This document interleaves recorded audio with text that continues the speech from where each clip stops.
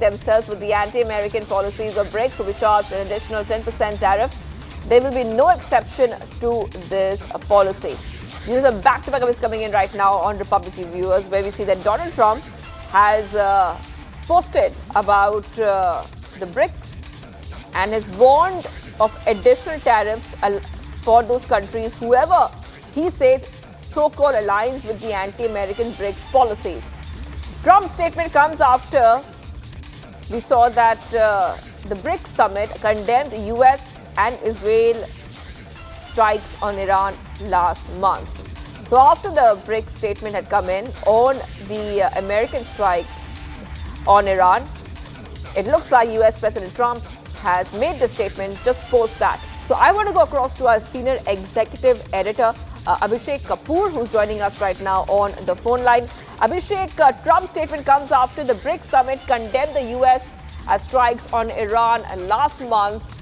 Is this a warning coming in from Donald Trump of additional tariffs?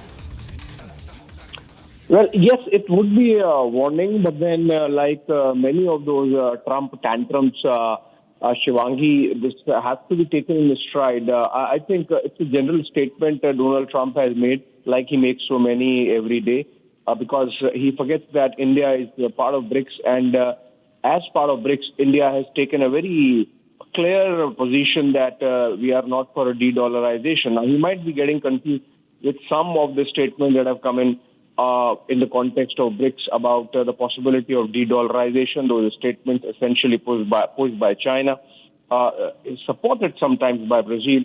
But India is the one country in BRICS that has taken a very clear position that there is no question of de-dollarization, and that those might be individual positions of countries like China or Russia. So in that context, for President Trump not to nuance his position, I think that's why I'm saying it seems like a general statement that he makes so many of those every day. Also, the fact that a trade deal is lying on his table of the 12 nations with which Donald Trump is to announce those tariff deals and the letters he is to send, which he has also made a statement on today, and he's going to do it tonight. We are told that one of the deals is with India.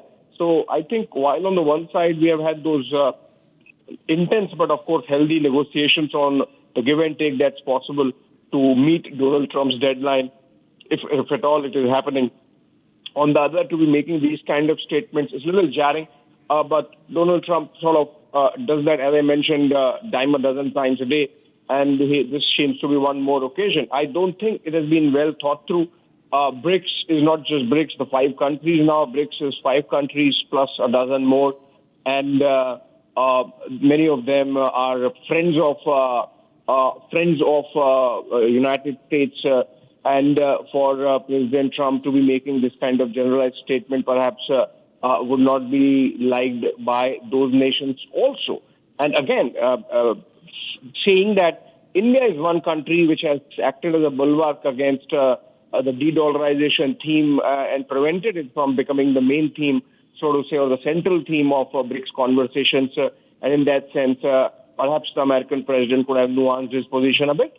All right, thank you, Abhishek, for getting those details. Abhishek Kapoor, our senior executive editor of Trump, saying that additional tariff for countries aligning with anti-American BRICS policy. So this is the update coming in from Donald Trump. We have to move ahead right now to some of the other stories we're tracking. As a BRICS leader, all of them are converging in Rio de Janeiro, like our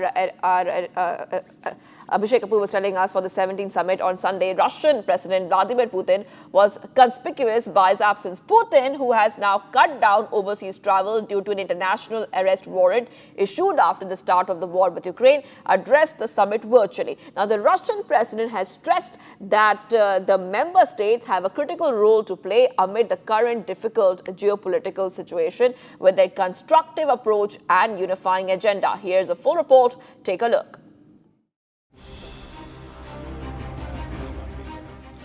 Russian President Vladimir Putin was notably absent as world leaders gathered for the 17th BRICS summit at Rio de Janeiro on Sunday. Putin, who largely avoids traveling overseas after an international arrest warrant against him for going to war with Ukraine, addressed the summit virtually. Addressing fellow BRICS members, the Russian president stressed the criticality of the grouping's constructive approach and unifying agenda amid the current difficult geopolitical situation. Putin said the change in global economic order indicates that the liberal globalization model was outdated. Подчеркнув, государства БРИКС представляют разные модели развития, религии, самобытные цивилизации и культуры, и при этом все выступают за равенство и добрососедство, за приоритет традиционных ценностей, высоких идеалов дружбы и согласия, стремятся вносить весомый вклад в обеспечение глобальной стабильности и безопасности, всеобщего процветания и благополучия. Без сомнения, именно такие конструктивные подходы и такая объединительная повестка дня востребованы в нынешней непростой геополитической обстановке. He said the center of business activity was shifting towards emerging markets, triggering a powerful wave of growth, including in the BRICS countries. Мы все видим, что в мире происходят кардинальные изменения.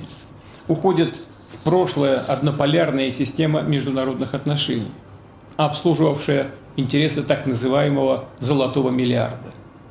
Ей на смену идет более справедливый, многополярный мир. Процесс смены мирового экономического уклада продолжает набирать обороты. Все свидетельствует о том, что модель либеральной глобализации изживает себя. Центр деловой активности смещается в сторону развивающихся рынков, что запускает мощную волну роста, в том числе в странах БРИКС. The Israel-Iran war, the humanitarian crisis in Gaza, and the fallout of the US President Donald Trump's global tariff war are likely to hawk the discourse at the BRICS summit. As Putin harps on a changing global order, is he hinting at a bigger role of the BRICS partners in resolving the Ukraine conflict?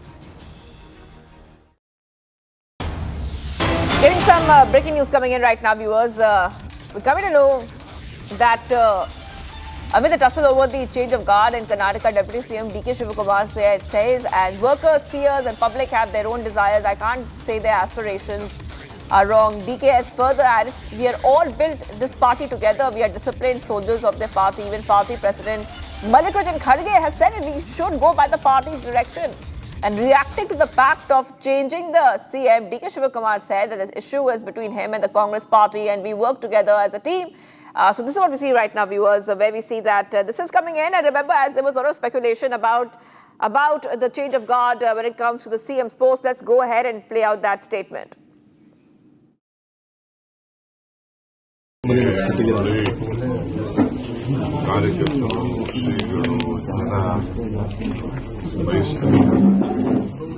ಬಯಸೋದು ನಾವು ತಪ್ಪು ಅಂತ ಹೇಳಕ್ಕಾಗಲ್ಲ. ಆದರೆ ನಾವೆಲ್ಲ ಪಕ್ಷ ಕಟ್ಟಿರೋರು ಪಕ್ಷದ ನಾವೆಲ್ಲ ಕೂತ್ಕೊಂಡು ಪಾರ್ಟಿ ಎಲ್ಲ ಏನ್ ಹೇಳ್ತಾರೆ ನಾವೆಲ್ಲ ಕೇಳ್ಕೊಂಡು ಸಿದ್ದರಾಮಯ್ಯನವರು ಅನೇಕ ಬಾರಿ ಹೇಳಿದ್ದಾರೆ.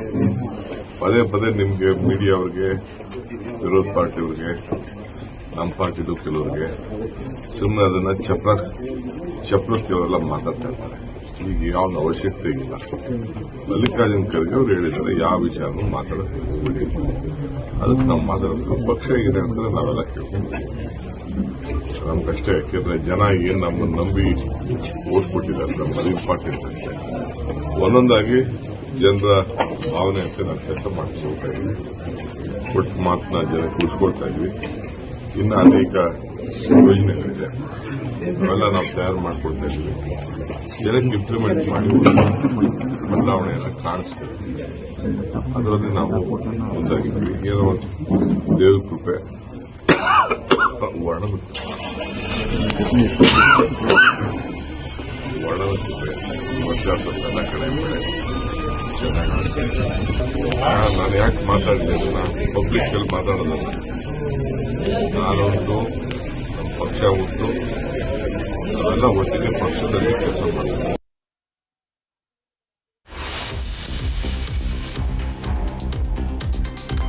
Let's see what else is happening from all across the nation now. Starting off with the toll from the monsoon fury in Himachal Pradesh has climbed to 78 on Sunday, releasing an official toll. The State Disaster Management Authority stated that 50 of the deaths were confirmed to be on the account of the monsoon mayhem. Meanwhile, public infrastructure and utilities across Himalayan state were heavily impacted on account of the weather-induced events.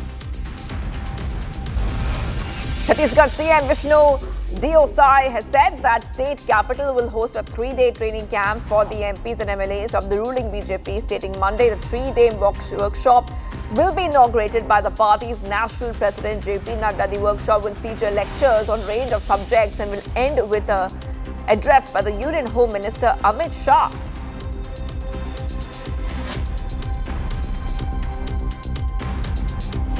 Main part में 3 दिवसीय सांसद विधायक प्रशिक्षण वर्ग का आयोजन है और हमारे भारतीय जनता पार्टी के राष्ट्रीय अध्यक्ष आदरणीय श्री जेपी नड्डा जी वर्ग का शुभारंभ करेंगे। 3 दिन तक वहां पर विभिन्न विषयों पर व्याख्यान होगा और वर्ग का समापन देश के आदरणीय गृह मंत्री श्री अमित शाह जी करेंगे। वर्ग निश्चित रूप से छत्तीसगढ़ को विकसित छत्तीसगढ़ के रूप में खड़ा करने में सहयोगी होगा। A crippling water crisis gripped Thunak in Himachal's Mandi district, where after being struck by flash floods triggered by a cloudburst. A chief engineer of the Jal Shakti department, Anju Sharma, visited the affected areas on Sunday to take stock of the situation. Speaking to media persons after surveying the damage and taking stock of the water crisis, Sharma said that 81 panchayats in the assembly constituencies has been affected. इस monsoon में हिमाचल प्रदेश में काफ़ी कहर बरपा है और 72 के आसपास लोगों की जानें चली गई हैं, लेकिन इसका जो एपी सेंटर है जो जहाँ पे बहुत ज़्यादा नुकसान हुआ है वो तो मंडी ज़िला है। मंडी ज़िला के भी सिराज कॉन्स्टिट्यूंसी, करसोद कॉन्स्टिट्यूंसी और धर्मपुर कॉन्स्टिट्यूंसी और नाचन का कुछ एरिया, इन एरियाज़ में बहुत नुकसान हुआ है। को बहाल करना, पानी को बहाल करना, सड़कों को बहाल करना, ये एक चुनौती ज़रूर है, लेकिन हिमाचल प्रदेश के कर्मचारी, हिमाचल प्रदेश के अफसर, हिमाचल प्रदेश के लोग दलगत राजनीति से ऊपर उठ के पूरी ताकत से जो है सरकार के साथ सहयोग कर रहे हैं। The BJP National President JP Nadda virtually has inaugurated the party's district offices in the national capital on Sunday. Speaking to media persons on sidelines of the inauguration event, the BJP's Delhi chief Virendra Sachdev said the party considers these offices as temples of or centers of faith through which it serves the people. He also thanked Nadda for opening the new offices. हमारे 14 के 14 जिला कार्यालय अब संपन्न हो गए हैं। कार्यालय हमारे लिए कोई ऑफिस नहीं है, कार्यालय 24/7 हमारे लिए श्रद्धा का केंद्र है। उस कार्यालय के माध्यम से हम जनता की सेवा करने का प्रयास करते हैं और वो कार्यालय हमारी संस्कृति, हमारे विचार को बढ़ाने का काम करता है। आज के इस अवसर पर मैं माननीय राष्ट्रीय अध्यक्ष जी का, केंद्रीय नेतृत्व का आभार प्रकट करता हूँ, जिनके प्रयास से हमारे सभी जिला कार्यालय संपूर्ण हुए हैं। As a mark of tribute to the country's armed forces, GB Pant University of Agriculture and Technology in Uttarakhand's Pantnagar has developed a new variety of mangoes named after Operation Sindoor, created by a team of scientists led by Dr. A.K. Singh. The mango named Sindoor stands out for its unique trait of ripening in autumn well beyond the typical mango season that ends by early August.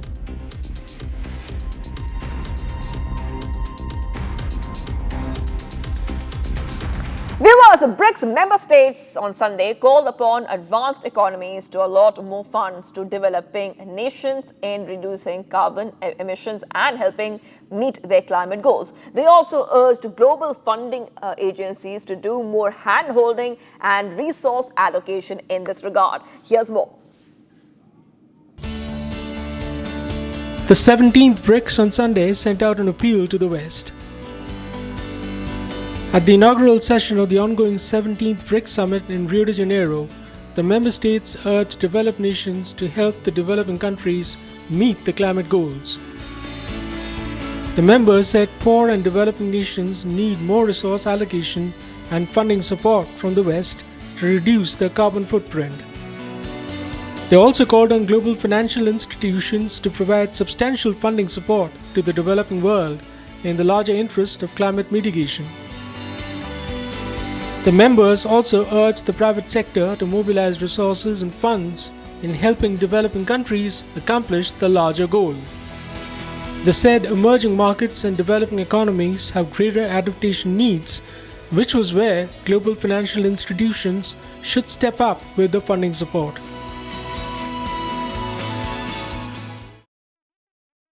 PM Benjamin Netanyahu departed for the US with his wife on Sunday. This will mark his third visit to the White House since President Trump returned to office for a second term in January. Two leaders are tipped to hold truce talks between Israel and Hamas. Here's a full story. US President Donald Trump is set to host Israeli Prime Minister Benjamin Netanyahu for talks at the White House on Monday. The Israeli Prime Minister departed for Washington, D.C. with his wife Sarah Netanyahu on Sunday. טראמפ, אני קודם כל אודה לו על ההתגייסות החזקה מאוד שלו לטובת ישראל. מעולם לא היה לנו ידיד כזה בבית הלבן, וההתגייסות המשותפת שלנו הביאה ניצחון כביר על האויב המשותף שלנו, איראן. Before complaining for the US Capitol, Netanyahu said his meeting with the US President is an opportunity to expand the circle of peace. הזדמנות גדולה, וההזדמנות היא להרחיב את מעגל השלום הרבה מעבר למה שיכולנו לדמיין קודם לכן. אנחנו כבר שינינו את פני המזרח התיכון לבלי הכר, יש לנו הזדמנות ויכולת לשנות אותו עוד יותר ולהביא עתיד גדול למדינת ישראל ולעם ישראל במזרח התיכון כולו. The visit is Netanyahu's third to the White House since Trump's return to office for a second term in January. The visit is also the first since the US marked its Big Bang entry into Israel's war against Iran by dropping payloads on Iranian nuclear sites. Netanyahu said he was working to make sure Hamas no longer poses a threat to Israel. 20 חטופים חיים, 30 חללים. אני נחוש, אנחנו נחושים להחזיר את כולם, ואנחנו נחושים גם להבטיח שעזה לא תהווה עוד איום על ישראל. זה אומר שאנחנו לא נרשה מצב שיהיו עוד חטיפות, עוד רציחות, עוד עריפת ראשים, עוד פלישות, וזה אומר דבר אחד, חיסול היכולות הצבאיות והשלטוניות. After brokering a ceasefire between Iran and Israel, Trump signaled that he was shifting his focus to bringing a close to the fighting between the Jewish forces and Hamas. מעלים להשיג את העסקה הזאת שדובר עליה, בתנאים שאנחנו הסכמנו לה. שלחתי צוות למשא ומתן עם הנחיות ברורות, ואני חושב שהשיחה עם הנשיא טראמפ יכולה בהחלט לעזור לקדם. As hopes build around the peace talks in D.C., will the truce pave the way for the return of the remaining Jewish hostages? Following the recently concluded 12-day conflict between Iran and Israel, Iran's Supreme Leader Ayatollah Ali Khamenei made his first public appearance on Saturday. The 86-year-old leader attended a mourning ceremony in Tehran on the eve of Ashura with other senior Iranian officials, marking his return to the public eye after reportedly remaining in a secure location during the hostilities. Here's more to the story. Iran's supreme leader made his first public appearance since the 12-day war between Israel and Iran began. His appearance comes when he was attending a mourning ceremony on the eve of Ashura. His absence during the war had suggested heavy security. Iranian officials, including the Speaker of Parliament, were also present along with the supreme leader. This was also his first appearance since US President Donald Trump sent warnings to him via social media. He was last seen in a video message on June 26th. It was in a pre-recorded statement where he had stated that Iran had delivered a slap to America's face by striking a US air base in Qatar and warning against further attacks by the United States or Israel on Iran. A massive search and rescue operation is underway in central Texas after devastating flash floods left behind a trail of destruction. At least 51 people, including 15 children, have died, while 27 girls from a summer camp remain unaccounted for. As rescue teams are digging through the mud and debris, concerns are growing over whether the warnings were timely and preparations were adequate. Here's more.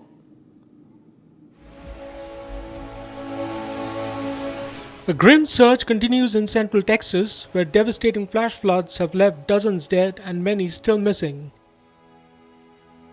At least 51 people, including 15 children, were killed, with most of the deaths coming in Kerr County in the state's hill country. At the heart of the tragedy are 27 young girls from a Christian summer camp who vanished after a sudden wall of water tore through Kerr County. Searchers used helicopters, boats, and drones to look for victims and rescue people. Texas Governor Greg Abbott vowed that authorities will be relentless and work round the clock to rescue and recover victims.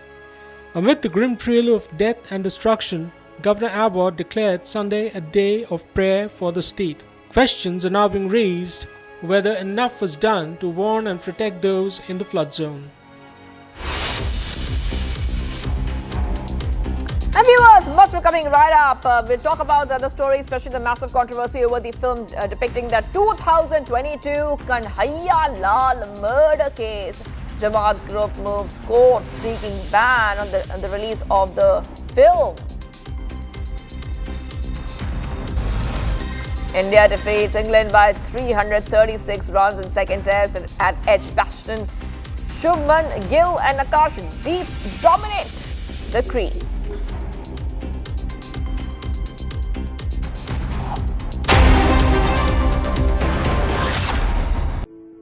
In the India Today Best Universities Survey, India's #1 ranked universities in various streams are JNU Delhi, Amity University, AIMS Delhi, IIT Delhi, and National Law School Bengaluru. MDH की हल्दी मिर्ची धनिया करे कमाल, ये रंग दे, ये खुशबू दे, ये तीखा, ये कम पड़े, क्या निराला MDH masala.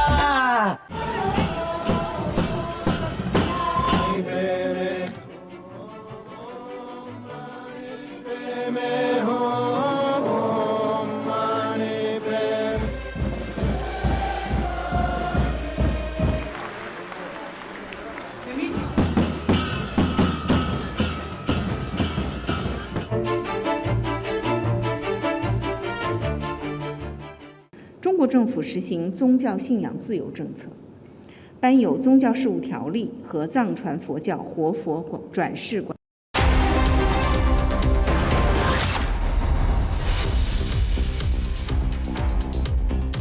Welcome back, viewers. The BRICS member states on Sunday called upon advanced economies to allot more funds to developing nations in reducing carbon emissions and helping meet their climate goals. They also urged global funding agencies to do more hand-holding and resource allocations in this regard. Here's more. The 17th BRICS on Sunday sent out an appeal to the West. At the inaugural session of the ongoing 17th BRICS Summit in Rio de Janeiro, the member states urged developed nations to help the developing countries meet the climate goals. The members said poor and developing nations need more resource allocation and funding support from the West to reduce their carbon footprint.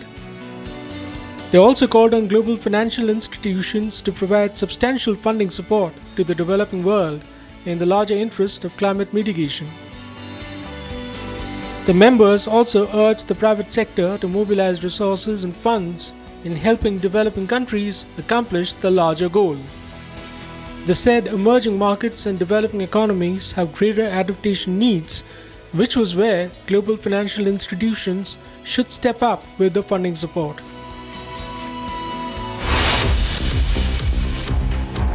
And getting you much more coming right up.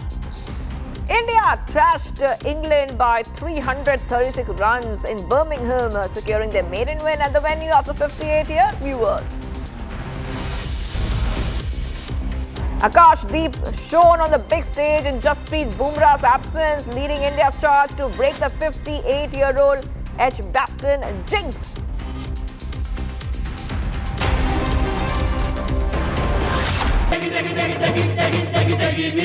MDH की देगी मिर्च, देगी मिर्च का तड़का, अंग अंग फड़का। MDH की देगी मिर्च। इसको घर पे लगाओगे तो शादी का तो पता नहीं, पर घर पक्का नहीं टूटेगा।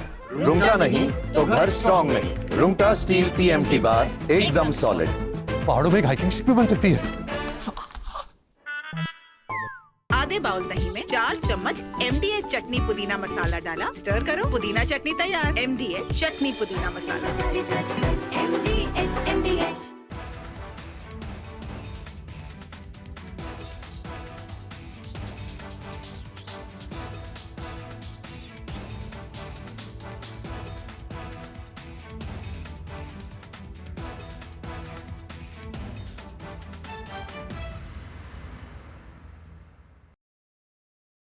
Donald Trump in first attempt, when the first part of his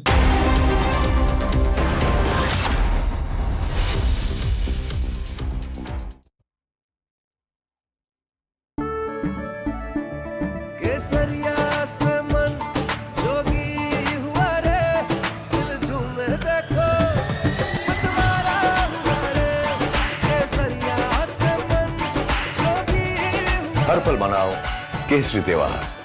विमल, बोलो जुबान केसरी। ये है सीक्रेट रेसिपी MDH का जीरा सिप जल जीरा मसाला। सिप सिप जीरा सिप MDH का जल जीरा सिप MDH का जल जीरा SIP.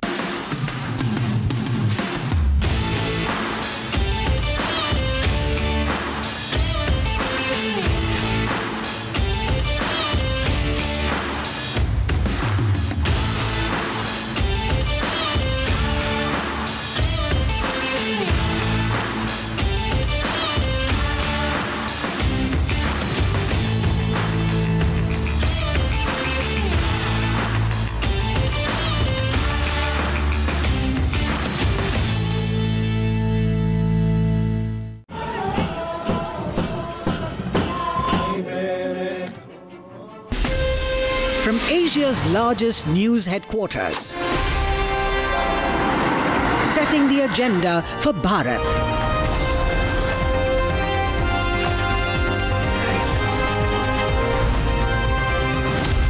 You're watching Republic.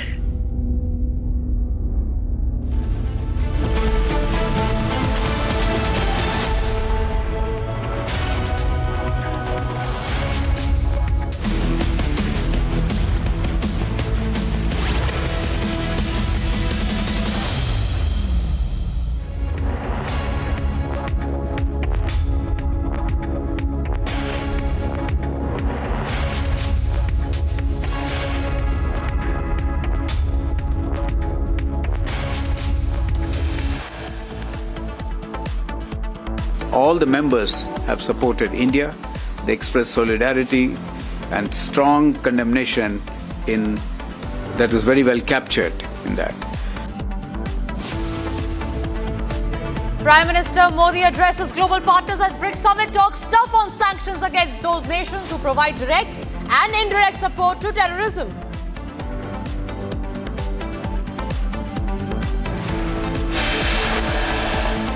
United States President Donald Trump warns of additional tariff for countries aligning themselves with any BRICS policies which are anti-American.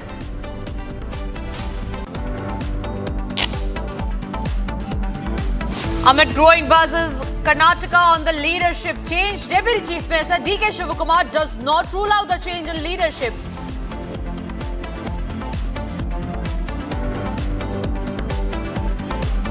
Massive controversy over film depicting the 2022 Kanhaiya Lal murder case. Jamaat group moves court seeking ban on the release of the film.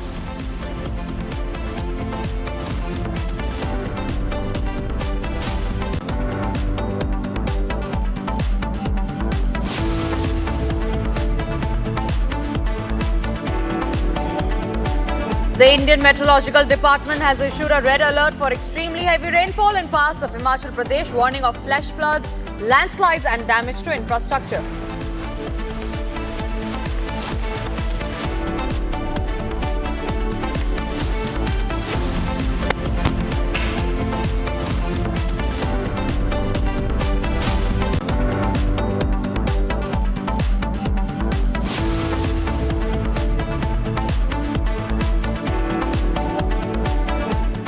Thank you for staying with Republic. You're watching Live and Breaking at 9 a.m. I am Tanisha Avasthi. We have a big breaking news coming in starting this morning where Donald Trump has declared a war on BRICS as far as the tariff is concerned. Now, in a statement, the United States President Donald Trump has warned of additional tariff for countries aligning themselves with any BRICS policies which are anti-American. Now, as per the latest announcement from the United States leader, an additional tariff of 10% will be charged. Now, Trump's statement comes after the BRICS 2025 summit that had condemned the United States and Israel's strikes on Iran last month. So, Trump essentially declaring a war on BRICS, threatening the BRIC nations of additional extra 10% tariff for those nations who have aligned, as he calls, the anti-American policies of the BRICS against the United Nations. All right, we have more breaking news coming in this regard, where we learned that the United States President Donald Trump has now issued a social media statement where he has said that these additional 10% tariff will be applicable starting from 12 midnight, that is their time. He has also, in fact, said that we will begin sending tariff letters or deals to various countries starting today, warning that those aligned with BRICS may face additional duties. So Trump essentially there declaring a war, threatening the nations of the BRICS, who he says are aligning with the anti-American policies of the BRIC, where additional 10% tariff, declaring a complete war in that regard. In fact, the letter says that he will be sending tariff letters to various countries starting today, starting 12 midnight, that is the United States time, warning that those aligned with BRICS may face additional duties. All right, Eric is joining me live. He's a senior journalist based in Georgia in the United States. Eric, good morning to you. Thank you very much for speaking to Republic. I want to know from you, the United States has essentially declared an all-out war as far as the BRICS nation are concerned, saying that anybody who is aligning with the anti-American policies of the BRIC will have to face additional tariff. Where do you think this is going to go? Because he struck Iran. And this move was expected. The condemning of the United States strike was expected. And now when that is happening, he's threatening of additional tariffs. It's a power move for President Trump. Not only Iran, but we also have Russia in the BRICS. And with President Trump having a conversation with President Putin earlier today, that did not go as well as he had liked. I think you're going to see President Trump really put some pressure on Russia and Iran to financially to de-escalate their situations. I don't think President Trump has a problem with the BRICS nations per se as a whole unit, especially with India. He's made it very clear that he has a very good relationship with President Modi, or Prime Minister Modi. And that is a relationship that he feels is very important to the future of India-U.S. trade.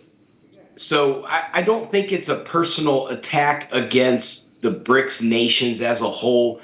This is him putting his line in the sand with Iran and Russia as well. All right, Eric, thank you very much for sharing those details with us. We will keep coming back to you. But for now, we move across to the other top stories that we're tracking on this edition. And this one is about the row, the controversy over Dalai Lama's reincarnation, where China has now issued a statement. Now, in the statement that Beijing has issued, the China's ambassador to India has reiterated Beijing's position. The Dalai Lama's reincarnation is inherently an internal affair of China. Now, he has dismissed recent comments by the Indian officials and made clear that the Chinese government has the authority to manage and approve the successor, warning that no external interference will be tolerated. A direct rebuke to Dalai Lama's reaffirmation that his reincarnation will be decided by the Fordang Trust outside of China. So even after India snubbing China and Dalai Lama Tibet themselves snubbing China, Beijing seems to have learnt no lesson. In fact, they have reiterated their statement that Dalai Lama's reincarnation, that the choice of Dalai Lama announcing or choosing his successor is an internal matter of China.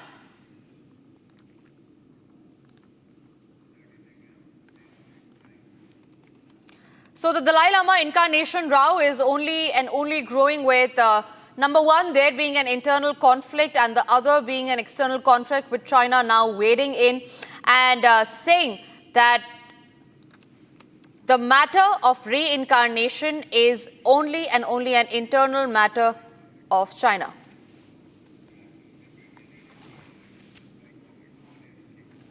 Now, addressing the inaugural session of the ongoing BRICS summit in Rio de Janeiro, it is Prime Minister Narendra Modi who took very, very strong words against the nation that had supported terrorism. In fact, he had gone on to say that terrorism, it's not a principle that people have to come out and condemn it in the open. A very strong statement there given out by the Indian Prime Minister Narendra Modi there at the Global Forum at the BRICS summit. Here's all that you need to know about that. After the customary greetings and family protocol, the BRICS leaders sat down for the 17th huddle in Rio de Janeiro on Sunday. Addressing the inaugural session of the summit, Prime Minister Narendra Modi took a veiled swipe at the UN over its apparent unwillingness to bring in urgent structural reforms reflecting the contemporary global realities. Praising the BRICS for showing a big heart and adapting to the changing times by admitting new members, the PM urged the UN Security Council, WTO and development banks to embrace a similar model or template. Egypt, Ethiopia, Iran and the UAE were ushered into the BRICS as full members in 2024, while Indonesia became the 10th full member of the grouping in January this year. In a message to the West, the PM said the Global South has been a victim of double standards in the allocation of resources and security-related issues. Invoking the Pahalgam terror attack of May 22nd, PM Modi called upon the BRICS member states to take a clear and unambiguous stand against terror. Calling for imposing sanctions against terrorists, the PM echoed the refrain of External Affairs Minister Dr. S. Jaishankar, saying the victims and abettors of terror shouldn't be weighed on the same scale. Significantly, the BRICS, in its joint declaration, also welcomed India's candidacy to host COP33 in 2028, while committing to a successful COP30 by meeting the climate goals. In fact, just a few moments back, it was the Ministry of External Affairs that held a full-fledged press conference giving out the details of the Prime Minister's visit in BRICS and the statement that he had to give in the BRICS summit. Here's the detailed statement that the Ministry of External Affairs had to say while issuing a statement as far as the BRICS summit is concerned, and the Prime Minister's strong statement at the BRICS is concerned. Listen in. There is unanimous condemnation of all the leaders. I think you need to know that. And it also says that condemnation in all its manifestations, and including those who abet, who finance, and either openly, covertly or overtly, in both ways, it has been condemned. There is also reference to the cross-border movement of terrorists. It's also coming out very clearly. And the listing of terrorist groups. Then there is also a strong support for comprehensive convention on against international terrorism, which was India's formulation, India's initiative in the UN for a long time, as you know that. So the message is very clear for anyone who understands the dangers of terrorism and how it can be how it needs to be condemned, tackled not by just us. You know, there is a solidarity, there is a universal condemnation, which means all the countries are against it in any form. So that message is very clear to our neighbors.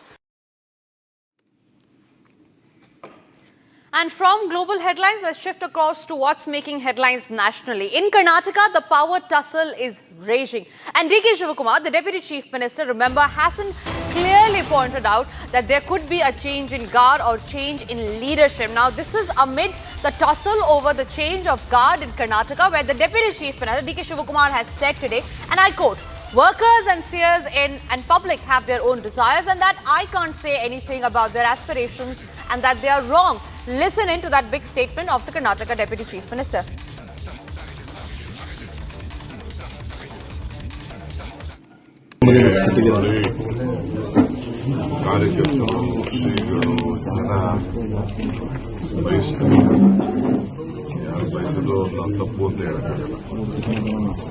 ನಾವೆಲ್ಲ ಪಕ್ಷ ಕಟ್ಟಿರೋರು ಪಕ್ಷದ ನಾವೆಲ್ಲ ಕೂತ್ಕೊಂಡು party ಎಲ್ಲ ಏನ್ ಹೇಳ್ತಾರೆ ನಾವೆಲ್ಲ ಕೇಳ್ಕೊಂಡು ನಾನು ಸಿದ್ದರಾಮಯ್ಯನವರು ಅನೇಕ ಬಾರಿ ಹೇಳಿದ್ದಾರೆ. ಪದೇ ಪದೇ ನಿಮ್ಗೆ ಮೀಡಿಯಾ ಅವ್ರಿಗೆ, ವಿರೋಧ ಪಾರ್ಟಿಯವ್ರಿಗೆ, ನಮ್ಮ ಪಾರ್ಟಿದು ಕೆಲವರಿಗೆ ಸುಮ್ಮನೆ ಅದನ್ನ ಚಪ್ರಕ್ಕೆ ಅವರೆಲ್ಲ ಮಾತಾಡ್ತಾ ಇರ್ತಾರೆ. ಈಗ ಯಾವ ಅವಶ್ಯಕತೆ ಇಲ್ಲ. ಮಲ್ಲಿಕಾರ್ಜುನ್ ಖರ್ಗೆ ಅವರು ಹೇಳಿದ್ದಾರೆ ಯಾವ ವಿಚಾರನೂ ಮಾತಾಡೋಕೆ ಹೋಗ್ಬಿಡಿ, ಅದಕ್ಕೆ ನಾವು ಮಾತಾಡೋದು ಪಕ್ಷ ಏನೇ ಅಂದ್ರೆ ನಾವೆಲ್ಲ ಕೇಳ್ಕೊಂಡು ನಮ್ಗಷ್ಟೇ. ಯಾಕೆಂದ್ರೆ ಜನ ಏನ್ ನಮ್ಮನ್ನು ನಂಬಿ ಓಟ್ ಕೊಟ್ಟಿದ್ದಾರೆ, ನಮ್ಮದು ಇಂಪಾರ್ಟೆಂಟ್ ಅಂತೆ. ಒಂದೊಂದಾಗಿ ಜನರ ಭಾವನೆ ಅಂತ ನಾವು ಕೆಲಸ ಮಾಡ್ಕೊಳ್ತಾ ಇದ್ವಿ. ಒಟ್ಟು ಮಾತನ್ನ ಜನಕ್ಕೆ ಉಳಿಸ್ಕೊಳ್ತಾ ಇದ್ವಿ. ಇನ್ನು ಅನೇಕ ಯೋಜನೆಗಳಿದೆ, ಅವೆಲ್ಲ ನಾವು ತಯಾರು ಮಾಡ್ಕೊಳ್ತಾ ಇದ್ವಿ. ಜನಕ್ಕೆ ಇಂಪ್ಲಿಮೆಂಟ್ ಮಾಡಿ ಬದಲಾವಣೆಯನ್ನ ಕಾಣಿಸ್ಬೇಕು. ಅದರಲ್ಲಿ ನಾವು ಮುಂದಾಗಿದ್ವಿ. ಏನೋ ದೇವ್ರ ಕೃಪೆ, ವರ್ಣದ ಕೃಪೆ, ವರ್ಷ ಎಲ್ಲ ಕಡೆ ಬೆಳೆ ಚೆನ್ನಾಗಿ. ನಾನು ಯಾಕೆ ಮಾತಾಡಿದೆ ಅದನ್ನ ಪಬ್ಲಿಕ್ ಅಲ್ಲಿ ಮಾತಾಡೋದಲ್ಲ. ನಾನೊಂದು ನಮ್ಮ ಪಕ್ಷ ಉಂಟು, ನಾವೆಲ್ಲ ಒಟ್ಟಿಗೆ ಪಕ್ಷದಲ್ಲಿ ಕೆಲಸ ಮಾಡ್ತೀವಿ.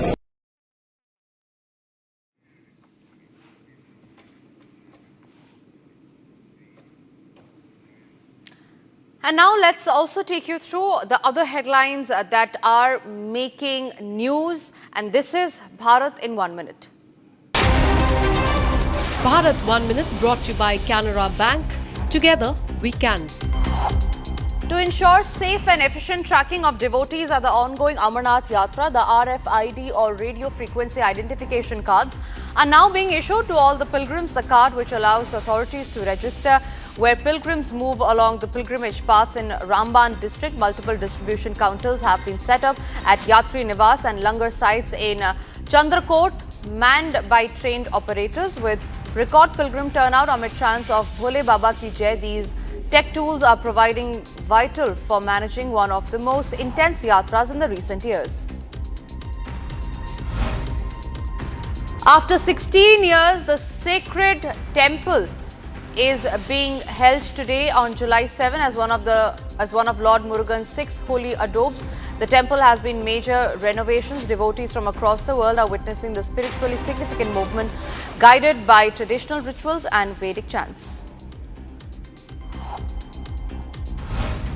IMD has issued an orange alert in 4 Uttarakhand districts amid heavy rain forecast. Landslides and flooding risk remain high in Rudraprayag, Tehri, Bageshwar and Dehradun. SDRF teams are on standby and residents are urged to remain cautious.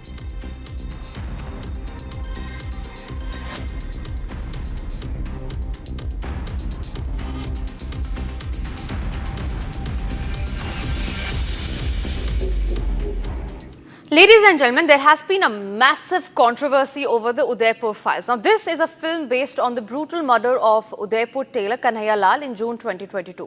Now, the tailor was beheaded in broad daylight for sharing a social media post in support of the then BJP leader Nupur Sharma. Now, the Jamaat Ulama-e-Hind has moved the Delhi, Maharashtra and Gujarat High Court demanding a ban on the film.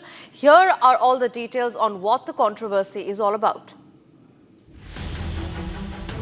Upcoming film Udaipur Files has sparked a massive controversy. Jamiat Ulama-e-Hind, the body of Islamic clerics, moved Delhi, Maharashtra and Gujarat High Courts seeking a ban on the film's release. Arshad Madni, the principal of the Darul Uloom Deoband, has opposed the film. The film is based on the killing of Udaipur tailor Kanhaiya Lal in June 2022. The elderly tailor was beheaded in broad daylight. One of the assailants, identified as Riaz, attacked Kanhaiya Lal with a sharp weapon, while the other recorded the crime on his mobile phone. According to the PIL filed by the body of clerics, the film can spread communal hatred. Meanwhile, Kanhaiya Lal's family, along with the film's producer, reached Patna Sanatan Mahkum, seeking the support of Hindu leader Acharya Dhirendra Shastri against a fatwa issued by the Jamiat. हम पटना आए हुए हैं धीरेन्द्र शास्त्री जी के कार्यक्रम में, तो क्या मैं ये जानना चाहूंगा कि जिस तरीके से इन आतंकवादियों के साथ इनके मौलाना वगैरह सब कुछ खड़े हो जाते हैं, इनका सपोर्ट करते हैं, कहीं ना कहीं कमलेश तिवारी के केस में भी देवबंद वाले ही इनके वकील है, तो जो देश के जो संत लोग हैं क्या ये हमारा साथ देंगे और क्या उदयपुर फाइल्स का सपोर्ट करेंगे? The Vishwa Hindu Parishad, meanwhile, has come out in support of the film, labeling the Jamiyat's pushback hypocrisy. As the controversy takes center stage, it's now up to the courts to decide the fate of the film.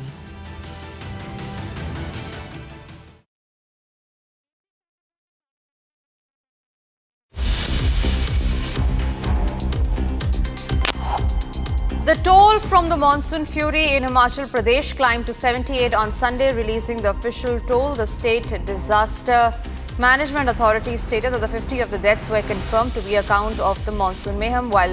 Meanwhile, public infrastructure and utilities across the Himalayan state were heavily impacted on account of weather-induced events.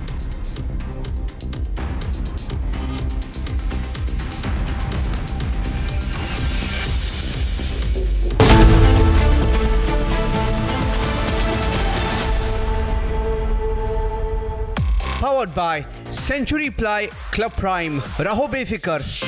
पैसा लगाना है तो century ply club prime पे लगाओ। डूबेगा नहीं, जलेगा भी नहीं, कोई खा नहीं जाएगा, धोखा नहीं देगा, ऊपर नीचे भी नहीं होगा, सेफ रहेगा, सिक्योर्ड में मिनिमम 30 साल का रिटर्न देगा। अब इससे बेटर इन्वेस्टमेंट है तो बताओ। सेंचुरी प्लाई क्लब प्राइम, रहो बेफिक्र। दादी के हाथों का जादू और खुशबू से महकता घर, माँ की मुस्कुराहट और खाने की सुगंध। MDH गरम मसाला, क्योंकि हर रिश्ता है स्वाद से जुड़ा।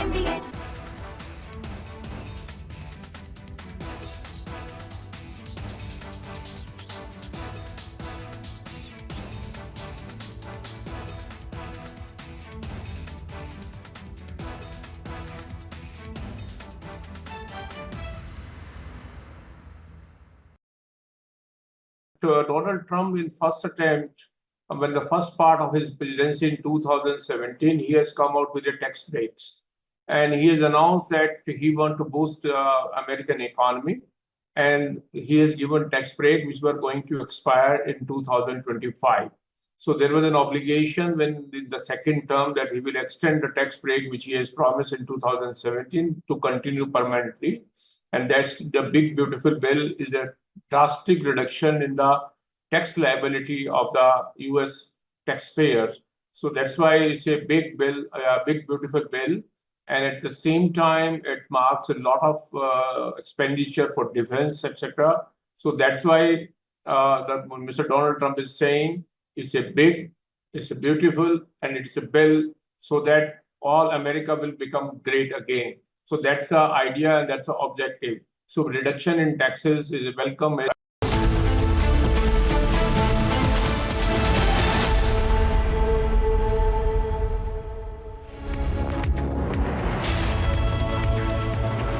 Thank you for staying with Republic. Now, this is a story that's as intriguing as it is unexpected. Picture this: a cutting-edge British Royal Navy F-35B jet, a supersonic stealth aircraft designed to dominate the skies, now stranded far from home on a tarmac in Kerala. What started as a routine naval exercise in the Arabian Sea has now turned into a global spectacle. Here's the full report on how one of the world's most advanced fighter jets ended up making headlines on Indian soil.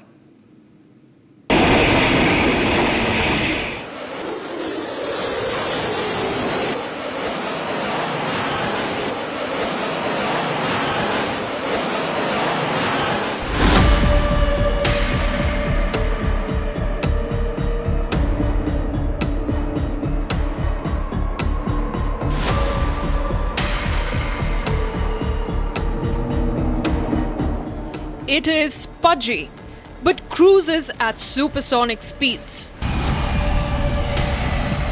It appears roly-poly, but lands like a helicopter with absolute ease. Mind you, behind its thick exterior, this British Royal Navy aircraft hides its missiles inside its belly, one of a kind. Sadly, this short king is now making headlines for not so versatile reasons.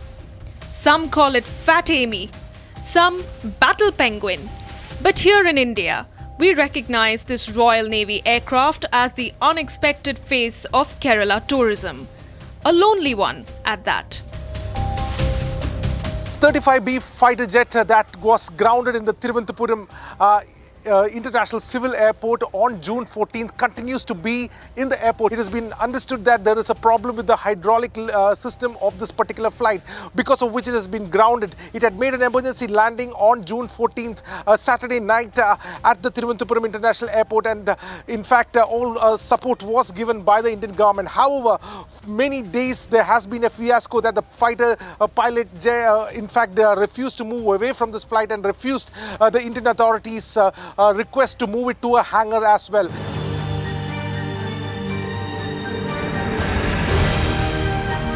Since departing the United Kingdom in late April, the aircraft carrier operated in the Mediterranean, conducting NATO exercises. On the 9th of June, the Indian Navy's INS Tabar commenced a passage exercise with HMS Prince of Wales and HMS Richmond, part of the UK carrier strike group in the Northern Arabian Sea. This exercise concluded on the 10th of June. The riddle of the F-35 began on the evening of 14th of June, when without warning the Battle Penguin soared off its carrier to a destination unknown. All this after the exercise was over. The mystery deepens because no one knows the final destination. Flying 100 nautical miles off the coast of Kerala, low fuel and worsening weather forced the F-35B to land unexpectedly at Thiruvananthapuram International Airport. The story doesn't end here. The fighter pilot insisted that he would sit next to the aircraft and not go to the terminal.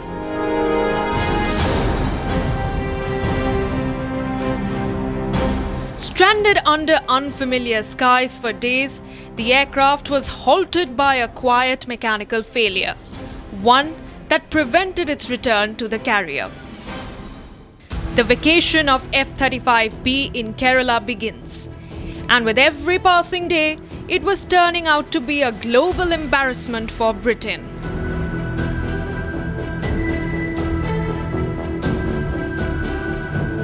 What is the F-35's kill switch theory? Well, some defense analysts claim the US holds ultimate control over the jet's systems through encrypted software and authentication keys. There's no physical switch, but in theory, the jets could be made inoperable without US approval. The Pentagon and Lockheed Martin strongly deny it. But yet, the debate raises a bigger question. In a software-defined fighter jet, who really holds the reins?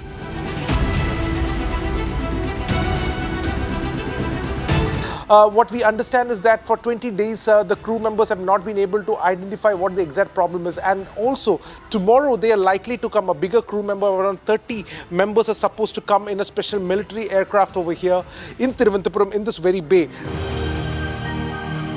The Royal Navy's Battle Penguin chose to remain outside in the pouring rain instead of accepting India's gracious offer to shelter it in a hangar. A week later, the British High Commission spokesperson told media that the aircraft would be moved inside once the UK engineering teams arrived. And the plot thickens. And so that decision would have been taken between Lockheed Martin and Royal Air Force to decide as to whether they could have done this. And I'm sure all these days they would have deliberated in terms of whether the equipment has to come from UK, the equipment has to come from the ship, whether the equipment is to come from US, whether Lockheed Martin team from the factory would need to come, or it could be done by the maintainers from RAF also. So because it's such a complex task, no nation takes a call overnight. And since the safety is involved, because it landed off an emergency. They would not like to have another emergency when it is taking off. I don't think India should be worried about it as much as US or UK would be worried. Primarily the technology is theirs, and they are the people who want to safeguard certain technologies. Whether this was a red herring for something bigger or a wolf in sheep's clothing, as some defense experts suggest, one thing is clear: the F-35 once again made headlines for all the wrong reasons. Call it a meme fest or an unintentional photo op, the episode didn't exactly bolster the jet's mystique. Stranded for days at the tarmac at Thiruvananthapuram airport, the stealth fighter may not have impressed militarily, but it certainly did wonders for Kerala's tourism. A team of UK aviation experts, engineers and officials arrived in Kerala's capital to begin dismantling the stranded stealth aircraft for transport back to a British naval base. No timeline has been provided yet on how long the process will take. As HMS Prince of Wales sails toward Australia, the final mystery remains: will the F-35B ever reunite with its mothership? The vacationing of F-35B in Kerala isn't the only incident that has added to the bad press. A string of events linked to F-35 program. In June, Iran made a stunning claim of shooting down Israel's F-35, providing visual evidence. A claim that was vehemently denied by Israel.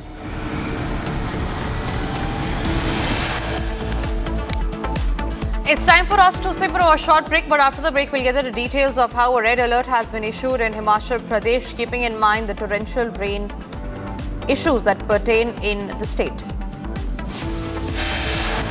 Also coming up after the break are all the details of the power tussle in Karnataka, with DK Shivakumar issuing a fresh statement.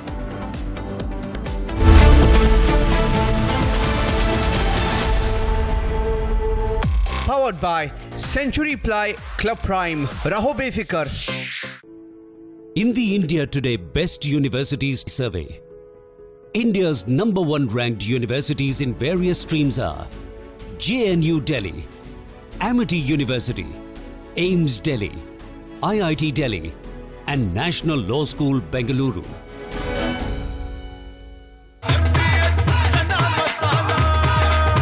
अब छोलिया हो या लोबिया, सफेद चने या काले चने, सब कुछ मजेदार बने। केसरिया से मन जोगी हुआ रे, दिल झूमे देखो मतवारा हुआ रे। केसरिया से मन जोगी हुआ। हर पल मनाओ केसरी त्योहार। विमल, बोलो जुबान Kesari.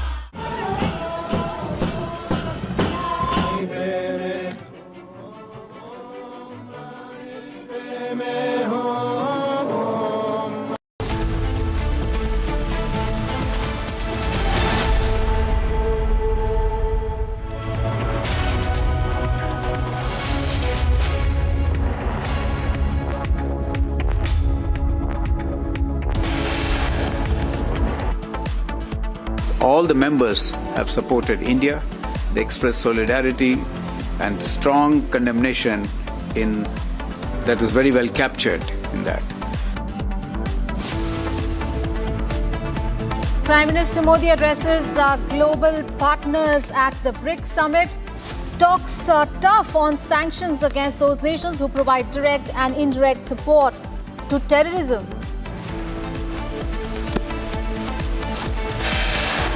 US President Donald Trump has warned of an additional tariff for countries aligning themselves with any BRICS policies which are anti-American.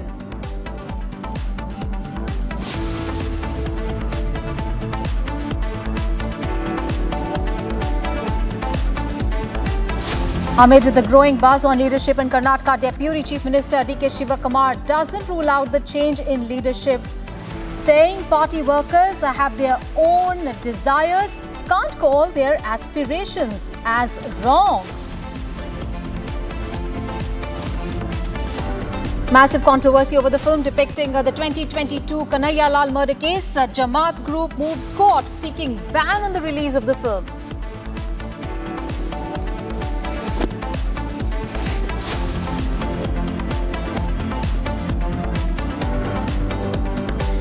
The India Meteorological Department has issued a red alert for extremely heavy rainfall in parts of Himachal Pradesh, warning of flash floods, landslides and damage to infrastructure.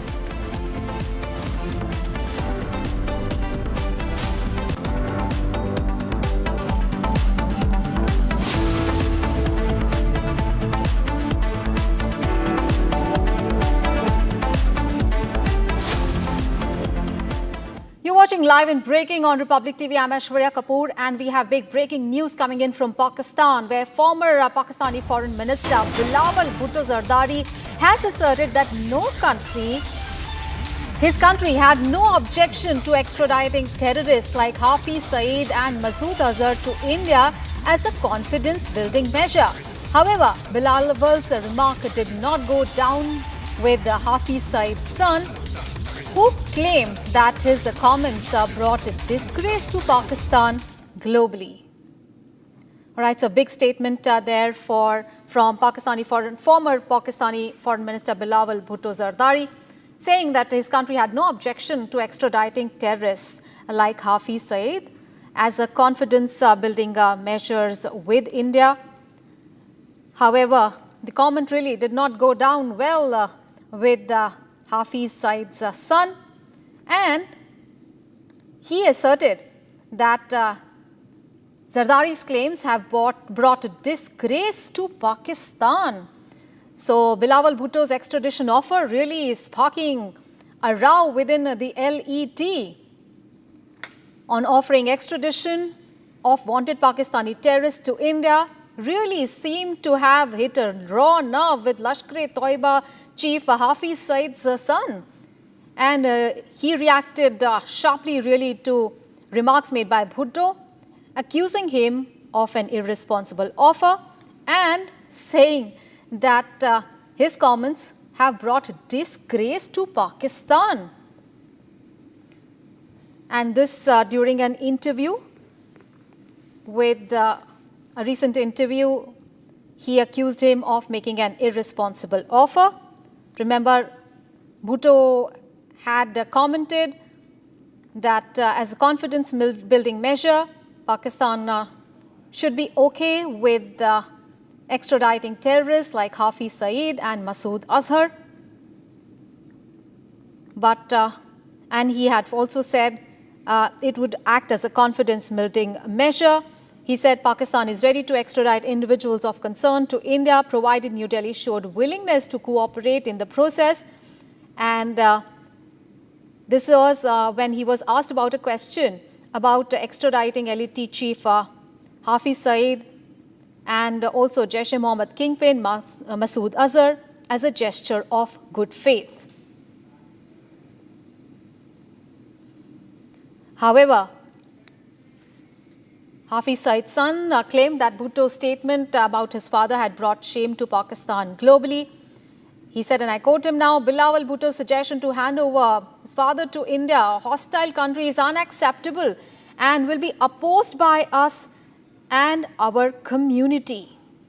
So that statement there by Bilawal Bhutto really hitting a raw nerve with Lashkar-e-Toiba chief Hafiz Saeed Talha, and he accused him of having an irresponsible offer. All right, let's get a perspective from former diplomat. From Deepak Vora. Thank you so much, Ambassador, for joining us here on Republic TV. Sir, how would you react to this, because this comment made by Bilawal Bhutto has really drawn the ire within the LET. And this really showing that, how much the two are in cahoots with each other, the administration and the terrorists, because he has not only said that it will be a problem for him, but he said that this will bring, a lot of, He called it an irresponsible offer and it will bring disgrace to Pakistan. He's talking about the entire country here. Well, thank you very much, ma'am. Always a pleasure to be with you. Always an honor, delight to learn from you, and you have put it across brilliantly. May I say, I see three reasons for this buffoon making this offer. The first is, of course, we have the statement by the BRICS people in Rio de Janeiro, where they very strongly condemn terrorism in all its forms and manifestations. They've even referred to the Pahalgam massacre. And there is talk of putting sanctions on nations that support terrorism. Ma'am, when the Pahalgam reference was made, Atankistan's godfather, his Allah, known as China, did not have a veto or a technical hold to exercise. So I think Pakistan has also understood that it's getting increasingly isolated. Had this been somewhere in that racket called the United Nations, of course China would have intervened, but they can't do anything in BRICS, and Pakistan is terrified of. That's the first reason. Second, ma'am, there is the looming threat of being placed on the grey list by FATF, and so Pakistan wants to play the victim card. Also, the reasonable card. Look, what good boys we are. We are willing to hand over these clowns to India because India must cooperate. Cooperate in what? He doesn't say. He's an absolute liar, this fellow. I've observed him in Goa. Fat, what can I say, bull. That's why we call him Bully Buttewala. Second thing, the third reason, ma'am, I believe, is that these two jokers who are there, the big fellows whom we want, Saeed and that other character, they have outlived their utility. You know, there is a saying that when the horse gets old, don't waste time or money on him, shoot the fellow. This is what they are wanting to do. Now, how do you get rid of these guys? He says one of these fellows is somewhere in Afghanistan, thinking that we'll go after him in Afghanistan and poison our relationship with the Taliban regime. Oh, no, Mr. Bhutto. These are very old games. Bharat is a past master in all this. So three reasons. One, those guys have outlived their utility and become a liability for Pakistan. Second, the FATF grey listing, which is a very real possibility. And third, the BRICS declaration talking of sanctions against nations that support terror. I think this has frightened the hell out of the fellows over there, including that mad Mullah Munir. And I also believe, ma'am, that Balochistan being what it is, in total revolt, the China-Pakistan economic corridor is dead. The Chinese say we have lost our 65 billion or whatever figure they say, and they don't know what to do about it. So now Pakistan is looking for new friends, the new godfathers, the newest one being, they think, McDonald Trump, but he's going to extract his pound of flesh and give nothing in return. He's well known for doing this. So I understand Pakistan's dilemma made by itself. Now it's hoist with its own petard, it is stewing in its own juice. Right, Ambassador. Thank you so much for joining us and sharing a perspective on that big story that we are tracking at this hour. Thank you so much. And viewers, let's move on to the bulletin. Addressing the inaugural session of the ongoing BRICS summit in Rio de Janeiro, Prime Minister Narendra Modi took a veiled dig at the United Nations over its apparent unwillingness to ring in the necessary structural reforms. Now, hailing the BRICS for showing the global foresight in admitting new members, the Prime Minister urged other institutions such as the United Nations Security Council, the World Trade Organization, as well as development banks to follow a similar template. Here is a detailed report. After the customary greetings and family protocol, the BRICS leaders sat down for the 17th huddle in Rio de Janeiro on Sunday. Addressing the inaugural session of the summit, Prime Minister Narendra Modi took a veiled swipe at the UN over its apparent unwillingness to ring in urgent structural reforms reflecting the contemporary global realities. Praising the BRICS for showing a big heart and adapting to the changing times by admitting new members, the PM urged the UN Security Council, WTO, and development banks to embrace a similar model or template. Egypt, Ethiopia, Iran, and the UAE were ushered into the BRICS as full members in 2024, while Indonesia became the 10th full member of the grouping in January this year. In a message to the West, the PM said the Global South has been a victim of double standards in the allocation of resources and security-related issues. Invoking the Pahalgam terror attack of May 22nd, PM Modi called upon the BRICS member states to take a clear and unambiguous stand against terror. Calling for imposing sanctions against terrorists, The PM echoed the refrain of External Affairs Minister Dr. S. Jaishankar, saying the victims and abettors of terror shouldn't be weighed on the same scale. Significantly, the BRICS, in its joint declaration, also welcomed India's candidacy to host COP33 in 2028, while committing to a successful COP30 by meeting the climate goals. While Prime Minister Modi was in Brazil, he attended the BRICS summit, and the BRICS leaders issued a joint declaration condemning Pahalgam terror attack and terrorism. And the Ministry of External Affairs has issued a statement. Let's listen in. There is unanimous condemnation of all the leaders. I think you need to know that. And it also says that condemnation in all its manifestations, and including those who abet, who finance, and either openly, covertly, or overtly, in both ways, it has been condemned. There is also reference to the cross-border movement of terrorists. It's also coming out very clearly, and the listing of terrorist groups. Then there is also a strong support for comprehensive convention on against international terrorism, which was India's formulation, India's initiative in the UN for a long time, as you know that. So the message is very clear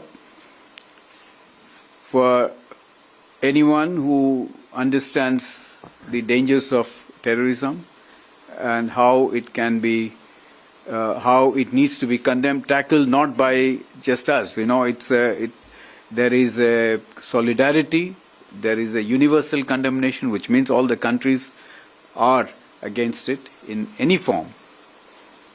So that message is very clear to our neighbors. Bharat 1 Minute brought to you by Canara Bank. Together we can. To ensure safe and efficient tracking of devotees at the ongoing Amarnath Yatra, RFID or the radio frequency identification cards are now being issued to all the pilgrims. The card allows the authorities to register where the pilgrims move along the pilgrimage paths. In Ramban district, multiple distribution counters have been set up at Yatri Niwas and Langar sites in Chandrakot. With the record pilgrimage turnout, these tech tools are providing vital for managing one of the most intense yatras in recent years. After 16 years, the sacred Kumbh Abhishekam of the Tiruchur Murugan temple is being held today. As one of the Lord Murugan's 6 holy abodes, the temple has seen major renovations, and devotees from across the country are witnessing this spiritually significant moment, guided by traditional rituals and Vedic chants. The IMD has issued an orange alert for 4 districts of Uttarakhand amid a heavy rain forecast. Landslides and flooding risks remain high in Rudraprayag, Tehri, Bageshwar and Dehradun. The SDRF teams are on standby and residents are urged to remain cautious.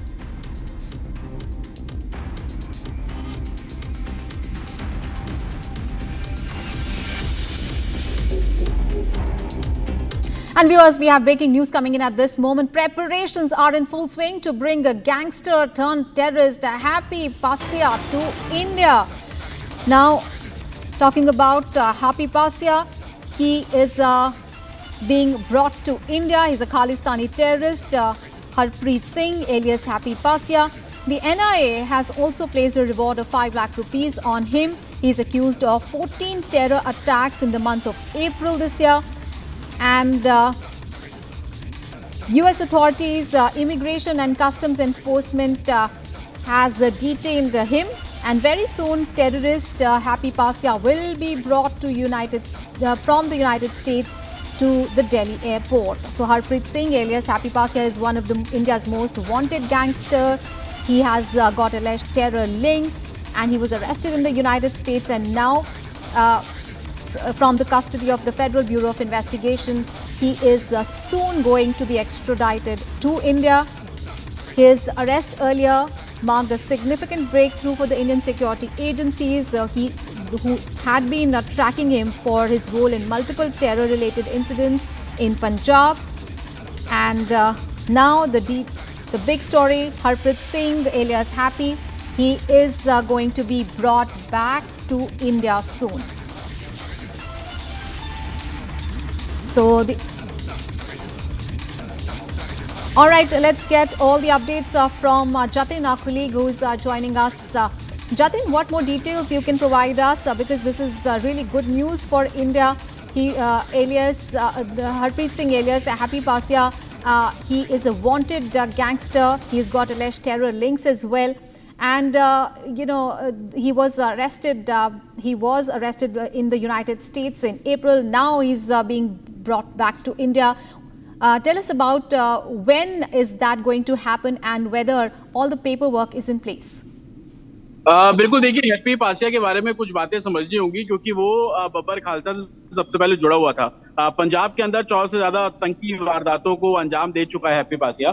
तो कहीं ना कहीं वो US भाग गया था और immigration department ने अप्रैल के महीने में यानी कि 17 अप्रैल को हैप्पी पासिया को हिरासत में लिया था और संभवतः उसके बाद से ही इन्वेस्टिगेशन इस पूरे मामले में चल रही थी। लेकिन अब जो खबर आ रही है कि सेंट्रल एजेंसीज लगातार यूएस अथॉरिटी के संपर्क में है, जो पेपर वर्क है वो ऑलमोस्ट पूरा किया जा चुका है और किसी भी समय ये खबर ऑफिशियली तौर पर एनआईए की तरफ से जारी कर दी जाएगी कि हैप्पी पासिया को भारत लाया जाएगा।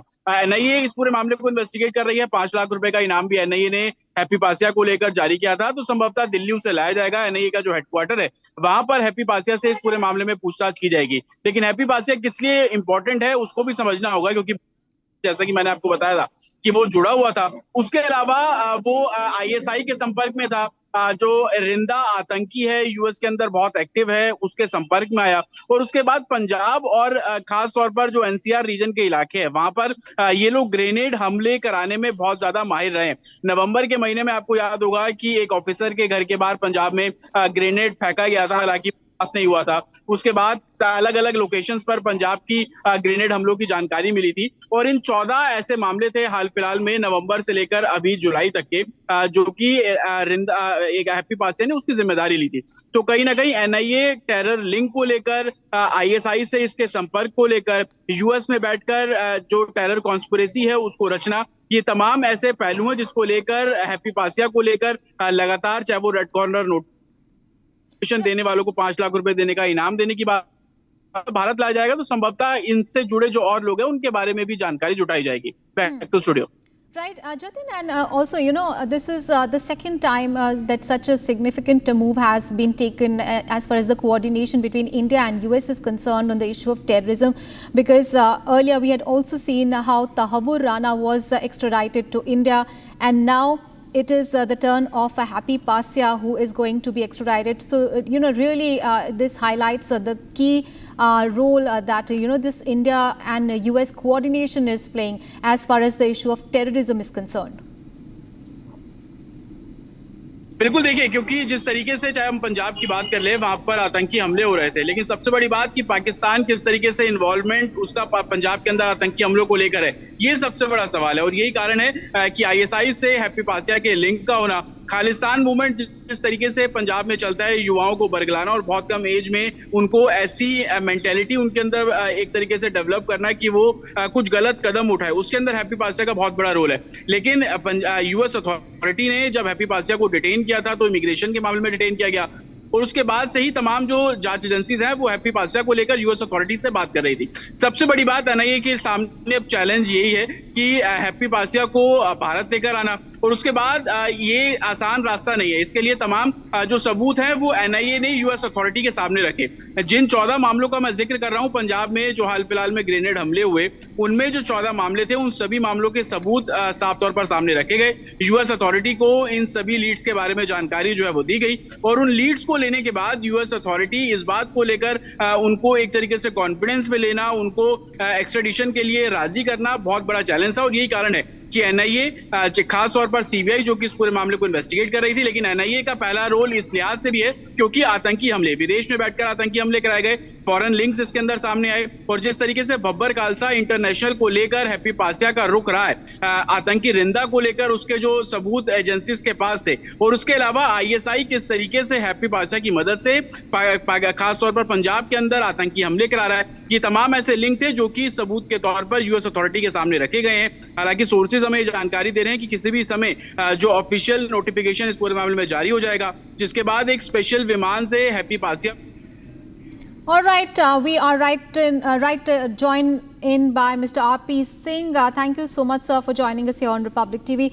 Sir, I would like to know from you your initial reaction on, the likelihood of Happy Pasya being extradited to India. Of course, he is a wanted criminal, wanted gangster in India. He's been wanted for a very long time. He has so many criminal cases against him.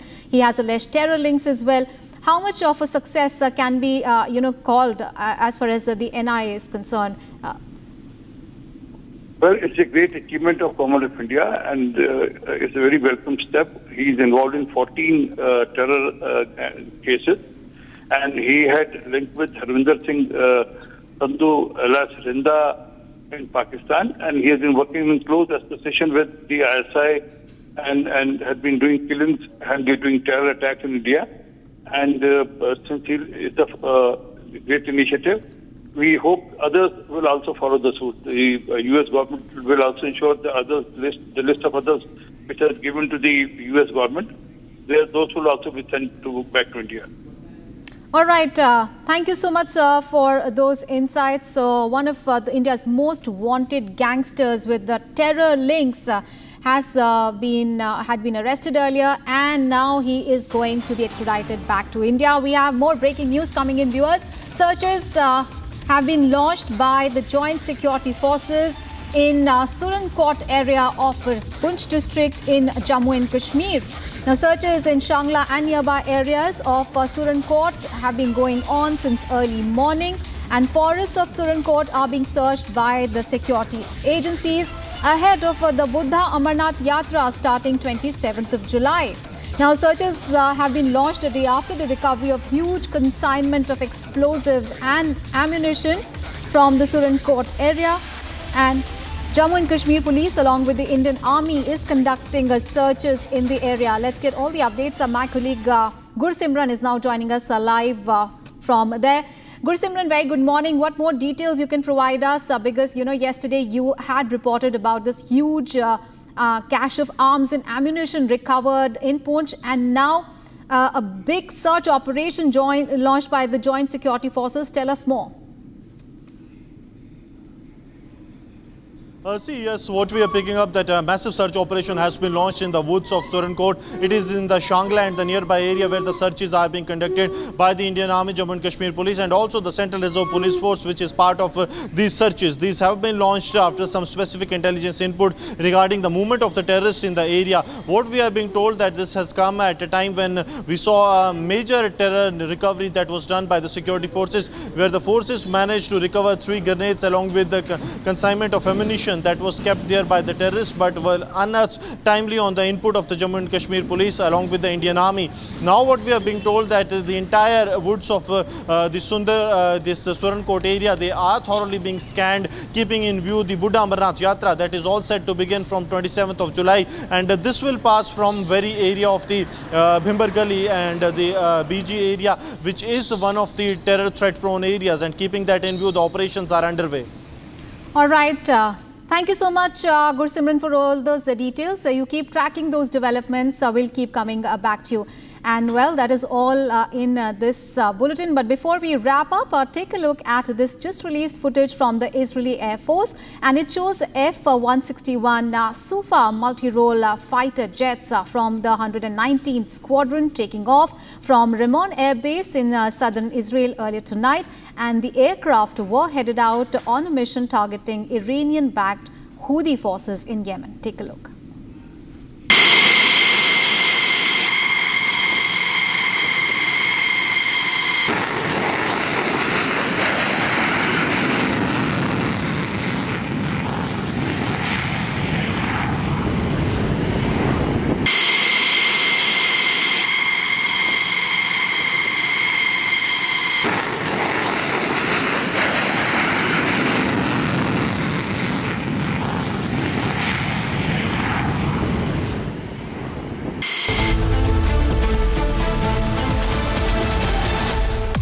Powered by Century Ply Club Prime. रहो बेफिक्र. पैसा लगाना है तो century ply club prime पे लगाओ. डूबेगा नहीं, जलेगा भी नहीं, कोई खा नहीं जाएगा, धोखा नहीं देगा, ऊपर नीचे भी नहीं होगा, सेफ रहेगा, सिक्योर्ड, मिनिमम 30 साल का रिटर्न देगा. अब इससे बेटर इन्वेस्टमेंट है तो बताओ.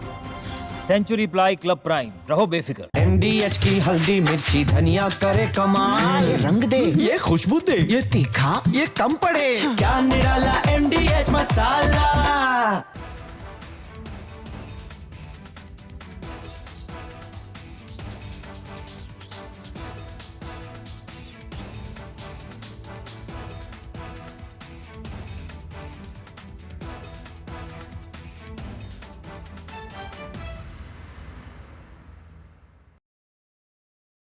Donald Trump in first attempt, when the first part of his presidency in 2017, he has come out with the tax breaks. And he has announced...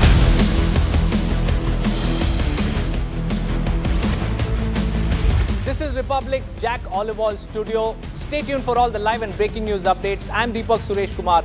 Let's get started.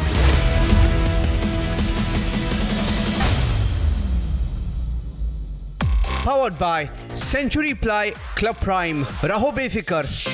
पैसा लगाना है तो सेंचुरी प्लाई क्लब प्राइम पे लगाओ. डूबेगा नहीं, जलेगा भी नहीं, कोई खा नहीं जाएगा, धोखा नहीं देगा, ऊपर नीचे भी नहीं होगा, सेफ रहेगा, सिक्योर्ड, मिनिमम 30 साल का रिटर्न देगा.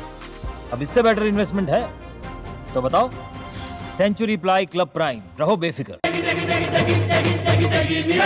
MDH की देगी मिर्च, देगी मिर्च का तड़का, अंग अंग फड़का. MDH की देगी मिर्च.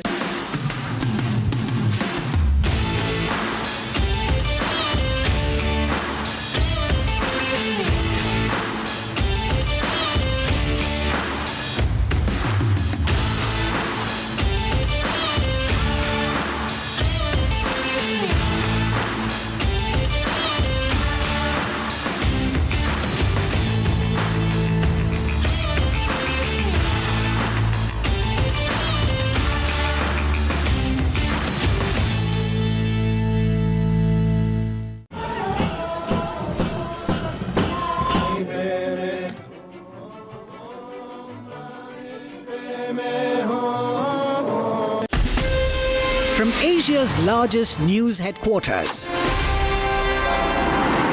setting the agenda for Bharat.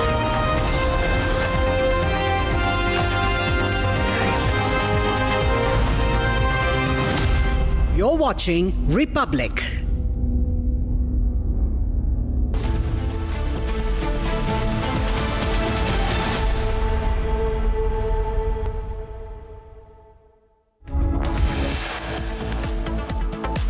All the members have supported India. They expressed solidarity and strong condemnation in that was very well captured in that.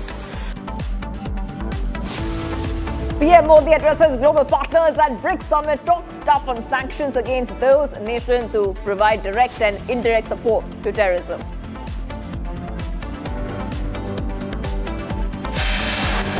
US President Trump has warned of an additional tariff for countries aligning themselves with any BRICS policies which are anti-American.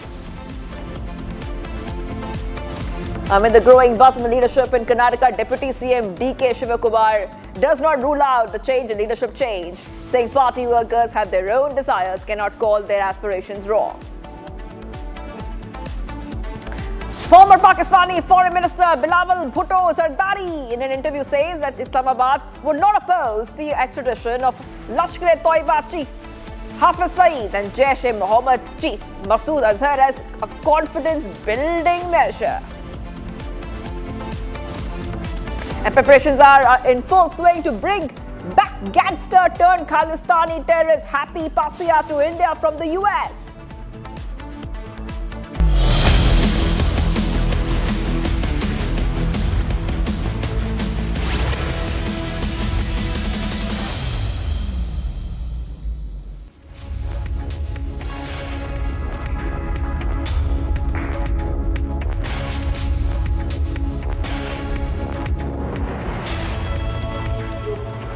Alright viewers, China's ambassador to India reiterated Beijing's position that the Dalai Lama's reincarnation is inherently an internal affair of China. He dismissed recent comments by Indian officials and made clear that only the Chinese government has the authority to manage and approve the successor, warning that no external interference will be tolerated. A direct rebuke to Dalai Lama's reaffirmation that his reincarnation will be decided by the Garden Fordrang Trust outside of China. And remember that this is coming in as the Dalai Lama has put his succession plan. He's talking about a succession plan.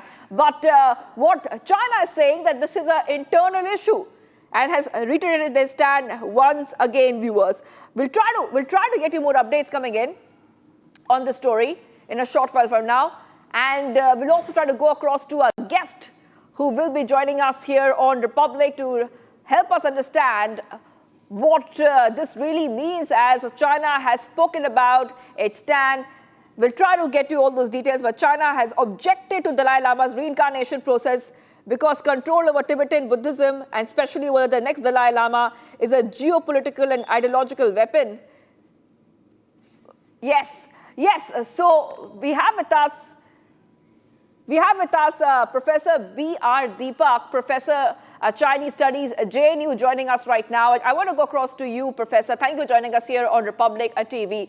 Do you think that China's latest comments on Dalai Lama reincarnation is another way of China to exert control? It's another way to control the Tibetan thought and culture, Professor?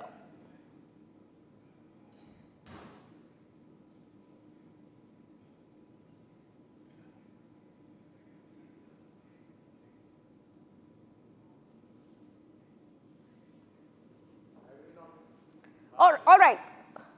We'll try to go across to a guest in a short while from now. But this is coming in as the Dalai Lama has spoken about his succession plans. And as we see these back-to-back updates coming in right now on Republic TV, we are seeing that as his 90th birthday was being celebrated, and he was getting a lot of wishes from all over the world, China has once again said that the reincarnation issue is an internal process,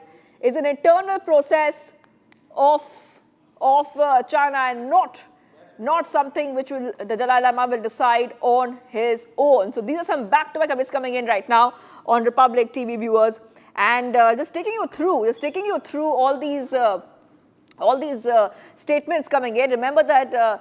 We have seen that Tibet has clearly said that the reincarnation process is going to be within their trust. All right. Let's go straight across to our guest who's joining us right now on Republic TV. We have once again the Professor B.R. Deepak joining us, Professor of Chinese Studies at JNU. Thank you for joining us, Professor Deepak. We could not hear you. You're back with us. Now, we have been getting our viewers all those updates. Now, as Dalai Lama has spoken about his reincarnation process, how will it really go? We have seen even Indian leaders and ministers congratulate him on his 90th birthday, give him wishes.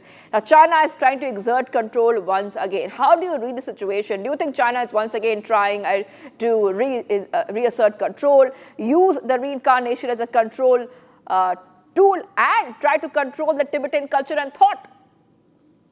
Yeah, well, I think what Ambassador Xu Feihong has said is a reiteration of his stated state policy. That is, Tibet they consider as the internal part of China, and any external intervention in that is not accepted at all. And I think what Ambassador Xu has been referring to is what is the stated position, that is that any reincarnation of the Dalai Lama, Panchen Lama, or other lamas in Tibet, they should be following the procedure of the tradition and historical convention, one, and second, more importantly, the rules and regulations China has implemented and approved in 2007. And now, as far as the convention, the rituals are concerned, of course, it goes back to the late 18th century.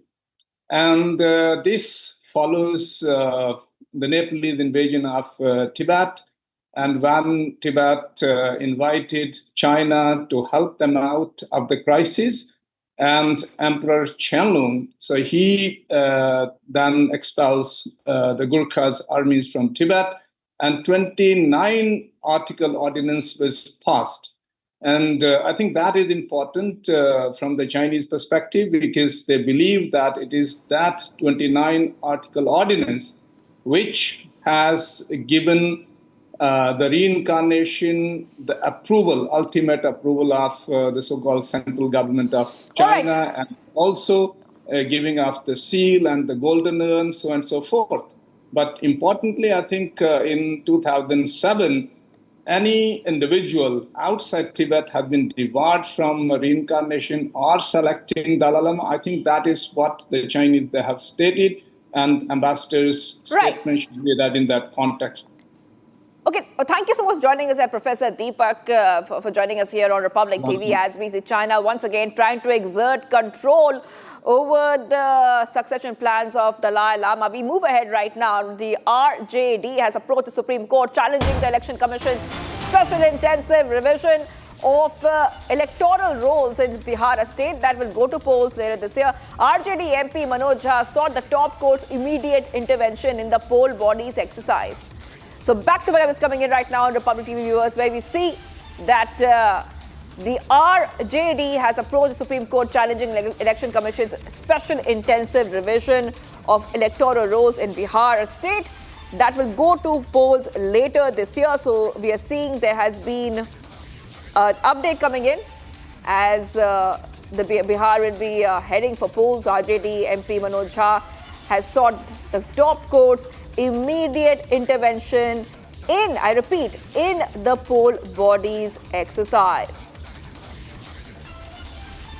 All right, let's move ahead. Let's move ahead right now to some of the stories. Tracking Samajwadi Party Chief Akhilesh Yadav has accused the UP government over the lack of facilities for Kavadiyas. Now the former CM has now alleged that the government had failed to provide proper facilities to Kavadiyas, and it was that was the reason why it was busy issuing QR codes. Akhilesh also claimed that the SCO and the SDM should give foot massage to the Kavadiyas. So this is a huge update coming in. Remember that there was a huge row over the Kavad Yatra, and post that, Akhilesh Yadav has made a controversial statement stirring a row. I just want to go ahead and play out what Akhilesh Yadav had said. कहेंगे कि commissioner DM SP को लगाएं सेवा के लिए, खाना वाना की व्यवस्था के लिए, और सीओ और एसडीएम को लगाएं उनके पैर दबाने के लिए, तो शायद उससे बड़ा आराम मिलेगा उन्हें। क्योंकि अगर सीओ, एसडीएम इस स्तर के अधिकारी उनकी सेवा करें, पैर दबाएं, तो उन्हें भी पुण्य मिलेगा और एक सेवा का भाव जो पैदा होता है वो भी पूरा होगा। यही है हमारी वैदिक परंपरा, यही हमारा आस्था है। तो मैं उम्मीद करता हूँ कि मुख्यमंत्री जी QR कोड तो बना ही रहे हैं, इसके साथ साथ ये भी एक जियो जारी कर दें कि डीएमएसपी खाना स्वास्थ्य सेवाएं देखेंगे और सीओ और एसडीएम उनके पैर वैर दबा के सेवा करेंगे। Bharat 1 Minute brought to you by Canara Bank. Together we can. To ensure safe and efficient tracking of devotees at the ongoing Amarnath Yatra, RFID or radio frequency identification cards are now being issued to all pilgrims. A card which allows authorities to register where pilgrims move alongside the pilgrimage paths. In Ramban district, multiple distribution counters have been set up at Yatri Nivas and other sites in Chandrakot, manned by train operators with record pilgrim turnout. Amit Chan saw Bhole Baba Ki Jai. These tech tools are proving vital for managing one of the most intense yatras in recent years. After 16 years, a sacred, we see that the Kumbh Babhishekam of the temple, the Murugan temple, is being held today, July 7th. As one of the Lord Murugan's 6 holy abodes, the temple has seen major renovations. Devotees from across India are witnessing this spiritually significant moment, guided by traditional rituals and Vedic chants. IMD has issued an orange alert in 4 Uttarakhand districts and heavy rain forecast. Landslides and flooding risk remain high in Rudraprayag, Tehri, Bageshwar and Dehradun. SDRF teams are on standby and residents are urged to remain cautious.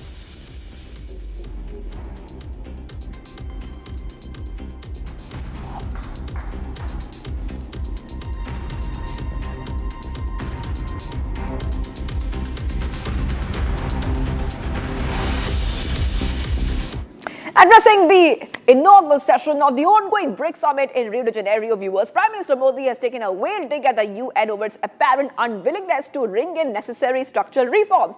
Hitting the BRICS for showing the global foresight in admitting new members, the PM urged other institutions such as the UN Security Council, World Trade Organization and development banks to follow a similar template. Here's a detailed report. Take a look. After the customary greetings and family protocol, the BRICS leaders sat down for the 17th huddle in Rio de Janeiro on Sunday. Addressing the inaugural session of the summit, Prime Minister Narendra Modi took a veiled swipe at the UN over its apparent unwillingness to ring in urgent structural reforms reflecting the contemporary global realities. Praising the BRICS for showing a big heart and adapting to the changing times by admitting new members, the PM urged the UN Security Council, WTO and development banks to embrace a similar model or template. Egypt, Ethiopia, Iran and the UAE were ushered into the BRICS as full members in 2024, while Indonesia became the 10th full member of the grouping in January this year. In a message to the West, the PM said the Global South has been a victim of double standards in the allocation of resources and security-related issues. Invoking the Pahalgam terror attack of May 22nd, PM Modi called upon the BRICS member states to take a clear and unambiguous stand against terror. Calling for imposing sanctions against terrorists, the PM echoed the refrain of External Affairs Minister Dr. S. Jaishankar, saying the victims and abettors of terror shouldn't be weighed on the same scale. Significantly, the BRICS, in its joint declaration, also welcomed India's candidacy to host COP33 in 2028, while committing to a successful COP30 by meeting the climate goals. Viewers, the MEA has taken a stand against terrorism at the summit and all BRICS leaders issued a joint declaration condemning Pahalgam attack and terrorism. Listen it.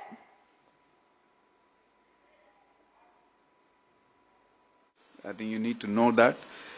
And it also says that condemnation in all its manifestations, and including those who abet, who finance, and either openly, covertly, or overtly, in both ways, it has been condemned. There is also reference to the cross-border movement of terrorists. It's also coming out very clearly, and the listing of terrorist groups. Then there is also a strong support for comprehensive convention on against international terrorism, which was India's formulation, India's initiative in the UN for a long time, as you know that. So the message is very clear for anyone who understands the dangers of terrorism and how it can be how it needs to be condemned, tackled not by just us. You know, there is a solidarity, there is a universal condemnation, which means all the countries are against it in any form. So that message is very clear to our neighbors. Viewers, many areas of Uttarakhand are experiencing torrential rainfall. The Indian Met Department has issued an alert of heavy rainfall in Uttarakhand for the next 3 days. A motor brigade on one of these areas, especially in Rudraprayag, was washed out, due to which a dozen villages in areas were completely cut off. Here's more on the story as monsoon fury hits parts of Uttarakhand and Himachal Pradesh. Uttarakhand has been hit by torrential rainfall. Heavy rainfall is on the forecast for Uttarkashi, Tehri, Bageshwar, Dehradun and Rudraprayag. The India Meteorological Department has issued an alert of heavy rainfall in Uttarakhand for the next 4 days on Sunday. Earlier in the week, the Yamunotri National Highway was blocked at 2 points between Silai Band and Ojri, severely affecting local travel and pilgrimage traffic. According to Uttarkashi Police, it will take time to restore the route. Uttarakhand Chief Minister Pushkar Singh Dhami has conducted an aerial survey of the disaster-affected area. Travel has also been affected in Rudraprayag due to a motor bridge on the Barsir-Badhani-Tal motor road being washed out. Rainfall is also being experienced in other parts of India, including Delhi. A red alert has been issued in Pune. Fishermen have also been advised not to venture into the sea along and off the coasts of Konkan, Goa, Gujarat and North Karnataka. Now, 5 policemen were injured in Ujjain district of Madhya Pradesh after barricades fell on them during a Muharram procession on Sunday. The incident occurred after the participants in the Muharram procession tried to force their way through a prohibited route and rammed a horse into the barricades. Here's more. 5 policemen were injured in Ujjain on Sunday after participants in a Muharram procession rammed the ceremonial horse into barricades in a bid to enter a prohibited route. A viral video of the incident showed the mob pushing through the barricades while carrying the symbolic horse and the police attempting to bring the chaos under control. The police used force to disperse the violent mob, prompting many to flee the spot, including those carrying the tazia, leaving behind the symbolic horse. A case was registered against 16 persons, including the organizer of the procession and his 15 unidentified aides who were found to be responsible for the incident in preliminary probe. Irfan और लाला इनका जो घोड़ा है वो जुलूस इनके 15-20 साथियों के साथ ये जो निर्धारित मार्ग खजूर वाली मस्जिद से निकास की तरफ था उसके अगेंस्ट में अब्दालपुरा की तरफ इन्होंने उसको मोड़ा जिसकी वजह से बैरिकेड्स गिरे और उसमें 2 पुलिसकर्मियों को चोट आई। इसके बाद पुलिस ने क्योंकि भीड़ बहुत ज़्यादा थी इसलिए जो उपस्थित भीड़ थी उसको तितर-बितर करने के लिए कमर से नीचे हल्के बल का प्रयोग किया और इनको डिस्पर्स किया। इसमें एक हमारी तरफ से FIR भी दर्ज की गई जिसमें लोकसभा के आदेश को न मानना और उसको चोट पहुंचाना और शासकीय कार्य में बाधा उत्पन्न करना ऐसी 16 लोगों के विरुद्ध अभी हमने FIR किया। One of the prominent office bearers of the Sirat committee also blamed the organizers of the procession for the incident. While the injured policemen were reported to be stable, Ujjain police said a thorough security review was underway to prevent any recurrence of such incidents.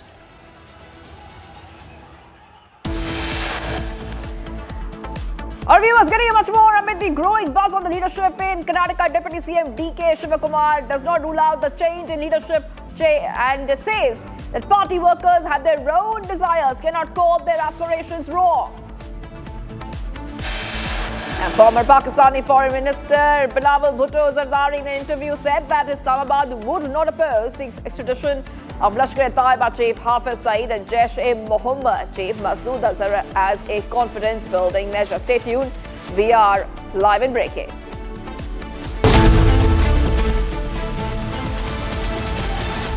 आधे bowl दही में 4 चम्मच MDH चटनी पुदीना मसाला डाला, stir करो, पुदीना चटनी तैयार। MDH चटनी पुदीना मसाला। MDH।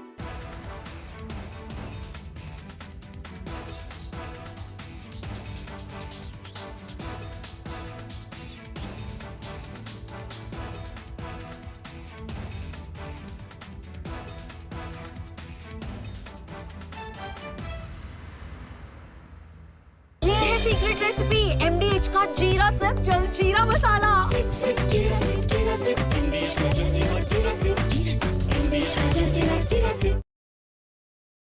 Donald Trump in first attempt, when the first part of his presidency in 2017, he has come out with the tax breaks.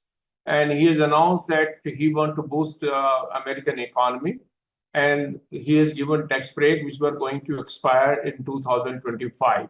So there was an obligation when the second term that he will extend the tax break, which he has promised in 2017 to continue permanently. And that's the big, beautiful bill is a drastic reduction in the tax liability of the US taxpayers. So that's why it's a big bill, a big, beautiful bill. and at the same time, it marks a lot of expenditure for defense, etc. So that's why Mr. Donald Trump is saying it's a big, it's a beautiful, and it's a bill so that all America will become great again. So that's the idea and that's the objective. So reduction in taxes is a welcome measure, which all by and large everyone taxpayer loves, and that's why people are happy, should be happy. Taxpayer in US would be happy, and there is all the more reason because of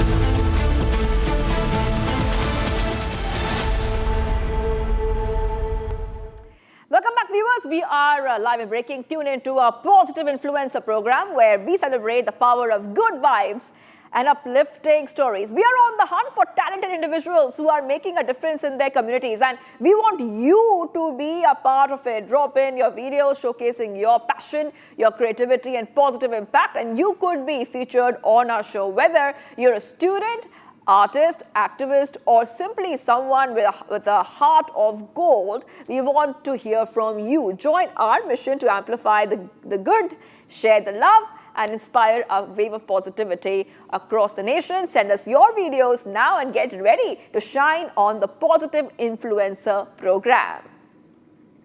And viewers, let's move ahead. This is a story that's an intriguing one as it is unexpected. Picture this, a cutting-edge British Royal Navy F-35B jet, a supersonic stealth aircraft designed to dominate the skies, now stranded far from home on a tarmac in Kerala. What started as a routine naval exercise in the Arabian Sea was now turned into a global spectacle. Here's a full report on how one of the world's most advanced fighter jets ended up making headlines on Indian soil.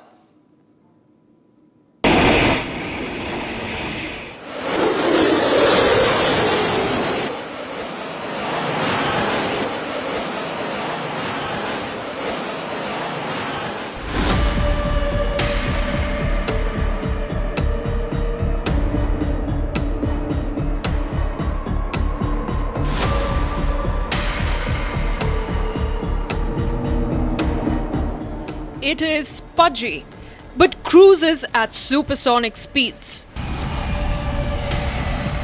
It appears roly-poly, but lands like a helicopter with absolute ease. Mind you, behind its thick exterior, this British Royal Navy aircraft hides its missiles inside its belly, one of a kind.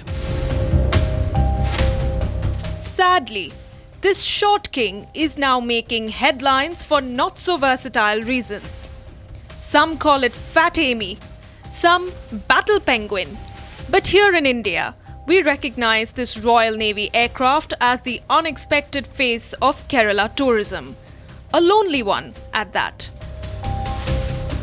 35B fighter jet that was grounded in the Thiruvananthapuram International Civil Airport on June 14th continues to be in the airport. It has been understood that there is a problem with the hydraulic system of this particular flight, because of which it has been grounded. It had made an emergency landing on June 14th, Saturday night at the Thiruvananthapuram International Airport, and in fact all support was given by the Indian government. However, many days there has been a fiasco that the fighter pilot in fact refused to move away from this flight and refused the Indian authorities request to move it to a hangar as well.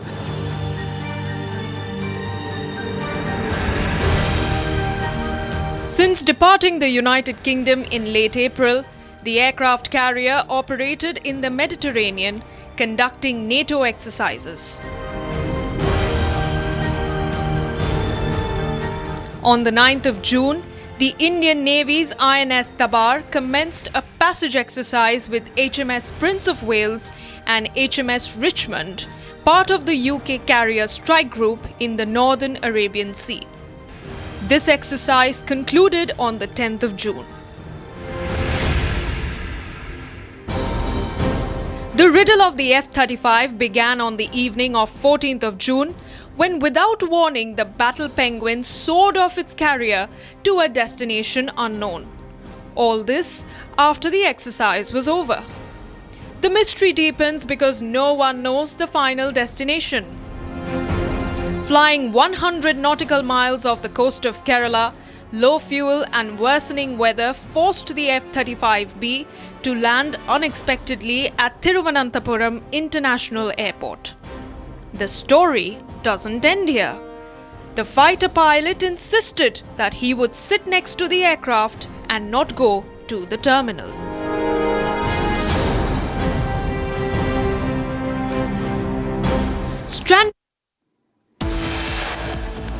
And viewers, much more coming right up. I will put a focus on the story, especially as PM Modi addresses global partners at BRICS Summit, talks tough on sanctions against those nations who provide direct and indirect support to terrorism.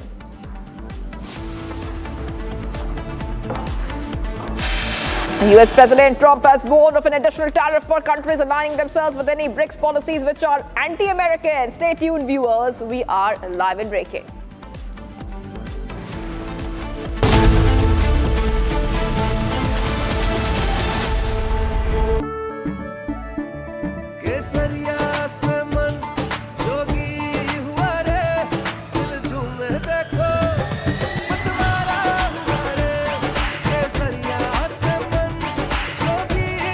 हर पल मनाओ केसरी त्योहार। विमल, बोलो जुबान केसरी। दादी के हाथों का जादू और खुशबू से महकता घर, माँ की मुस्कुराहट और खाने की सुगंध। MDH गरम मसाला, क्योंकि हर रिश्ता है स्वाद से जुड़ा।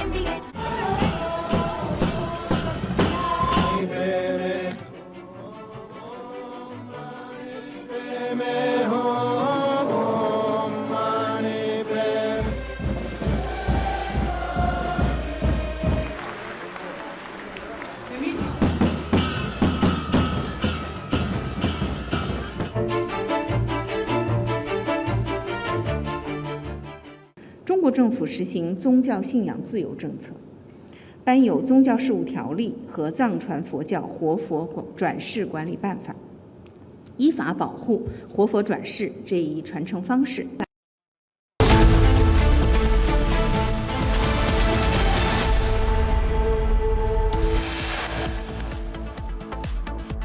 All the members have supported India. They expressed solidarity and strong condemnation that was very well captured in that.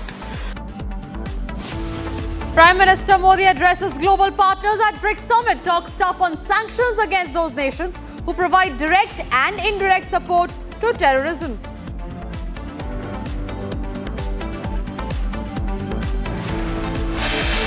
United States President Donald Trump warns of additional tariff for countries aligning themselves with any BRICS policies which are anti-American.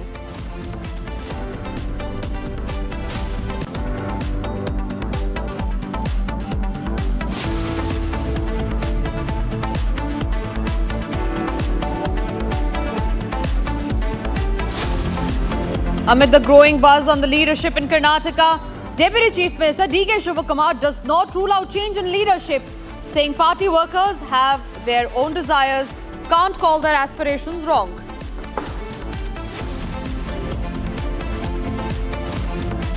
Former Pakistani Foreign Minister Bilawal Bhutto Zaradri in an interview says that Islamabad would not oppose the extradition of Hafiz Saeed and Masoor Azhar, thereby getting condemnation from Hafiz Saeed's son Tala Saeed. And preparations are in full swing to bring back gangster turned happy Khalistani terrorist Happy Paisya to India from the United States.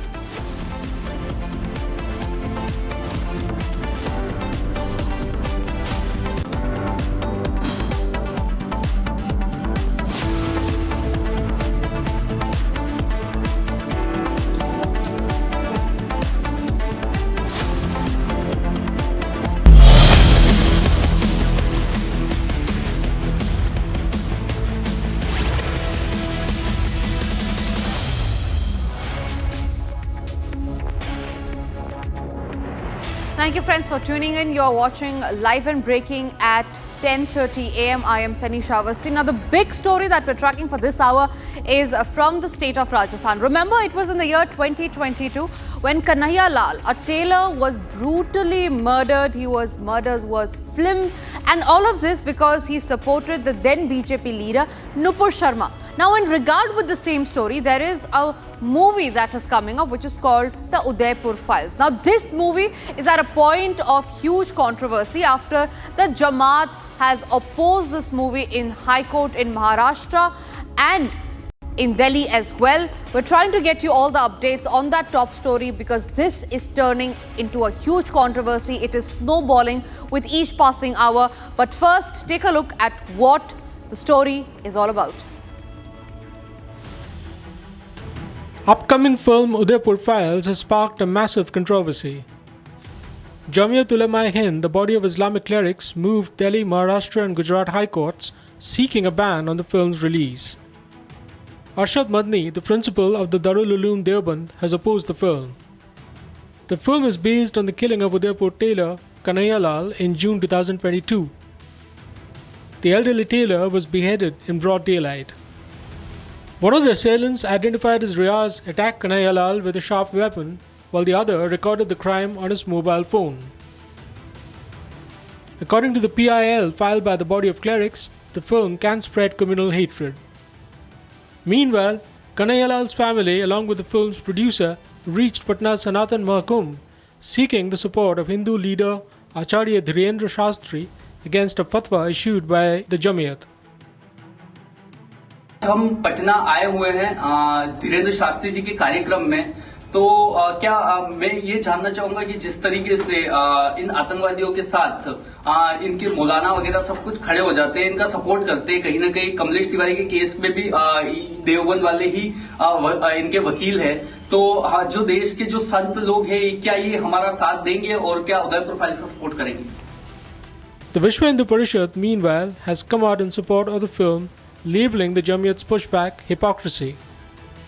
As the controversy takes center stage, it's now up to the courts to decide the fate of the film.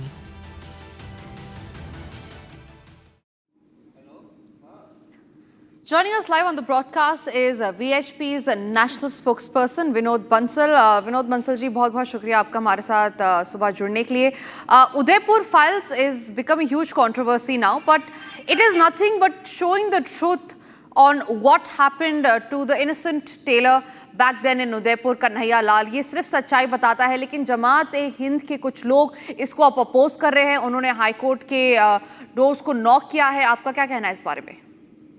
देखिए, जो जमात-उलेमा-हिंद है उसके बारे में किसको नहीं पता कि आतंकवादियों की पैरोकारी करना, अतिवादियों का साथ देना, उनको लीगल और फाइनेंशियल एड देना, इसकी शुरू से इसकी मानसिकता रही है. ये तो खुले में अपने वेबसाइट पर भी कहते हैं कि हमने इतने सारे मुस्लिम जिहादियों को जो है हमने लीगल एड दी है, हम उनकी सहायता करते हैं. आप देखिए, जब कन्हैया लाल की जब ब्रूटल मर्डर हुआ था आज से 3 साल पहले, उस समय ये सरतन से जुदा की गैंग जो है वो देश भर में हजारों की संख्या में सड़कों पे थी. पैगंबर के नाम पर लोगों का गला काटने की प्रतियोगिता चल रही थी.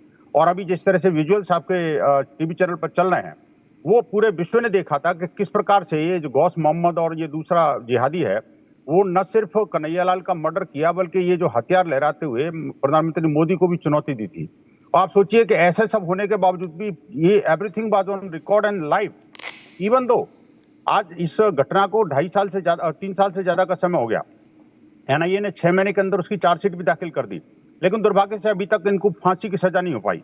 दूसरी बात, अगर उस खबर की सच्चाई और पूरा एक एक्सपोजर अगर कोई फिल्म इंडस्ट्री लेके आती है, तो उसका स्वागत किए जाने के विरुद्ध ये जिहादी संस्थाएं उन अतिवादियों और आतंकवादियों को बचाने की कोशिश करती हैं.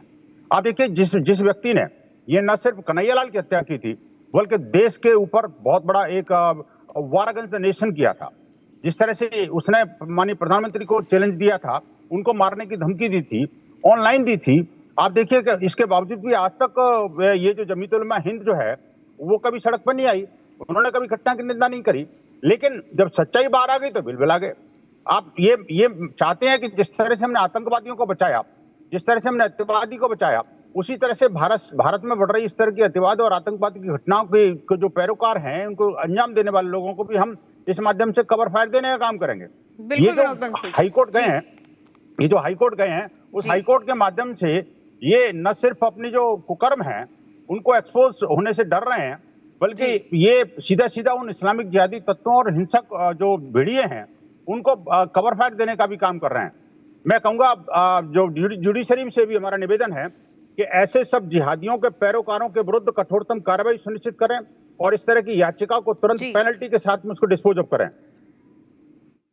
जी बिल्कुल विनोद बंसल जी, आपका बहुत बहुत धन्यवाद हमारे साथ जुड़ने के लिए, बातचीत करने के लिए। In fact the truth should come out on the Udaipur files on what happened to Kanhaiya Lal back then in 2020, and that's what the movie is all about. Now from national headlines to let's shift what's making headlines internationally. Now this is about Donald Trump waging a war against the BRIC nations, saying that he will impose an additional of 10% tariff to those BRIC nations who are aligning with the idea of anti-American policies of the BRIC. Now, he has given this statement in regard with BRICS condemning the United States strike on Iran. Remember, this was at a time just few weeks back when United States had pounded on Iran, keeping in mind that they support the Israelis.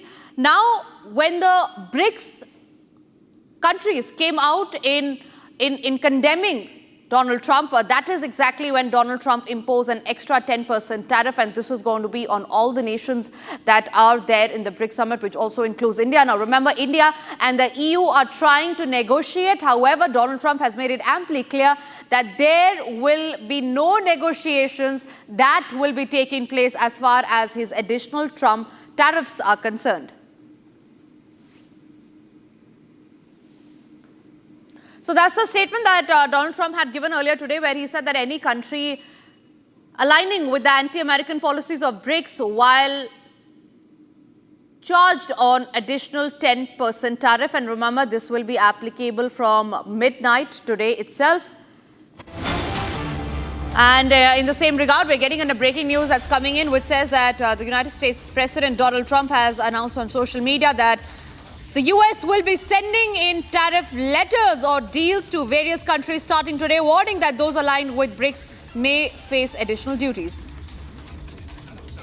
Joining us live on the broadcast is Dheeraj Kaul, geopolitical expert, live from Pennsylvania in the United States. Dheeraj Kaul, very good morning to you. This is a tactic of Trump that he uses, keeping in mind the position that he is in, keeping in mind the power that he is in. And essentially, he's trying to be a bully. Because if you keep in mind his other actions as well, be it having a showdown with Zelensky in the Oval Office or with the South African president, he's always been a bully. And now when the BRICS nation are going ahead condemning his strike on Iran, he has gone out to blatantly impose an additional 10% tariff on every country that he says are following the anti-American policy. Where do you think this is going to lead us to?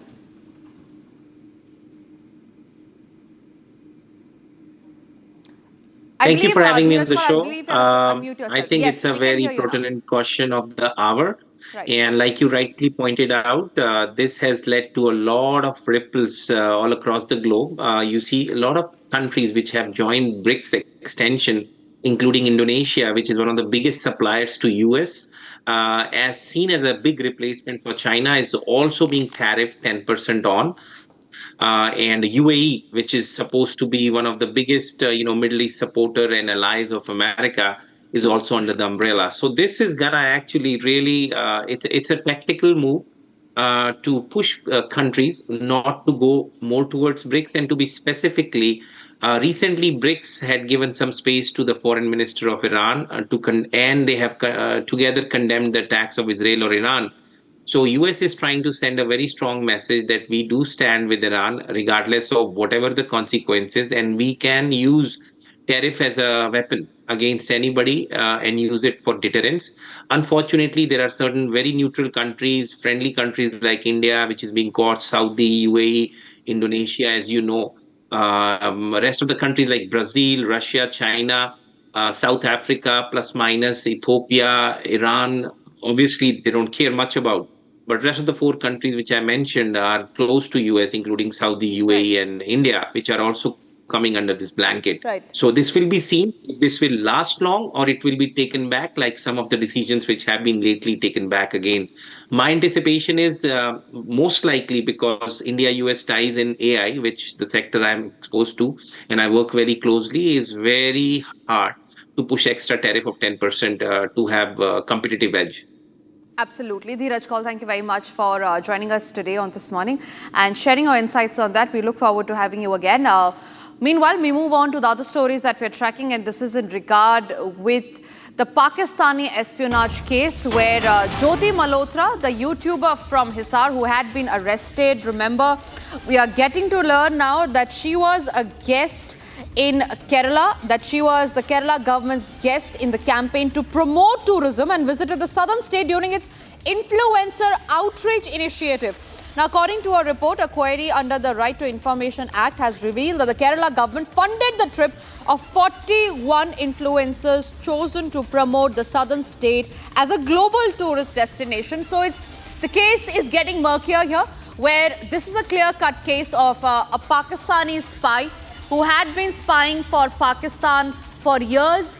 She, remember, had visited Pahalgam as well, and now a new twist in the story. An RTI reply says that she was a guest of the Kerala tourism, that her stay in Kerala, that her trip in Kerala was funded, in fact, by the Kerala government. Now, the Kerala government has given no statement, no clarification from their end, because the RTI says that the Kerala government had funded 41 influencers, out of which one was this Pakistani spy Jyoti Malhotra.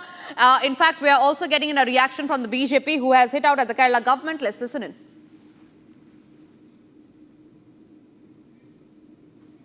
It is out of the bag. The Kerala government, the left government of Pinarayi Vijayan, was the one which sponsored, patronized and invited Pakistani spy YouTube content creator Jyoti Malhotra. It is now in black and white, and RTI reply has shown this. This means that the Kerala government was busy inviting such anti-India elements, paying for them at the cost of taxpayer money, and this is a department, a ministry headed by no less than the son-in-law of the Chief Minister of Kerala. That means the son-in-law of Chief Minister of Kerala does not mind platforming, giving accommodation, giving state guest relations and state guest services to Pakistani spies. But they have a problem with Bharat Mata. They don't mind eulogizing Hamas. They don't mind crying for Naxals. They don't mind giving namaz-e-janaza to terrorists. And they don't mind rolling out a red carpet for Pakistani spies, but they have problem with Bharat Mata. This shows the priorities of the Kerala government. They are hand in glove with elements that are anti-India. They go and bat for PFI. They go and bat for elements that are anti-India, and they roll out a red carpet for the likes of Jyoti Malhotra, a Pakistani spy. The son-in-law of the Chief Minister is directly responsible for this. It shows that there is some kind of nexus or forces that promote, patronize and support such anti-India elements. Should the Kerala government, Mr. Chief Minister, not sack the minister, the tourism minister, or will he just protect him because he's the son-in-law of the Chief Minister? All right, joining us on the phone line is Tom Vadakan, BJP spokesperson. Tom Vadakan, good morning to you. This is a clear-cut case of how the state had been funding 41 influencers. One of them happened to be Jyoti Malhotra, a Pakistani spy. We saw her pictures with the Pakistani High Commissioner. She had visited Pahalgam just days before the attack. So all of this, while you connect the dots, and now when you hear about an RTI reply which says that it was the Kerala government that had funded her trip to Kerala. Do you think there was a quid pro quo between the Kerala government and the Pakistani spy? Or is it just a case of the Kerala government funding 41 influencers, out of which one happened to be a Pakistani spy? Well, this is what we have been saying all the time. This is basically part of their campaign to garner votes of a particular community. In that exercise, the son-in-law leads the show. Now that the Chief Minister is out of station, is in US for treatment, his response will not be available. But it is a clear case of connivance connivance at the highest level and collaboration of PFI and the other organizations which are very active in the state of Kerala. If immediate action is not taken, this will lead to a crisis where the central government will have to intervene, because law and order is something that the state has control over. But if everything fails, the central government will. Thank you very much, Tom Varakan, for joining us on the phone line and speaking to us. So this is a case which is going to draw a huge controversy as far as the Pakistani espionage case is concerned. All right, breaking news now coming in, where we learn that amid the tussle over the change of guard in Karnataka, the Lingayat seers in Karnataka have offered their support to DK Shivakumar, saying that the people of the state know the hard work of the Deputy Chief Minister. DK Shivakumar put in the party as the precedent to bring Congress to power. Now, whatever was agreed upon in front of the national leader, if it's being followed, all leaders will be respected. So the Lingayat leaders, the top seers of Karnataka, essentially hinting it out that they want the Deputy Chief Minister of Karnataka to take the leadership, move forward and replace Siddaramaiah as the Karnataka Chief Minister. In fact, this is a clear case of how DK Shivakumar, the Karnataka Chief Minister, has a strong backing of the Lingayat seers in the state of Karnataka as far as the leadership change is concerned. Remember, DK Shivakumar has also clearly not said it out that there will be no change in guard, and we have a reaction on that as well. Let's listen in.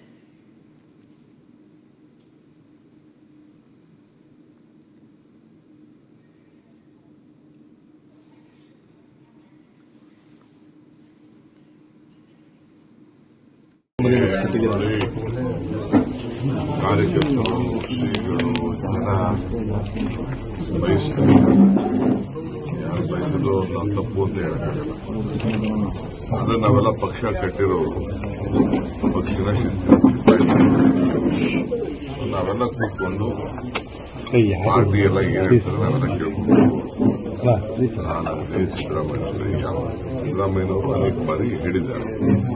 ಪದೇ ಪದೇ ನಿಮ್ಗೆ media ಅವ್ರಿಗೆ, ವಿರೋಧ ಪಾರ್ಟಿಯವ್ರಿಗೆ, ನಮ್ಮ ಪಾರ್ಟಿದು ಕೆಲವ್ರಿಗೆ ಸುಮ್ಮನೆ ಅದನ್ನ ಚಪ್ರಕ್ಕೆಲ್ಲ ಮಾತಾಡ್ತಾ ಇದ್ದಾರೆ. ಈಗ ಯಾವ ಅವಶ್ಯಕತೆ ಇಲ್ಲ. ಮಲ್ಲಿಕಾರ್ಜುನ್ ಖರ್ಗೆ ಅವ್ರು ಹೇಳಿದ್ದಾರೆ, ಯಾವ ವಿಚಾರನೂ ಮಾತಾಡೋಕೆ ಹೋಗ್ಬಿಡಿ, ಅದಕ್ಕೆ ನಾವು ಮಾತಾಡ್ತೀವಿ. ಪಕ್ಷ ಏನ್ ಹೇಳ್ತಾರೆ ನಾವೆಲ್ಲ ಕೇಳ್ತೀವಿ. ನಮ್ಗಷ್ಟೇ, ಯಾಕೆಂದ್ರೆ ಜನ ಏನ್ ನಮ್ಮನ್ನು ನಂಬಿ ಓಟ್ಬಿಟ್ಟಿದ್ದಾರೆ ನಮ್ಮದು ಇಂಪಾರ್ಟೆಂಟ್ ಅಂತ. ಒಂದೊಂದಾಗಿ ಜನರ ಭಾವನೆ ಅಂತ ನಾವು ಕೆಲಸ ಮಾಡ್ಕೊಳ್ತಾ ಇದ್ವಿ, ಕೊಟ್ಟ ಮಾತನ್ನ ಜನಕ್ಕೆ ಉಳಿಸ್ಕೊಳ್ತಾ ಇದ್ವಿ. ಇನ್ನು ಅನೇಕ ಯೋಜನೆಗಳಿದೆ, ಅವೆಲ್ಲ ನಾವು ತಯಾರು ಮಾಡ್ಕೊಳ್ತಾ ಇದ್ವಿ. ಜನಕ್ಕೆ ಇಂಪ್ಲಿಮೆಂಟ್ ಮಾಡಿ ಬದಲಾವಣೆ ಎಲ್ಲ ಕಾಣಿಸ್ಬೇಕು. ಅದರಲ್ಲಿ ನಾವು ಮುಂದಾಗಿದ್ವಿ. ಏನೋ ದೇವ್ರ ಕೃಪೆ, ವರ್ಣದ ಕೃಪೆ, ವರ್ಷ ಎಲ್ಲ ಕಡೆ ಬೆಳೆ ಚೆನ್ನಾಗಿ. ನಾನು ಯಾಕೆ ಮಾತಾಡಲಿಲ್ಲ, ನಾನು ಪಬ್ಲಿಕ್ ಮಾತಾಡೋದಲ್ಲ. ನಾನೊಂದು ನಮ್ಮ ಪಕ್ಷ ಉಂಟು, ನಾವೆಲ್ಲ ಒಟ್ಟಿಗೆ ಪಕ್ಷದಲ್ಲಿ ಕೆಲಸ ಮಾಡ್ತೀವಿ. Joining us live from Bengaluru is my colleague Abhishek. Abhishek, DK Shivakumar has not yet cleared the air as far as the change of guard is concerned. The confusion is persisting. Mallikarjun Kharge, who calls himself the Congress chief, now says that it's the answer lies in the high command of the Congress party. So if Mallikarjun, being the Congress chief, is not the high command, then who is? With respect to the DCM DK Shivakumar statement and Rambapuri Sri, who indirectly supported DCM DK Shivakumar to be elevated as the Chief Minister of Karnataka, it is very clear that after Mallikarjun Kharge or the High Command of AICC very clearly mentioned. All right, we seem to have lost that line with Abhishek, but we'll try getting him back. But it's time for us now to move on to some other breaking news that's coming in.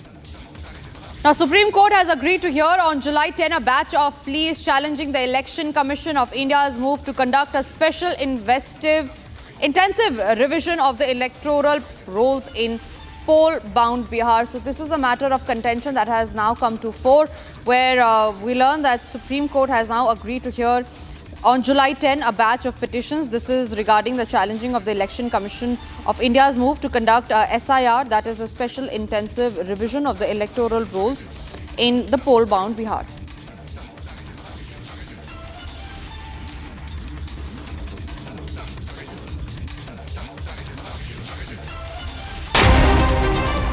Bharat 1 Minute brought to you by Canara Bank. Together we can.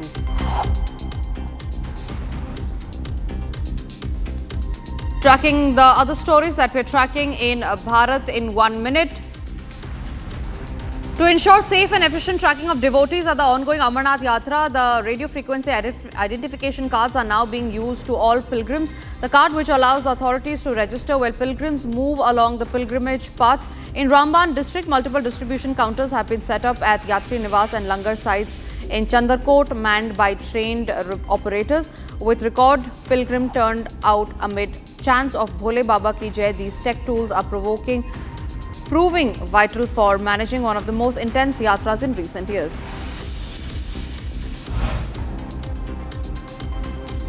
After 16 years, the sacred Kumbhashibam of the Tiruchendur Murugan temple is being held today at July 7 as one of Lord Murugan's 6 holy adobes. The temple has seen major renovations. Devotees from across India are witnessing this spiritually significant moment, guided by traditional rituals and Vedic chants. The IMD has issued an orange alert in 4 Uttarakhand districts amid heavy rain forecast. Landslides and flooding risk remain in Rudraprayag, Tehri, Bageshwar and Dehradun. SDRF teams are on standby and residents have been asked to remain cautious.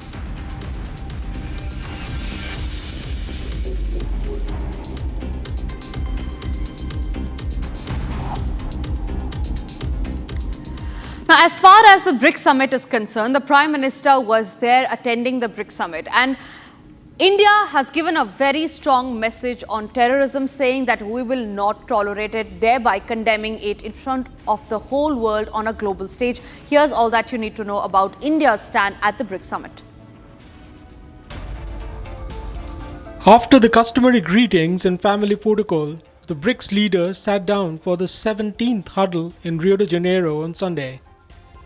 Addressing the inaugural session of the summit, Prime Minister Narendra Modi took a veiled swipe at the UN over its apparent unwillingness to bring in urgent structural reforms reflecting the contemporary global realities. Praising the BRICS for showing a big heart and adapting to the changing times by admitting new members, the PM urged the UN Security Council, WTO and development banks to embrace a similar model or template. Egypt, Ethiopia, Iran and the UAE were ushered into the BRICS as full members in 2024, while Indonesia became the 10th full member of the grouping in January this year. In a message to the West, the PM said the Global South has been a victim of double standards in the allocation of resources and security-related issues. Invoking the Pahalgam terror attack of May 22nd, PM Modi called upon the BRICS member states to take a clear and unambiguous stand against terror. Calling for imposing sanctions against terrorists, the PM echoed the refrain of External Affairs Minister Dr. S. Jaishankar, saying the victims and abettors of terror shouldn't be weighed on the same scale. Significantly, the BRICS, in its joint declaration, also welcomed India's candidacy to host COP33 in 2028, while committing to a successful COP30 by meeting the climate goals. In fact, just a short while back, it was the Ministry of External Affairs that had issued a statement on all that happened at the BRICS summit and India's stance on different topics. Listen into that. Unanimous condemnation of all the leaders. I think you need to know that. And it also says that condemnation in all its manifestations, and including those who abet, who finance, and either openly, covertly or overtly, in both ways, it has been condemned. There is also reference to the cross-border movement of terrorists. It's also coming out very clearly, and the listing of terrorist groups. Then there is also a strong support for comprehensive convention against international terrorism, which was India's formulation, India's initiative in the UN for a long time, as you know that. So the message is very clear for anyone who understands the dangers of terrorism and how it can be, how it needs to be condemned, tackled not by just us. You know, there is a solidarity, there is a universal condemnation, which means all the countries are against it in any form. So that message is very clear to our neighbors. And it's time for us to slip into a short break, but after the break we'll get to the details of how Bilawal Bhutto's extradition offer of Hafiz Saeed and Masood Azhar has put out a revolt against him in his own nation. Also after the break are details of how preparations are in full swing to bring back gangster turned Khalistani terrorist Happy Paisia to India from the United States.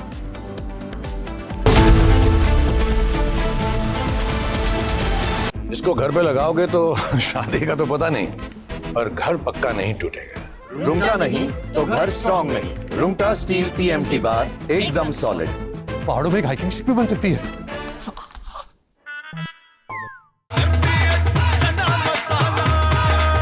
अब छोलिया हो या लोबिया, सफेद चने या काले चने, सब कुछ मजेदार बने।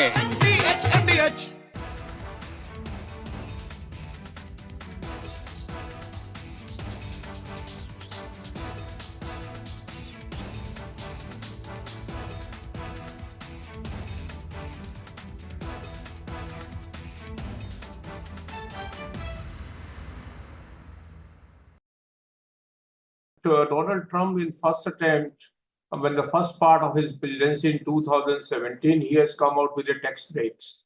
And he has announced that he wants to boost the American economy.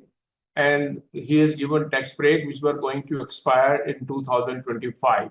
So there was an obligation when the second term that he will extend the tax break, which he has promised in 2017, to continue permanently. And that's the big, beautiful bill is a drastic.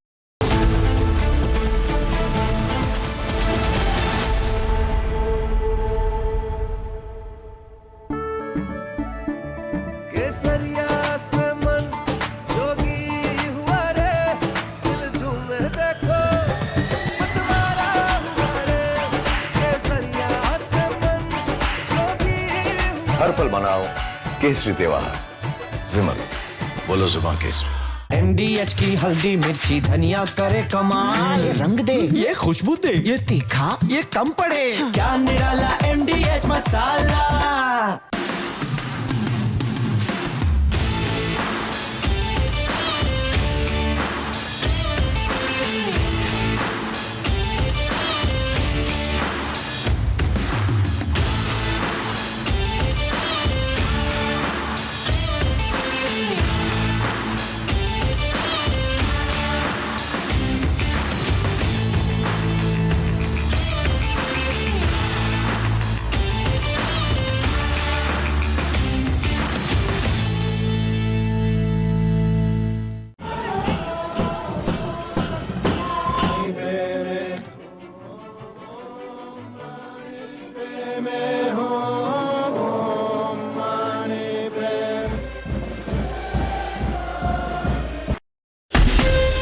From Asia's largest news headquarters,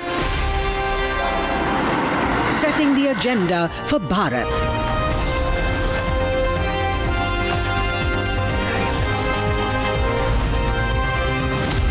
You're watching Republic.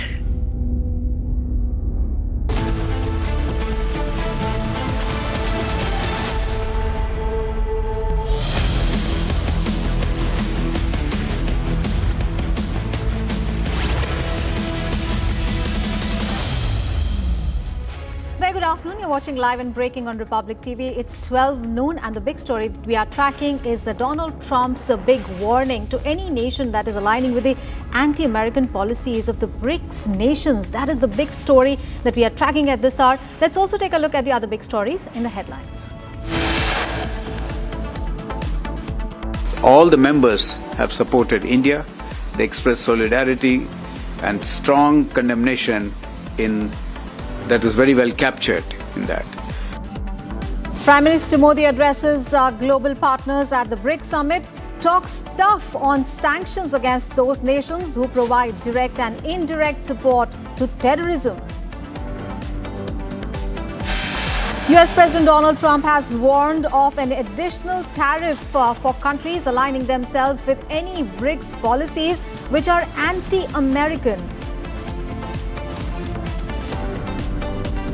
Amid the growing buzz on the leadership in Karnataka, Deputy Chief Minister D.K. Shivakumar doesn't rule out the change in leadership, saying party workers have their own desires, cannot call their aspirations as wrong. Former Pakistani Foreign Minister Bilawal Bhutto Zardari in an interview said that Islamabad would not oppose the extradition of Lashkar-e-Toiba chief Hafiz Saeed and Jaish-e-Mohammed chief Masood Azhar as a confidence-building measure.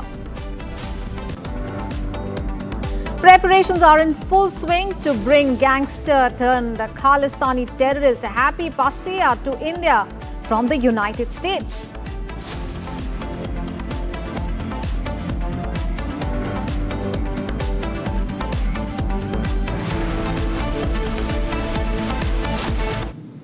Viewers, we have breaking news coming in during the Muharram procession in Katiyar district. Officer Manish Kumar Meena has ordered action against the miscreants who created ruckus to Naya Tola Mahavir Mandir Chowk of the Nagar Thana area. And he has said that strict action will be taken against those whoever is guilty in the case. Remember, yesterday during the Muharram Tazia procession, miscreants were involved in the procession near Naya Tola Mahavira Mandir area. They pelted stones on the local people and at the temple. And since then, there is an atmosphere of tension in the entire state. And at present, the district officer and former Deputy Chief Minister Shah Nagar MLA has appealed to the people to maintain peace and order and has assured the strict action against the miscreants. So direct warning coming in for the miscreants who created a ruckus in the Tola Mahavir Mandir Chowk area near Thana. And Manish Kumar Meena, the officer, district officer, has said action will be taken against those whoever is guilty in the case. So the people who are participating in the Muharram procession, they pelted stones at the local people and at the temple as well. Thereafter, there is great tension in the area, and now a crackdown is likely against those who were involved in such an act, and the authorities are promising action against those who indulged in the violence. And in the visuals, we can see that how the procession turned violent.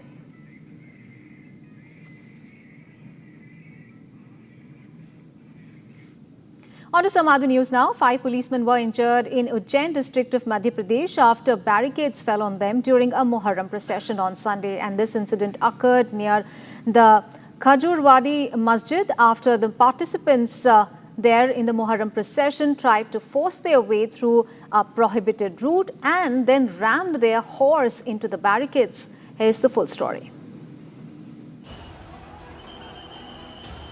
5 policemen were injured in Ujjain on Sunday after participants in a Muharram procession rammed the ceremonial horse into barricades in a bid to enter a prohibited route. A viral video of the incident showed the mob pushing through the barricades while carrying the symbolic horse and the police attempting to bring the chaos under control. The police used force to disperse the violent mob, prompting many to flee the spot, including those carrying the tazia, leaving behind the symbolic horse. A case was registered against 16 persons, including the organizer of the procession and his 15 unidentified aides, who were found to be responsible for the incident in preliminary probe. Irfan और लाला इनका जो घोड़ा है वो जुलूस इनके 15-20 साथियों के साथ ये जो निर्धारित मार्ग खजूर वाली मस्जिद से निकास की तरफ था उसके अगेंस्ट में अब्दालपुरा की तरफ इन्होंने उसको मोड़ा, जिसकी वजह से बैरिकेड्स गिरे और उसमें 2 पुलिसकर्मियों को चोट आई। इसके बाद पुलिस ने, क्योंकि भीड़ बहुत ज़्यादा थी, इसलिए जो उपस्थित भीड़ थी उसको तितर-बितर करने के लिए कमर से नीचे हल्के बल का प्रयोग किया और इनको डिस्पर्स किया। इसमें एक हमारी तरफ से FIR भी दर्ज की गई, जिसमें लोकसभा के आदेश को न मानना और उसको चोट पहुंचाना और शासकीय कार्य में बाधा उत्पन्न करना, ऐसी 16 लोगों के विरुद्ध अभी हमने FIR किया। One of the prominent office bearers of the Sirat committee also blamed the organizers of the procession for the incident. While the injured policemen were reported to be stable, Ujjain police said a thorough security review was underway to prevent any recurrence of such incidents. And viewers, we have breaking news coming in. Preparations are in full swing to bring gangster turned terrorist Happy Passia to India. Khalistani terrorist Harpreet Singh, alias Happy Passia, is being brought back to India. NIA has also placed a reward of 5 lakh rupees on Happy Passia. He is accused of 14 terror attacks in the country. And in the month of April this year, USA authorities, Immigration and Customs Enforcement had detained Happy Passia, and very soon this terrorist Happy Passia will be extradited from the United States to Delhi. So he's carrying a 5 lakh rupees award announced by the NIA, and he had become a major headache for both the Punjab police as well as Central Intelligence units. But he was earlier arrested in the United States, and he is soon going to be extradited back to India. He's a wanted gangster. He was arrested by the FBI in the United States. He has a bounty of 5 lakh rupees on his head by the NIA. He has got alleged terror links, and he had a number of he had also planned the 2025 Amritsar blast, and he has also issued a lot of threats. And he was earlier arrested in the United States, and after being in the custody of the Federal Bureau of Investigation or the FBI, he is going to be brought back to our country.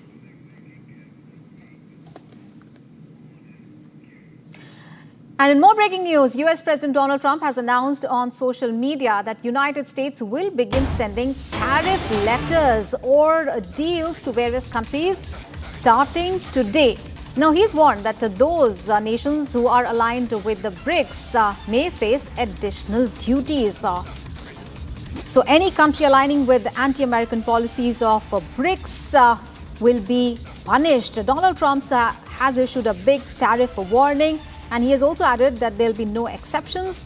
He has threatened the BRICS nations with an additional 10% tariffs for aligning with what he termed as anti-American policies. And he announced the delivery of tariff letters that will be sent to various countries. And he had also previously threatened a lot of tariffs, 100% tariffs, in fact, if the BRICS move to replace the US dollar. And now he has warned of an additional 10% tariffs on any country that aligns with the group's anti-American policy. All right. Let's get a perspective on that story. All right, we are right now joined in by Mr. Robinder Sachdev, who's a geopolitical expert. Mr. Sachdev, thank you so much for joining us here on Republic TV. Sir, how would you look at this threat that has been issued by Donald Trump, considering the fact that, he's been always being very suspicious of the BRICS nations, and especially after the talk of, replacing the dollar, though the authorities, especially in India, they have also, sought to clarify the matter that India is not looking at the de-dollarization. But how do you look at this threat now? Thank you very much. A pleasure to be with you and your viewers. With your permission, I will show a model, and I think it will convey the entire picture of where the world is today. If you can full screen it, it may be helpful, please. Okay. Now, this, what I was showing just now, is a matrix. What is happening in the world today? There is a new world matrix under construction. The world order is still not set. It's settling. Now, when this world matrix is being constructed or reconstructed, or the world is rebooting in a way after COVID, Russia-Ukraine war, etc., all nations are realizing how they need to, strike partnerships, alliances, and all. In this emerging world order, America wants to be at the center of the matrix. America and Trump, he is using his military might, they are using their money might, technology where they can, as much, to prevent a new world matrix wherein America will not be as influential as it was, has been, and wants to be. That is the tussle playing out in the world today. So when Trump is threatening the BRICS nations that if you come up with any anti-American, policy or approach, or as you mentioned, de-dollarization is the top priority, right, for Trump never to happen with the BRICS. The US does not want the world to get off the dollar standard. And like in BRICS, these countries are making their own trade linkages, right? They're figuring out new trade agreements with each other. And knowing that what the US is doing, many of them or all of them are trying to figure out these arrangements in a way to bypass America also, right? Or to at least have some insurance, even India, all nations, Now you realize that the American market may go away from you, so you are trying regional blocks and all. Trump does not want that. America does not want that. Trump wants to be the center sun of the solar system. @0025. That is the, in a big picture, that is what we are seeing in the world today. And this will continue for several years. Right, sir. All right. Thank you so much, sir, for that perspective there, sir. We'd like to thank you for coming here on Republic TV. Thank you so much. And viewers, let's move on in the bulletin. More news from the United States, where the president is firing back at Elon Musk's surprising new political move, that is the launch of the America Party. Now, Donald Trump calls it ridiculous and warns that it could fracture the Republican Party. Here's a report.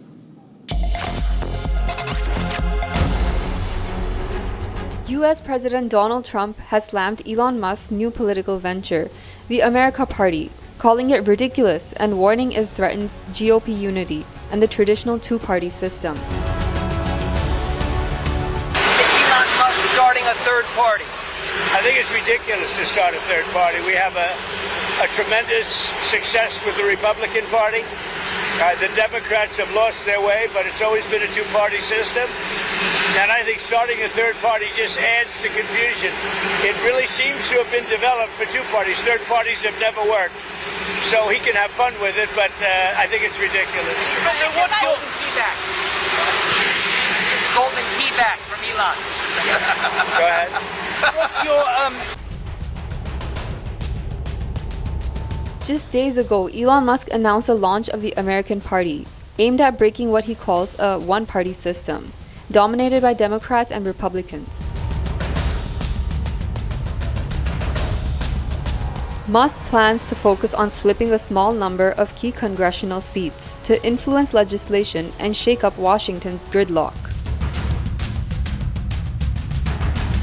Once allies, Musk and Trump have grown apart.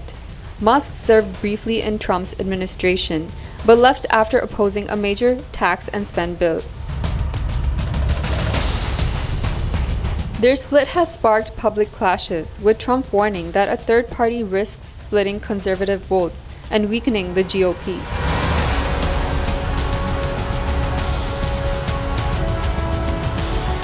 The big question now, can Musk's America Party disrupt the entrenched two-party system, or will it further divide an already fractured political landscape?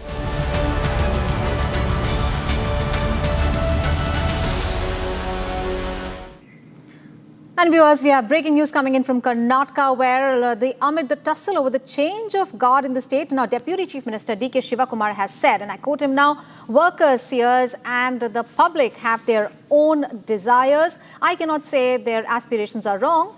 He further added that we all built this party together. We are disciplined soldiers of the party.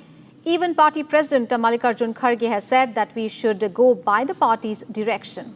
Now, he was reacting to the fact of changing the chief minister, and he said that the issue is between him and the Congress party, and we work together as a team. So his remarks coming in there as one of the seers praised the efforts of the D.K. Shivakumar to strengthen the party and said that he should be the chief minister. Let's listen in to D.K. Shivakumar.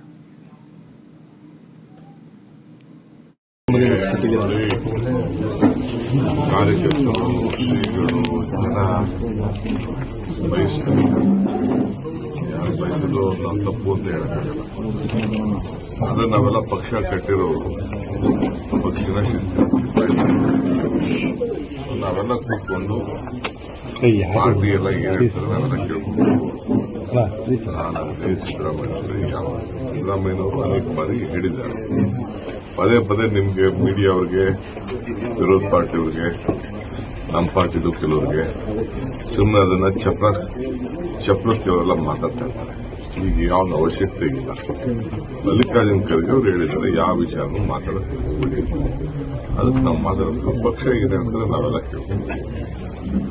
ನಮ್ಗಷ್ಟೇ, ಯಾಕೆಂದ್ರೆ ಜನ ಏನ್ ನಮ್ಮನ್ನು ನಂಬಿ vote ಕೊಟ್ಟಿದ್ದಾರೆ ನಮ್ಮ Mallika party ಅಂತ ಒಂದೊಂದಾಗಿ ಜನರ ಭಾವನೆ ಅಂತ ನಾವು ಕೆಲಸ ಮಾಡಿಸ್ಕೊಳ್ತಾ ಇದ್ವಿ. ಕೊಟ್ಟ ಮಾತನ್ನ ಜನಕ್ಕೆ ಉಳಿಸ್ಕೊಳ್ತಾ ಇದ್ವಿ. ಇನ್ನು ಅನೇಕ ಯೋಜನೆಗಳಿದೆ, ಅವೆಲ್ಲ ನಾವು ತಯಾರು ಮಾಡ್ಕೊಳ್ತಾ ಇದ್ವಿ. ಜನಕ್ಕೆ ಇಂಪ್ಲಿಮೆಂಟ್ ಮಾಡಿ ಬದಲಾವಣೆಯನ್ನ ಕಾಣಿಸ್ತೀವಿ. ಅದರಲ್ಲಿ ನಾವು ಮುಂದಾಗಿದ್ವಿ. ಏನೋ ದೇವ್ರ ಕೃಪೆ, ವರ್ಣದ ಕೃಪೆ, ವರ್ಷಾಸತ್ತ ಎಲ್ಲ ಕಡೆ ಮಳೆ ಚೆನ್ನಾಗಿ. ನಾನು ಯಾಕೆ ಮಾತಾಡಲಿಲ್ಲ, ಪಬ್ಲಿಕ್ ಅಲ್ಲಿ ಮಾತಾಡೋದಲ್ಲ. ನಾನೊಂದು ನಮ್ಮ ಪಕ್ಷ ಉಂಟು, ನಾವೆಲ್ಲ ಒಟ್ಟಿಗೆ ಪಕ್ಷದಲ್ಲಿ ಕೆಲಸ ಮಾಡ್ತೀವಿ. All right, our colleague Abhishek is now joining us live from Bengaluru for more on that story. Abhishek, the moment we thought, that this contest between the chief minister and the deputy chief minister, who is going to be the chief minister, that has been laid to rest after the meeting some time back, about a week back. Again, these rumors have started, especially after one of the seers mentioned that D.K. Shivakumar should be the chief minister. And the opposition, leaders of the other castes have also joined in this entire fiasco, and they are saying that there should be 3 deputy chief ministers of different castes. How is this entire controversy now playing out? Well, Aishwarya, it is very clear from the statement made by D.K. Shivakumar, where he has clearly mentioned that he is abiding the rules laid down by the AICC in front of him. He will not talk about the CM or the DCM or the cabinet reshuffle in the public, because it is belonging to the AICC High Command and the party workers. So as of now, KPCC's president D.K. Shivakumar has also mentioned that he will have a conversation only with the AICC with respect to the internal conflicts or the elevation of DCM to become the CM in the next couple of months, and this is an internal matter. However, when the AICC High Command had very clearly mentioned through D.K. Shivakumar that the party workers, the ministers and the MLAs shouldn't talk in front of the media about DCM being elevated as the CM. The MLAs and the ministers have, however, stopped talking to the media and interacting about the same changes in front of the cameras. On the other hand, we have seen various leaders or seers from various other castes demanding that DCM D.K. Shivakumar also be elevated and given an opportunity to become the Chief Minister of Karnataka, because the entire state has seen and various other communities have witnessed the leadership of D.K. Shivakumar and how much ever work he has done to the state until now. It is only because of the development what he wanted the state to be witnessing in the next couple of years. This is one of the reasons as to why the seers are demanding that DCM be elevated to the position of CM. So we will. It is very sure that the AICC cannot put a full stop on the statements given by the the community leaders or the seers of various other sects and religions. However, we will have to see how the Congress High Command will react to the demand or the request of the Swamijis or the seers belonging to the Lingayata community or the Vakaliga community. We have closely watched the leaders and the Swamijis from various other communities pressing on DCM DK Shivkumar being elevated as the CM. So this might be another move of DCM DK Shivkumar is what the BJP or the JDS leaders claim as of now. All right. Thank you so much, Abhishek, for all those updates there. Thank you. Bharat 1 Minute brought to you by Canara Bank.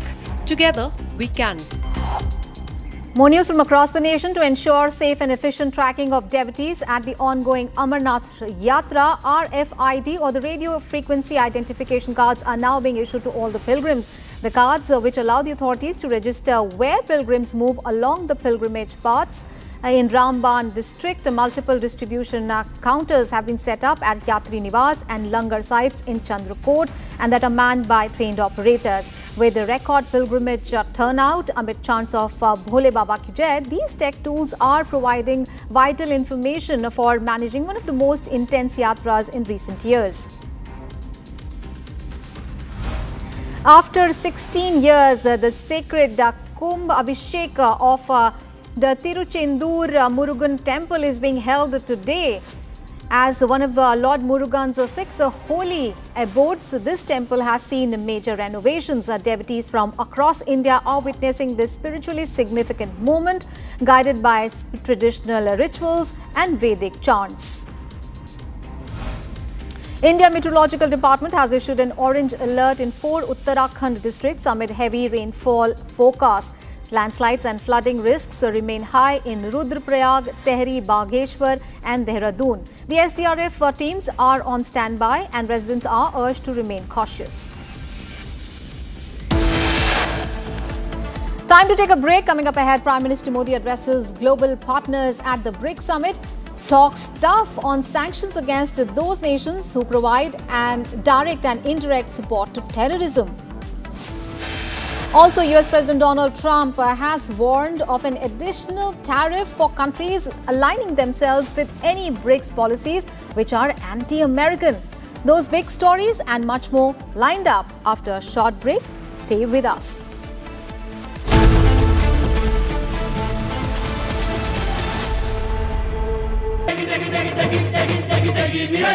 MDH की देगी मिर्च, देगी मिर्च का तड़का, अंग अंग फड़का। MDH की देगी मिर्च। इसको घर पे लगाओगे तो शादी का तो पता नहीं, पर घर पक्का नहीं टूटेगा। रूंगटा नहीं तो घर स्ट्रॉन्ग नहीं। रूंगटा स्टील TMT बार एकदम solid.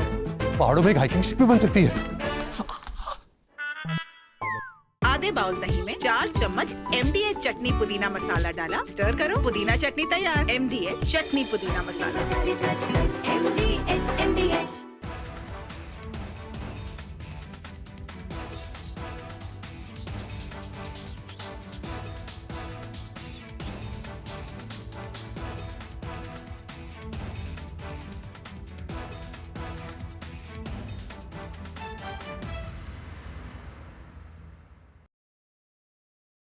Donald Trump, in first attempt, when the first part of his presidency in 2017, he has come out with the tax breaks. And he has announced that he wants to boost the American economy.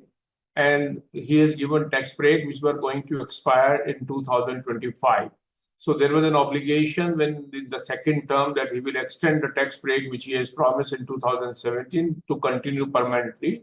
And that's the big, beautiful bill is a drastic reduction in the tax liability of the US taxpayers. So that's why it's a big bill, a big, beautiful bill. And at the same time,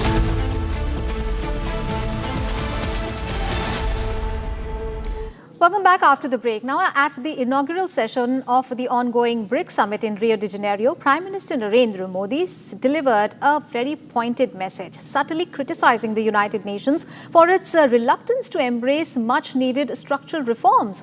Now, praising BRICS for its forward-looking approach in welcoming the new member nations, the Prime Minister called on the global institutions, including the UN Security Council, the World Trade Organization, and major development banks, to take a cue from BRICS and adapt to the evolving world order. Here is a detailed report. After the customary greetings and family protocol, the BRICS leaders sat down for the 17th huddle in Rio de Janeiro on Sunday.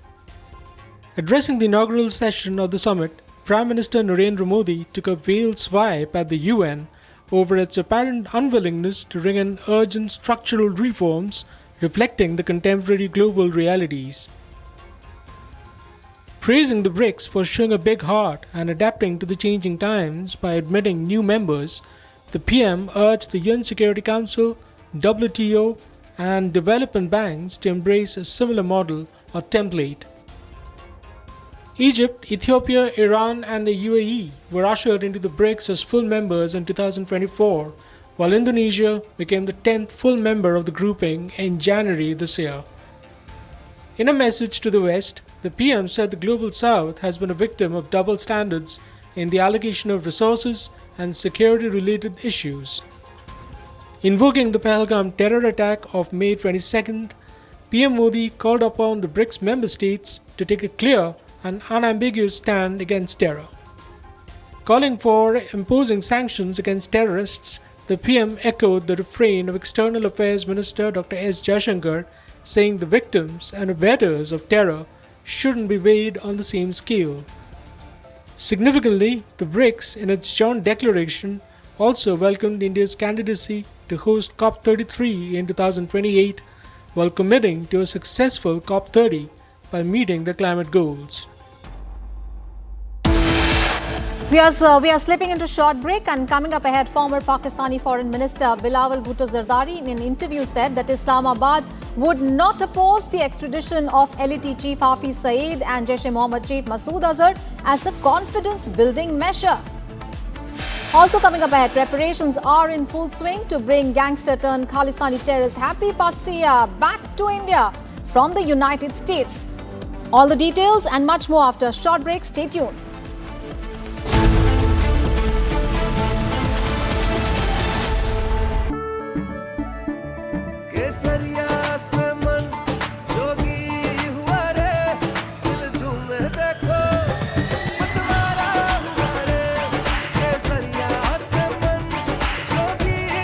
हर पल मनाओ केसरी त्योहार।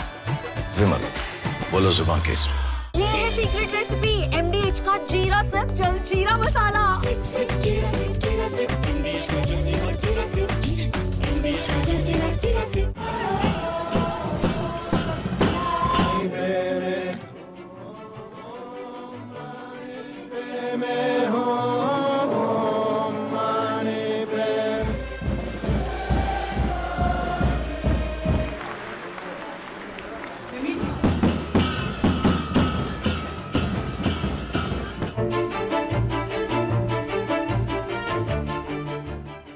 中国政府实行宗教信仰自由政策，颁有宗教事务条例和藏传佛教活佛转世管理办法，依法保护活佛转世这一传承方式。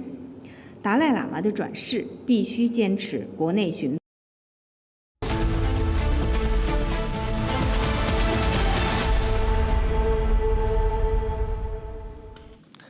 Tune into our Positive Influencer program where we celebrate the power of good vibes and uplifting stories. We are on a hunt for talented individuals who are making a difference in their communities, and we want you to be a part of it. Drop in your videos showcasing your passion, creativity, and positive impact, and you could be featured on our show. Whether you're a student, an artist, activist, or simply someone with a heart of gold, we want to hear from you. Join our mission to amplify the good, share the love, and inspire a wave of positivity across the nation. Send us your videos now and get ready to shine on the Positive Influencer program. Let's get started. All the members have supported India. They expressed solidarity and strong condemnation that was very well captured in that. PM Modi addresses global partners at BRICS Summit, talks tough on sanctions against those nations who provide direct and indirect support to terrorism. US President Donald Trump has warned of additional tariff for countries aligning themselves with any BRICS policies which are anti-American. Amid growing buzz on leadership in Karnataka, Deputy CM DK Shivkumar does not rule out change in leadership, saying party workers have their own desires, cannot call their aspirations wrong. Former Pakistani Foreign Minister Bilawal Bhutto Zardari in an interview said that Islamabad would not oppose the extradition of Lashkar-e-Taiba Chief Hafiz Saeed and Jaish-e-Mohammed Chief Masood Azhar as coincidence-building measure. Preparations are in full swing to bring gangster-turned-Khalistani terrorist Happy Pasya to India from the US.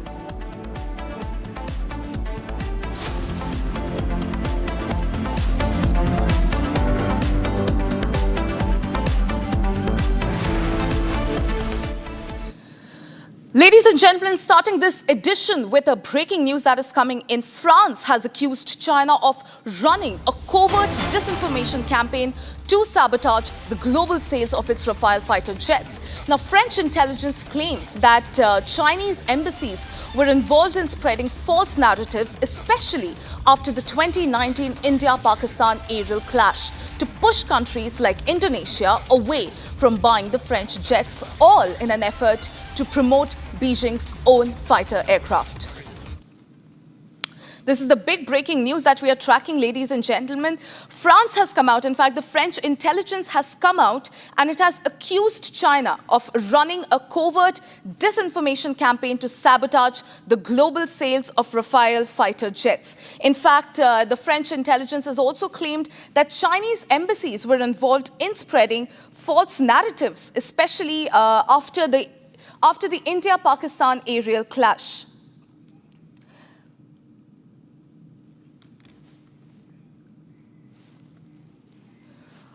Let's cut straight across to Major Samarpal Toor, who is joining us on this edition. Major Samarpal Toor, thank you for speaking to Republic. We are tracking a very big story right now. France has accused China of running a covert disinformation campaign, all in an order to sabotage the global sales of Rafale fighter jets. Your first reaction on this? You see, Ops Sindoor has called China's technical superiority bluff. What the African nations were with the notion that the J-17 and the J-10s are the future incoming fighter jets which are superior to the Russian technology. And now with the disinformation warfare campaign, due to Ops Sindoor, China is trying its level best to, create, you could say, doing a publicity stunt to prove that, their aircrafts are good. But the problem is that there has been an actual video of one of the J-17s which had crashed during Ops Sindoor, which is out in the public domain. And African countries, including Indonesia and Egypt, have actually cancelled the orders. And Azerbaijan is again looking into it whether they are going to place the orders or not. Because now most of these countries, the African countries, are looking towards the Korean fighter jet called the FA-50. So keeping all this in mind, you see, Operation Sindoor has been a very big setback for the Chinese military complex. Reason being their missiles, the PL-15s were a dud, and other missile variants which they provided to Pakistan were not able to cross beyond Sirsa, Haryana. So that is the problem, that it has been a very big setback and an eye-opener for China. Their companies' stocks have...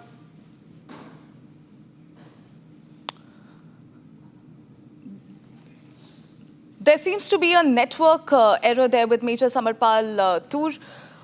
Moving on, shifting our focus to another story, in fact, that we are tracking now. Supreme Court has agreed to hear on July 10 a batch of pleas that is challenging the Election Commission of India's move to conduct a special intensive revision, or the SIR, of the electoral polls in the poll-bound Bihar. To put things into context here, viewers, petitioners have in fact raised serious concerns over the transparency and the legality of the electoral roll revision. And they are questioning its timing and the potential impact on the free and fair elections. Now, among the prominent voices challenging the ECI's move are TMC MP Mahua Moitra and RJD leader Manoj Jha, both of whom have approached the Apex Court seeking to quash the Commission's June 24th order. Now, they have argued that the revision violates constitutional principles and that it undermines electoral integrity.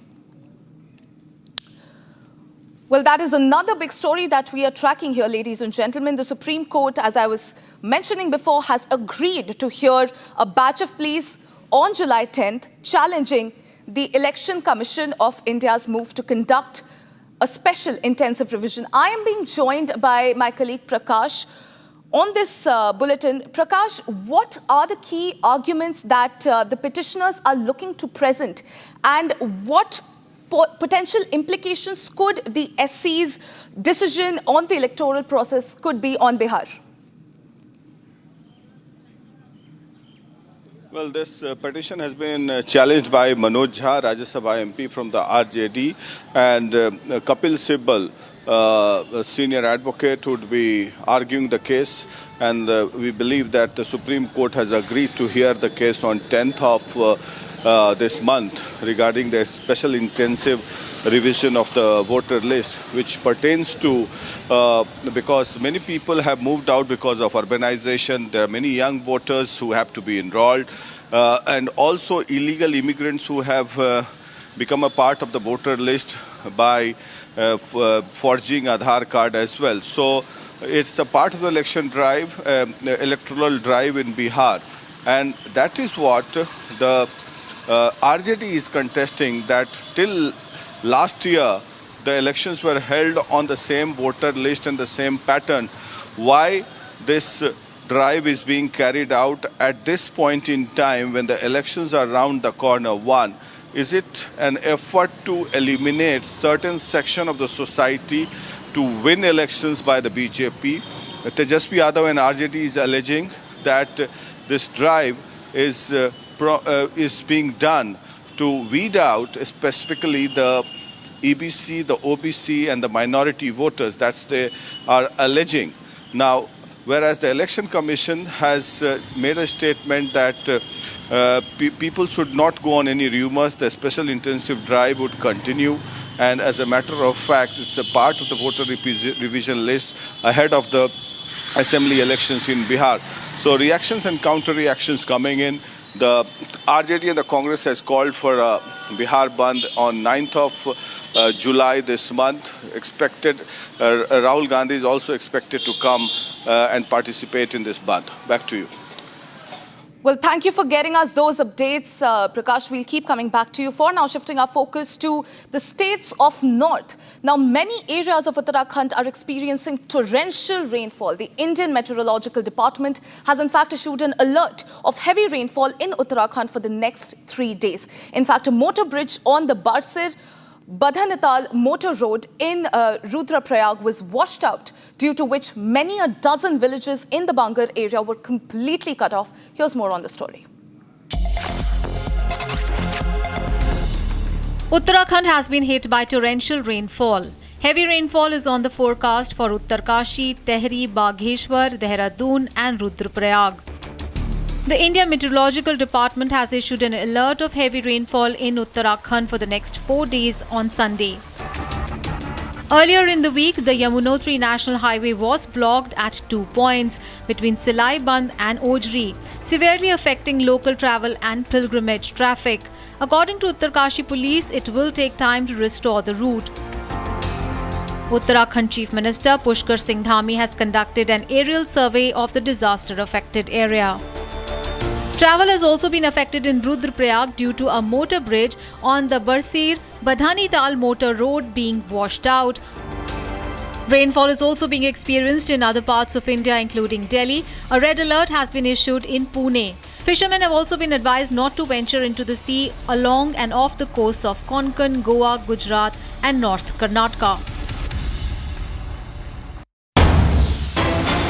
Moving on to another breaking story that we are tracking. YouTuber Jyoti Malhotra, who is lodged in Hisar jail on charges of spying for Pakistan, was produced in the Hisar court. In fact, Jyoti appeared in the court through video conferencing. Jyoti had been sent to jail in judicial custody for 14 days until July 21st. In fact, the espionage accused Jyoti Malhotra was arrested by the Hisar police from her house on May 16th. This is another big breaking news that we are tracking. And remember, viewers, this comes right after we broke the news where the Kerala government, turns out that Jyoti Malhotra was in fact Kerala government's guest in a campaign to promote tourism and visit the southern state during its influencer outreach initiative. And now, in fact, a query under RTI has revealed that Kerala government funded the trip to 41 influencers, including Jyoti Malhotra.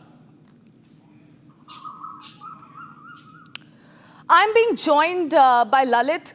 Lalit, we are coming to know that Jyoti has in fact now been produced in a video conferencing in front of the court, in front of the Hisar court. What more are you picking up on this? Jyoti Malhotra has been arrested on the charges of espionage on May 16 and was arrested from her house in Hisar. Today, she was once again produced in the Hisar district court through video conferencing from where she has been sent to 14 days judicial custody till July 21st. Right now, the police is trying to establish the links as what sort of sensitive information she has leaked to the enemy country, Pakistan, and the thing she has been doing from the past couple of months. So it's a very important update regarding that once again she has been sent to 14 days judicial custody till July 21st. Back to the studio. Well, thank you, Lalit, for getting us those updates. Now, moving on to some other stories that we are tracking from across Bharat in 5 minutes.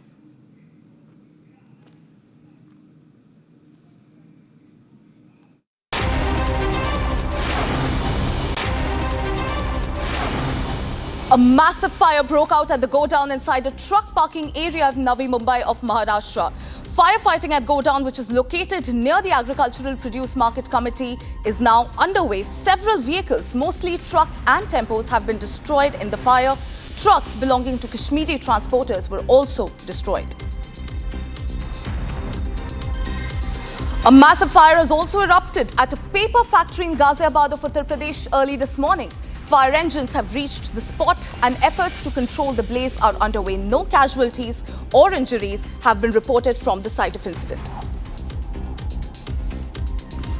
Devotees attending the Amarnath Yatra in Jammu and Kashmir have been given radio frequency identification cards. Now, these cards will be used to track the movement of pilgrims during the ongoing Yatra. Ramban District Informatics Center has set up several card distribution counters manned by trained computer operators at Yatri Niwas and Langar sites. हमारे ID already Chandigarh से बन चुके थे। यहाँ हम लोग RFID अपनी बनवाने के लिए आए हैं और इससे हमें बहुत बड़ा बेनिफिट है। बहुत अच्छी तरीके से they are helping us and इसके हमारी कहीं भी लोकेशन है हम लोग उस RFID कार्ड के थ्रू लोकेट कर सकते हैं। ये बहुत अच्छा कदम उठाया है सरकार ने हमारी सेफ्टी के लिए।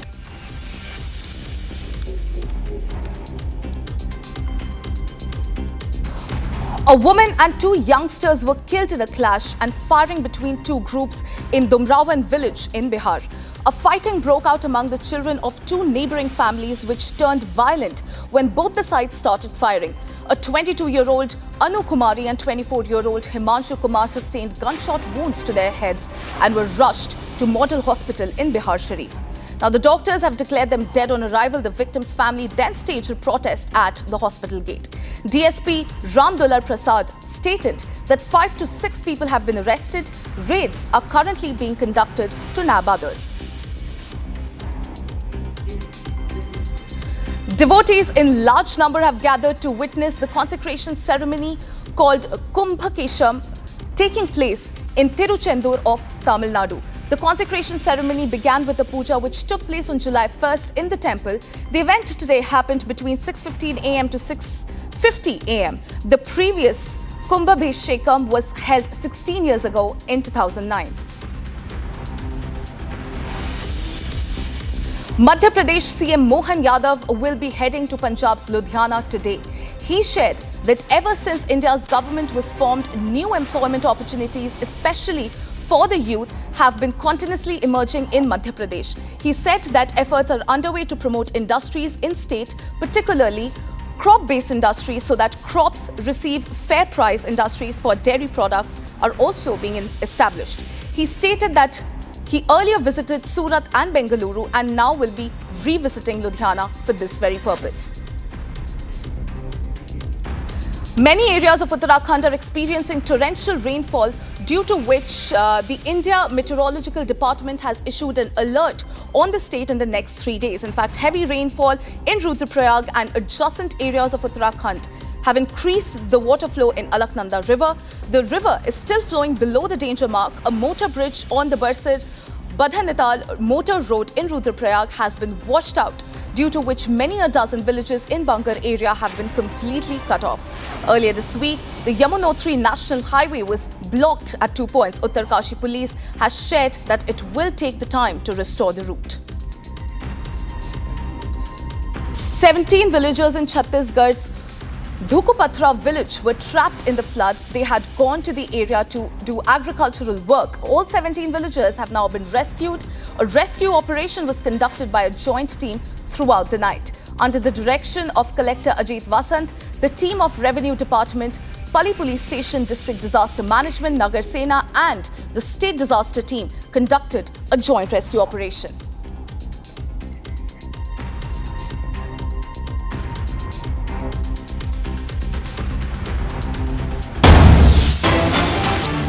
Shifting our focus to another breaking news that is coming in. Searches have been launched by Joint Security Force in Surankot area of Poonch. Searches in Shangla and nearby areas of Surankot since early morning have been going on. In fact, forests of Surankot are being combed thoroughly by the forces ahead of the Buddha Amarnath Yatra, which is starting on the 27th of July. These searches, ladies and gentlemen, were launched a day after there was a huge recovery. A huge consignment of explosives and ammunitions was recovered from the Surankot area. Jammu and Kashmir Police, along with Indian Army, is in fact conducting these searches in the area. Let's cut straight across to Gursimran, who joins me live on this edition. Gursimran, we are coming to know that there is a search operation that is being conducted by Joint Security Forces in the Surankot area of Poonch, and this comes right after the forces recovered a huge consignment. Tell us more. Yes, right ahead of the start of the Buddha Amarnath Yatra that is going to start from 27th of this month. The security has been beefed up all across from Jammu to the Poonch district in the Mandi area where the revered Yatra is to take place. But ahead of that, a massive search operation has been launched in the Surankot area. This is in the Shangla and the nearby areas where the search operations are continuing. We are told that early this morning the operations have been started by the SOG Poonch along with the Poonch Police and the Indian Army that has been deployed there, including the Rashtra Rifles, the hinterland deployment that is there. It is based on some specific intelligence input with regards to the movement of terrorists, because there has been a terror hideout that was busted in this very area of Surankot. It is day before yesterday, when the forces recovered 3 grenades along with a large cache of ammunition that was dumped there by the terrorists to carry out some terror strike in days to come. But after getting the intelligence input, Jammu and Kashmir Police acted, and along with the Indian Army, they recovered this consignment of explosive and ammunition from this very area. And as we speak, the large-scale search operations are underway in the area. We are being told that in days to come, these operations will intensify, and the woods of Surankot will be thoroughly searched by the forces to rule out any possibility of terrorists being able to carry out any untoward incident when the Buddha Amarnath Yatra will start on 27th of this month. Well, thank you, Gursimran, for getting us those updates. We'll keep coming back to you. For now, viewers, it's time to slip into a very, very short break. On the other side, PM Modi addresses global partners at BRICS Summit, talks tough on sanctions against those nations who provide direct and indirect support to terrorism.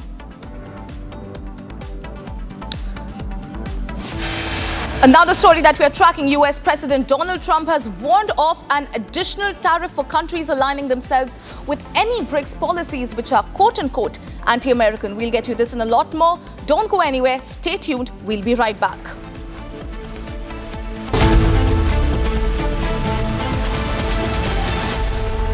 दादी के हाथों का जादू और खुशबू से महकता घर, माँ की मुस्कुराहट और खाने की सुगंध। MDH गरम मसाला, क्योंकि हर रिश्ता है स्वाद से जुड़ा।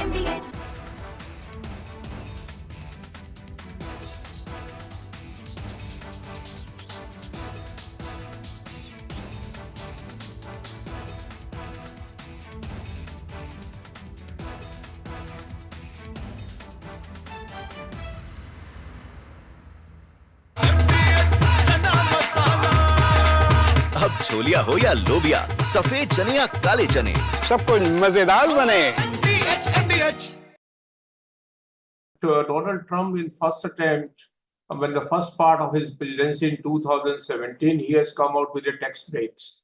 And he has announced that he wants to boost the American economy. And he has given tax break which were going to expire in 2025. So there was an obligation.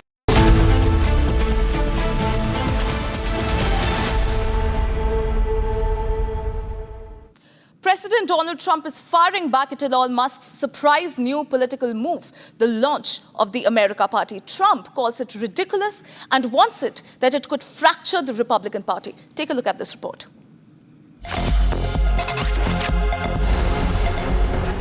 US President Donald Trump has slammed Elon Musk's new political venture, the America Party, calling it ridiculous and warning it threatens GOP unity and the traditional two-party system. Starting a third party. I think it's ridiculous to start a third party. We have a tremendous success with the Republican Party. The Democrats have lost their way, but it's always been a two-party system. And I think starting a third party just adds to confusion. It really seems to have been developed for two parties. Third parties have never worked. So he can have fun with it, but I think it's ridiculous. What's golden key back? Golden key back from Elon. Go ahead. What's your Just days ago, Elon Musk announced the launch of the American Party, aimed at breaking what he calls a one-party system, dominated by Democrats and Republicans. Musk plans to focus on flipping a small number of key congressional seats to influence legislation and shake up Washington's gridlock. Once allies, Musk and Trump have grown apart. Musk served briefly in Trump's administration, but left after opposing a major tax and spend bill. Their split has sparked public clashes, with Trump warning that a third party risks splitting conservative votes and weakening the GOP.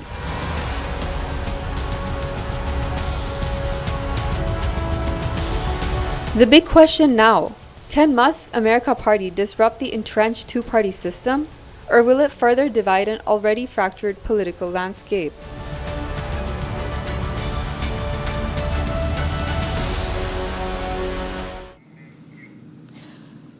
Shifting our focus to some other stories that we are tracking. Ladies and gentlemen, the next is Bharat in 1 minute. Bharat 1 Minute brought to you by Canara Bank. Together, we can.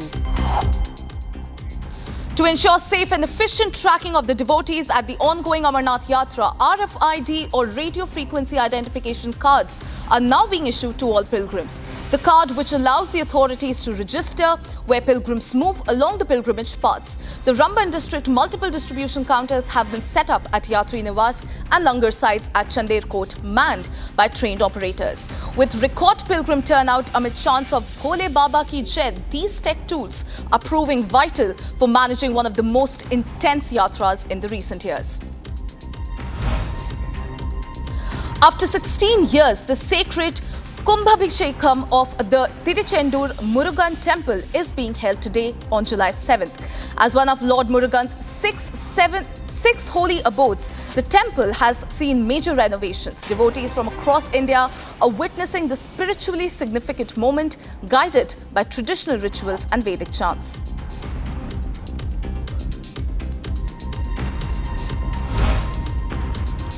IMD has issued an orange alert in 4 Uttarakhand districts amid heavy rain forecasts. Landslides and flooding risks remain high in Rudraprayag, Tehri, Bageshwar and Dehradun. SDRF teams are on standby and residents are urged to remain cautious.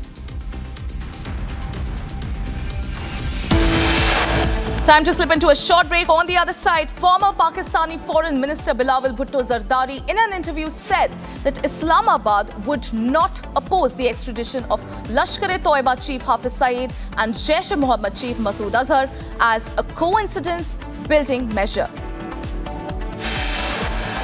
Preparations are in full swing to bring gangster-turned-Khalistani terrorist Happy Pasya to India from the US. Stay tuned.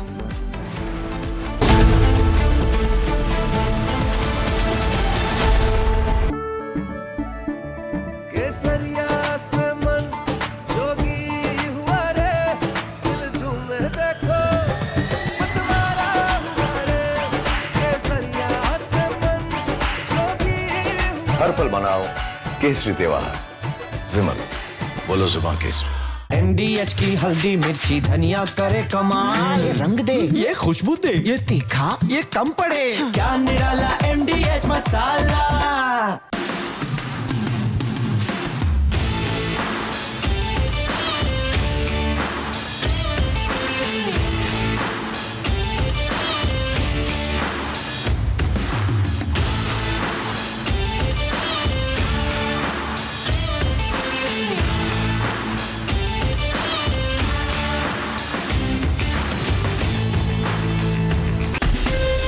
From Asia's largest news headquarters, setting the agenda for Bharat.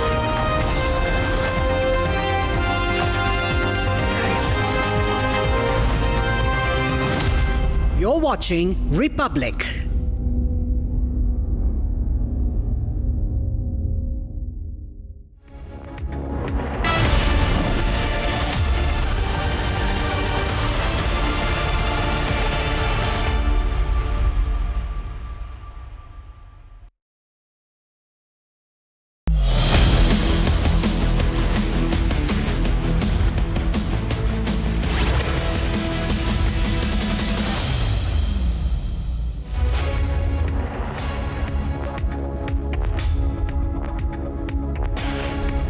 Welcome, you're watching Republic TV with me, Akanksha Khajuria. In fact, we will be telling you about BRICS Summit and the warning that has been given by Donald Trump and the saga over Dalai Lama as far as Tibet is concerned. But first, as always, the headlines. All the members have supported India. They expressed solidarity and strong condemnation that was very well captured in that. Prime Minister addresses global partners at BRICS Summit, talks tough on sanctions against those nations who provide direct or indirect support to terrorism.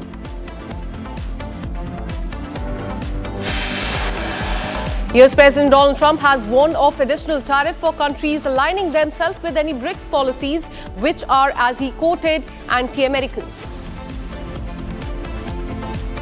Former Pakistan Foreign Minister has said in an interview that Islamabad would not oppose the extradition of LET Chief Hafiz Saeed and Jaish-e-Mohammed Chief Masood Azhar as a confidence-building measure.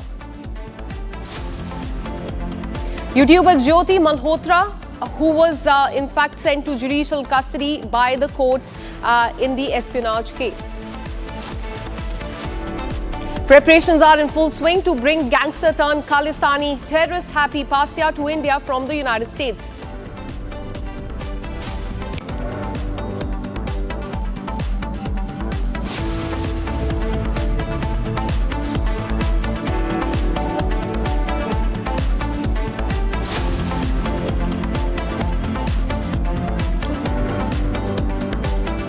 We have a breaking news coming in from Maharashtra. A suspicious boat was spotted around 2 a.m. in the Korla Sea area near Ravanda in Maharashtra's Raigad district is what we are learning, approximately 3 nautical miles from the coast. And eyewitnesses have reported seeing a light-like object from the vessel Local police has launched a search operation through the night, later joined by the Coast Guard, but no trace of any boat has or any related activity has been found so far. But what we're learning as far as this case is concerned is that a suspicious boat was spotted around 2 a.m. last night, approximately 3 nautical miles away from the coast. And this area that we're talking about is Maharashtra's Raigad district.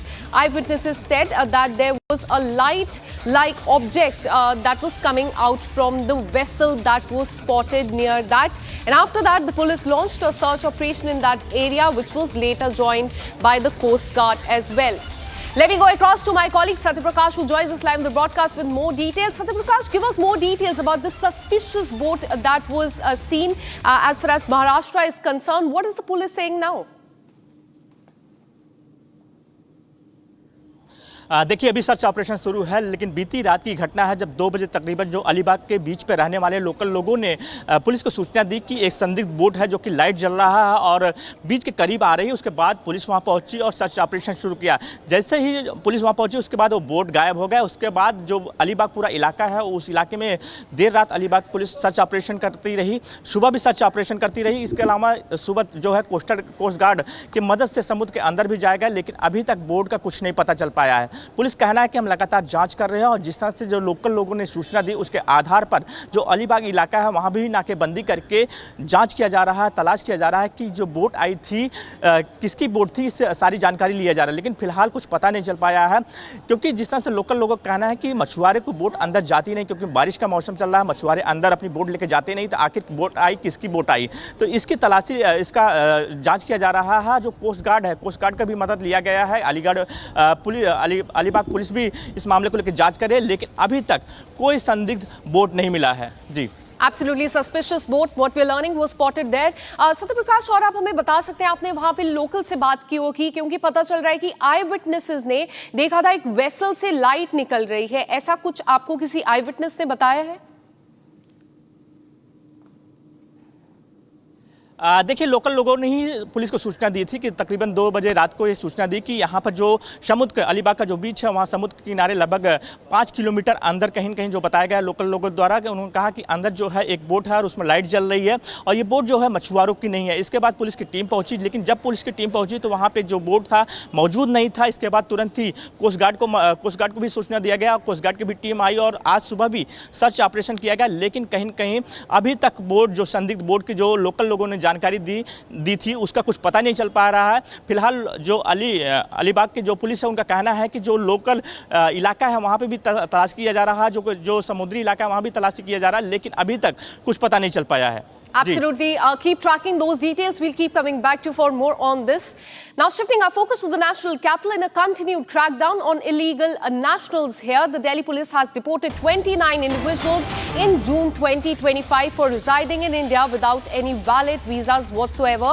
Among those deported were 18 Bangladeshis, 4 nationals from Ivory Coast, 3 from Nigeria, 2 from Liberia, and 1 each from Tanzania and Benin is what we're learning. So the crackdown on Bangladeshi nationals continues here in the national capital. In fact, in the last 2 months, we have been seeing Delhi police going door to door, checking the Aadhaar cards and other valid documents. And after finding that they don't have it, all these Bangladeshi nationals were deported to their countries. In fact, my colleague Akhil joins us live in the broadcast with more details. Akhil, you've been tracking this story very closely. Give us more details about the 18 Bangladeshi nationals that we are learning. They have been deported. Give us more details about the particulars of those nationals. Well, absolutely. If you see, Akanksha, in this case, what we have seen that the Dwarka police district team has detained 18 Bangladeshi nationals, and now the process of deportation has already begun through the FRRO. And right now, you just see not only the Dwarka district, apart from that, if you talk about the southwest district, what we have seen that the 14 Bangladeshis have been detained last week itself. And if you talk about the southeast district, which comes under the Lajpat Nagar and Kalindi Kunj area, from that belt of Kalindi Kunj area also there was 6 6 to 7 Bangladeshi nationals who have been detained earlier by the Delhi police team. And in a latest operation, what we have seen in the southwest district, where 14 Bangladeshi nationals have been detained, and then through the FRR process, they have been sent back. And what we have been seeing that this has been a constant development by the Delhi police team, because earlier what we have seen that the Union Home Ministry has given a guidelines, and based on that mandate, Delhi police team has been doing such operations local-wise across 15 districts of the Delhi police. Back to you.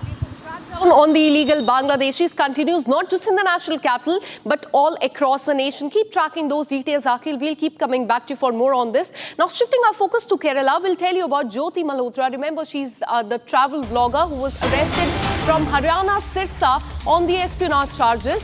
What we're learning is that she was in Kerala's government guest in a campaign to promote the tourism, and she visited the southern state during its influencer outreach initiative.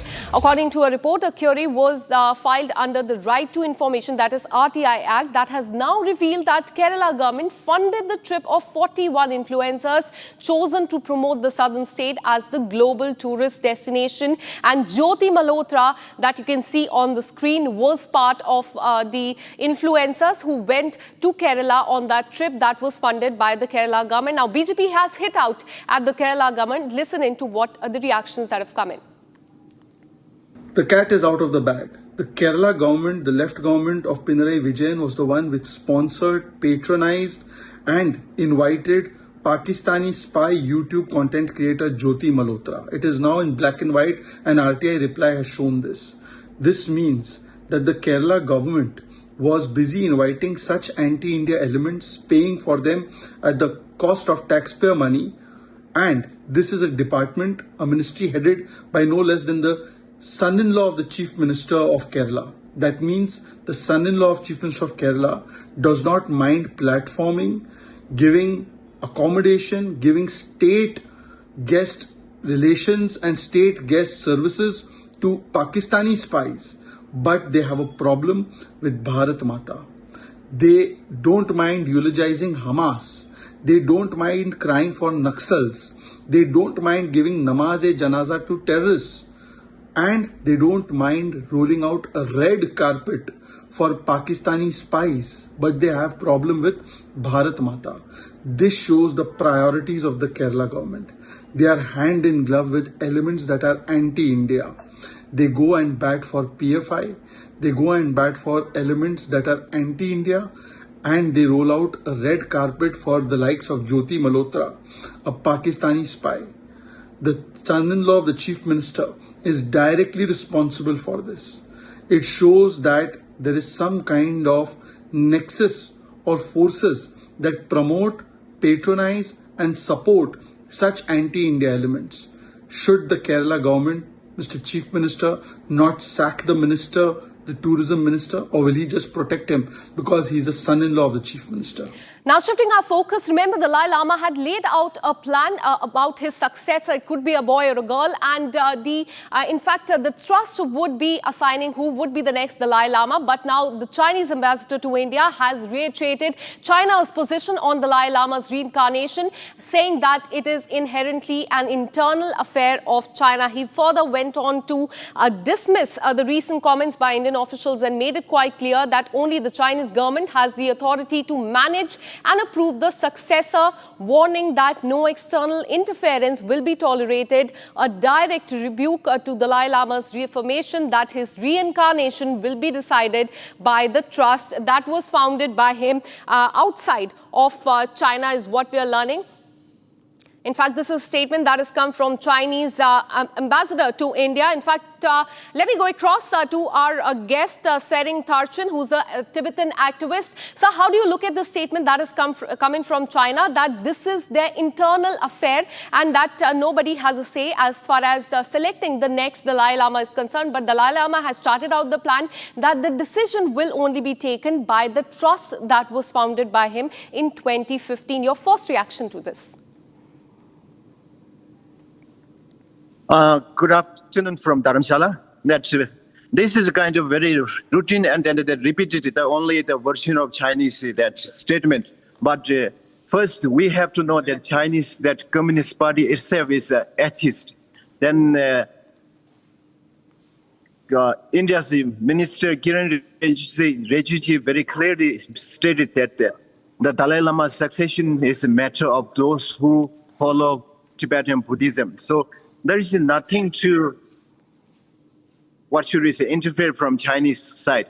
If they are believing in the reincarnation and all these things, first, please find your own Mao Zedong's reincarnation, and then Deng Xiaoping's reincarnation, and then you may go to find Jiang Zemin's reincarnation. So Chinese government doesn't have any authority to interfere in His Holiness Dalai Lama's succession. His Holiness in the statement very clearly mentioned that his successor will be determined by his trust, the Gandhi Podang, one and only Gandhi Podang. There is nothing to interfere from any government or non-government organizations interference. Absolutely. And how do you see India's involvement in this? Because time and again, India has also said that it should be the decision of Dalai Lama who could be the next successor. So how do you see that involvement of India in this entire matter? India has taken the right position because, the religion and the belief is a matter of their personal, their freedom of religion. So this shows how India is respecting to the freedom of religion. So the Chinese government itself doesn't believe the religion. But, if you look carefully, that religion matter is nothing. If you interfere too much from political point of view, it will bring more kind of disaster and a negative result in the future. So Chinese government have to think beyond politics. They are only thinking about, petty politics. So we have to. I urge Chinese government to go beyond that petty politics, about the larger global humanity and the peace of the world. So you're calling it a petty politics. In fact, the leaders and Tibetan activists have been saying that China has no say as far as the reincarnation is concerned. Thank you so much for all the details and for speaking to Republic TV. Now let's take you to the United States. President Donald Trump is fighting back at Elon Musk's surprise new America party. He has said that the idea is completely ridiculous. Have a look at this.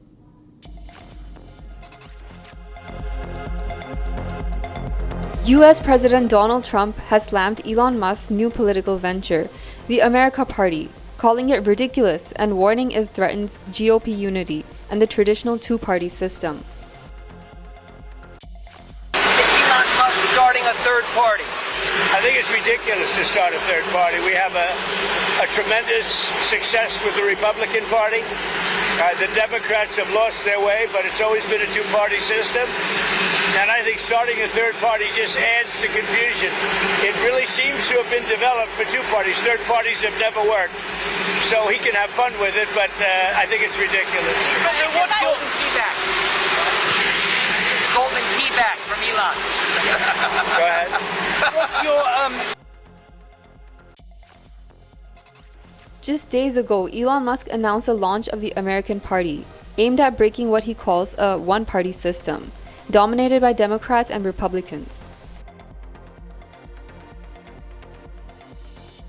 Musk plans to focus on flipping a small number of key congressional seats to influence legislation and shake up Washington's gridlock.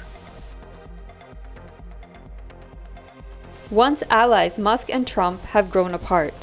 Musk served briefly in Trump's administration, but left after opposing a major tax and spend bill. Their split has sparked public clashes, with Trump warning that a third party risks splitting conservative votes and weakening the GOP.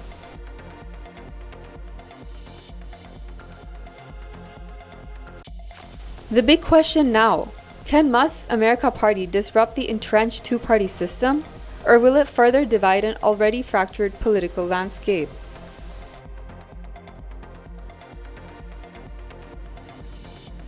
Now shifting our focus to the state of Uttar Pradesh, and we have a breaking news coming in for you. Clashes have erupted during the Muharram procession in Lakhimpur Kheri, which is already a very sensitive area in Uttar Pradesh, and not just in Lakhimpur, but different other areas of Uttar Pradesh as well. Listen in. ये तो देखने को मिलता नहीं है। हम पटाखे कभी नहीं देखते हैं, ना ही यहाँ पे रुकते हैं। यहाँ पे आते थे और चले जाते थे, लेकिन 1 घंटे तक रखे रहे और हम 1-1.5 घंटा हो गया, हमने देखा कि इतनी देर तो कभी नहीं रुकते थे। उसके बाद इन्होंने यहाँ से वो यही पाउडर फेंकना शुरू किया। यहाँ पे हम लोग अपने घर के पास बैठे थे, लगभग वहाँ से 30 मीटर की दूरी पे ये लोग झिल्लियों में उड़ा उड़ा के हम लोगों घर पे फेंक रहे थे। जब हमने मना किया, नहीं सुना किसी ने, हम वहाँ पे जाके मना करने लगे तो 4-5 लोगों ने पीछे से आके हमको पकड़ लिया, पीट दिया आपको? हाँ। अच्छा। जब हमने मना किया फिर भी वहाँ पे कोई प्रशासन नहीं बोला कुछ भी। बाद में बीच बराव कराए और फिर वो लोग क्या किए, जैसे वहाँ ये हुआ लफड़ा तो वो लेके बढ़ाए ताजिया और फिर उसके बाद उधर से पत्थर फेंकने लगे। घर में बच्चे भी थे आपके। मुख्यमंत्री से सुरक्षा के लिए मांग क्या कीजिएगा? योगी जी से कहिएगा। हम तो चाहते हैं सभी लोगों की गिरफ्तारी हो, जितने लोग हैं जो दोषी हैं। अब तक अभी किसी की गिरफ्तारी नहीं हुई। एफआईआर कराई है? एफआईआर आपने कराई है? जी, आपके नाम आपने एफआईआर कराई है? क्या एफआईआर में मांग? एफआईआर में हमने कहा जितने दोषी हैं सभी लोगों को सजा होनी चाहिए, हमें कड़ी से कड़ी सजा, हमें न्याय मिलना चाहिए। आप बताएं क्या कह रहे हैं? पूर्व नियोजित ऐसा है, ये सब साजिशन हुआ है, पूर्व नियोजित हुआ है। दरअसल कल की घटना जो थी वो हमारे यहाँ जो प्रधान जी अब्दुल हसीब हैं, कभी मुहर्रम के जुलूस में नहीं आते थे, लेकिन इस बार जो है वो अपने दल बल के साथ आए और जैसे वो यहाँ पे पहुँचे। आप जरा आगे भी बढ़ते रहिए, अपनी बात बताइए। मुझे ये पाउडर समझाइए क्या है ये पाउडर? वो मैं बता रहा हूँ कि एक सफेद कलर का पाउडर है, उसको कलर कह सकते हैं, जो भी हो। तो वो जैसे यहाँ वो पहुँचे वैसे पाउडर यहाँ फेंका गया घरों के ऊपर। जब पंकज अवस्थी इन्होंने मना किया कि पाउडर मेरे घर पे क्यों फेंक रहे हो, आप अपने जुलूस में फेंको, तो इनको उनके ही मुंशी तालिब ने, प्रधान के मुंशी जो अब्दुल हसीब है, तालिब और जाहिद नाम के 2 व्यक्तियों ने पकड़ के मारना चालू कर दिया।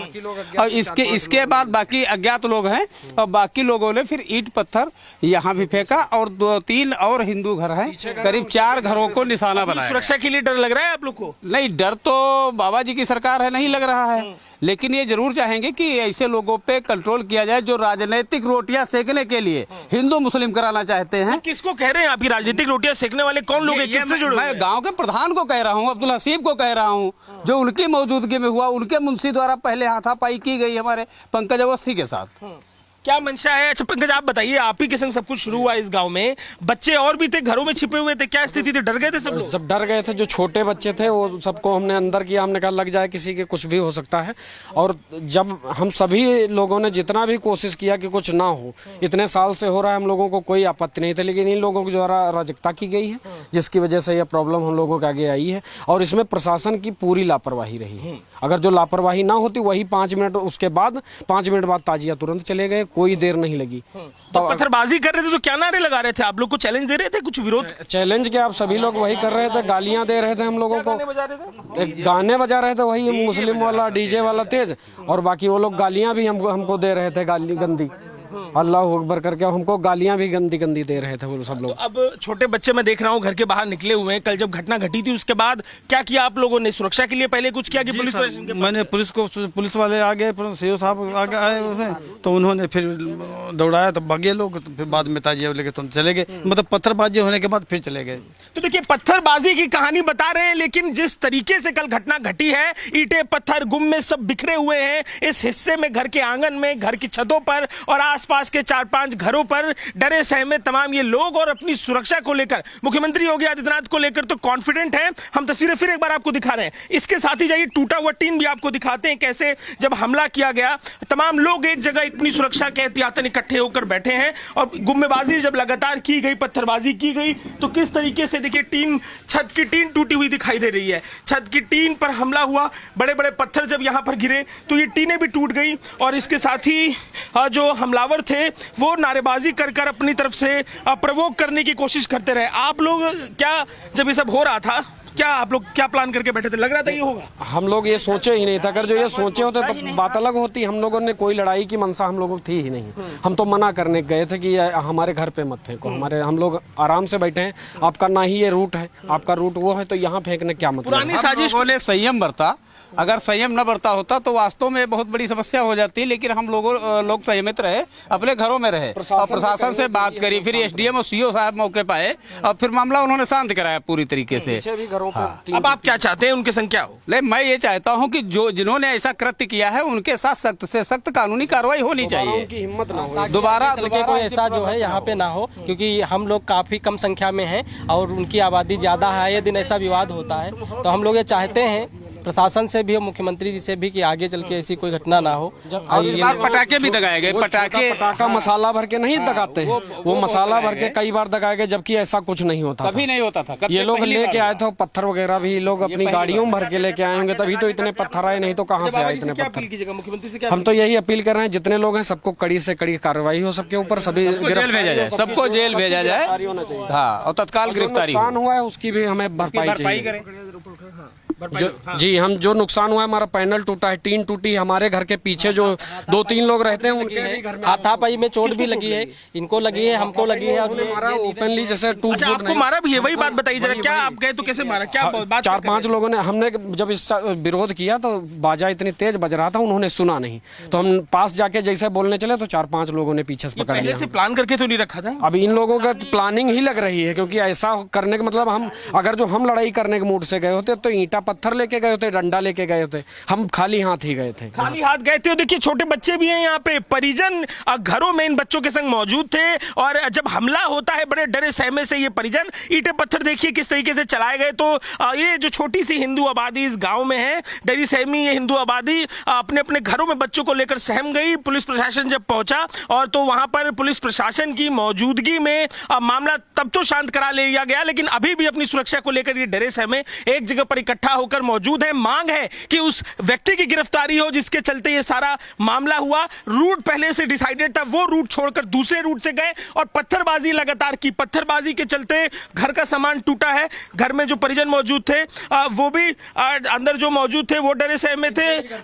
किसके, आपके घर पे भी चले क्या? हमारे घर पे सब पत्थर उत्थर खूब चले। हमारे घर के एक और घर है। हाँ सर, तो हम लोग अपनी बचत के लिए घर में घुस गए और सब छोटे छोटे बच्चे थे, तमाम ईंटा उंटा पड़ा है, तो हम लोग फिर भाग गए। चाहते क्या थे ये लोग, क्या मंशा इनकी थी? साहब वो चाहते थे, हम लोगों से मतलब इतना नाराज हैं कि हमको ताजिया वहाँ रखने नहीं दिया ब्रह्म बाबा के पास। इस यही इनको मतलब वो है कि जो है सब कहीं हिंदुओं को हम परेशान करेंगे। सब 25 क्या गुस्सा, किस बात का गुस्सा है इन लोगों को? गुस्सा पता नहीं किस चीज का है कि ये लोग चाहते हैं कि हमारे यहाँ धार्मिक स्थान है, वहाँ पे लोग जबरदस्ती पहले कुछ सालों में ताजिया रख दिए थे, फिर बाद में हम लोगों ने जो है प्रशासन से अपील की यहाँ पे हमारा धार्मिक स्थान यहाँ पे ना रखे जाए, तो वैसा विवाद खत्म हुआ। तो अब ये लोग जहाँ पाते हैं वहाँ पे जो है विवाद बनाते हैं। यहाँ पे कभी आज से पहले 4-5 साल से इधर निकालते थे, आते थे निकल जाते थे। इस बार 1 से 1.5 घंटे रखे रहे, ना प्रशासन ने कहीं भी कुछ कहा, ना प्रधान जी ने उसको आगे बढ़वाया, किसी ने भी आगे नहीं बढ़वाया। सरकार में 2013 में ब्रह्म बाबा का स्थान ये है जो अब बैरिकेड हो रहा 2016 से, वहाँ पे ताजिए रखवाए गए थे, उसका हम लोगों ने विरोध किया। फिर 2014 में जो है इसका एक सुलह समझौता हुआ और तब जाके मामला शांत हुआ। फिर 15 बवाल इन्होंने किया, तब 16 से बैरिकेटिंग होती है उस स्थान पे, अब फोर्स लगाया जाता है। फोर्स लगाया जाता है। अगर कल प्रधान न होते, हम लोगों को मानना है, तो शायद ये बवाल न होता। चलो हो गया, कर लो। In fact, that's my colleague reporting from Lakhimpur in Uttar Pradesh, where as you can see in the visuals as well, the violent clashes took place. In fact, as the eyewitnesses and the locals of the area have mentioned, that this is the first time that such a situation has unfolded in Lakhimpur Kheri during the Muharram procession. Very concerning visuals coming in from UP. In fact, from UP, let's shift our focus to the state of Madhya Pradesh, where clashes were witnessed during the Muharram procession in Shahjahanpur. The incident happened when the procession, in fact, reached Azad Chowk. There was a dispute that took place, which turned into a fight between the two communities. The police had to intervene. The police that was there at the spot, they tried to control the situation, and as you can see on the visuals as well, they rushed people away from the spot and brought the entire situation under control. And these are the visuals, in fact, on your screens that are coming from Shahjahanpur in the state of Madhya Pradesh. And not just in Madhya Pradesh and Uttar Pradesh, during the Muharram procession, the clashes was also seen in the state of Bihar as well. Very concerning visuals coming in from the 3 states. But there you can see in Shahjahanpur in MP, violent clashes reported during the Muharram procession. When the procession reached the Azad Chowk, there was a dispute, an argument that led to, in fact, a full-blown fight between the people that were present there at the spot. But thankfully police was there and they tried to control the situation there. Let me go across to my colleague Satya Vijay, who joins us live in the broadcast with more details. Satya Vijay, tell us more about what happened there on the spot. Very concerning visuals coming in from MP. We've been telling our viewers about what happened in UP and Bihar as well, but very concerning that this also happened in MP. या बिल्कुल देखिए, मध्य प्रदेश के उज्जैन में मुहर्रम के जुलूस के दौरान बवाल हुआ, पुलिस को लाठीचार्ज करना पड़ा। मैं इस समय जो खजूर वाली मस्जिद चौराहा है यहीं पर मौजूद हूं और मैं आपको वो स्पॉट दिखाता हूं। देखिए, जो जुलूस है वो इस रूट से आ रहा था, पुलिस ने यहाँ पर बैरिकेडिंग की हुई थी और जो तय रूट है वो बताया जा रहा है कि इस साइड जाने का था, लेकिन यहाँ बैरिकेडिंग के बाद भी जुलूस में शामिल लोग आगे बढ़ते हैं, जिसके बाद पुलिस को लाठीचार्ज करना पड़ता है। स्थानीय लोगों से भी हमने बात की थी, यहाँ पर सज्जन है, हम उनसे, आप हमारे साथ लाइव जुड़े हुए हैं। ये पुलिस ने लाठीचार्ज क्यों किया? पुलिस का कहना है जो रूट तय था, बैरिकेडिंग थी, इसके बाद भी यहाँ पर भीड़ घुसी। सर, ऐसा एक्चुअली के यहाँ पर सदियों से ही, जब से हम हुए हैं और हमसे पहले भी छोटे तमाम ही शहर के घोड़े हैं वो सभी अंदर इंटर होते हैं। अब वो अपन ने माना पुलिस ने बैरिकेड जो की है वो अंदर नहीं जाना था, ठीक है, वो अंदर भी चले गए। पुलिस ने जो लाठीचार्ज करा इस कदर करा कि उसमें तमाम मासूम छोटे बच्चे भी थे, उनको भी कई के क्रैक हुए हैं, कई को लगी है, हालांकि पुलिस को भी लगी है, मगर वो उसके बाद जो हमारे बड़े साहब है जिनको हम मानते हैं, पूछते हैं, उनको गिरा दिया गया। उसके बाद फिर हमारे भावनाओं को भी ठेस वगैरह सब कुछ पहुंचा। अब हम किसी से बोल भी नहीं सकते। आपको ये कम्युनिकेट कर दिया गया था जो आपके बड़े बुजुर्ग हैं कि मीटिंग में तय हुआ है कि रूट ये नहीं रहेगा, ये आप तक जानकारी थी क्या? ये चीजें जो थी ना, ये बड़े लोगों में बात हुई थी, मीटिंग हुई थी। अब जो छोटे लोग हैं, अब इसमें तमाम सिर्फ एक कमेटी का या कोई एक ऐसा एक मेंबर नहीं होता, इसमें तमाम लोग होते हैं। अब वो कुछ जानते कुछ नहीं जानते हैं, जो जानते थे वो आगे चले गए, जो नहीं जानते थे वो अंदर जाने के लिए, ऐसा भीड़ होती है तो कुछ उसमें मालूम होता नहीं है, ये मैटर था। स्थानीय लोग हैं, इनका कहना है कि अधिकांश लोगों को नहीं पता था कि इस रूट पर नहीं जाना है। यहाँ पर बैरिकेडिंग थी और यहाँ इमाम बाड़ा है, और इनका ये भी कहना है कि बरसों से जो इमाम बाड़ा है वहाँ पर जो जुलूस में शामिल घोड़े होते हैं वो वहाँ पर जाते हैं, लेकिन इस बार अगर ये रूट तय हुआ था तो जुलूस में शामिल सभी लोगों को ये मैसेज नहीं था, जिस वजह से लोग इस ओर बढ़े और पुलिस ने रोकने की कोशिश की और उसी दौरान लाठीचार्ज हुआ और उस लाठीचार्ज में कई लोग जख्मी हुए। हालांकि इस पूरे प्रकरण में पुलिस ने 16 लोगों के खिलाफ FIR दर्ज की है, शांति भंग करने का मामला दर्ज किया है। तो ये वो स्पॉट है, ये वो खजूर वाली मस्जिद है और ये वो चौराहा है जहां पर की भगदड़ हुई थी। मैंने पूरा आपको रूट दिखाया कि यहाँ से रूट जो जुलूस है इस दिशा में जाना था, यहाँ पर पुलिस ने बैरिकेडिंग की हुई थी, अभी भी एक बैरिकेड यहाँ पर रखा हुआ है, लेकिन जो लोग जुलूस में शामिल थे उन्हें नहीं पता था कि इस साइड उन्हें नहीं जाना है, इस वजह से ये पूरा घटनाक्रम हुआ और यहाँ पर कहना चाहिए कि काफी बवाल हुआ। As far as this case is concerned, keep tracking those details and we'll keep coming back to you for more on this. With this, we're taking a very short break. Coming up on the other side, US President Donald Trump has warned of an additional tariff for countries aligning themselves with any BRIC policy, which are, as he said, are anti-American. Former Pakistani Foreign Minister Bilawal Bhutto Zardari in an interview said that Islamabad would not oppose the extradition of LAT Chief Hafiz Saeed and Jaish-e-Mohammed Chief Masood Azhar as a confidence-building measure. This and much more on the other side. Stay with us.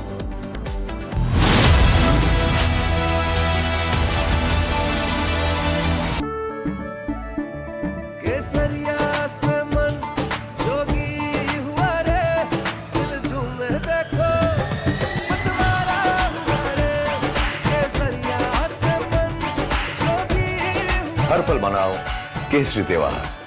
विमल, बोलो जुबान Kesari. MDH की हल्दी मिर्ची धनिया करे कमाल, ये रंग दे, ये खुशबू दे, ये तीखा, ये कम पड़े, क्या निराला MDH masala.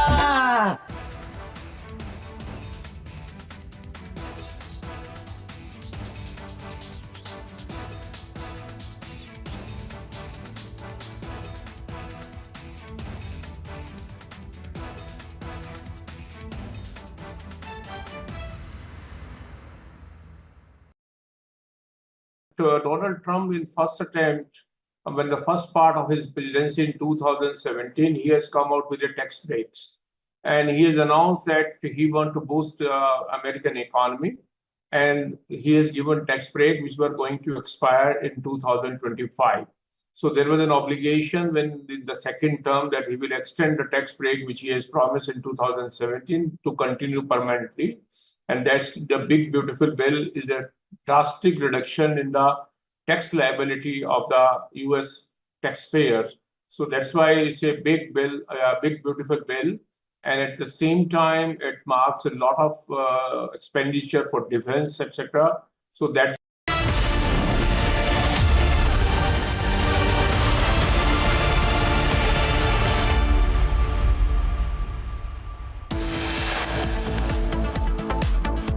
all the members have supported India.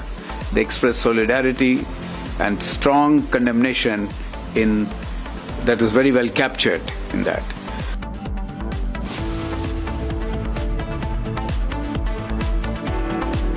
PM Modi addresses global partners at BRICS summit, talks tough on sanctions against those nations who provide direct and indirect support to terrorism.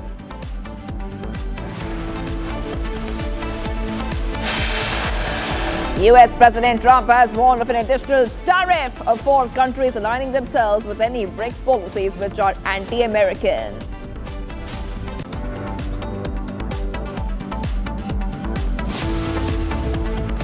Former Pakistani Foreign Minister Bilawal Bhutto Zardari in an interview said that Islamabad would not oppose the extradition of Lashkar-e-Taiba Chief Hafiz Saeed and Jaish-e-Mohammed Chief Masood Azhar as a confidence-building measure.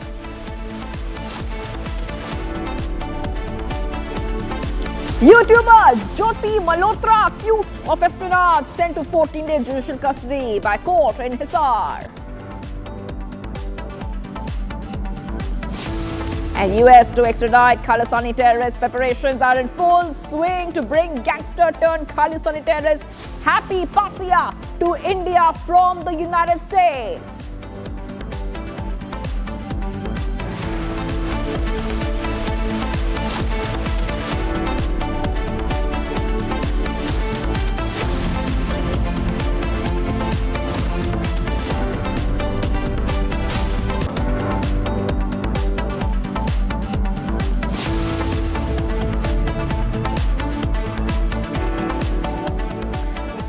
Viewers, we are live and breaking. I'm Shivangi Shukla getting you the latest coming in. We're getting some big breaking update coming in for you. Ranga Reddy District Consumer Commission served notice to Tollywood actor Mahesh Babu, serving as a brand ambassador for a real estate company, Sai Surya Developers. In the complaint filed with the commission, Sai Surya Developers was named as the first respondent. The owner, Satish Chandragupta, as the second respondent, and actor Mahesh Babu, the brand promoter, as a third respondent.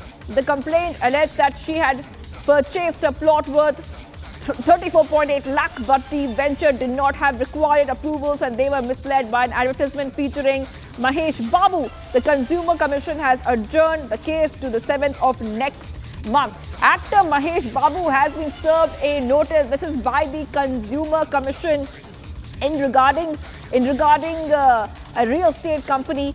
Now, Mahesh Babu is the brand ambassador of this real estate company, Sai Surya Developers, and the complainants are saying that they had purchased a plot worth 34.8 lakhs, but the venture did not have any required approvals and they were misled by an advertisement because the brand ambassador of that real estate company was Mahesh Babu. That is right.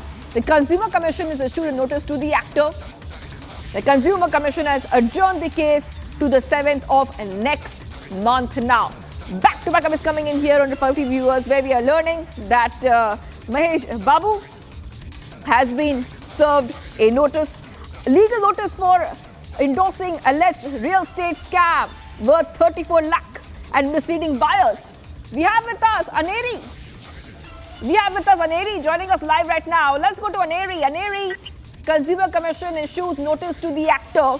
They are saying, the complainants say that Mahesh Babu has misled the buyers. Aneri. Well, that's right, Shivangi. What we are seeing is that the Rangareddy District Court Consumers Commission has served notice to the Tollywood actor Mahesh Babu, and this comes in the backdrop of a complaint that was filed by a doctor, where she has alleged that she had purchased a plot, but then that plot did not have any proper documentation, and it was a fraud that was done to her. And remember, Mahesh Babu was the promoter, brand ambassador for that very real estate company. And looking at that advertisement of Mahesh Babu, this complainant had purchased a plot worth 34 lakhs, and she had given this amount, but then she has been alleging that it is a fraud that happened to her, and that is the reason why Mahesh Babu is said to be the third respondent, because first is the company, and then we see that the owner of the company, and third is Mahesh Babu, who has been served notice by the Consumers Commission of Rangareddy district, where we see that he has also been served notice, and now the matter has been adjourned to the 7th of next month. So we'll have to see what comes out of that.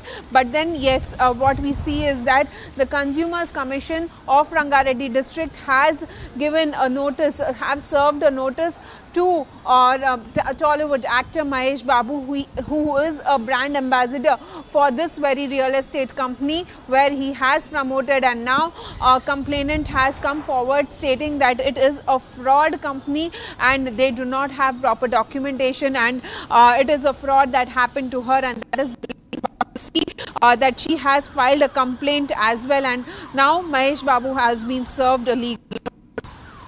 Right, thank you, Neil, if you can those details. Actor Mahesh Babu has sent a notice. The Consumer Commission issues a notice to the actor. I really have to move ahead right now, viewers. We're getting some more updates coming in. Let's go straight across Uttar Pradesh. Stone pelting has been reported during Muharram in UP's Lakhimpur. Locals allege that a group has specifically targeted some houses and started hurling the stones. So that's what we are seeing right now, viewers. Back-to-back updates coming in right now. Let's put those pictures out for you.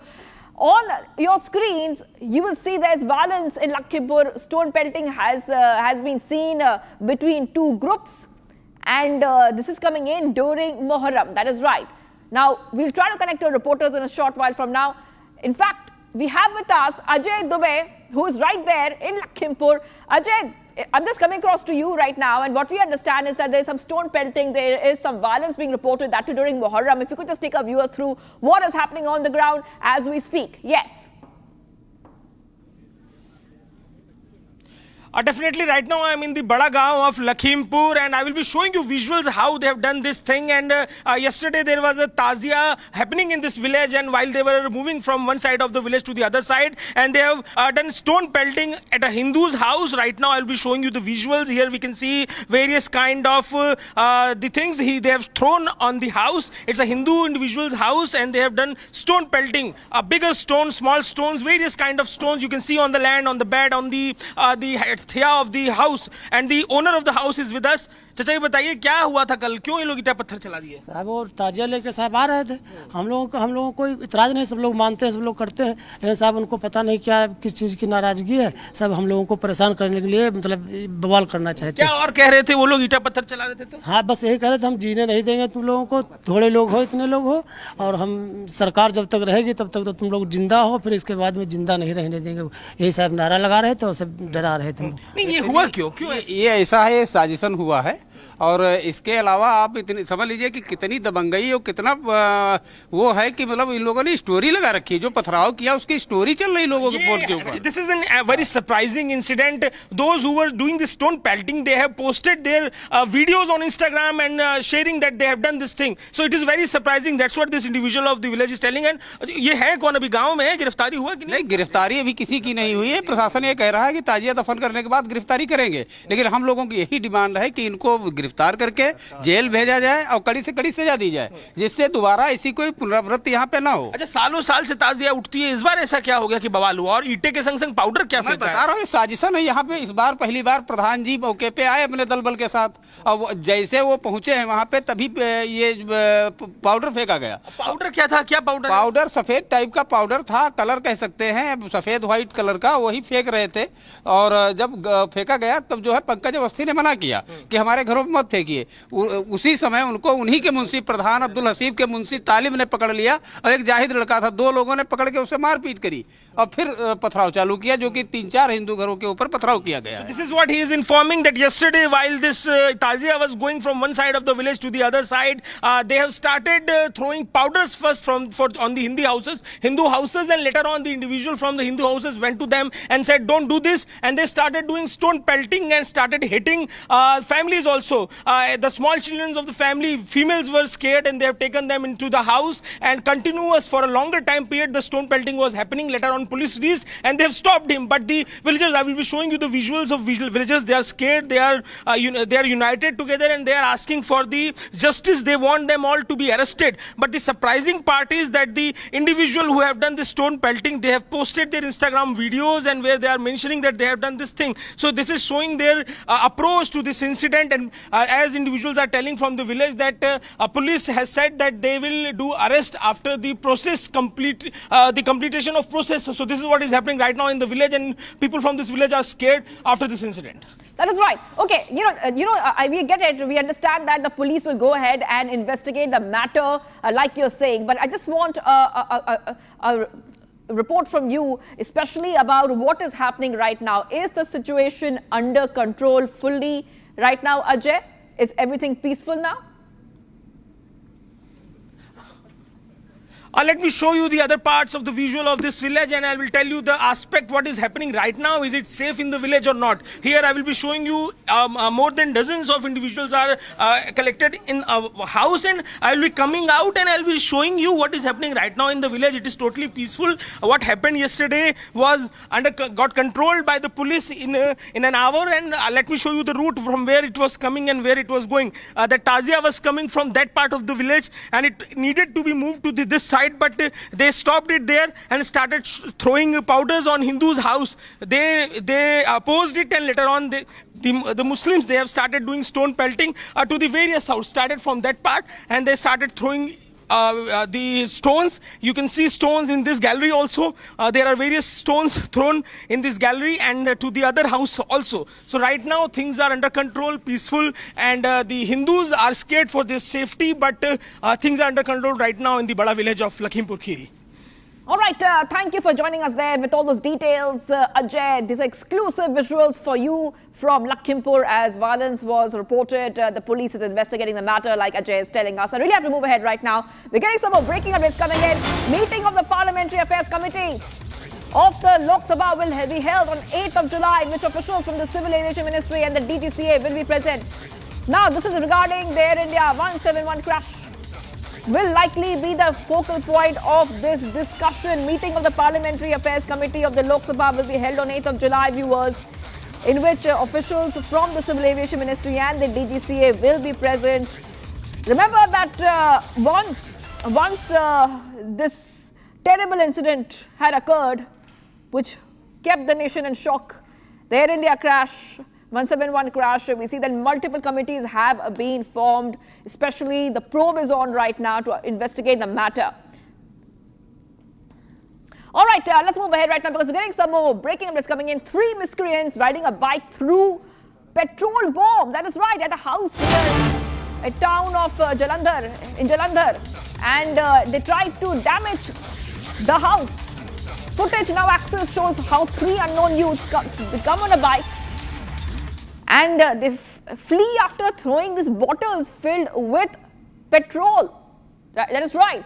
So we have those pictures. You can see how these people are hurling bottles filled with petrol, and the police has launched an investigation into the matter, getting in a reaction from the BJP on the prevailing law and order situation evolving in Punjab.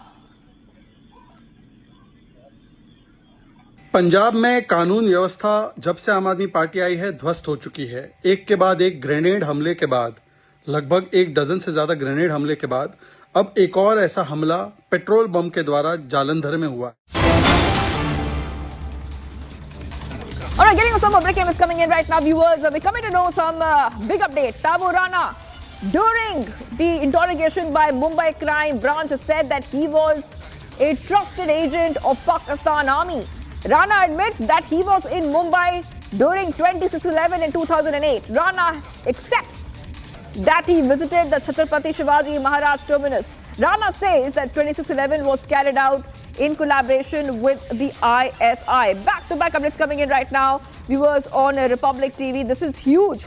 I repeat, this is huge coming in right now, viewers, where we see that there has been some confessions which have been made by Tahabur Rana during interrogation by the Mumbai Crime Branch, where he has openly admitted, I repeat, openly admitted that he was a trusted agent of the Pakistan Army and he was in Mumbai during 26/11 in 2008. I really want to go across to my colleague Akil, who Tahabur Rana was extradited to India and now the interrogation has begun. He has accepted, Akil, that he was a trusted agent of the Pakistan Army. Has made some big confessions. If you could just take our viewers through what we're learning of. Akil. Well, absolutely. If you see in this investigation, the NIA has earlier interrogated Tahabur Rana, who was basically in collaboration with several other terrorists. The mastermind, David Coleman Headley, he was a close associate of David Coleman Headley. And at this point in time, during the interrogation by the Mumbai Police Crime Branch team, he has accepted that he was a trusted agent for Pakistani Army and he had worked in collaboration with the Pakistani agency, that is ISI. So this is a very big revelation made by Tahabur Rana in connection with this case that regarding 26/11/2008 incident, in which what we have seen that over 250 people have lost their lives. In this case, Tahabur Rana has accepted that he was in touch with several senior Pakistani establishment officials, and apart from that, he was also in touch with the ISI officials. Akil, this is. I want to go back to the second point, where many confessions he has made, explosive confessions. Rana said he inspected places like Chhatrapati Shivaji Maharaj terminus and also very, very clearly said, believed that the 26/11 attacks were carried out in collaboration with Pakistan's inter-services intelligence. This is huge coming in. He is confessing.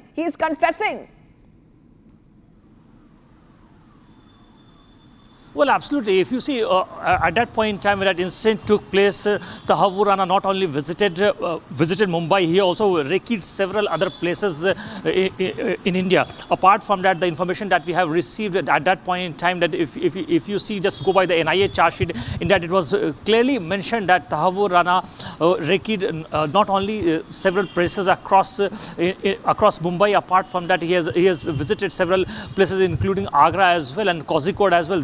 These are the two prominent names which has come out in the charge sheet. So right now, the revelation which was made by Tahabur Rana has been confirmed by the NIA sources in connection with the case. And if you see, he also has basically accepted in front of the Mumbai Police Crime Branch team that he was the one who basically went to Rekhi Chhatrapati Shivaji Terminal at that point in time during the month of July and August.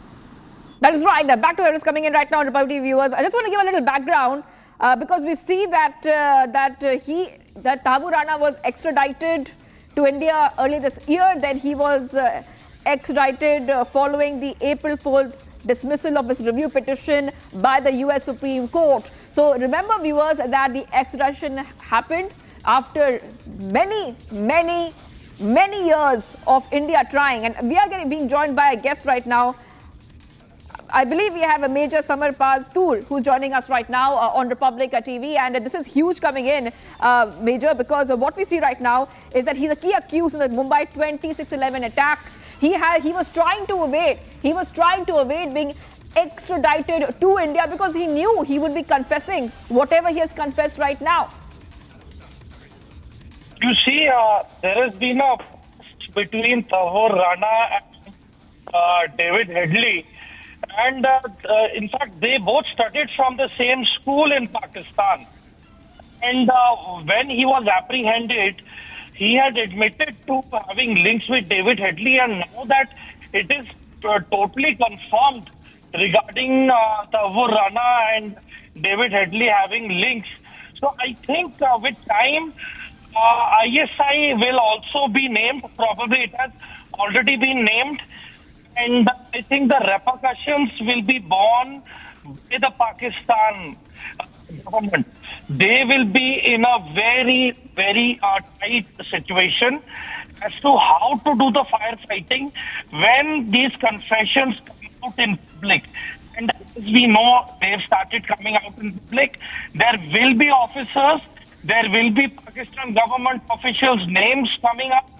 And let's see how the world takes the evidence and the statements in which manner, and how Pakistan is penalized on an international stage. Major, India has been saying this for so many years now that Rana has links to Pakistan's ISI. India has been saying publicly that they will expose Pakistan's involvement in terror activities, the planning and execution of 26/11. And what Tabu Rana has confessed right now, that yes, he has links. He has links with Pakistan's army. This is a huge update coming in, Major. See, as far as it is basically his actual name is Captain Tabu Rana. He was from the medical branch of the Pakistan. And he developed some medical health problems when he was posted in Siachen. And after he came to Islamabad for his treatment, after that he deserted the Pakistan military.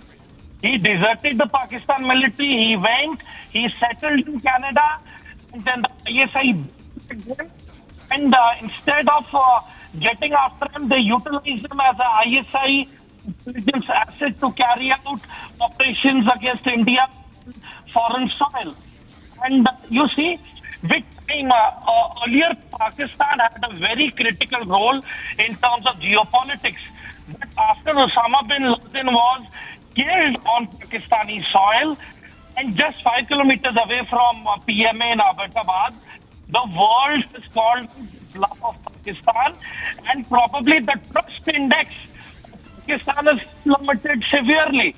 And that is one of the major reasons why most of the G7 countries are now against Pakistan and are taking punitive action against ISI and its wrongdoing on foreign soil as well. Right. Okay, thank you, Major, for joining us. We also have with us Major General K.K. Sinha joining us right now. Thank you for joining us, Major General. Now, I just want to, we are covering every part of this breaking update. Now, I also want to tell our viewers that Rana has said that he trained with LAT along with David Headley. That is right. He trained with the LAT along with David Headley. And this is very, very important given the fact that India has been talking about this again and again and has said very, very clearly that even if accused like Rana is anywhere, even the other side of the world, they will get him back and they will make him confess. And that is exactly what has happened. Explosive revelations coming in, Major General. Yeah. Jai Hind and good afternoon. See, Tabu Rana has been extradited from United States of America when the Prime Minister has gone to America long back, and when he has, he has come, now he has revealed. And these revelations are something which is, what India has been saying all around, around the time and throughout, to the world, that Pakistan is a terrorist state and they, train this type of terrorists, especially when 26/11, the mastermind, including the people who actually perpetuated this thing in Indian soil. See, 26/11 has held long back, and there was a major strike by Pakistan, and this exposure and admission that he is the truth who has been trained by LAT and David Headley's name is coming. David Headley is still there in the United States of America. He has not been extradited. Probably we will get him also, which will further put the nail on the the last nail on the coffin of Pakistan, who has been so badly exposed, especially after the Operation Sindhu, and this revolution has just followed that. See, what is we have to understand that India carried out the strike in Markaz Toiba, which is at which is inside the Pakistan. In that area, this is the training center where this Tabu Rana was trained along with the David Headley. So when you join all the things and the dots, you'll find how exactly the Pakistan has been doing. And in that complete global clear, India, when they carried out the way in this Markach, the way the things were, Burrell was giving, where Pakistan Army's people were standing, the generals were standing, and these terrorists, the people who are there, the mastermind, were taking the lead. Burrell was taking place.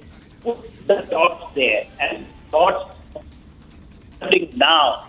If you put everything there, I think it's a great day and great revolution and great achievement by India, and hopefully we'll get also David Headley and in the course of time when we will first establish the fact for the complete global consumption. Yes, thank you so much, Major General K.K. Sinha, for joining us here. Thank you, Akil, for joining us. Tabu Rana admits his role in the Mumbai attacks and says very clearly that yes, he is Pakistan's trusted agent. Taking a short break. Do not go anywhere, viewers. We will be right back. Much more coming right up. We'll put a focus on the stories. Clashes reported during religious procession in many states. In Lakhimpur, stones allegedly pelted on Hindu houses. And China issues message for India, says reincarnation of Dalai Lama inherently an internal affair. Stay tuned, viewers. We are live and breaking.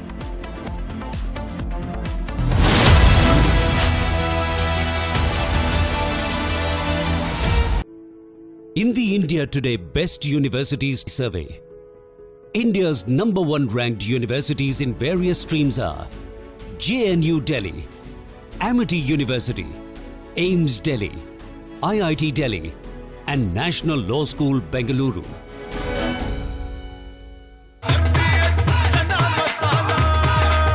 अब छोलिया हो या लोबिया, सफेद चने या काले चने, सब कुछ मजेदार बने।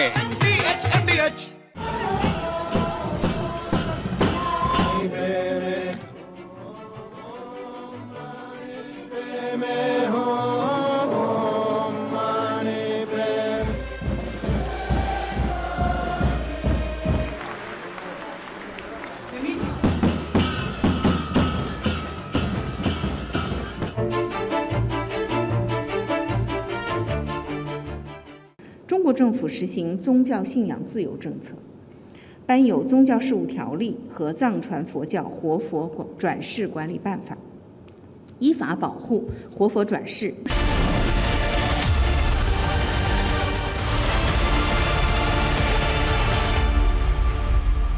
इसको घर पे लगाओगे तो शादी का तो पता नहीं, पर घर पक्का नहीं टूटेगा। रुंगटा नहीं तो घर स्ट्रॉन्ग नहीं। रुंगटा स्टील TMT बार एकदम solid.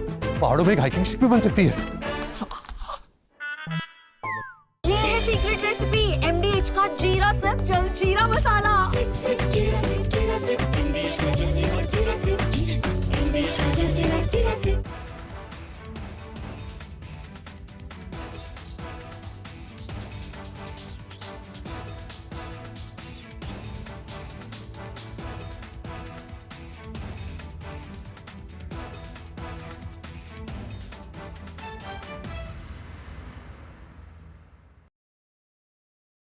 Donald Trump, in first attempt, when the first part of his presidency in 2017, he has come out with a tax breaks, and he has announced that he wants to boost American economy, and he has given.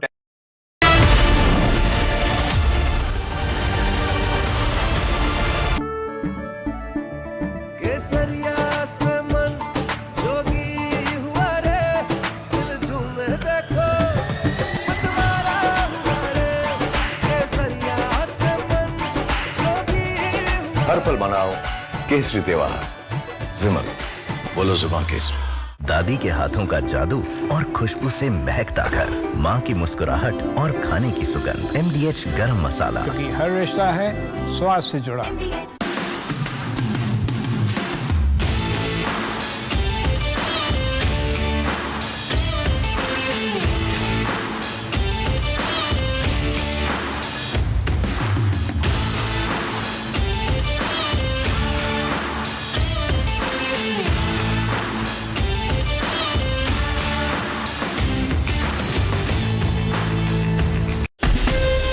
from Asia's largest news headquarters.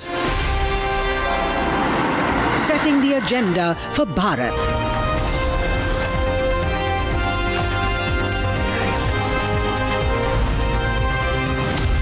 You're watching Republic.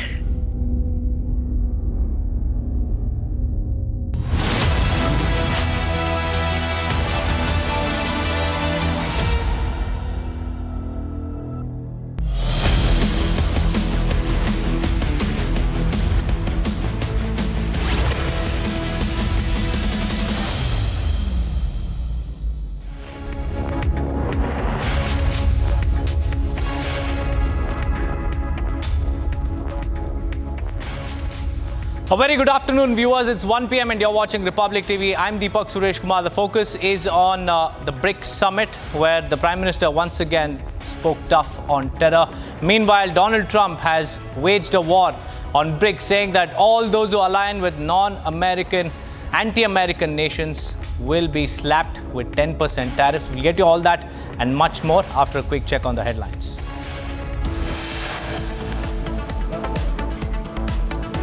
Big revelations by Tahawur Rana as he admits that he was a trusted agent of Pakistan Army.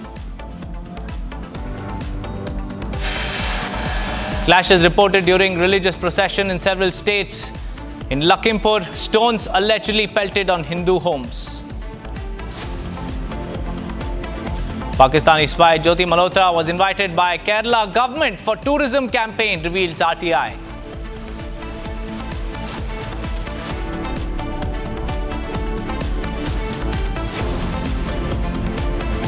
China issues a message for India, says reincarnation of Dalai Lama inherently an internal affair. Youth brutally assaulted in Bengaluru over relationship dispute. Actor Darshan case referenced.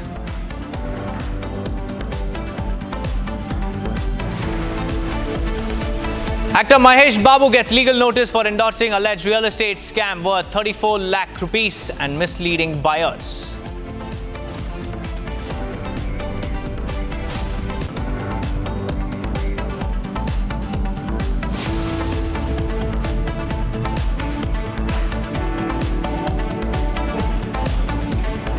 Viewers, we have some big breaking news coming in. This as far as Tahawur Rana's interrogation is concerned by the Mumbai crime branch, and it seems like Tahawur Rana has cracked under pressure and he has said that he was indeed a trusted agent of Pakistan Army. Rana has admitted that he was in Mumbai during 26/11 in 2008.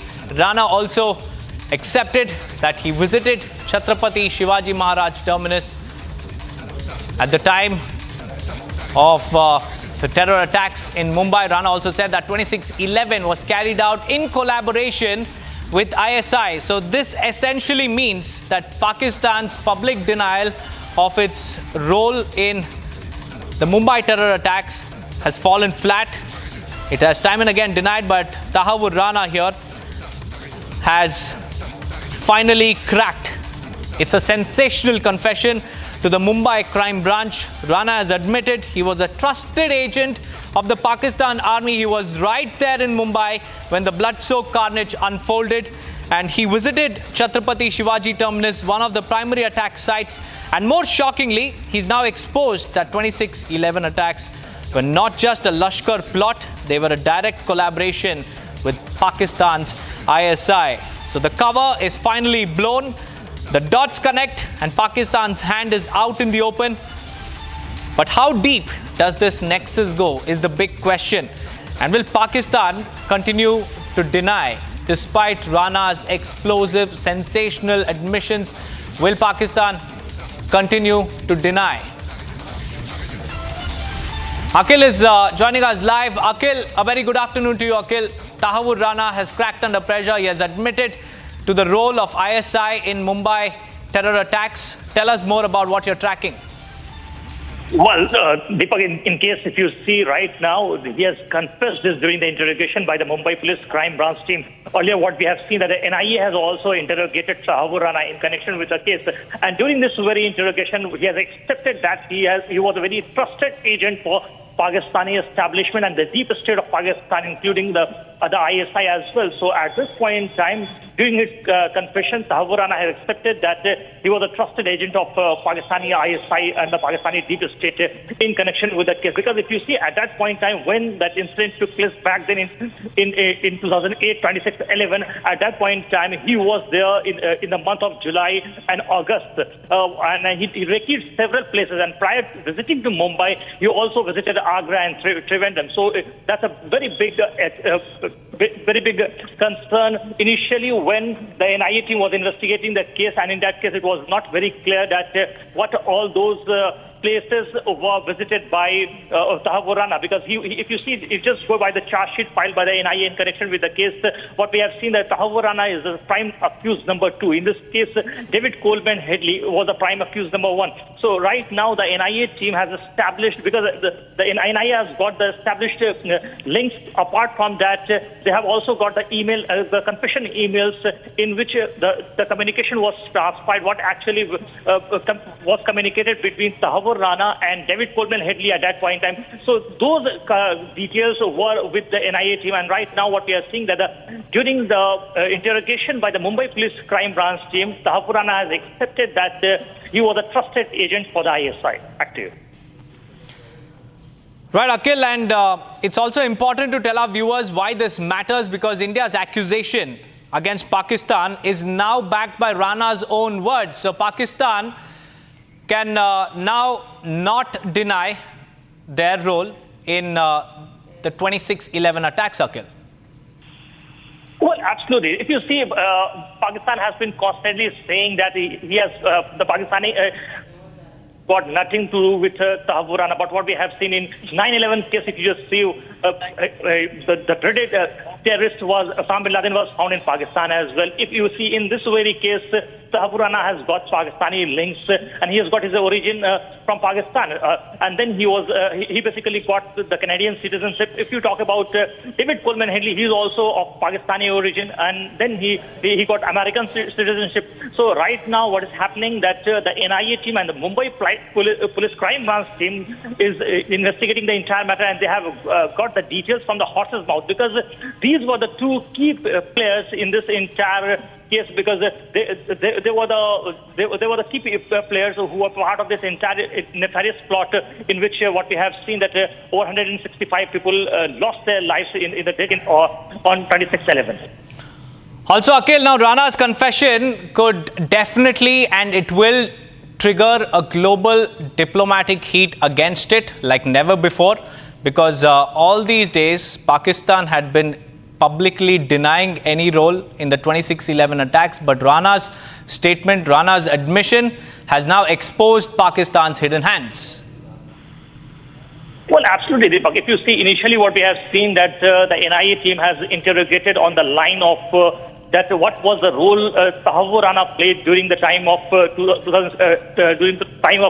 26/11 incident, and after that what we have seen that the NIA also questioned his link with another terror group which was part of this entire case, which includes the Lashkar-e-Taiba as well.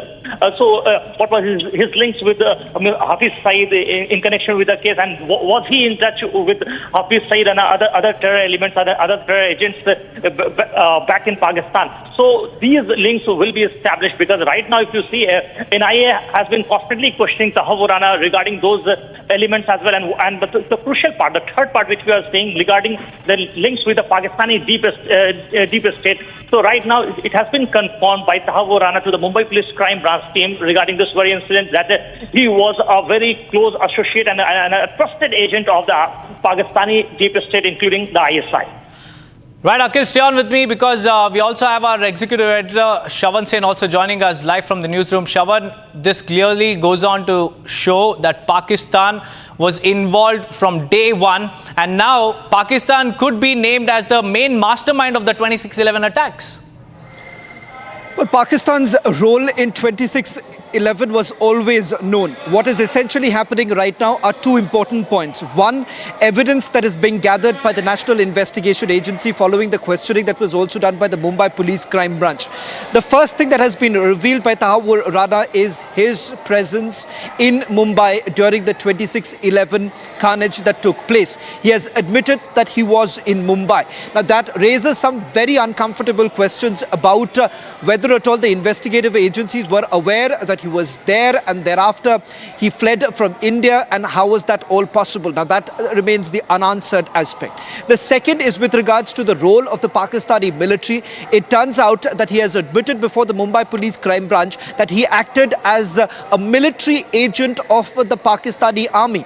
In fact, he had opened up an immigration service in Mumbai, and using that, it acted as a cover for David Coleman Headley, who also happens to be the other mastermind of the 2611 attacks. Remember, it was David Coleman Headley who had carried out the reconnaissance at various locations, not just in Mumbai, but cities like Pune, and information about vital installations that were collected by David Coleman Headley was thereafter given to Tahawwur Rana, who subsequently had given all the information to Lashkar-e-Toiba as well as the Pakistani military. The design of 2611 was actually something that was crafted by none other than the Pakistani army. Today, Tahawwur Rana, who was extradited to India on 4th of April, has basically admitted to all of what we are witnessing right now. In the next few days, we are given to understand, perhaps in a few weeks from now, the first charge sheet against Tahawwur Rana would also be filed by the National Investigation Agency.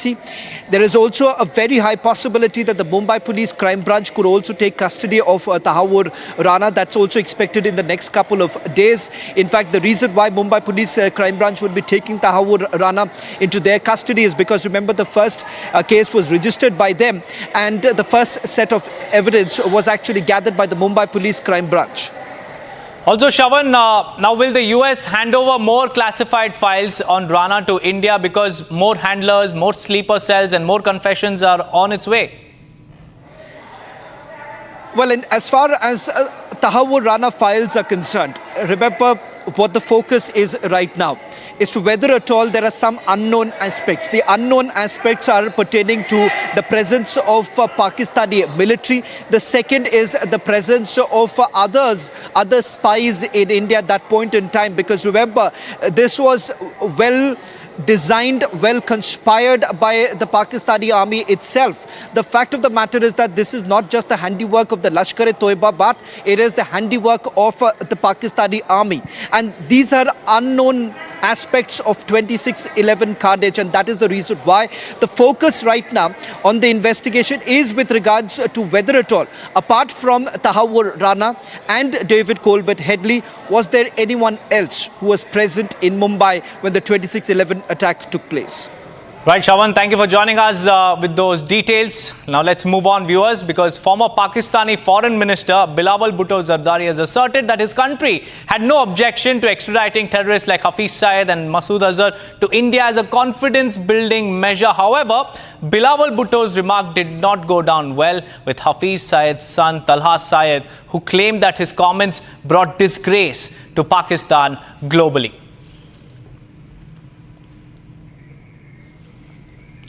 Well, it is a very, very big statement coming in from Bilawal Bhutto Zardari, and this has put Hafiz Syed and his son Talha Syed in a very, very uncomfortable position. In fact, let me read out what Bilawal Bhutto exactly said. He said that it's part of a comprehensive dialogue with Pakistan, and terrorism is one of the issues that we discussed. This is what Bilawal Bhutto has said, and along with that, he has also added that as confidence-building measure, he won't oppose the extradition of Hafiz Syed and Masood Azhar. These are global dreaded terrorists who are seeking shelter in Pakistan, who are operating from Pakistan soil, and now we have Bilawal Bhutto, who has said that Pakistan is ready to extradite Hafiz Syed and Masood Azhar as a confidence-building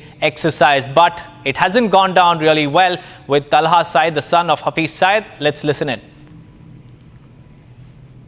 international news channel को interview देते हुए बिलावल ने जो बातें की, भारतीय सहाफ़ी के सवालात के जो जवाबात दिए, हकीकत में वो जवाब बनते नहीं थे, जिससे हम सब की पूरी पाकिस्तानी कौम की दिल आज़ारी हुई है। इस पर हम उसके इस बयानात की भरपूर मजम्मत करते हैं। मेरे वालिद मोहतरम हाफिज़ मोहम्मद सईद हफिज़हुल्लाह का किरदार पाकिस्तान की खिदमत, हिफाजत और दिफा के हवाले से हमेशा रहा है।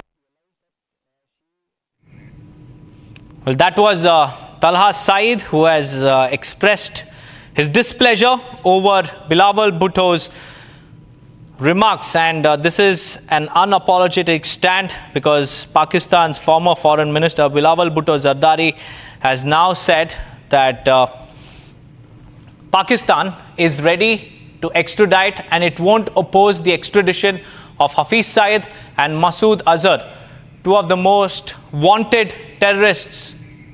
We also have Major General G.D. Bakshi joining us on the phone line. A very good afternoon to you, Major General. How do you look at Bilawal Bhutto's statement? It has certainly irked Talha Saeed, and Bilawal Bhutto has clearly said that Pakistan will not oppose the extradition. But what took them so long? What took them so long was they have now been caught with their hands in the till. You know, the simple fact is that Tahavur Rana was a major in the Pakistan Army Medical Corps. He was a part of the military establishment. He has confessed to his guilt that he was here in Mumbai while these attacks were organized, planned, executed. You know, it is the writ of imprimatur of the Pakistani state written all over. Bilawal Bhutto's statement is very, very interesting. But the simple fact is that will this be the stand of the Pakistan government? We've already seen Hafiz Saeed's son throw it back in a very, very rude and insulting manner. So I am not sure who Bilawal Bhutto is speaking for. We have to have some official confirmation. If they will go by this, then it is a step forward. It is a major step forward that they are willing to extradite Hafiz Saeed and Masood Azhar. That will be the way to go.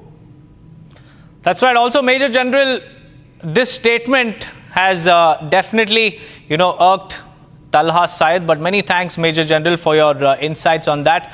Now let's move on to more breaking news that's coming in. A youth was brutally assaulted in Bengaluru over a relationship dispute. An actor Darshan case is now being reminisced because in a shocking incident in Bengaluru, a youth named Kushal was brutally assaulted by a group of 8 to 10 individuals who stripped him naked, crushed his private parts and recorded the entire assault video. Something very, very similar to what happened in actor Darshan's case, where Renuka was also treated, assaulted and brutalized in a similar manner. And this incident reportedly stemmed from a relationship dispute. Kushal was previously in a 2-year relationship with a girl during his college days, which ended a few months ago. And the girl later became close to another boy, which Kushal allegedly could not accept. He could not fathom this particular fact, and he is said to have sent obscene messages to her, following which the girl, along with her new-found boyfriend and friends, plotted a revenge assault, and the group lured Kushal under the pretext of resolving the issue. And then what happened was nothing less than a filmy-style kidnapping incident, because they kidnapped him, they took him to a very secluded area near a lake and carried out the assault that you can see on your screens. They stripped him and then they assaulted him, and during the attack, one of the accused can also be heard in a video referencing the Renuka Swamy murder case involving actor Darshan, saying that this will end up like that case. The accused also threatened to make the video viral on social media. A case has been registered at the Sola Devanahalli police station. 4 accused, Hemant, Yashwant, Shivshankar and Shashank Gowda, have been arrested. Further investigations are underway.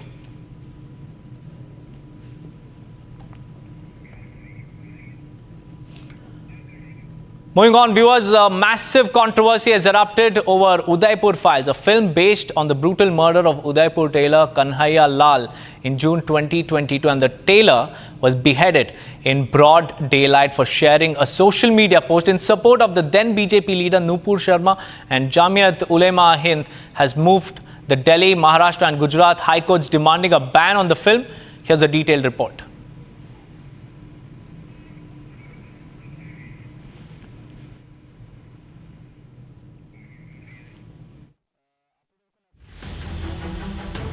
Upcoming film Udaipur Files has sparked a massive controversy.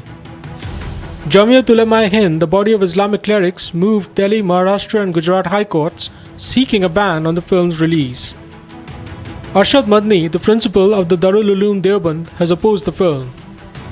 The film is based on the killing of Udaipur tailor Kanhaiya Lal in June 2022. The elderly tailor was beheaded in broad daylight.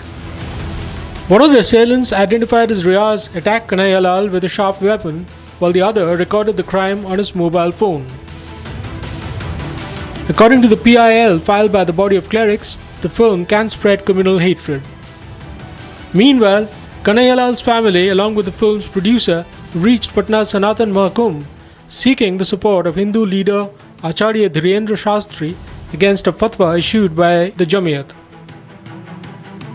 हम पटना आए हुए हैं धीरेन्द्र शास्त्री जी के कार्यक्रम में, तो क्या मैं ये जानना चाहूंगा कि जिस तरीके से इन आतंकवादियों के साथ इनके मौलाना वगैरह सब कुछ खड़े हो जाते हैं, इनका सपोर्ट करते हैं, कहीं ना कहीं कमलेश तिवारी के केस में भी देवबंद वाले ही इनके वकील है, तो जो देश के जो संत लोग हैं, क्या ये हमारा साथ देंगे और क्या उदयपुर फाइल्स का सपोर्ट करेंगे? The Vishwa Hindu Parishad, meanwhile, has come out in support of the film, labeling the Jamiat's pushback hypocrisy. As the controversy takes center stage, it's now up to the courts to decide the fate of the film.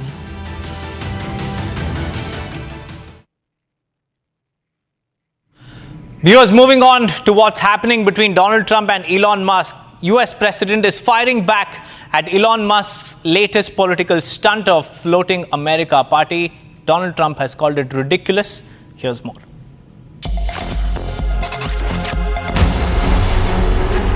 US President Donald Trump has slammed Elon Musk's new political venture, the America Party, calling it ridiculous and warning it threatens GOP unity and the traditional two-party system.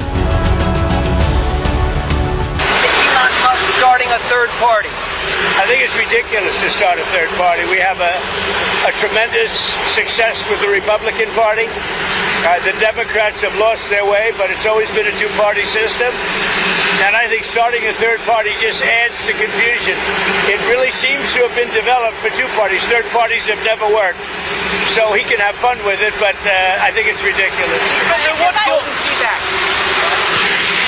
Golden key back from Elon. Go ahead. What's your Just days ago, Elon Musk announced the launch of the American Party, aimed at breaking what he calls a one-party system, dominated by Democrats and Republicans. Musk plans to focus on flipping a small number of key congressional seats to influence legislation and shake up Washington's gridlock. Once allies, Musk and Trump have grown apart. Musk served briefly in Trump's administration, but left after opposing a major tax and spend bill. Their split has sparked public clashes, with Trump warning that a third party risks splitting conservative votes and weakening the GOP.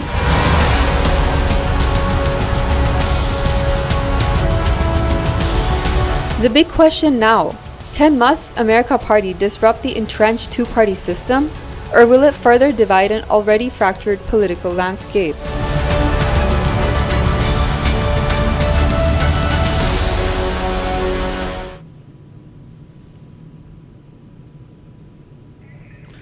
Moving on, viewers, the terror attack in Pahalgam has found a mention on the global stage. At the BRICS summit in Brazil, Prime Minister Modi has sent out a very, very strong message on Pakistan and its sponsorship of terrorism. Additionally, India is also set to sign a counter-terrorism agreement with Brazil. Here's more.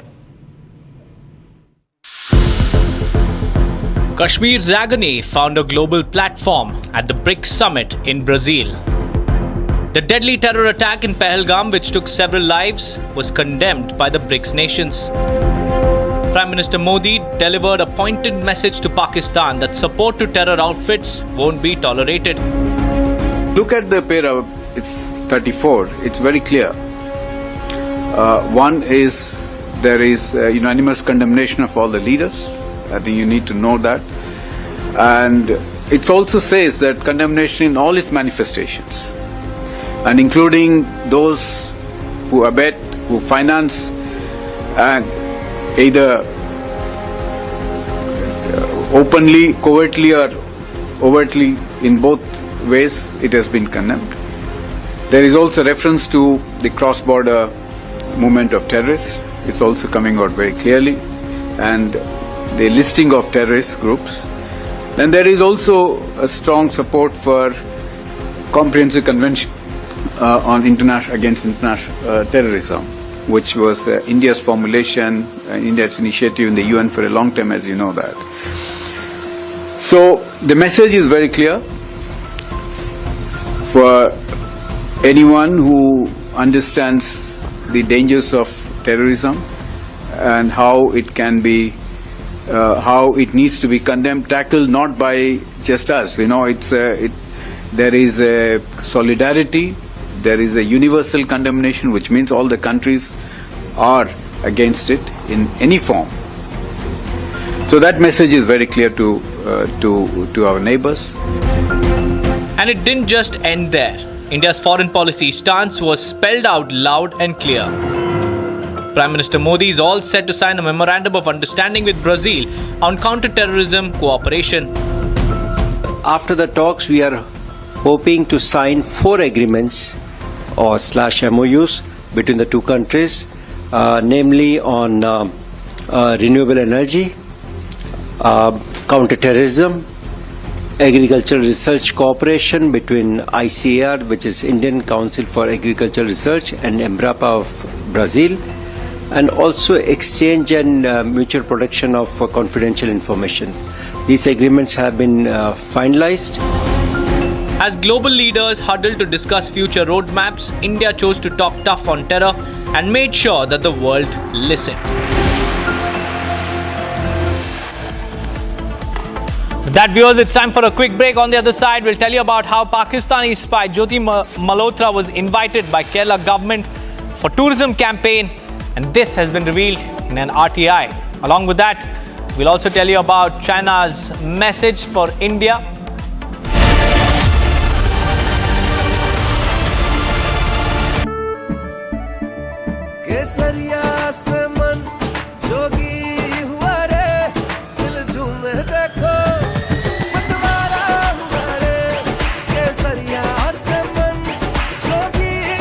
हर पल मनाओ केसरी त्योहार। विमल, बोलो जुबान केसरी। आधे bowl दही में 4 चम्मच MDH चटनी पुदीना मसाला डाला, स्टर करो, पुदीना चटनी तैयार। MDH चटनी पुदीना मसाला।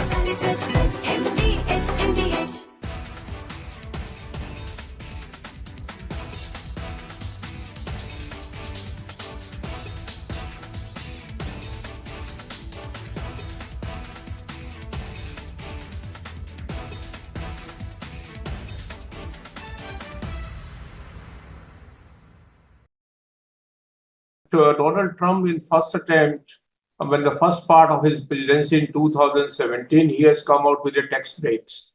And he has announced that he wants to boost the American economy. And he has given tax break, which were going to expire in 2025. So there was an obligation when the second term that he will extend the tax break, which he has promised in 2017, to continue permanently.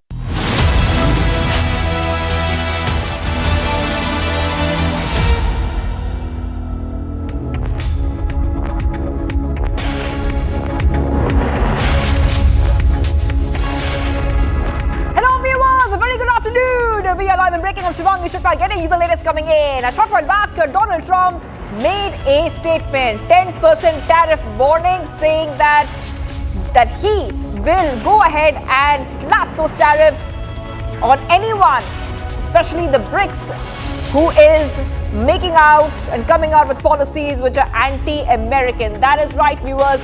Back-to-back updates coming in, but as usual, the headlines first. Let's get started.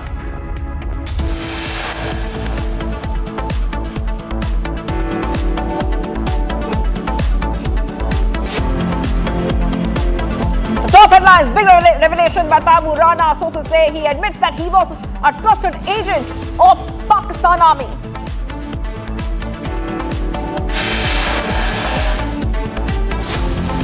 Clash is reported during religious procession in several states. Yesterday in Lakhimpur, stones allegedly pelted on Hindu homes. Pakistani spy Jyoti Malhotra was invited by Kerala government for tourism campaign, reveals an RTI. China issues message for India, says reincarnation of Dalai Lama inherently an internal affair.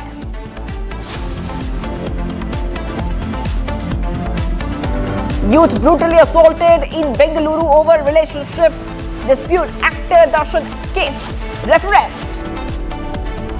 And Mahesh Babu gets legal notices for endorsing alleged real estate scam worth 34 lakh rupees and misleading the buyers.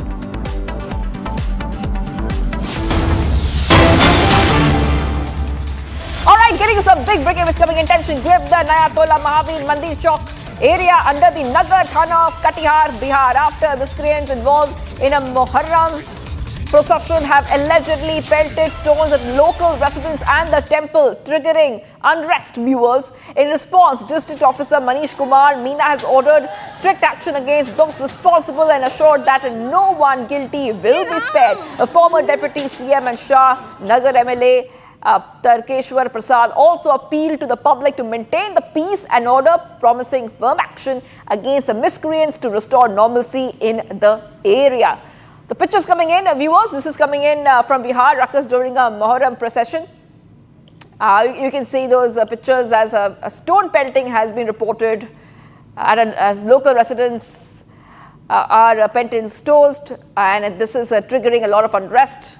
We come to know that there is a order there for strict action against those who are responsible for this ruckus.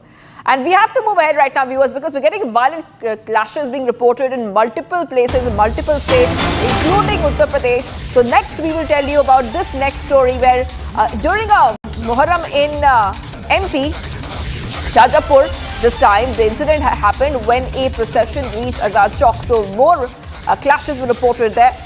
There was allegedly a dispute that took place, which eventually turned into a fight. Now, the police deployed on the spot, took immediate action and brought the situation under control. So this is Shajapur, and these are violent clashes being reported in Muharram in Shajapur and MP.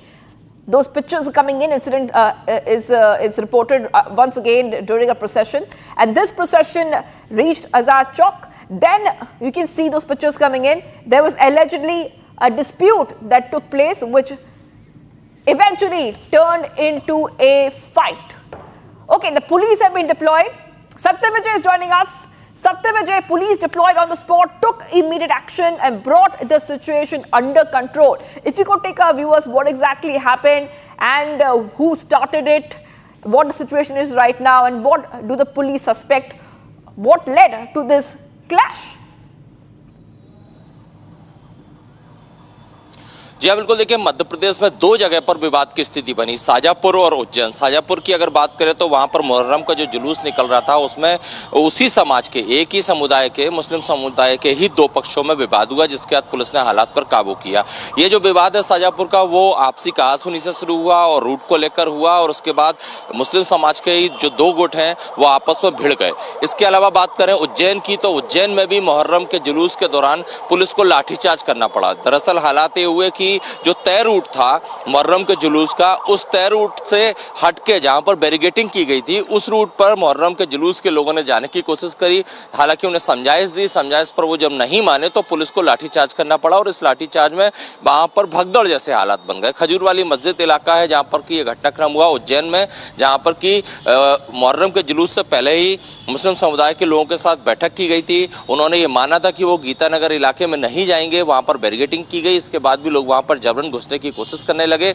हालांकि उनका ये कहना है, मुस्लिम समाज के लोगों का ये कहना है कि वहां पर इमाम बाड़ा है और वहां पर जाना जरूरी होता है, लेकिन जब पहले से ही तय हो चुका था कि उस रूट पर नहीं जाना है, इसीलिए पुलिस ने वहां पर बैरिकेडिंग की थी। That is right. Thank you for joining us, Satyavijay. Satyavijay joining us live as we keep getting our viewers more updates. We really have to move ahead. Thanks, Satyavijay. I have to tell our viewers about the next story we're getting, and this is stone pelting once again reported during Muharram in UP this time in Lakhimpur. The locals allege that the group specifically targeted some houses and started hurling the stones. Now, the police is investigating this case very, very closely. We are getting those pictures coming across to you as well. As you can clearly see, this is Lakhimpur, stones pelted during Muharram. You can see that this happened during a religious procession. My colleague Ajay Dubey is on the ground and is getting us the ground reality post the clashes which were reported. Let's take a look.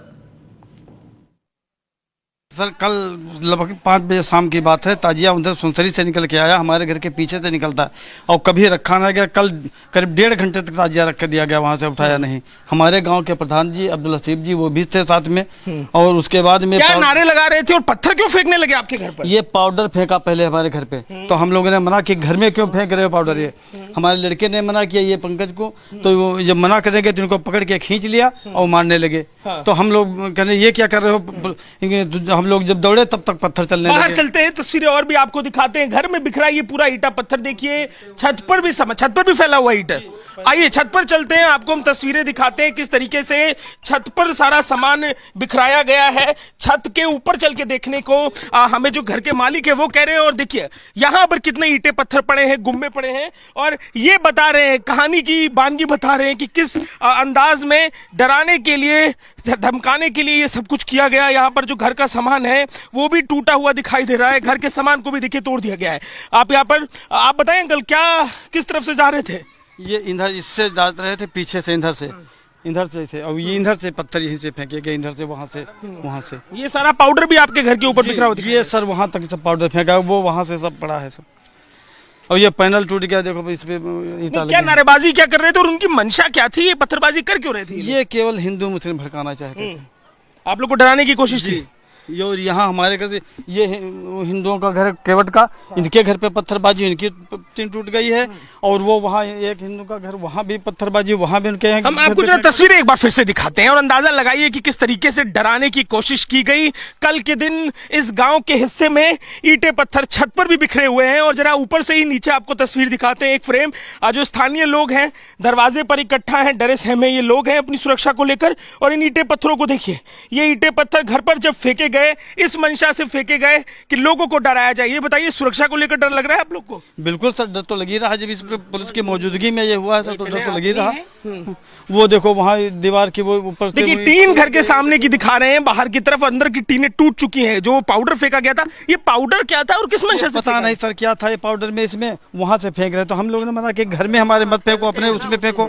नीचे उतरते हैं, जरा वहां भी चलकर देखते हैं, समझते हैं कि क्या मंशा थी। ये हिंदू आबादी जिस तरफ गांव की रहती है, बेहद डरी हुई ये आबादी है। सीढ़ियों पर भी आप देखेंगे गुम्मे के टुकड़े फैले हुए हैं। और जिस अंदाज में फेंके गए, लड़कों ने खुद अपने वीडियो बनाए, इंस्टाग्राम पे डाला है। अपना जो हलक दिखाने की कोशिश है, डराने की कोशिश है। घर के बाहर चलते हैं, आप बताइए घर में मौजूद थी आप जब हमला हुआ? जी यहाँ पे थे, बच्चों को लेके ये बहू ने यहाँ पे खेल रहे थे। जब पत्थर आने लगे तो बहू इधर लेके कमरे में बच्चों को बंद कर दिया। डर पूरा परिवार डर गया होगा? डर के लिए, और सब सारे लोग बाहर थे, ये हम दोनों लोग। क्या नारेबाजी कर रहे थे ये लोग?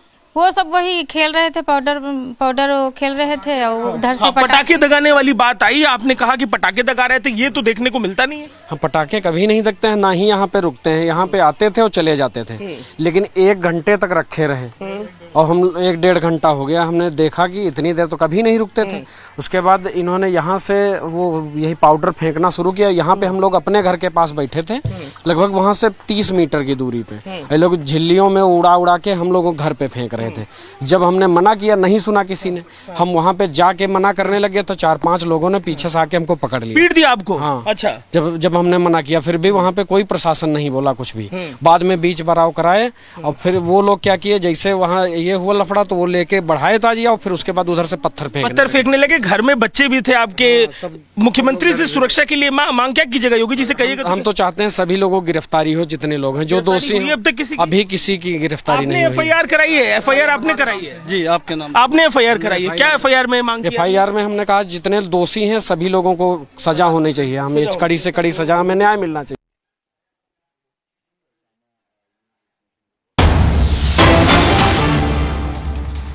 Huge update coming in. It's a big success, viewers. Major success for security forces when a top Maoist commander was gunned down in an encounter in National Park area, Bijapur district. He carried a reward of 8 lakh rupees as bounty. Rifles, explosives and Maoist-related materials were all recovered from the spot. Okay, picture coming in right now, viewers. Top Maoist commander killed. Left-hand side, right-hand side, arms and ammunition which has been recovered.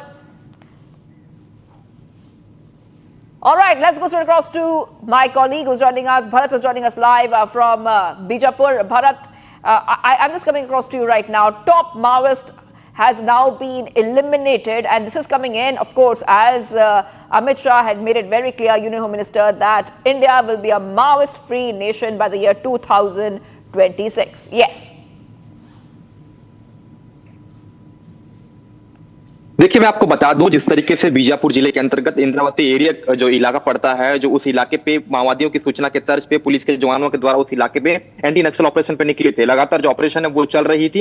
इस operation में जो माओवादी हैं जिस इलाके पे तैनात थे, वो पूरा इलाका एक तरीके से नक्सलियों का आरामदायक इलाका भी कहा जाता है। जिस तरीके से देश के गृह मंत्री अमित शाह ने जो डेडलाइन तय किया है 31 मार्च यानी 2026 तक माओवाद को समाप्त कर देंगे, चाहे आंधी आए, चाहे तूफान आए, चाहे बारिश हो या आंधी नाले उफान पर भी होने से भी जो जवान है उनकी जो बुझावा की ताकत है वो उस इलाके पे भी जाएंगे जिस इलाके पे पहुंचना पॉसिबल नहीं होता है। ऐसे में जिसके तर्ज पे ही लगातार बारिश हो रही है, इन बारिश के बावजूद सुरक्षा बल के जो जवान है, STF, DRG और संयुक्त जो बीजापुर की जो बल है वो उस इलाके पे निकले थे जिस इलाके पे माओवादियों की मौजूदगी थी, यानी उनकी आमद थी। जिस तरीके से उस इलाके पे निकले, लगातार जो माओवादी हैं पुलिस को देखते ही फायरिंग करने की कोशिश कर रहे थे। बताया ये जा रहा था कि छोटे मोटे नक्सली नहीं, बड़े कैडर के नक्सली, यानी PLG बटालियन नंबर 1 की जो कंपनी होती है उसकी बटालियन के जो माओवादिस्ट हैं उनकी मौजूदगी उस इलाके पे है, जिसकी सूचना पे पुलिस वहां पे निकलती है। पुलिस को देखने के बाद माओवादी जो है वो फायरिंग करने की कोशिश करते हैं, लोकेशन ले लेते हैं। लगातार जो फायरिंग है वो देखने को मिलती है। गोलियों की जो आवाज है,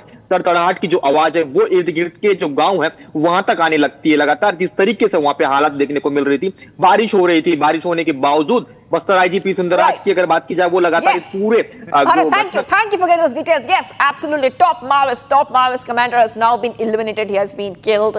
We have to move ahead. Thank you so much for joining us there. Thank you so much for joining us. We really have to move ahead. We're getting some breaking news coming in. 3 miscreants riding a bike through petrol bomb at a house. And this is coming in town of Jalandhar and tried to damage the house. Footage is on your screen. What do you see on your screen? Now you can see how these unknown youths are coming on a motorcycle and they are throwing these bottles filled with petrol and then going ahead and running away. Police have launched an investigation into the matter, getting in a reaction also from the BJP on the prevailing law and order situation in Punjab. Punjab में कानून व्यवस्था जब से आम आदमी party आई है ध्वस्त हो चुकी है। एक के बाद एक ग्रेनेड हमले के बाद, लगभग 1 डजन से ज्यादा ग्रेनेड हमले के बाद अब एक और ऐसा हमला पेट्रोल बम के द्वारा जालंधर में हुआ है। लोग आते हैं बाइक पर, बम फेंक कर चले जाते हैं। कानून पुलिस का कोई डर नहीं, क्योंकि कानून व्यवस्था ध्वस्त है। आम आदमी पार्टी अपनी सत्ता की लालच में मस्त है। केजरीवाल जी की सिक्योरिटी में पुलिस को व्यस्त करके रखा है, इसीलिए जनता की कोई चिंता नहीं। मोहाली में पुलिस हेडक्वार्टर पर RPG हमला होता है, कट्टरपंथियों को खुली छूट दी जाती है, सिद्धू मूसेवाला की दिन दहाड़े हत्या होती है, किडनैपिंग, मर्डर हो रहे हैं, इंटरनेशनल कबड्डी प्लेयर मारा जा रहा है, नशा कारोबारी जो है वो धड़ल्ले से नशा बेच रहे हैं, और कानून व्यवस्था कहाँ पे व्यस्त है? राजनीतिक शत्रुओं के पीछे। और इसीलिए आज पंजाब में जो स्थितियां बनी हुई हैं, ये आम आदमी पार्टी की निकम्मेपन की और उनके पुलिस के दुरुपयोग का एक प्रकार से प्रमाण है। भगवंत मान जी नाम के मुख्यमंत्री तो है, परंतु काम दिल्ली से हो रहा है। दिल्ली के आम आदमी पार्टी के नेता सरकार और पुलिस को चला रहे हैं और आज स्थिति बद से बदतर होती जा रही कानून की। Getting you some more updates coming in next segment. Bharat in 5 minutes. As it started, massive fire broke out at a godown inside a truck parking area in Navi Mumbai of Maharashtra. Firefighting at the godown, which is located near the agricultural produce market, is underway, and several vehicles, trucks, tempos have been destroyed in the fire. Trucks belonging to Kashmiri transporters were also destroyed. Massive fire also erupted at a paper factory in Ghaziabad of Uttar Pradesh early this morning. Fire engines have reached the spot and efforts to control the blaze are underway. No casualties or injuries have been reported from the incident so far. Devotees attending in Damarnath Yatra in Jammu and Kashmir have been given radio frequency identification cards. These cards will be used to track the movement of pilgrims during the ongoing Yatra. Ramban District Informatics Center has set up many card distribution counters manned by trained computer operators at Yatri Niwas and Langar sites. हमारे ID already Chandigarh से बन चुके थे। यहाँ हम लोग RFID अपनी बनवाने के लिए आए हैं और इसका हमें बहुत बड़ा बेनिफिट है। बहुत अच्छी तरीके से they are helping us and इसके हमारी कहीं भी लोकेशन है हम लोग उस आरएफआईडी कार्ड के थ्रू लोकेट कर सकते हैं। ये बहुत अच्छा कदम उठाया है सरकार ने हमारी सेफ्टी के लिए। A woman and two youngsters were killed in a clash and firing between the two groups in Bihar in a village. In the Dumravan village, a fight broke out among the children of two neighboring families which turned violent when both sides started firing. 22-year-old Anu Kumari and 24-year-old Himanshu Kumar sustained gunshot wounds to their heads and were rushed to the Model Hospital in Bihar. And then the doctors declared them dead on arrival. Victims' families then staged a protest at the hospital gate. DSP Ramdullah Prasad stated that 5 to 6 people have been arrested. Raids are currently being conducted to nab the others.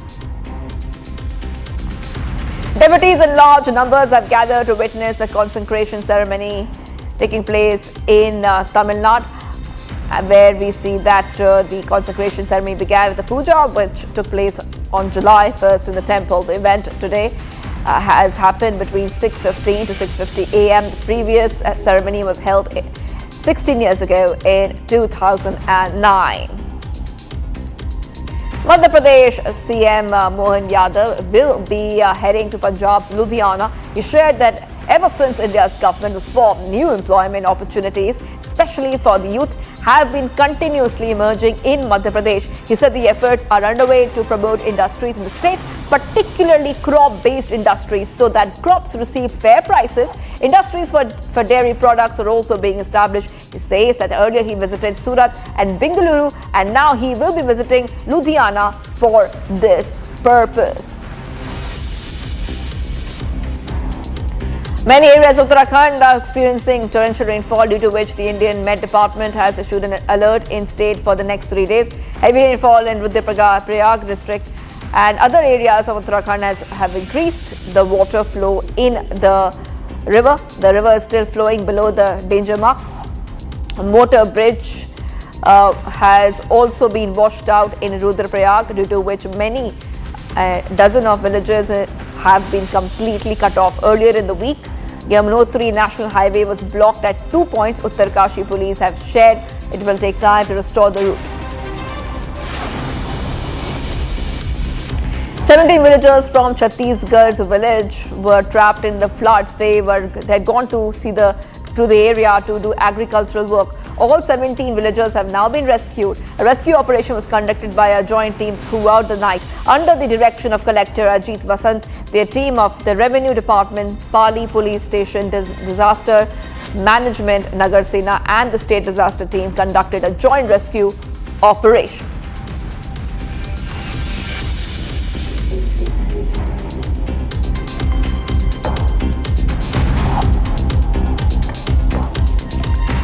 Viewers, let's move ahead right now. now, the top court has agreed to urgently list petitions challenging the Election Commission's decision to carry out a special intensive revision of electoral rolls in Bihar. Supreme Court will hear batch of pleas on July 10th. Here's more to the story. The Supreme Court of India has agreed to hear a batch of petitions against the Election Commission's decision to carry out a special intensive revision of electoral rolls in Bihar, a move that comes just ahead of the assembly elections. The plea was mentioned for urgent hearing before a bench of Justices Sudhanshu Dhulia and Joy Malia Bagchi.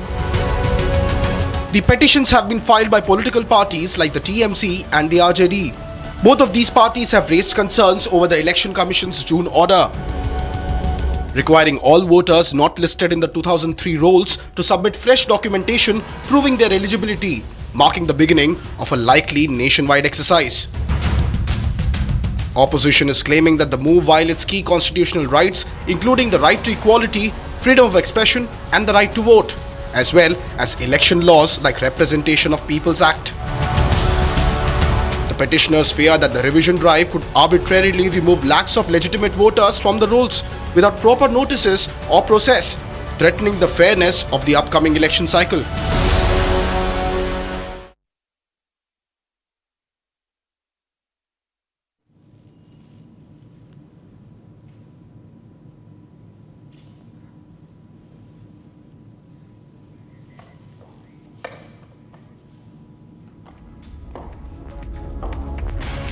Let's move ahead right now. Massive controversy has erupted over Udaipur files. This is a film based on the brutal murder of Udaipur tailor Kanhaiya Lal. Okay, let's move ahead right now. We also have other stories we're tracking at this point of time. We'll talk about the BRICS right now. That is right. The Prime Minister Modi has made a very important statement at the BRICS. A terror attack in Pahalgam has found mention on the world stage. At the BRICS summit in Brazil, Prime Minister Modi sent out a strong message to Pakistan on terrorism and said India is all set to sign a counter-terrorism agreement with Brazil. Here's more. Take a look.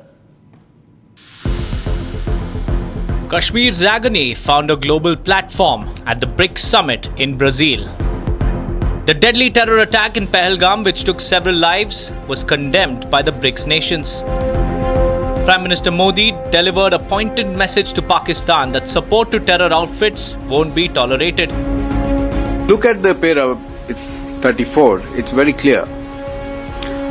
One is, there is unanimous condemnation of all the leaders. I think you need to know that. And it also says that condemnation in all its manifestations, and including those who abet, who finance, and either openly, covertly or overtly, in both ways, it has been condemned. There is also reference to the cross-border movement of terrorists. It's also coming out very clearly. And the listing of terrorist groups. Then there is also a strong support for comprehensive convention on against international terrorism, which was India's formulation, India's initiative in the UN for a long time, as you know that. So the message is very clear for anyone who understands the dangers of terrorism and how it can be how it needs to be condemned, tackled not by just us. You know, there is a solidarity, there is a universal condemnation, which means all the countries are against it in any form. So that message is very clear to our neighbors. And it didn't just end there. India's foreign policy stance was spelled out loud and clear. Prime Minister Modi is all set to sign a memorandum of understanding with Brazil on counter-terrorism cooperation. After the talks, we are hoping to sign 4 agreements or /MOUs between the two countries, namely on renewable energy, counter-terrorism, agricultural research cooperation between ICAR, which is Indian Council for Agricultural Research, and Embrapa of Brazil, and also exchange and mutual protection of confidential information. These agreements have been finalized. As global leaders huddled to discuss future roadmaps, India chose to talk tough on terror and made sure that the world listened. And viewers, President Donald Trump is firing back at Elon Musk's surprise new political move, the launch of the America Party. Trump calls it ridiculous and warns it could fracture the Republican Party. Here's a report.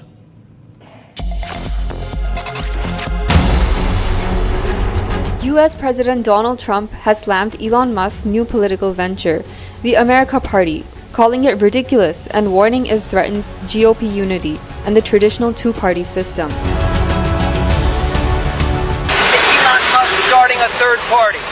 I think it's ridiculous to start a third party. We have a tremendous success with the Republican Party.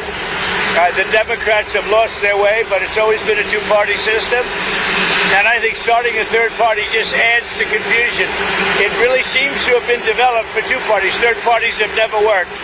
So he can have fun with it, but I think it's ridiculous. What's golden key back? Golden key back from Elon. Go ahead. What's your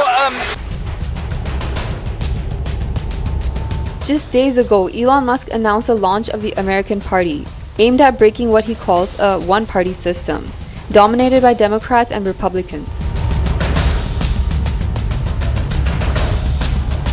Musk plans to focus on flipping a small number of key congressional seats to influence legislation and shake up Washington's gridlock. Once allies, Musk and Trump have grown apart. Musk served briefly in Trump's administration, but left after opposing a major tax and spend bill. Their split has sparked public clashes, with Trump warning that a third party risks splitting conservative votes and weakening the GOP.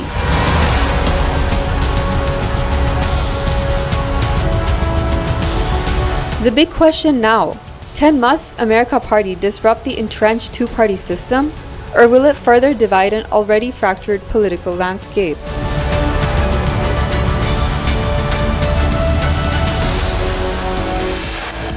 And viewers, sports were coming right up. Pakistani spy Jyoti Malhotra was invited by the Kerala government for tourism campaign, reveals an RTI. And viewers, China issues message for India, says reincarnation of the Dalai Lama inherently an internal affair. Stay tuned.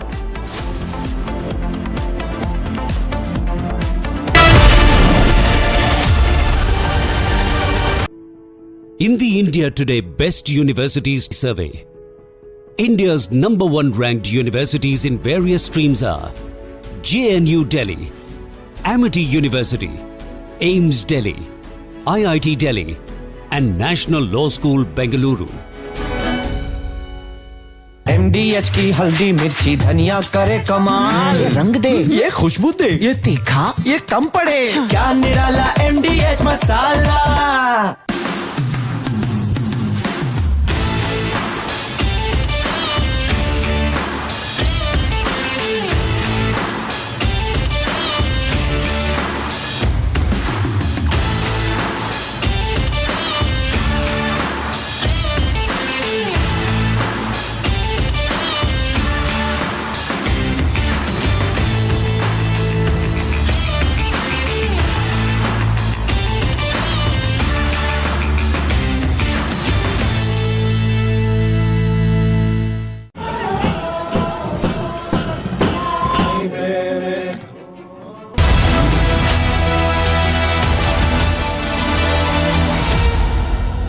इसको घर पे लगाओगे तो शादी का तो पता नहीं, पर घर पक्का नहीं टूटेगा।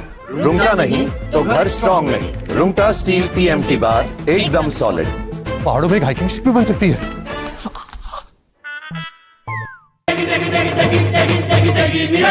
MDH की देगी मिर्च, देगी मिर्च का तड़का, अंग अंग फड़का। MDH की देगी मिर्च।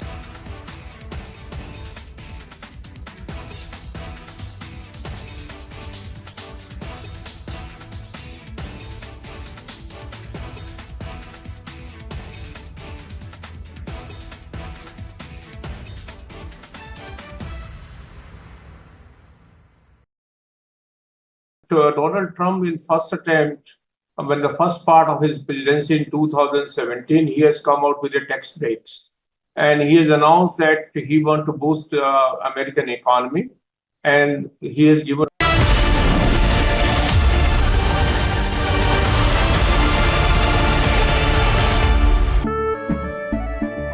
केसरिया से मन जोगी हुआ रे दिल झूमे देखो मतवारा हुआ रे केसरिया से मन जोगी हुआ हर पल मनाओ केसरी त्योहार।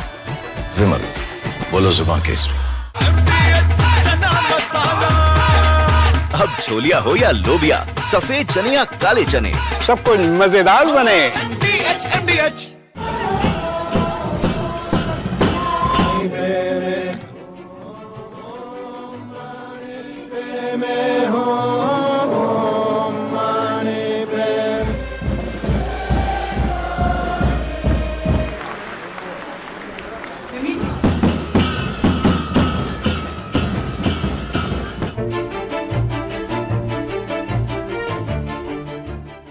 中国政府实行宗教信仰自由政策，颁有宗教事务条例和藏传佛教活佛转世管理办法，依法。From Asia's largest news headquarters, setting the agenda for Bharat.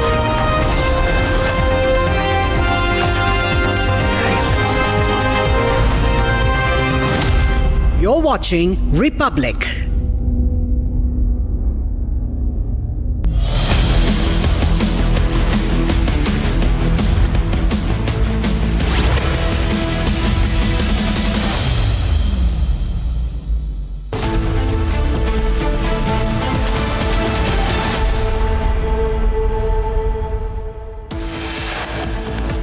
Top headlines. Big revelation by Tabu Rana. Sources say he admits that he was a trusted agent of Pakistan Army.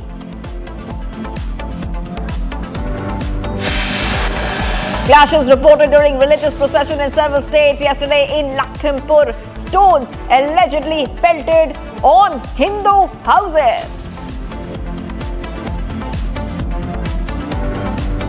A Pakistani spy, Jyoti Malhotra, was invited by Kerala government for tourism campaign, reveals RTI.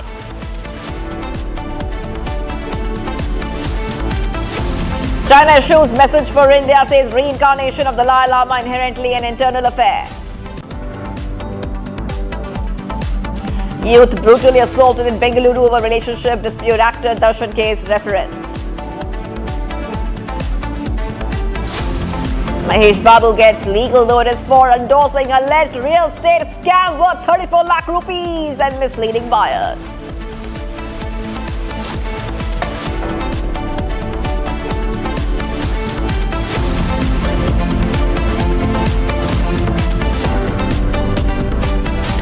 Good afternoon! We are live and breaking. I'm Shivangi Shukla getting you the latest coming in. China rejects US tariff threat. That is right. China rejects US tariff threat over BRICS alignment. The Chinese government criticized the use of tariffs as a tool of coercion and pressure after US President Trump warned that he could impose an additional 10% tariff on countries that align themselves with the BRICS bloc. Foreign Ministry spokesperson Mao Ning said that BRICS cooperation is open and inclusive and not directed against any nation, and reiterated that China opposes trade wars and arbitrary tariff measures. Comments come after Trump posted on social media sanctions for countries that align themselves with BRICS, which held its 17th Leaders Summit on Sunday in Rio de Janeiro without the physical presence of the presidents of China and Russia. That is right, viewers. Back-to-back updates coming in right now. China rejects US tariff threat over BRICS alignment. And remember that this is coming just after Donald Trump, I repeat, Donald Trump had said that anyone who aligns themselves with anti-American statements and policies will be slapped with 10% tariff on nations which side with BRICS. He's warned that the countries which side with the policies of the BRICS alliance that go against US interests will be hit with an extra 10% tariff. Trump has criticized BRICS again and again. Remember, BRICS consists of members like Russia, India, China, which were designed to boost countries' international standing and challenge the US and Western Europe. But what we see right now is that Donald Trump had written on Truth Social, any country aligning themselves with the anti-American policies of BRICS will be charged an additional 10% tariff. There will be no exception to this policy. Post that, we're coming to know that China has rejected US tariff threat over the BRICS alignment. The Chinese government criticized the use of tariffs as a tool of coercion and pressure after US President Trump warned that he could impose an additional 10% tariff on countries that align themselves with the BRICS bloc. That is right. Back to back is coming in right now on Republic TV. And this is coming in, viewers. This is coming in, viewers, as we see that already a deadline for countries to agree a tariff deal with the US has been set for 9 July, but US officials now say they will begin on 1st of August. Back to back is coming in right now, viewers, where we see that Trump says very, very clearly that he will slap 10% tariff on nations that side with the BRICS. I'm being joined by a senior executive editor, Abhishek Kapoor, on this. Abhishek, what do you really make out of this statement coming in from Trump and China's reaction? China has rejected the statement of Trump. Okay, we'll go to Abhishek in a short while from now. We'll try to go to Abhishek, but we see that now the other countries are reacting to Donald Trump's latest tariff threat, where China has rejected US tariff threat over the BRICS alignment. Chinese government criticized the use of tariffs as a tool of coercion and pressure after US President Donald Trump warned that he could impose an additional 10% tariffs on countries that align themselves with the BRICS bloc. Kruthat is joining us live from our Republic newsroom. Good afternoon to you, Kruthat. You know, we have seen Donald Trump make one statement after the other when it comes to tariff and tariff war. But this time he has gone ahead and made a statement on slapping 10% tariff on nations which side with the BRICS bloc. But China is rejecting it. Indeed, and Shivangi, this is a big development that is coming in because President Trump just earlier this morning had tweeted that if any nation supporting the BRICS or any of the BRICS member nations act on a policy that is anti-American, then they will have to face a 10% tariff. Now, this is substantially lower than his original threat of about 100% tariff, but nonetheless, the tariff threat is looming now on BRICS countries. This particular threat is being looked in the context of a possible conversation around a BRICS currency or an introduction to an alternative global trade currency that would rival the US dollar, something that India as a nation, as a founding member of the BRICS, has always rejected as a matter of policy. However, the Trump's recent threat has now initially got a reaction from the Chinese because the Chinese and the Russians are very keen on de-dollarization, and subsequently now the Chinese Communist Party is reacting to President Trump's threat, saying that through coercion and bullying he will not get his way. But remember, China was also one of the key countries that in fact came to an understanding with the United States all the way back in June on critical minerals, a deal that Trump had even announced before the CCP could even acknowledge it, and later on subsequently before Operation Rising Lion, Trump even accused the China of violating the deal that they had cracked in Geneva. So the back and forth between the US and China is continuing. Obviously, there is no complete trade deal that has been coming into picture. It's only 2 days now, 48 hours remain on the July 9 deadline that was self-imposed by President Donald Trump, and yet no significant deals apart from the United Kingdom and Vietnam in hand. There is also pressure on whether the United States is also going to send letters to over 170 nations of the world, giving them a blanket tariff rate that they are going to unilaterally decide and start imposing after the 90-period hiatus or the relaxation period that Trump had self-granted after pressure from his own economy subsequently. So there is a huge political development happening, a fight emerging between the BRICS nations and China retaliating against the United States threat of imposing 10% tariff. But the day 2 of the BRICS summit will continue in Rio de Janeiro today, where Prime Minister Narendra Modi is, of course, in attendance. India's reaction to this still awaited. All right.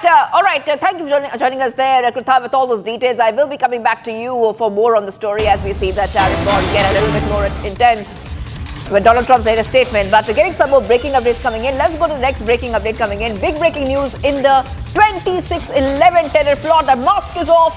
A terror link is exposed. Tavur Rana, the man who was once walking Mumbai streets as blood was being spilled, has now confessed to the Mumbai crime branch. He admits he was a trusted agent of the Pakistan army, trained by the Lashkar-e-Taiba and was present in Mumbai during the 26/11 carnage. He visited Chhatrapati Shivaji terminus, exact site where the bullets rained. But here's the biggest bombshell. Rana says the 26/11 attacks were not just a Lashkar operation. They were carried out in full collaboration with Pakistan's ISI. Pakistani establishment is now caught red-handed. I want to go across to my colleague Akil. Akil, the ISI, Pakistan Army and Lashkar were working hand in hand, hand in glove to unleash the terror on Indian soil. And these confessions from Rana are quite shocking. But India is not surprised. India has been suspecting this all along.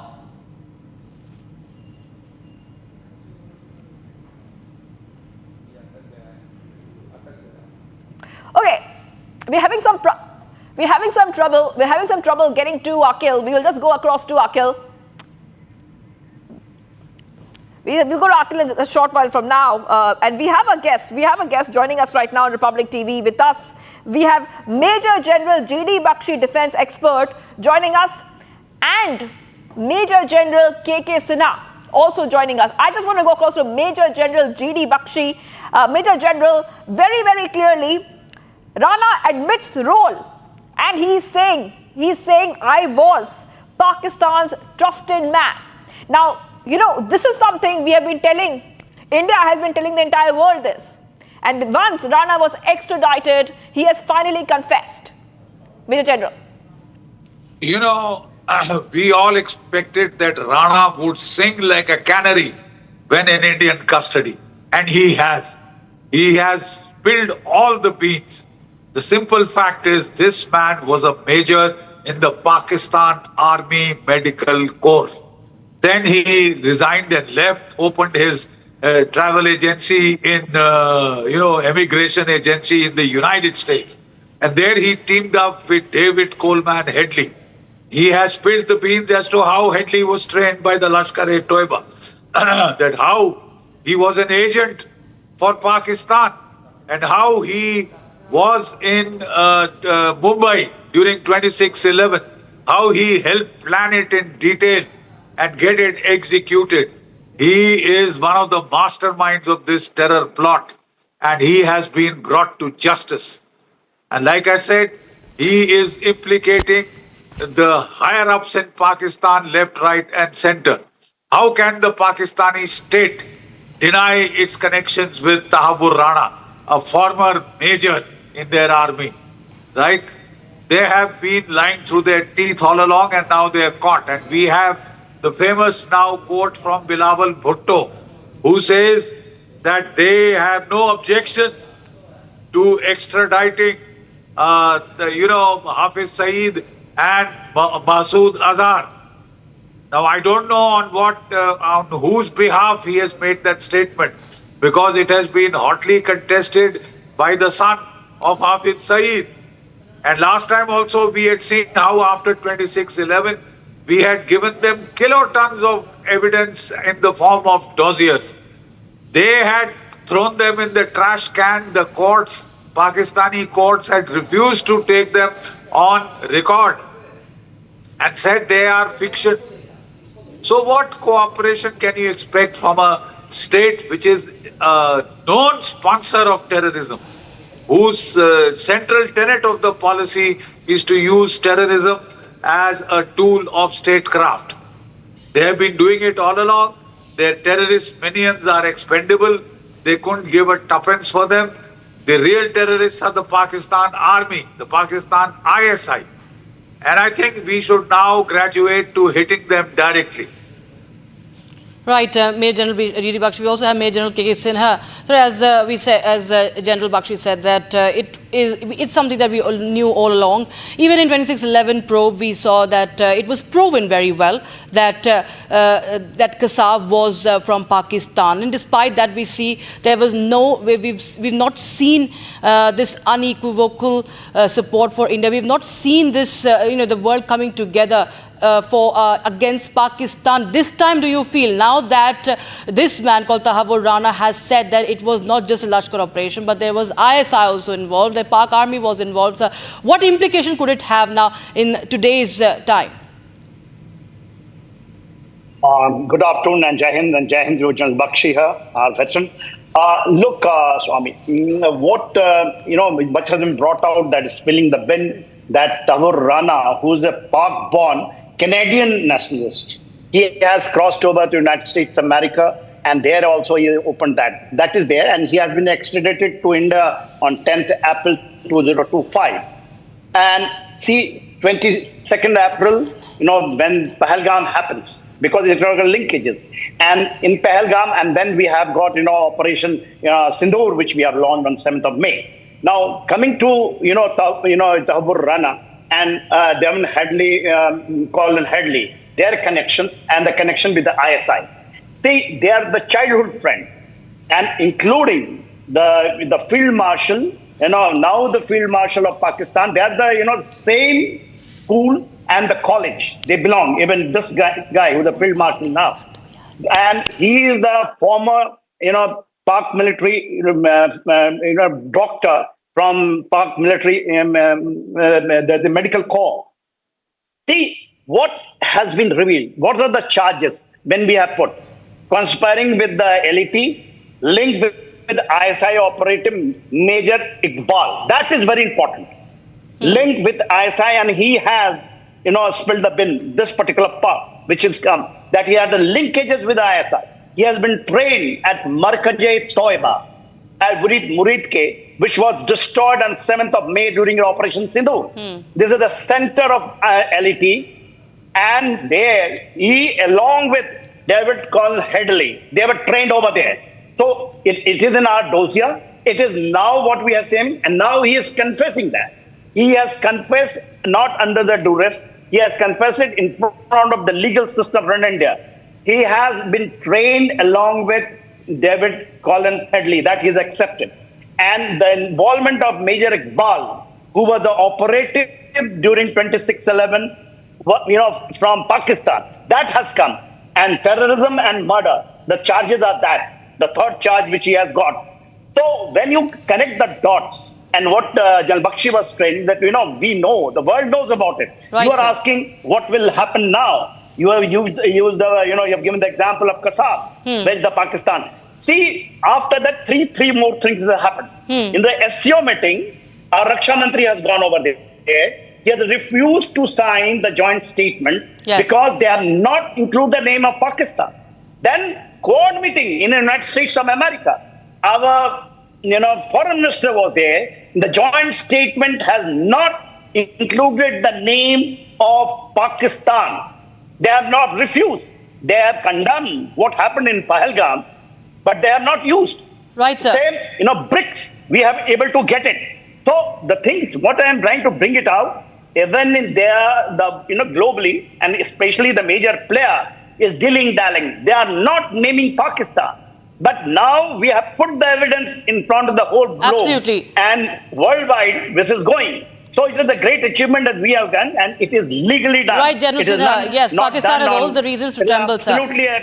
Right, yes, General Sinha, absolutely. Well, Pakistan has all the reasons to tremble, and even more now, and everything is on record. We will, of course, continue to keep a close eye on developments on the same. General KK Sinha, thank you so much for joining us on Bubble TV with your thoughts on this. Viewers, in fact, we will just shift our focus to more news. How Pakistan, in fact, has again been caught in this infighting battle. Viewers, former Foreign Minister Bilawal Bhutto Sardari has stunned his own country, openly saying that Pakistan has no objection to extraditing global terrorists like Hafiz Saeed and Masood Azhar to India. This isn't just a political statement, it's a direct hit at Pakistan's terror factories. Now what follows? A meltdown from Hafiz Saeed's camp. His son, Talha Saeed, now publicly accuses Bilawal of disgracing Pakistan on the world stage. Pakistan's terror sympathizers are rattled, their safe havens are being questioned now.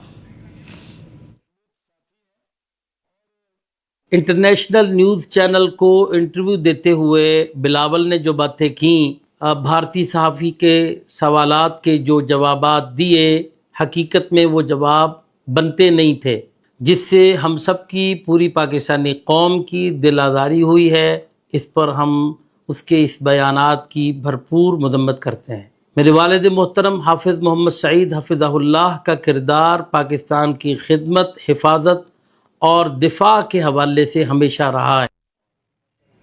All right, Major General G.D. Bakshi continues to be with us. General Bakshi, well, we have heard Bilawal Bhutto making that sort of conditional, offer, and then you have the backlash from Hafiz Saeed's camps. But first, I want to understand from you, what is really behind Bilawal Bhutto's sudden offer?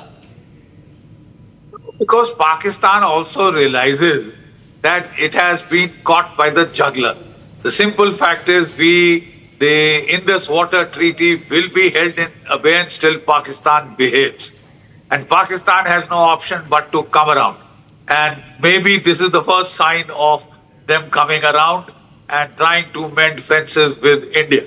Because they know that hostility with India will lead to the destruction of the Pakistani state. Right? The only point to be considered is who is Bilawal Bhutto speaking on behalf of? He is not a minister. He used to be the foreign minister earlier, but now he holds no official position in the Pakistan government. So is he speaking on behalf of the present Pakistan government, or is it a personal view? And if it is just a personal view, I don't know what it is worth, because it has been hotly contested. Extradition of these two terror functionaries, top functionaries, Hafiz Saeed and Masood Azhar, will be contested in the courts, and it could take years and years and years. So I don't know what this offer is worth, but it is a welcome change at least to hear some sober noises coming out of Pakistan. Right, sir. General Bakshi, thank you so much for joining us with your thoughts, your insights on that story. We will now shift our focus to some more news from across the country. This is Bharat in 5 minutes. A massive fire broke out at the go-down side at truck parking area in Navi Mumbai of Maharashtra. Firefighting at the go-down, which is located near the Agricultural Produce Market Committee market, is underway. Several vehicles, mostly trucks and tempos, have been destroyed. Trucks belonging to Kashmiri transporters also destroyed. A massive fire also erupted at a paper factory in Ghaziabad of Uttar Pradesh early this morning. Fire engines have reached the spot. Efforts to control the blaze underway. No casualties and injuries have been reported from the incident so far. A massive devotees attending the Amarnath Yatra in Jammu and Kashmir have been given radio frequency identification cards. These cards will be used to track the movement of pilgrims during the ongoing Yatra. Raman District Informatics Centre has set up several card distribution counters manned by trained computer operators at Yatri Nivas and Langar sites. हमारे ID already Chandigarh से बन चुके थे। यहाँ हम लोग RFID अपनी बनवाने के लिए आए हैं और इससे हमें बहुत बड़ा बेनिफिट है। बहुत अच्छी तरीके से they are helping us and इसके हमारी कहीं भी लोकेशन है हम लोग उस आरएफआईडी कार्ड के थ्रू लोकेट कर सकते हैं। ये बहुत अच्छा कदम उठाया है सरकार ने हमारी सेफ्टी के लिए। A woman and two youngsters were killed in a clash and firing between two groups in Dumrawan village in Bihar. A fire broke out among the children of two neighbouring families, which turned violent when both sides started firing. 22-year-old Anu Kumari and 24-year-old Himanshu Kumar sustained gunshot wounds to their heads and were rushed to Model Hospital in Bihar Sharif. The doctors declared them dead on arrival. Victims' families then staged a protest at the hospital gate. DSP Ramdullah Prasad says that 5 to 6 people have been arrested. Raids are being currently conducted to nab others. Devotees in large numbers have gathered to witness the consecration ceremony called the Kumbhabhishekam, taking place in Tiruchendur of Tamil Nadu. The consecration ceremony began with a puja which took place on the 1st of July in the temple. The event took place at 6:15 a.m. and 6:50 a.m. The previous Kumbhabhishekam was held 16 years ago in 2009. Madhya Pradesh Chief Minister Mohan Yadav will be heading to Punjab's Ludhiana today. He shared that ever since India's government was formed, India Alliance's government was formed, new employment opportunities, especially for the youth, have been continuously emerging in Madhya Pradesh. The government of BJP, he says, that is. He said that efforts are underway to promote industries in the state, particularly crop-based industries, so that crops receive fair prices. Many areas of Uttarakhand are experiencing torrential rainfall due to which Indian Met Department has issued an alert in the state for the next 3 days. Heavy rainfall in Rudraprayag and adjacent areas of Uttarakhand has increased the water flow in the Alaknanda river. The river is still flowing below the danger mark. Motor bridge on the Barsir Bandhanital motor road in Rudraprayag has been washed out, due to which many a dozen villages in Bangar area have been completely cut off. Earlier in the week, the Yamunotri National Highway was blocked at 2 points. Uttarkashi police shared that it will take time to restore the route. 17 villagers from Chhattisgarh's Thukupatra village were trapped in floods. They had gone to the area to do agriculture work. All 17 villagers have now been rescued. A rescue operation was conducted by a joint team throughout the night under the direction of Collector Ajit Basant. The team of the Revenue Department, Pali Police Station, District Disaster Management and the State Disaster Team conducted a joint rescue operation.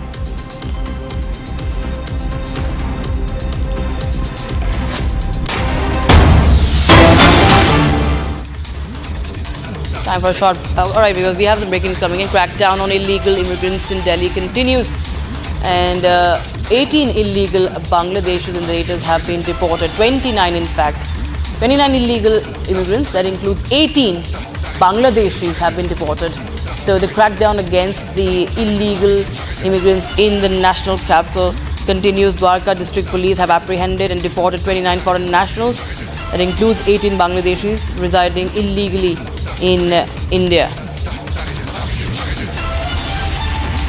And this is, of course, in the latest round of the arrests as far as these immigrants, the illegal immigrants are concerned. 4 Nigerians, also included 2 nationals from the Ivory Coast, have also been arrested. Now they are going to be deported.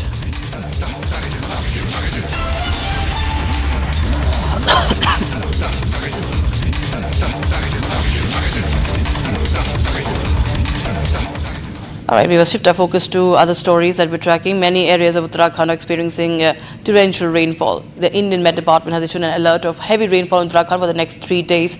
A motor bridge on the Barsir-Badhanital motor road in Rudraprayag was washed out, due to which many a dozen villages in Bangar area were completely cut off. Here's more.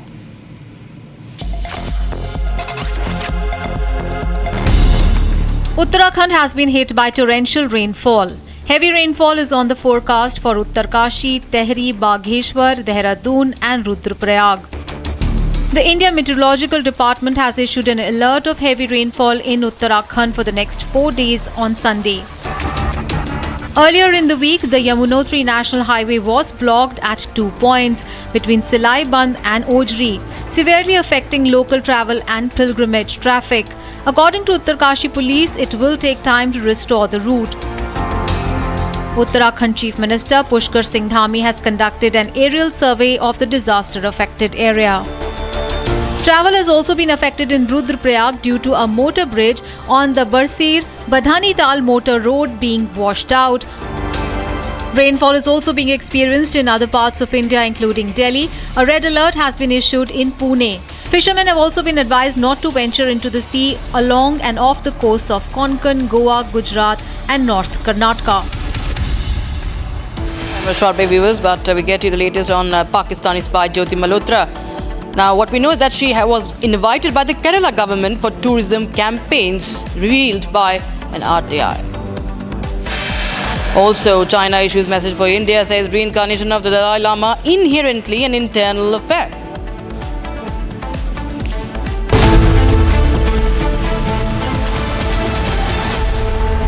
ये है secret recipe MDH का जीरा SIP जल जीरा मसाला। SIP जीरा SIP MDH का जल जीरा सिप MDH का जल जीरा सिप। केसरिया से मन जोगी हुआ रे, दिल झूमे देखो मतवारा हुआ रे। केसरिया से मन जोगी हुआ। हर पल मनाओ केसरी त्योहार। विमल, बोलो जुबान Kesari.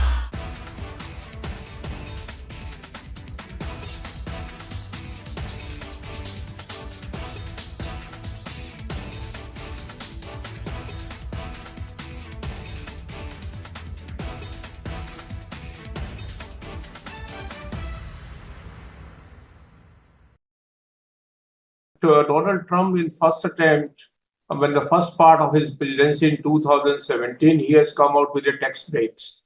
And he has announced that he wants to boost the American economy. And he has given tax breaks which were going to expire in 2025. So there was an obligation when the second term that he will extend the tax break, which he has promised in 2017, to continue permanently. And that's the big, beautiful bill is that.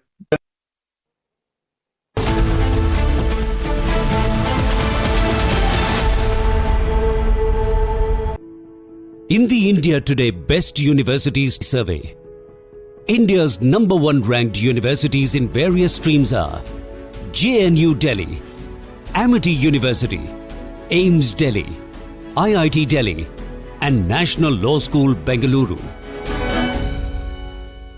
दादी के हाथों का जादू और खुशबू से महकता घर, माँ की मुस्कुराहट और खाने की सुगंध, MDH गरम मसाला, क्योंकि हर रिश्ता है स्वाद से जुड़ा।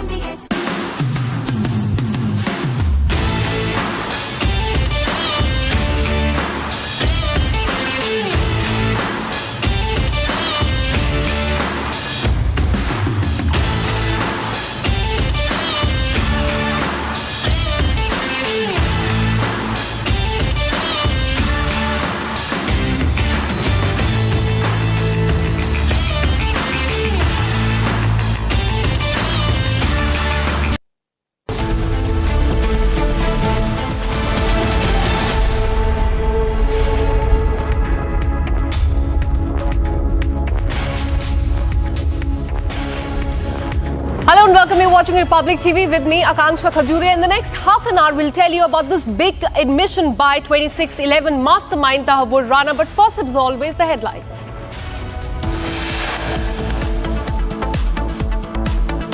Big revelation by Tahavur Rana. Sources say that he admits that he was a trusted agent of the Pakistani army. Clashes reported during religious procession in several states yesterday in Lakhimpur. In Uttar Pradesh, stones were pelted on the Hindu houses.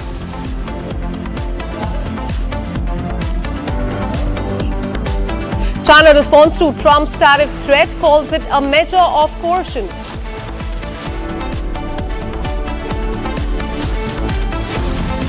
Pakistani spy Jyoti Malhotra was invited by the Kerala government for tourism campaign, and this is what has come to the fore through RTI.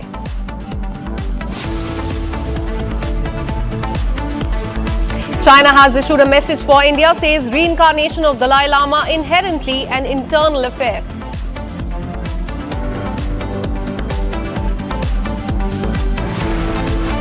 Mahesh Babu gets legal notice for endorsing a real estate scam worth 34 lakh rupees and misleading the buyers.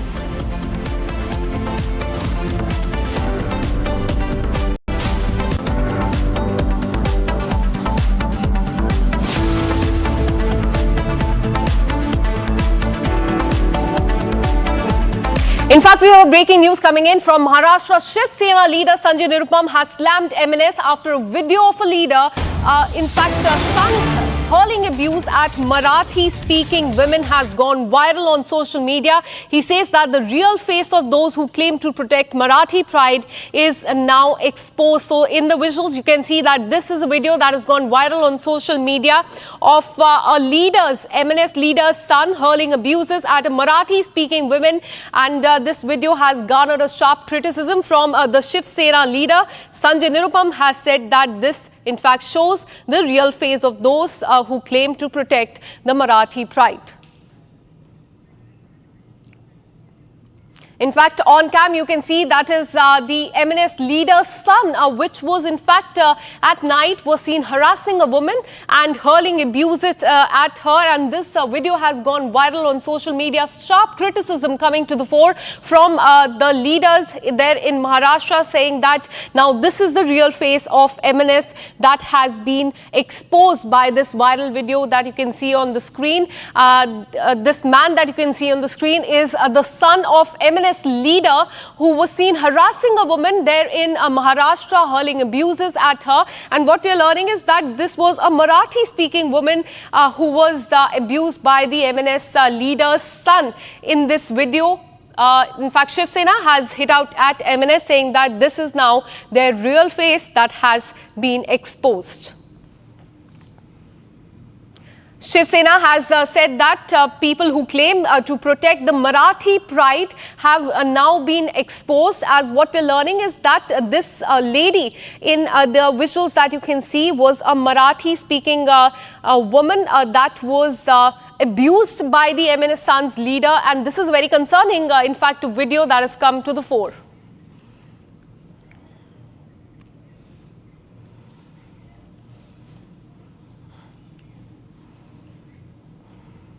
Now shifting our focus in a major success for the security forces, Sodi Khanna, top Maoist commander, was gunned down in an encounter in the National Park area of the Bijapur district. What we're learning is that he carried a reward of 8 lakh rupees on his head. 0.3 rifle, explosives and Maoist related materials were recovered from the spot, and this is definitely a big win for the security forces. Name of the person who has been killed and his photo you can see on the screen. That is the top Maoist commander that has been killed. His name is Sodi Khanna. He has been gunned down in an encounter in the National Park area of the Bijapur district. He was carrying a reward of 8 lakh rupees on his head, and in fact several explosives have been recovered from him. Let me go across to my colleague Bharat, who joins us live on the broadcast with more details. Bharat, हमने देखा है photo हम दिखा रहे हैं इस top Maoist leader की जिसको मार दिया गया है. एक्सप्लोजिव्स मिले हैं इनके पास से. काफी बड़ा विन है सिक्योरिटी फोर्सेस का. हमें बताइए नेशनल पार्क बीजापुर में जहां ये सब हुआ, क्या कुछ हुआ वहां पे? देखिए, ये नेशनल एरिया पार्क के अंतर्गत आता है. नेशनल एरिया पार्क यानी नक्सलियों का आरामदायक इलाका भी कहा जाता है. इसलिए अधिकतर जो लोग हैं, जो माओवादी हैं, बड़े कदर के माओवादी थे, उनकी मौजूदगी उस इलाके पे थी, जिसकी सूचना पुलिस को मिलती है. जब पुलिस को मिलती है, बरसात का समय है, बारिश हो रही है, मूसलाधार बारिश हो रही है, उसके बावजूद जो जवान है वो थकने का नाम नहीं ले रहे हैं, थमने का नाम नहीं ले रहे हैं. इसलिए उन्होंने एक एंटी नक्सल ऑपरेशन निकाला था. जिस इलाके पे माओवादी मौजूद थे, उनकी सूचना पे पुलिस उस इलाके पे निकलती है. पुलिस और माओवादियों के बीच में फायरिंग शुरू हो जाती है. पीएलजी बटालियन नंबर 1 यानी काफी मजबूत बटालियन नंबर 1 माना जाता है. कंपनी 2 के जो कमांडर हैं सोडी खन्ना, ये काफी मजबूत कैडर के नक्सली है. 8 लाख के इनामी नक्सली हैं. इनकी टोली की अगर बात की जाए तो वो ऐसे कैडर हैं जो बड़े बड़े घटनाओं को तब्दील में परिवर्तन किए हैं. ऐसे नक्सली ये कहा जाता है. ऐसे में इस नक्सलियों को पुलिस के जवानों ने ढेर किया है. बड़ी तादाद में जो इक्विपमेंट्स हैं वो बरामद किया गया है. 303 की अगर बात की जाए, एसएलआर की बात की जाए, या फिर जो इक्विपमेंट्स माओवादी इस्तेमाल करते हैं आमतौर पे जवानों को नुकसान पहुंचाने के लिए, तो स्वाभाविक सी बात है इन तमाम चीजों को डिस्प्यूज करके जवान अपने कब्जे में ले लिए हैं. बड़ी सफलता पुलिस के जवानों को देखने को मिल रहा है. 2 दिन से ऑपरेशन चल रही थी. लगातार ये कहा जा रहा था कि बड़ी संख्या में माओवादियों की मौजूदगी उस पूरे इलाके पे तैनात है, जिसके तर्ज पे ऑपरेशन चलाया गया था. बस्तर आईजीपी सुंदरराज ने इस पूरे घटनाक्रम की अगर बात की जाए, इस पूरे ऑपरेशन को पूरी निगरानी कर रहे थे पुलिस के उच्च अधिकारियों के द्वारा कि किस तरीके के हालात बन रही है, किस तरीके की परिस्थितियां उस इलाके पे बन रही है. क्योंकि वो इलाका इंद्रावती का कोर इलाका कहा जाता है, नेशनल पार्क इलाका कहा जाता है. उस इलाके पे बड़ी विषम परिस्थितियों में जो जवान है अपनी लोकेशन के साथ डटे हुए थे. माओवादियों के खिलाफ जो मोर्चा है वो संभाल रहे थे. जी, Absolutely a big win for the security forces there who were on a hunt for this Maoist commander that has now been nabbed. Thank you so much, Bharat, for tracking those details for us. Now shifting our focus to the state of Madhya Pradesh, violent clashes were reported during Muharram procession in Shahjahanpur is what we're learning, and the incident happened when a procession reached the Azad Chowk. There was a dispute that took place between the members of the same community that turned into a fight. The police deployed on the spot, took immediate action and brought the situation under control. Now those are the visuals that you can see on the screen.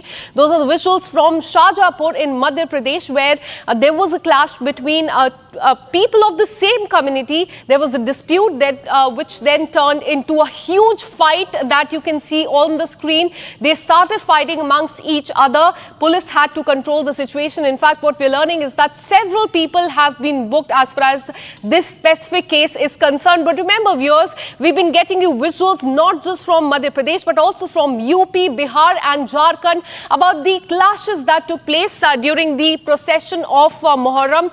And you can see right here, these are the visuals coming in from MP Shahjahanpur. Let me go across to my colleague Satya Vijay, who's been tracking this story very closely. Satya Vijay, tell us what happened there on the ground, क्योंकि हमें पता चल रहा है कि एक ही community के काफी लोगों के बीच में डिस्प्यूट हुआ, जिसके बाद एक काफी बड़ी फाइट हुई, पुलिस को इंटरवीन करना पड़ा. पर हम देख रहे हैं कि काफी स्टेट्स में मुहर्रम के प्रोसेशन के टाइम इसी तरह के क्लैशेस हो रहे हैं. इस पर्टिकुलर केस में क्या हुआ, हमें बताइए. जी बिल्कुल, देखिए उज्जैन हो या शाजापुर हो या रतलाम हो, तमाम ऐसे जगह हैं मध्य प्रदेश है जहां पर कि मुहर्रम के जुलूस के दौरान विवाद की तस्वीरें सामने आ रही है। फिलहाल शाजापुर की बात करें तो वहां पर जुलूस में ही शामिल एक ही समुदाय के 2 गुटों में विवाद हुआ और ये विवाद की वजह बताई जा रही है कि जो इस जुलूस में मुहर्रम के जुलूस में जो अखाड़ा होता है उसे घुमाने को लेकर जुलूस जो है विवाद शुरू हुआ। पहले बातचीत, फिर विवाद और फिर हाथापाई तक नौबत पहुंची, जिसके बाद पुलिस को मोर्चा संभालना पड़ा। पुलिस ने वहां पर बल प्रयोग किया, भीड़ को काबू किया, नहीं तो हालात और ज्यादा बेकाबू हो जाते, क्योंकि ये 2 जो गुट हैं वो उसी समाज से हैं, सेम कम्युनिटी के थे, जुलूस में शामिल होने आए थे। लेकिन जो अखाड़े और जो इस जुलूस का जो घोड़ा होता है उसको घुमाने को लेकर एक पक्ष कह रहा था इस दिशा से जाना है, दूसरा पक्ष दूसरी दिशा की बात कर रहा था। इसी बात पर पहले कहासुनी हुई और फिर हाथापाई की नौबत आ गई, जिसके बाद पुलिस, चूंकि मौके पर पुलिस मौजूद थी और ये 12 बजे से रात 5 बजे तक जुलूस निकलना था, लेकिन जब वहां पर विवाद हुआ, झगड़ा हुआ और मारपीट की नौबत आ गई, मारपीट होने भी लगी। इसके बाद पुलिस ने 2 बजे ही वहां का जुलूस खत्म कराया और शांति व्यवस्था कायम की। अब पुलिस का ये कहना है कि इसमें चूंकि सेम कम्युनिटी से दोनों पक्ष आते हैं, उन्होंने अभी तक किसी भी पक्ष ने एफआईआर नहीं की, इसलिए आरोपियों को डिटेन नहीं किया गया। अगर पुलिस के पास एफआईआर आती है या कोई पक्ष ये आरोप लगाता है मारपीट के, तो पुलिस आगे की वैधानिक कार्रवाई करेगी। Absolutely. In Madhya Pradesh, violent clashes were not witnessed just in Shahjahanpur, as my colleague was pointed out, but also in Ujjain. Keep tracking those details. We'll keep coming back to you for more on this. Now, shifting our focus to the state of Uttar Pradesh, as we've been telling you, not just in MP, but in UP, Bihar, Jharkhand, there have been clashes as far as the Muharram processions are concerned. Now, in Lakhimpur, what we're learning is that the clashes turned violent, and the locals and the eyewitnesses are saying that specific homes were targeted and stones were pelted on them. Well, there in the screen now you can see that is Lakhimpur in Uttar Pradesh, a very sensitive area where the mob targeted homes with in fact stones, and locals have in fact stated that this is the first time that such an incident has happened there. Sir कल लगभग 5 बजे शाम की बात है। ताजिया उधर सुनसरी से निकल के आया, हमारे घर के पीछे से निकलता है और कभी रखा ना गया। कल करीब 1.5 घंटे तक ताजिया रख के दिया गया, वहाँ से उठाया नहीं। हमारे गांव के प्रधान जी अब्दुल हसीब जी वो भी थे साथ में, और उसके बाद में क्या नारे लगा रहे थे और पत्थर क्यों फेंकने लगे आपके घर पर? ये पाउडर फेंका पहले हमारे घर पे, तो हम लोगों ने मना किया घर में क्यों फेंक रहे हो पाउडर। ये हमारे लड़के ने मना किया, ये पंकज को, तो जब मना करेंगे तो इनको पकड़ के खींच लिया और मारने लगे। तो हम लोग कहने ये क्या कर रहे हो, हम लोग जब दौड़े तब तक पत्थर चलने लगे। बाहर चलते हैं, तस्वीरें और भी आपको दिखाते हैं। घर में बिखरा ये पूरा ईटा पत्थर देखिए, छत पर भी फैला हुआ ईटा। आइए छत पर चलते हैं, आपको हम तस्वीरें दिखाते हैं किस तरीके से छत पर सारा सामान बिखराया गया है। छत के ऊपर चल के देखने को हमें जो घर के मालिक है वो कह रहे हैं, और देखिए यहाँ पर कितने ईंटे पत्थर पड़े हैं, गुम्बे पड़े हैं, और ये बता रहे हैं, कहानी की बानगी बता रहे हैं कि किस अंदाज में डराने के लिए, धमकाने के लिए ये सब कुछ किया गया। यहाँ पर जो घर का सामान है वो भी टूटा हुआ दिखाई दे रहा है, घर के सामान को भी देखिए तोड़ दिया गया है। आप यहाँ पर आप बताएं अंकल, क्या किस तरफ से जा रहे थे? ये इधर इससे जा रहे थे, पीछे से इधर से और ये इधर से पत्थर यहीं से फेंके गए, इधर से वहाँ से। ये सारा पाउडर भी आपके घर के ऊपर बिखरा हुआ? ये सर वहाँ तक सब पाउडर फेंका, वो वहाँ से सब पड़ा है सब। और ये पैनल टूट गया, देखो इस पे ईंटा लगा। क्या नारेबाजी क्या कर रहे थे और उनकी मंशा क्या थी? ये पत्थरबाजी कर क्यों रहे थे? ये केवल हिंदू मुस्लिम भड़काना चाहते थे। आप लोग को डराने की कोशिश थी? यहाँ हमारे घर से ये हिंदुओं का घर केवट का, इनके घर पे पत्थरबाजी, इनकी टीन टूट गई है, और वो वहाँ एक हिंदू का घर, वहाँ भी पत्थरबाजी, वहाँ भी उनके। हम आपको जरा तस्वीरें एक बार फिर से दिखाते हैं और अंदाजा लगाइए कि किस तरीके से डराने की कोशिश की गई। कल के दिन इस गांव के हिस्से में ईंटे पत्थर छत पर भी बिखरे हुए हैं, और जरा ऊपर से ही नीचे आपको तस्वीर दिखाते हैं एक फ्रेम। जो स्थानीय लोग हैं दरवाजे पर इकट्ठा हैं, डरे सहमे ये लोग हैं अपनी सुरक्षा को लेकर, और इन ईंटे पत्थरों को देखिए। ये ईंटे पत्थर घर पर जब फेंके गए, इस मंशा से फेंके गए कि लोगों को डराया जाए। ये बताइए, सुरक्षा को लेकर डर लग रहा है आप लोग को? बिल्कुल सर, डर तो लगी रहा है। जब इस पुलिस की मौजूदगी में ये हुआ है सर, तो डर तो लगी रहा। वो देखो वहाँ दीवार की वो ऊपर देखिए टीन घर के सामने की दिखा रहे हैं, बाहर की तरफ अंदर की टीनें टूट चुकी हैं। जो पाउडर फेंका गया था, ये पाउडर क्या था और किस मंशा से? पता नहीं सर क्या था ये पाउडर में, इसमें वहाँ से फेंक रहे, तो हम लोगों ने मना कि घर में हमारे मत फेंको, अपने उसमें फेंको। नीचे उतरते हैं, जरा वहां भी चलकर देखते हैं, समझते हैं कि क्या मंशा थी। ये हिंदू आबादी जिस तरफ गांव की रहती है, बेहद डरी हुई ये आबादी है। सीढ़ियों पर भी आप देखेंगे गुम्मे के टुकड़े फैले हुए हैं, और जिस अंदाज में फेंके गए, लड़कों ने खुद अपने वीडियो बनाए, इंस्टाग्राम पे डाला है। अपना जो हनक दिखाने की कोशिश है, डराने की कोशिश है। घर के बाहर चलते हैं, आप बताइए, घर में मौजूद थी आप जब हमला हुआ? जी, यहाँ पे थे, बच्चों को लेके। ये बहू ने यहाँ पे खेल रहे थे, जब पत्थर आने लगे तो बहू इधर लेके कमरे में बच्चों को बंद कर दिया। डर पूरा परिवार डर गया होगा। डर के लिए, और सब सारे लोग बाहर थे, ये हम दोनों लोग। क्या नारेबाजी कर रहे थे ये लोग? वो सब वही खेल रहे थे, पाउडर खेल रहे थे, और उधर से पटाखे दगाने वाली बात आई। आपने कहा कि पटाखे दगा रहे थे, ये तो देखने को मिलता नहीं है। हाँ, पटाखे कभी नहीं दगते हैं, ना ही यहाँ पे रुकते हैं। यहाँ पे आते थे और चले जाते थे, लेकिन 1 घंटे तक रखे रहे। और हम 1-1.5 घंटा हो गया, हमने देखा कि इतनी देर तो कभी नहीं रुकते थे। उसके बाद इन्होंने यहाँ से वो यही पाउडर फेंकना शुरू किया। यहाँ पे हम लोग अपने घर के पास बैठे थे, लगभग वहाँ से 30 मीटर की दूरी पे। ये लोग झिल्लियों में उड़ा के हम लोगों को घर पे फेंक रहे थे। जब हमने मना किया, नहीं सुना किसी ने, हम वहाँ पे जाके मना करने लगे तो 4-5 लोगों ने पीछे से आके हमको पकड़ लिया, पीट दिया आपको। हाँ, अच्छा। जब हमने मना किया, फिर भी वहाँ पे कोई प्रशासन नहीं बोला कुछ भी। बाद में बीच बराव कराए, और फिर वो लोग क्या किए, जैसे वहाँ ये हुआ लफड़ा तो वो लेके बढ़ाए ताजिया, और फिर उसके बाद उधर से पत्थर फेंकने लगे। घर में बच्चे भी थे आपके। मुख्यमंत्री से सुरक्षा के लिए मांग क्या कीजिएगा? योगी जी से कहिएगा। हम तो चाहते हैं सभी लोगों की गिरफ्तारी हो, जितने लोग हैं जो दोषी हैं। अब तक अभी किसी की गिरफ्तारी नहीं हुई। FIR कराई है? FIR आपने कराई है? जी, आपके नाम आपने FIR कराई है? क्या FIR में मांग किया? FIR में हमने कहा जितने दोषी हैं सभी लोगों को सजा होनी चाहिए, हमें कड़ी से कड़ी सजा, हमें न्याय मिलना चाहिए।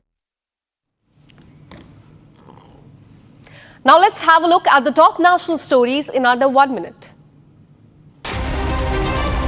Bharat 1 Minute brought to you by Canara Bank. Together we can. AIMIM Chief Owaisi has questioned Election Commission's special intensive revision exercise ahead of the Bihar Assembly elections. Owaisi has questioned the timing of Election Commission and said that time must be given before conducting this revision. Meanwhile, TMC MP Mahua Moitra, RJD MP Manoj Jha have moved the top court to challenge the Election Commission's move. The top court is all set to hear this plea on July 10th. आप इतने कम time में exercise कैसे कर पाएंगे? बहुत time कम है। SIR में भाई जो लोग जो अपना एड्रेस चेंज कर लिए, उनको क्यों आप पूछ रहे हैं बर्थ सर्टिफिकेट? बीजेपी RSS बार बार ये भरम, ये झूठ फैलाती है कि यहाँ पर बांग्लादेश के लोग आ गए हैं। कहाँ है बताओ हमको।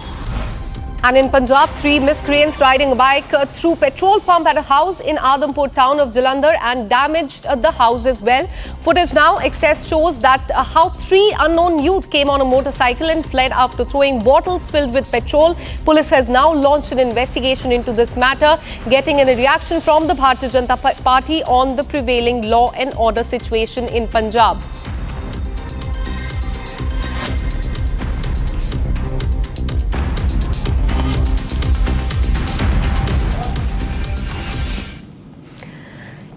In fact, the terror attack in Pahalgam in April 2025 has found the mention on the world stage at the BRICS summit, the 17th edition in Brazil. Prime Minister Modi sent out a strong message to Pakistan on terrorism.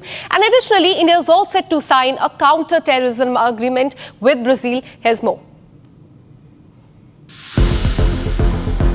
Kashmir's agony found a global platform at the BRICS summit in Brazil.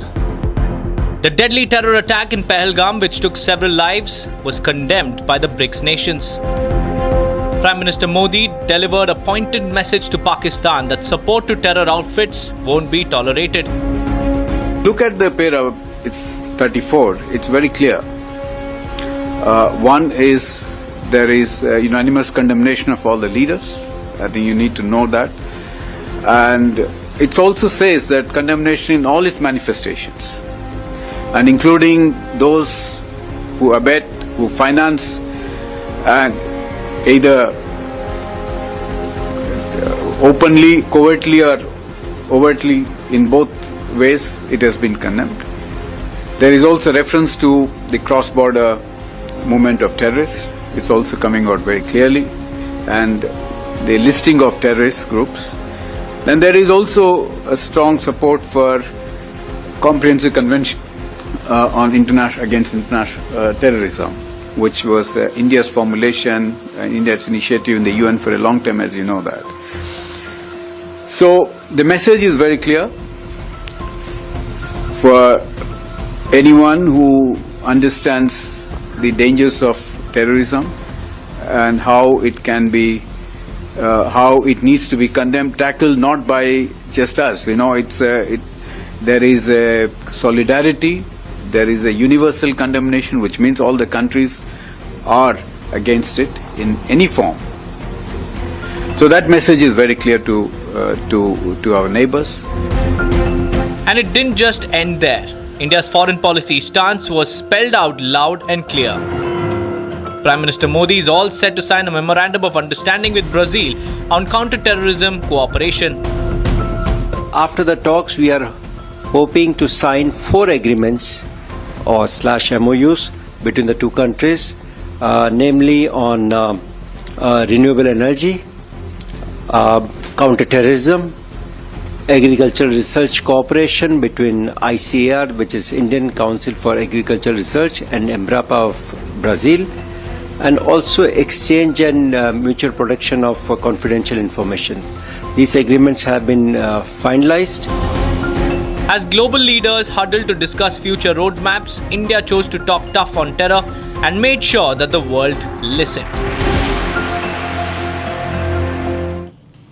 And as Pakistan intensifies its strike in Waziristan, tribal protesters have stormed the streets. The people of Shewa in North Waziristan have united to raise their voice against Pakistan's military operation in the area. Slogans were raised rejecting this operation by Pakistan, and there in the visuals you can see massive protests there against the Pakistan army. These are the tribal protesters which have now stormed the streets. You can see thousands of people there on the streets raising slogans against the Pakistan military operation in the area, and this comes at a time when Pakistan has intensified the strikes in Waziristan. The tribal protesters there on the streets raising slogans against the Pakistani army, and these are the visuals coming in from Shewa area of North Waziristan, and all these people have united. They have come on the streets to raise their voice against Pakistan military operation in this area. Several slogans against the Pakistani military and the army was raised. Well, there on the screens, you can see these are the visuals coming in from the Shewa area of North Waziristan, where, as you can see, thousands of protesters, and those are the tribal protesters there. They have stormed the streets to raise slogans against the Pakistani army operation in the area.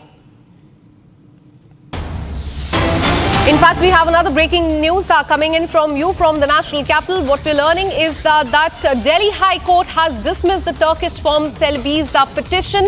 And what we're learning is that as far as this is concerned, the petition was filed by the Turkish ground handling and cargo operator, the Celebi Airport Services India, over cancellation of its security clearance by the Ministry of Civil Aviation. Remember, it was cancelled on May 15, 2025, right after the Pahalgam terror attack and also Operation Sindoor.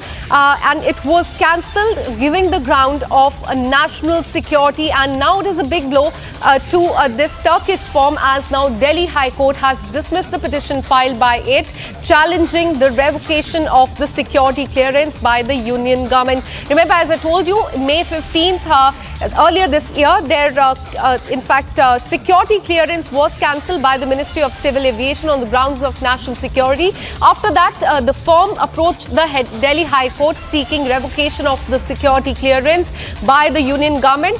Let me go across to Rhythm Bhardwaj, who joins us live on the broadcast with more details.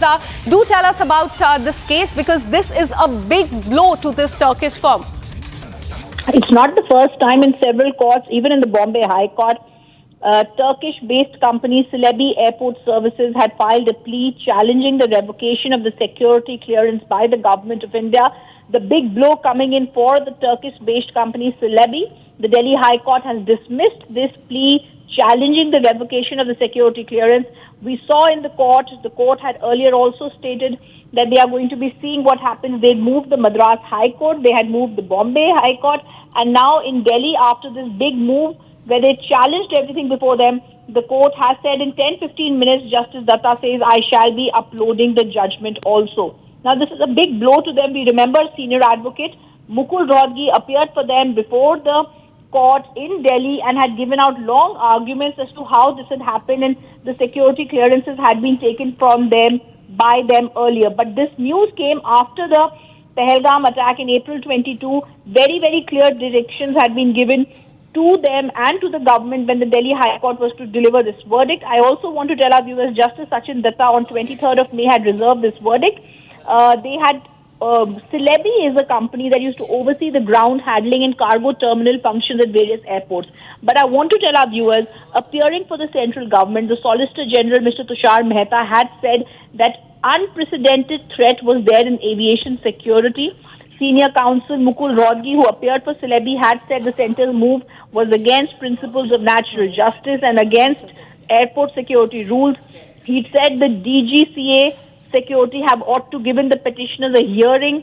However, remember on the 19th of May, the centre had said the decision to revoke the clearance was taken in national security in light of the inputs that continuing the security and the services of the Celebi company would be hazardous in the current scenario. Celebi operated in the Indian aviation sector for 15 years. However, the security clearance to the company was given in 2022, but after the Operation Sindoor, it had been taken away and back. This judgment was very critical. The Delhi High Court had been set to deliver this verdict. They have delivered a big blow to Celebi, and I'm also sure this will be acting as a ripple effect because Celebi has also filed petitions in the Bombay High Court and the Madras High Court, challenging the security clearance that has been cancelled by the union government on the 7th of July. The Turkish-based ground handling and cargo operations company had challenged the central government's move, but the Delhi High Court bench has now dismissed it. And I also remember in the hearing, Celebi argued that the company's security clearance was decision to scrap this was after Pahalgam, the central government had said, and it also had given out great details before the court, but Solicitor General had said that the centre has plenary powers, absolute powers when it comes to protecting the country's national security. We all remember Turkey had sided with Pakistan, and that being the basis, the court had been told the decision came among the growing demand for boycotting the firm headquartered in Istanbul in Turkey, the country that sided with Pakistan during the escalated tensions with India during Operation Sindoor. After that furor, Celebi had refuted claims of a link to the Turkish president, but they have now got this big blow from the Delhi High Court, which has said that whatever challenges before them, they will have to now stop all practices. Absolutely. Big blow to the Turkish firm. Their security clearance will remain suspended as of now. Thank you so much for all the details. We'll keep coming back to you for more on this. And with this, we're taking a very short break. We'll be right back with much more details on the stories that we are tracking very closely for you. Coming up next on the other side, we'll tell you about how Pakistani spy Jyoti Malhotra was invited by Kerala government for tourism campaign. And this is what has come to the fore through RTI. We'll tell you about the message that China has issued for India, saying reincarnation of the Dalai Lama is inherently an internal affair. This and much more on the other side. Stay with us.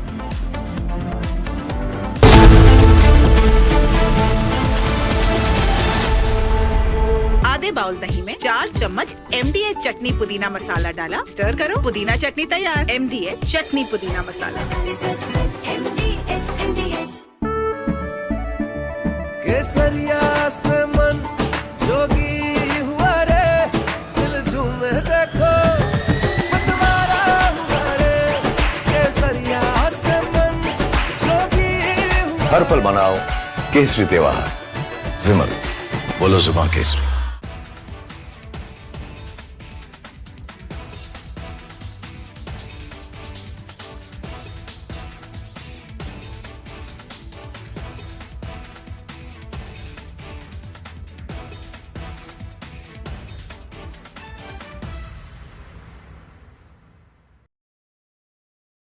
Donald Trump in first attempt, when the first part of his presidency in 2017, he has come out with a tax breaks. And he has announced that he wants to boost the American economy.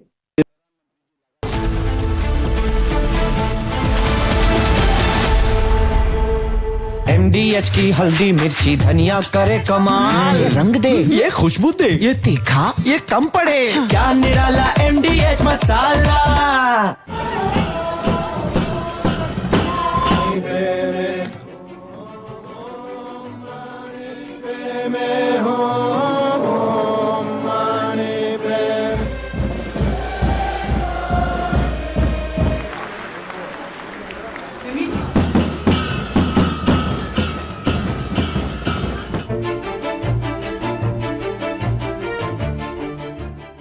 中国政府实行宗教信仰自由政策，颁有宗教事务条例和藏传佛教活佛转世管理办法，依法保护活佛转世这一传承方式。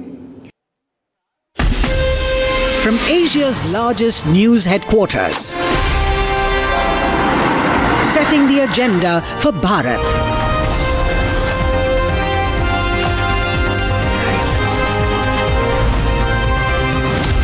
You're watching Republic.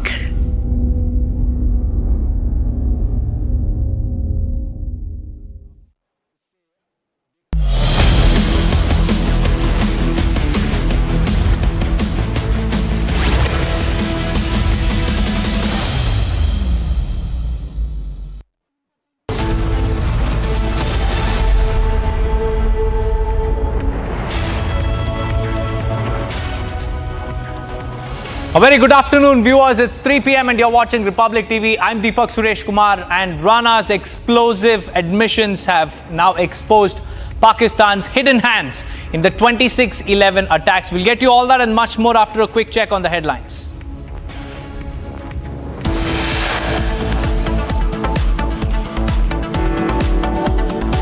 Big revelation by Tahawur Rana. Sources say he admits that he was a trusted agent of Pakistan Army.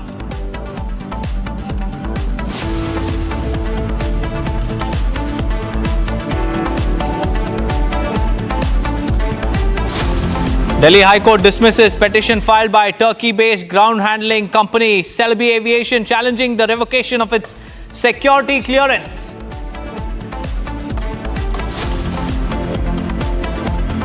Clashes reported during religious procession in several states. In Lakhimpur, stones were pelted on Hindu homes.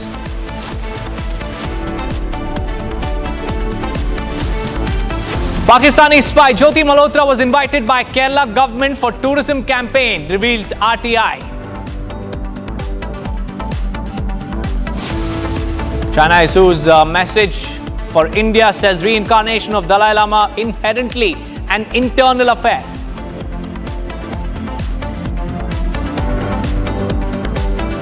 Youth brutally assaulted in Bengaluru over relationship dispute, actor Darshan's case referenced.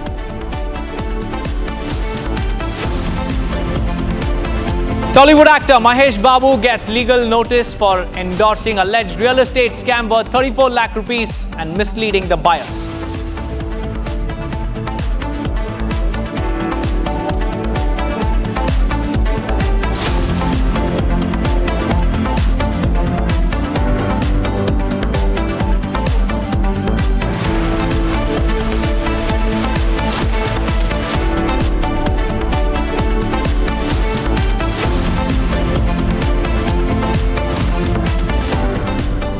Viewers, we have some big breaking news coming in. Viewers, this one from Ratlam. After videos of burning of the banner of Hindu Rashtra during Muharram procession in Sailana town went viral.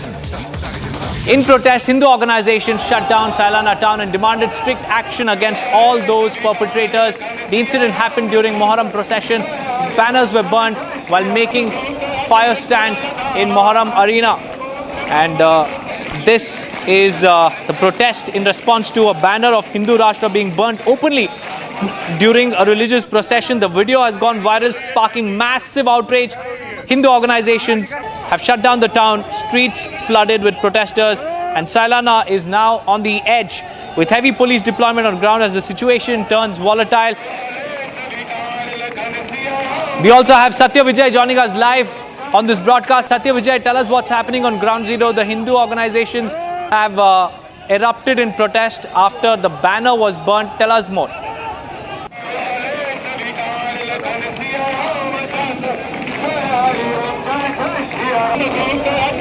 Well, we'll get Satya Vijay back with us, but these are the pictures of the Hindu group staging a protest after a banner of Hindu Rashtra was burnt openly during a religious procession. And the video, this particular video, has gone viral and has also sparked massive outrage, with Hindu organizations now shutting down the town, protesting on the streets, and Sailana is witnessing heavy police deployment on ground as the situation is now spiraling into complete chaos. This is the Sailana town that we are talking about, where a video of a few individuals burning the Hindu Rashtra banner during a religious procession went viral. And this video that went viral on social media sparked massive outrage, with Hindu groups now protesting on the streets, demanding action against those perpetrators. Satya Vijay is joining us live. Satya Vijay, what's happening on ground zero? Hindu groups have started protesting against that viral video. Tell us what is happening on ground zero as far as the protest is concerned. जी हाँ, बिल्कुल। देखिए, मध्य प्रदेश में मुहर्रम के जुलूस के दौरान अलग अलग तस्वीरें सामने आ रही हैं, विवादित तस्वीरें सामने आ रही हैं। उज्जैन में हमने दिखाया कि किस तरह निर्धारित रूट से अलग हटकर घुसने की कोशिश की मुहर्रम के जुलूस के दौरान। उसके बाद शाजापुर और अब रतलाम के सैलाना से जो तस्वीर आई है वो काफ़ी गंभीर मामला है। वीडियो वायरल हुआ है साफ तौर पर मुहर्रम के जुलूस के दौरान। वहाँ पर जो कि एक हिंदू राष्ट्र का बैनर लगा हुआ था और इसी जुलूस में शामिल लोग जो कि अखाड़े करते हैं, जो कि स्टंट दिखाते हैं, उन्होंने जानबूझकर जो आग का गोला है वो छोड़ा, जिसकी वजह से हिंदू राष्ट्र का जो बैनर था वो जल गया, वो झुलस गया। और इसी के बाद आज रतलाम के सैलाना में लोगों का विरोध देखने को मिला। लोग एकजुट हुए, लोगों ने सड़कों पर जाम किया, हनुमान चालीसा पढ़ते हुए विरोध प्रदर्शन किया। और इन लोगों की साफ तौर पर मांग ये है कि जिसने भी इस हिंदू राष्ट्र के बैनर को जलाने की कोशिश की है, मुहर्रम के जुलूस में शामिल जो भी लोग थे जिन्होंने ये करतूत की है, हिंदू राष्ट्र का जो बैनर है उसे आग के हवाले करने की कोशिश की है, उनके खिलाफ सख्त एक्शन हो। इसीलिए तमाम लोग वहाँ पर जुटे, चक्का जाम किया और हनुमान चालीसा पढ़ते हुए अपना विरोध दर्ज कराया। और उनकी मांग है पुलिस प्रशासन से जल्द से जल्द जो आरोपी हैं जिन्होंने इस करतूत को अंजाम दिया है उनके खिलाफ कठोर कार्रवाई की जाए, वरना और बड़ा विरोध प्रदर्शन देखने को वहां मिलेगा। Right, Satya Vijay, as far as the crackdown is concerned, have any individuals been arrested?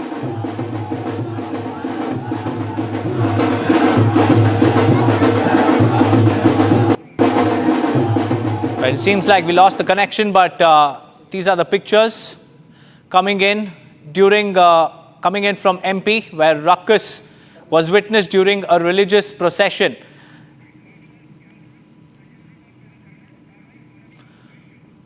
Now, shifting our focus to Maharashtra, viewers, Shiv Sena leader Sanjay Nirupam has slammed MNS after a video of a leader's son hurling abuses at a Marathi-speaking woman went viral on social media.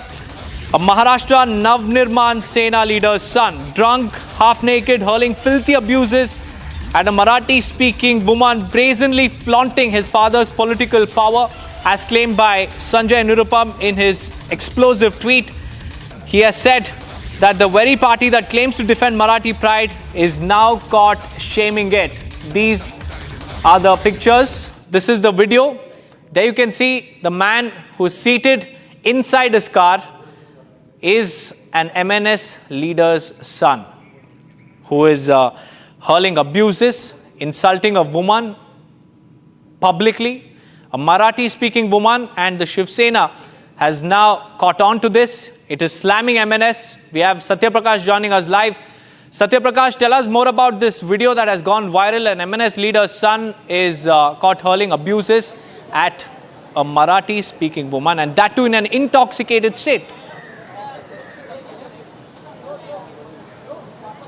देखिए दीपक, ये जो video है जावेद शेख है जो कि मनसे के नेता हैं, उनके बेटे राहिल शेख का है वीडियो। और ये वीडियो में साफ तौर से दिख रहा है किस तरह से जो राजश्री मोरे हैं जो कि मराठी हैं और यहीं रहती हैं, और जो विवाद हुआ कि कहीं न कहीं जो राहिल शेख है वो कार को टक्कर मारते हैं। इसके बाद जो राजश्री है कहीं राजश्री के साथ काफ़ी देर तक वाद विवाद होता है और सारा वीडियो जो है राजश्री ने रिकॉर्ड कर लिया है। और वीडियो में साफ तौर से दिख रहा है किस तरह से जावेद शेख जो कि उनका बेटा राहिल शेख किस तरह से धौस दिखा रहा है, अपने बाप के ऊपर कह रहा है कि जाके पुलिस स्टेशन कंप्लेन कर दो, जो भी करना कर लो। कहीं न कहीं जिस तरह से ये मनसे के नेता जावेद शेख का बेटे का ये जिस तरह से कारनामा सामने आया है, जिस तरह वीडियो सामने आया है, कहीं लोग सवाल खड़े कर रहे हैं कि जो मराठी और हिंदी भाषी का लोग विवाद चल रहा था, कहीं मराठी जो मुलगी है उसके साथ ही मराठी के लोग इस तरह से कर रहे हैं। कहीं नेता होने का ताकत दिखाया जा रहा है और बार बार इस वीडियो में साफ तौर से दिख रहा है किस तरह से राहिल धमका रहा है। फिलहाल पुलिस ने मामला दर्ज कर लिया है और मामले की जांच चल रही है। वहीं राजश्री ने वीडियो को ट्वीट किया है और सवाल खड़ा किया है कि मराठी जो मुलगी है, मराठी बेटी के साथ इस तरह से मराठी लोग कर रहे हैं और मराठी नेता जो मराठी होने का दावा करते हैं, बड़े नेता माने जाते हैं, उनके नेता इस तरह से कर रहे हैं मराठी लोगों के साथ। जी Satyaprakash, also tell us whether any action has been taken against this leader's son, because this is really shocking. He's flaunting his father's credentials, saying that I'm an MNS leader's son. Do whatever you want. He's hurling abuses in a half-naked state. Tell us more, Satyavidya, as far as any crackdown, any detention, what has happened? देखिए दीपक, फिलहाल police जांच कर रही है क्योंकि video सामने आया। इसके बाद कहीं कहीं जो पॉलिटिकल पार्टियां कहीं कहीं लगातार सवाल खड़े कर रही कि आखिर कैसे ही जावेद शेख जो कि मनसे के नेता हैं और उनका बेटा राहिल शेख जिस तरह से कहीं कहीं ये बदतमीजी किया है महिला के साथ, उसके बाद कहीं के लोग मनसे पार्टी पर सवाल खड़ा कर रहे हैं कि मराठी को लेकर जिस तरह से विवाद है महाराष्ट्र में हिंदी और मराठी को लेकर, और मराठी मुलगी मतलब मराठी बेटी के साथ इस तरह से बिहेव किया जा रहा है, तो कहीं के लोग सवाल खड़े कर रहे हैं। फिलहाल पुलिस का कहना है कि इस मामले को लेकर जांच कर रहे हैं और जिस तरह से वीडियो आ रहा है, वीडियो को पूरी तरह से जांच किया जा रहा है और जिस तरह से गाली दे रहा है राहिल, तो कहीं कहीं जो दूसरी पॉलिटिकल चाहे बीजेपी हो चाहे शिवसेना शिंदे गुट हो, सभी लोग सवाल खड़े कर रहे हैं कि एक मराठी नेता का बेटा इस तरह से मराठी लड़की के साथ बदतमीजी करते हुए वीडियो जो सामने आया, कहीं कहीं कड़ी कार्रवाई होनी चाहिए। दीपक। Right, Satyaprakash, thank you for joining us with those insights. In fact, this is the video of an MNS leader's son harassing a Marathi-speaking woman, and Sanjay Nirupam has asked a very, very tough question. Is MNS soft on Muslim appeasement while targeting Hindus? And this is a massive political storm that's brewing. And this is the very party that claims to defend Marathi pride is now caught shaming it, viewers, and that too in public glare. Look at the MNS leader's son, half naked, abusing a Marathi-speaking woman and also flaunting his father's credentials. This is a Mumbai VVIP brat caught on cam, shaming the very language that his father's party, claims to protect. And the video has gone viral. The investigation is currently underway, but so far, no statement has come in from the MNS.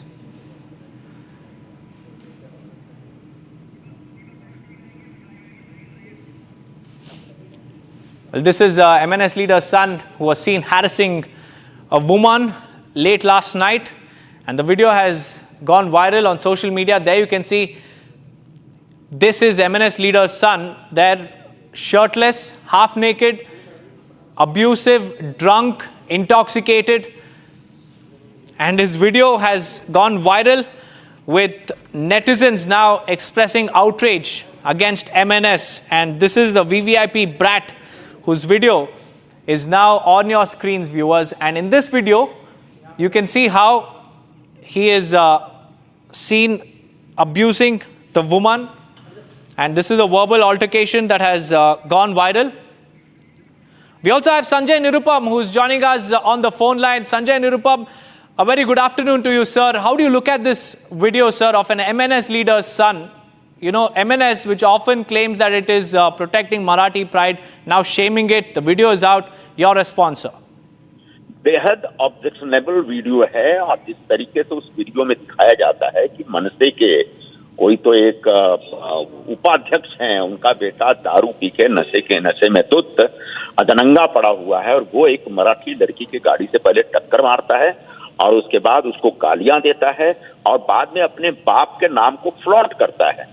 तो इस तरह की जो हरकतें मनसे के लोग करते हैं उससे एक ही बात साबित होती है, जो मैं बार बार कहता हूं कि मनसे के लोगों का मराठी भाषा के मान सम्मान से कोई लेना देना नहीं है। मराठी भाषा के नाम पर ये महज गुंडागर्दी करते हैं। तो चंद गुंडों का एक संगठन है, एक्सटॉर्शनिस्ट जो होते हैं ना, जो हफ्ताखोरी वाले लोग होते हैं, ऐसे लोगों का संगठन है। उस महिला ने उस वीडियो में ये भी बताया है कि उसने कुछ नॉन महाराष्ट्रियन लोगों को सपोर्ट कर दिया था, इसकी वजह से मनसे के लोग 200 लोग उसके ऑफिस को लेकर घेर गए थे और उसके ऑफिस पे आ गए थे।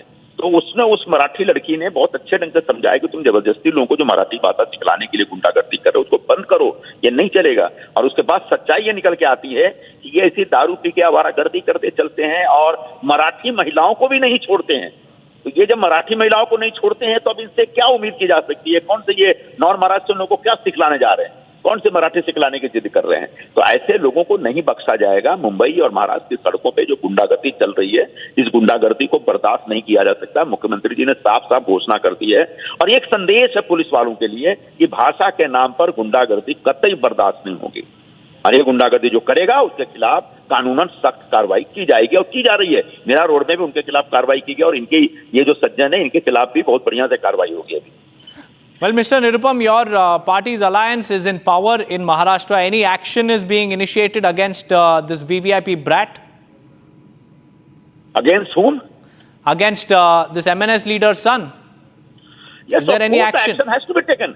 Action will be taken against that gentleman. The FIR has been already lodged, and after that FIR, under this new system of BNS, whatever section is required, that section will be imposed, and accordingly, he will be either arrested or he will be asked to give bond, and then the charge sheet will be filed in the court, and the court will take the cognizance of the charge sheet and take action and give the final punishment to that boy.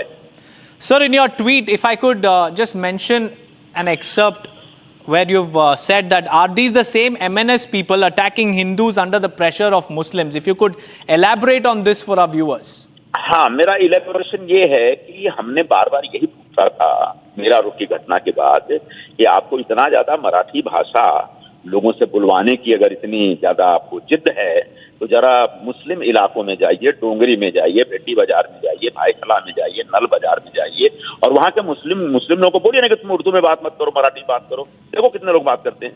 अगर किसी को थप्पड़ मार के दिखाओ तो अब समझ में आ रहा है कि इनके जो ऑफिस बेयरर्स हैं वो भी इसी तरह के मुस्लिम हैं और शायद इन मुसलमानों के दबाव में राज ठाकरे के लोग हिंदुओं पर हमला कर रहे हैं, क्योंकि प्राइमरीली ये हिंदुओं पे हमला करते हैं, चाहे वो बैंक में चले जाएं या फिर डीमार्ट के शोरूम में चले जाएं या फिर किसी वॉचमैन को पकड़ लें या फिर जोधपुर स्वीट के मालिक को पकड़ लें। तो the way they have been attacking Hindus, somehow I have a apprehension that whether it's all being done under the pressure of their own Muslim leadership.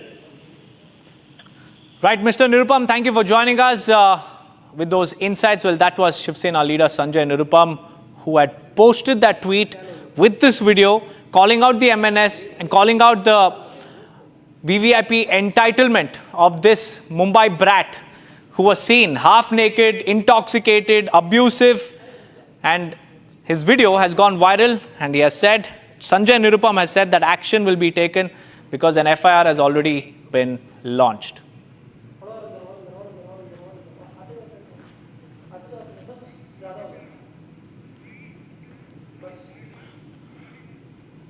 Moving on, viewers, the hidden hands have been exposed. The terror link is now out. Tahawur Rana has made some sensational revelations before the Mumbai Police's crime branch. And during the interrogation, Tahawur Rana has said that he was indeed in Mumbai when the attacks took place. He was also trained by LET, and he is also a very, very crucial asset of the Pakistan ISI, and this has been revealed by him in his own statement. He has told the Mumbai Police Crime Branch about his ties with ISI, with Pakistan, and also about how he was also present in 2008 in Mumbai when the attacks took place. We have Major Samarpal Tur also joining us live. A very good afternoon to you, Major. How do you look at Tahawur Rana's sensational admissions? He has finally admitted, and he has also exposed Pakistan's hidden hands, which had been time and again claiming publicly that it has nothing to do with Tahawur Rana or the 26/11 attacks. Now the cat is out. Niranjan, firstly, let me make it very clear to the audience that he is Captain Tahawur Rana from the Pakistan Army. He was deployed in Siachen, where he faced some severe health issues, and then he was later shifted to Islamabad, where he learned that his future is very grim in the Pakistan army because of his medical condition, and he deserted the Pakistan army and shifted to Canada. He was born in 1961, and the common factor between Tavur Rana and David Coleman Headley is that they both belong to Hassan Abdal Cadet School. And this was a school which started in 1952 in Pakistan, and so both are the alumni of this common institution. Now, this institution is mainly monitored by Lashkar-e-Taiba and the ISI to to sift through all the probable candidates to be agents for ISI. And so you see, over the years, the investigation teams have also questioned Rahul Bhatt. He is the son of the famous director Mahesh Bhatt, and Mr. Vilas, who is also a gym trainer, which basically the gym was owned by Mahesh Bhatt's son, Rahul Bhatt, and David Coleman Headley used to go to this gym, and simultaneously he was coordinating with Tavur Rana regarding the different locations, which also included the Bhabha Atomic Center, and few scientists in South India. So you see the vulnerability of these places and how they were reckied by Tavur Rana himself and later on by David Coleman Headley, who is also known as Dawood Salim Gilani. So you see, these people have a very shady past. They've been working together. They've been brainwashed by Lashkar-e-Taiba. There were two officers, mainly from the ISI, named Major Iqbal and Major Ghani, who both went to Canada not to prosecute Tavur Rana, but to brainwash him to work for the ISI. And he was already in touch with Sajid Mir, who belongs to Lashkar-e-Taiba. He also met Ilyas Kashmiri, who is a very known figure of Al-Qaeda. So you see, they had deep roots and they were working for the deep state with the ISI, Lashkar-e-Taiba, and to some extent for the FBI and CIA at one point of time. And the red flag was when David Coleman Headley and Tavur Rana, basically Tavur Rana was caught doing a recce of a newspaper called Jylland Posten in Denmark to carry out an attack onto the establishment. So that is one of the reasons why he was caught, and probably in coming days there will be names of ISI officials along with Lashkar-e-Taiba operatives who will be disclosed eventually to the Indian authorities and is going to help benefit FBI and the CIA to nab these terrorists who are already operating in Canada and in USA. That's right, Major, and this is a transnational syndicate from US, Pakistan, Dubai, and also how Tavur Rana was operating in Mumbai when the attacks took place. But stay on with us, Major, because we also have more breaking news coming in, because former Foreign Minister of Pakistan, Bilawal Bhutto, has stunned his own nation. He has said that Pakistan has no objection in extraditing global terrorists like Hafiz Syed and Masood Azhar to India. And this isn't just a political statement, it's a direct hit at Pakistan's terror factories. And what follows is a meltdown from Hafiz Syed's camp. His son, Talha Syed, now has publicly accused Bilawal of disgracing Pakistan on the world stage. Pakistan's terror sympathizers are rattled. Their safe havens are being questioned. Let's first listen in to Talha Syed and then we'll go back to Major Samar Paltur. International news channel को interview देते हुए बिलावल ने जो बातें की, भारतीय सहाफ़ी के सवालात के जो जवाबात दिए, हकीकत में वो जवाब बनते नहीं थे, जिससे हम सब की पूरी पाकिस्तानी कौम की दिल आज़ारी हुई है। इस पर हम उसके इस बयानात की भरपूर मज़म्मत करते हैं। मेरे वालिद मोहतरम हाफिज़ मोहम्मद सईद हफ़िज़हुल्लाह का किरदार पाकिस्तान की खिदमत, हिफाजत और दिफा के हवाले से हमेशा रहा है। Well, coming back to Major Samar Paltur, how do you look at Bilawal Bhutto's statement? He's the former foreign minister, but he is openly saying that, Pakistan is ready to extradite global terrorists like Hafiz Saeed and Masood Azhar. And we have an immediate reaction also coming in from Talha Saeed. You see, Niranjan, basically the world is called off Pakistan's bluff that it had been ranting over the years that it is fighting against terrorism. It is totally the opposite. They've been helping the terrorists. They've been providing them safe havens. One of the big disclosures happened when Osama bin Laden was killed, the most dreaded terrorist in the whole world. That is where the UK and the Americans realized that the blood of their soldiers is on the hands of Pakistan government and the ISI as well. They have been deceived and betrayed. And you see, it is high time that the recent BRICS summit, many of the countries condemn the Pahalgam attack as well. And there have been many countries who've been calling out indirectly to Pakistan. And in fact, you see the telltale signs of Microsoft pulling out of Pakistan after 25 years are basically a sign that the Western companies or whoever is contributing to Pakistan is now withdrawing from the failed state because it is a dead investment. China has already put in a lot of pressure on the Pakistanis to purchase their military arsenal. So it is basically Pakistan is now at a juncture where it is directionless. There are speculations that there might be a military coup in the coming weeks.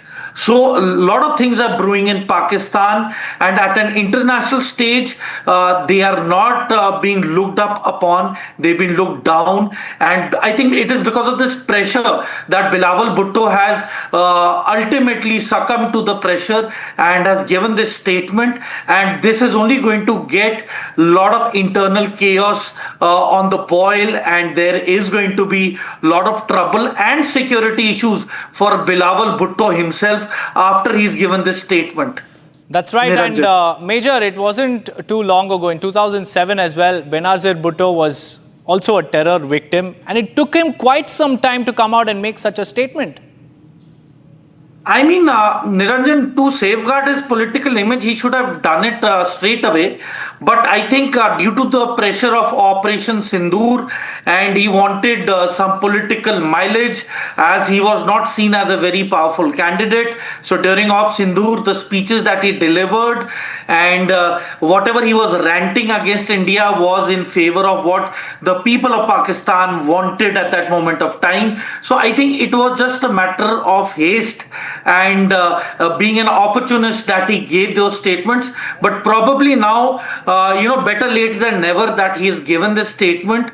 And I'm sure that this is going to create a lot of discord amongst the intelligence agencies and a lot of apprehension amongst the Lashkar-e-Taiba top brass. And there will be security issues of a clear and present danger for Bilawal Bhutto after he's given this statement. And I think in the coming 2 weeks, a lot of developments in terms of geopolitics regarding Pakistan are going to pan out. A lot of speculations are being there in terms of Pakistan also giving its air bases to be used against Iran.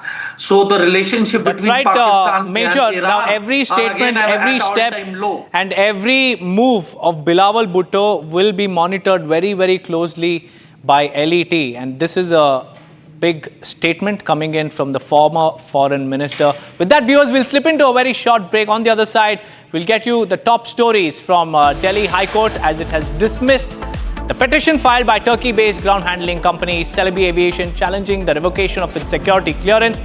Along with that, we'll also tell you about the clashes that were reported during religious processions across several states. Yesterday in Lakhimpur, stones were also pelted on Hindu homes. Stay tuned.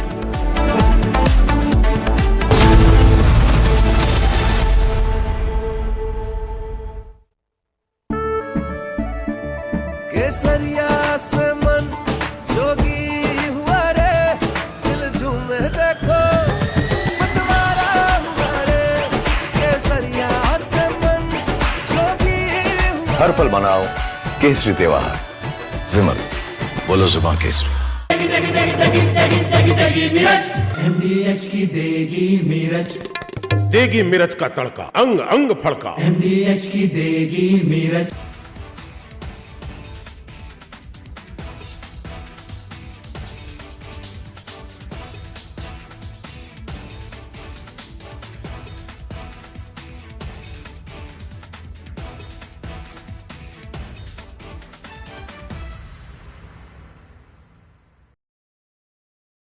Donald Trump in first attempt, when the first part of his presidency in 2017, he has come out with the tax breaks.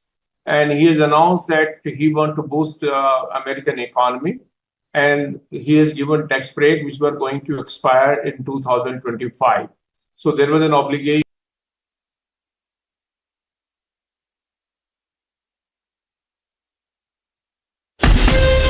From Asia's largest news headquarters, setting the agenda for Bharat.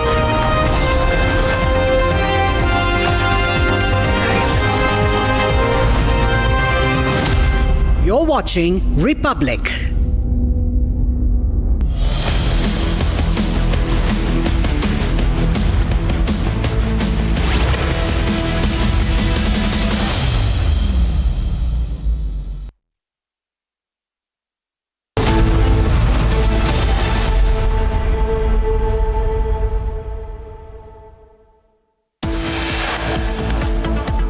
Big revelations by Tahavvur Rana. Sources say he admits that he was a trusted agent of Pakistan Army.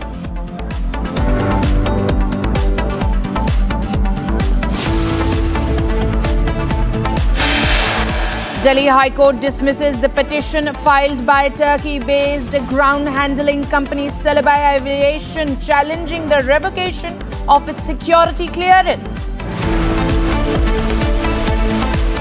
VVIP shocker caught on camera. MNS leader's son harasses a woman.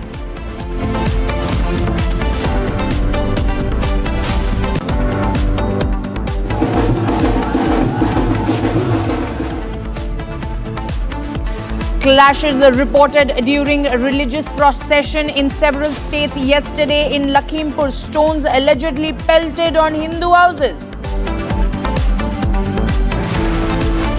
China issues a message for India, says a reincarnation of Dalai Lama inherently an internal affair. Youth brutally assaulted in Bengaluru over relationship dispute. Actor Darshan case referenced. Mahesh Babu gets legal notices for endorsing alleged real estate scam worth rupees 34 lakh and misleading buyers.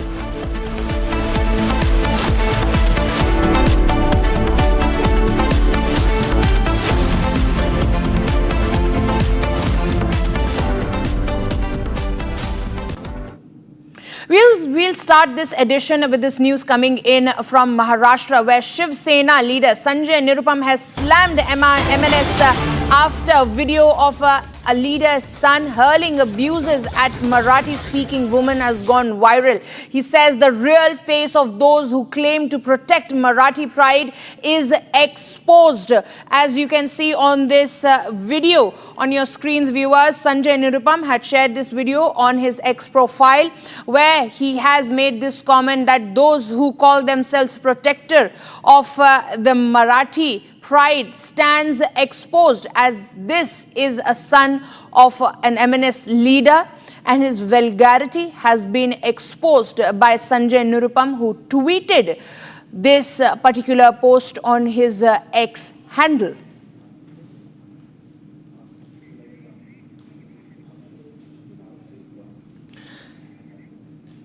Joining me live on this broadcast is my colleague Satyaprakash. Satyaprakash, this particular video that we are showing to our viewers, this exposes the entire narrative that has been propelled by the MNS. Sanjay Nirupam took to his X account and says that all those who are protecting the Marathi pride, they all stand exposed. Satyaprakash. देखिए मधुरमा, जिस तरह से video सामने आया है, राजश्री मौर्य खुद video भी tweet किया है और सोशल मीडिया पर डाला है। उन्होंने कहा कि जिस तरह से मराठी भाषा के नाम से थोपने की कोशिश किया जा रहा है और जिस तरह से हिंदी भाषाई लोगों को मारा जा रहा है, कहीं कहीं उसको विवाद काफ़ी दिन पहले हुआ था, तो इसको कहीं कहीं उन्होंने ट्वीट भी किया था। इसके बाद कहीं मनसे और राजश्री में विवाद बढ़ता गया और कल रात को राजश्री मौर्य जा रही थी अंधेरी में, उसी समय जो मनसे के नेता जावेद शेख के बेटा राहिल शेख जा रहे थे और कार से टक्कर मार देते हैं, जिसके बाद दोनों के बीच में काफ़ी देर बहस होती है। और वीडियो में साफ तौर से दिखाई दे रहा है किस तरह से राहिल शेख, जो कि मनसे नेता जावेद शेख का बेटा है, और धौंस जमाते हुए कह रहे हैं कि जाओ पुलिस स्टेशन में जाओ, गालियां दे रहे हैं, लगातार कहीं कहीं बदतमीजी से बात कर रहे हैं। जो कि राजश्री एक खुद मराठी है और उन्होंने वही सवाल खड़ा किया है कि जो मनसे के नेता जो मराठी की बात करते हैं और एक मराठी लड़की के साथ इस समय बदतमीजी कर रहे हैं, कहीं न कहीं पावर का धौंस दिखा रहे हैं और बार बार कह रहे हैं पुलिस स्टेशन में जाओ, पुलिस स्टेशन में कंप्लेन कर दो, जो होगा देखा जाएगा। इन सारी चीज़ों को बातें जो है राजश्री खुद रिकॉर्ड किया है वीडियो, और राजश्री ने FIR दर्ज कराया है। फिलहाल पुलिस का कहना है कि इस मामले की जांच किया जा रहा है, जो वीडियो आया उसको देखा जा रहा है और पूरा विवाद को मुंबई पुलिस जांच कर रही है। Madhurama. So, Satyaprakash, if we speak about the incident that has happened, has the MNS issued any statement in this regard? Have they come forward and given any clarification?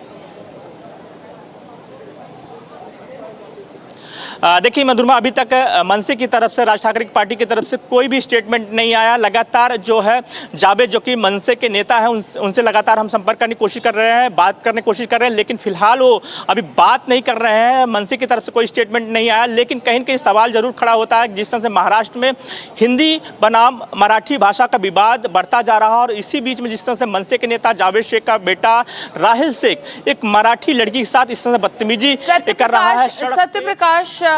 Satyaprakash, just stay with us. We also have Shaina NC joining us live on this broadcast. She's on the phone line. Shaina, you've seen this video that has been tweeted by Sanjay Nirupam, and he goes on and says that those who call themselves protectors of the Marathi pride are exposed. And in this video, you can also see this MNS leader's son. He is half naked. He's not wearing a shirt or anything. He's hurling abuses. What do you really make of it? Firstly, I don't think this is only about a Rajshri More or any social media influencer. This is about the reality that you have a spoiled brat called Rahil Javed Sheikh, who claims to be the son of Javed Sheikh and who is half naked and drunk totally on the streets of Mumbai. I'm glad that our Mumbai police is extremely proactive, as is our government. Our Home Minister, who is our Chief Minister, Devendra Fadnavis, has ensured that this FIR is registered at Amboli Police Station. And the incidents that involve not just misbehavior, but also a car collision is all evident on video. So if the Rahil Javed Sheikhs and their varieties think they can continue to be half naked and drunk and that the police will not act, they're wrong. This is the state of Maharashtra, and we pride ourselves as Mumbaikars for standing up for our asmita, which has always been that of Sanskriti and Sabhyata. Absolutely. I would also like to ask you as to, I would say that irony has run its course. MNS, who is very vocal, every leader is eager to speak. Everybody is tight-lipped now. Yeah, but this is not just about, this particular case. Anybody who takes law into their hands, and in this case, it's a case of drunken driving. It's a case of, ramming into somebody else's car, hurling abuses. This is not what Mumbai will ever accept. And we have pride that our Mumbai police take, register complaints with the correct sections at the earliest. And look at the audacity of this man to shout away and say that my father is the leader, Javed Sheikh of MNS. I mean, is that your aggression and abusive language? Is that what your party and you are taught? I think this needs to be dealt with severely, and that's what will happen. And in the days to come, whether it's a Rajshri More or a common citizen running through a bus or a train and is hurled at like this, the police and the law will take its course. Absolutely. One last question to you, that the video is on his screen and you have elaborated it very amicably as to how he's hurling abuses. There is a case of drunken driving. This is not the Marathi pride that MNS is really propelling. Shouldn't they come forward and take responsibility for it? I'm sure they will. It's their prerogative if they choose to or not. But Mumbai is watching, Maharashtra is watching, and whether it's misbehavior or drunken driving, or being half naked in public space and abusing, women in public life or public space for that matter. These are all serious charges. And if they believe this is Marathi Asmita and Marathi pride, then I think it's a very sad situation, because we have pride in our Mumbai police and in our Chief Minister, who is only going to take the corrective measures to ensure perpetrators of crime are booked. Absolutely. Thank you so much, Naina NC, for joining us live.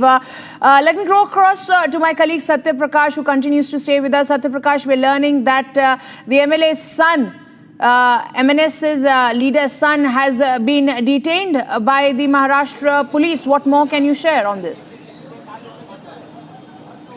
Satya Prakash.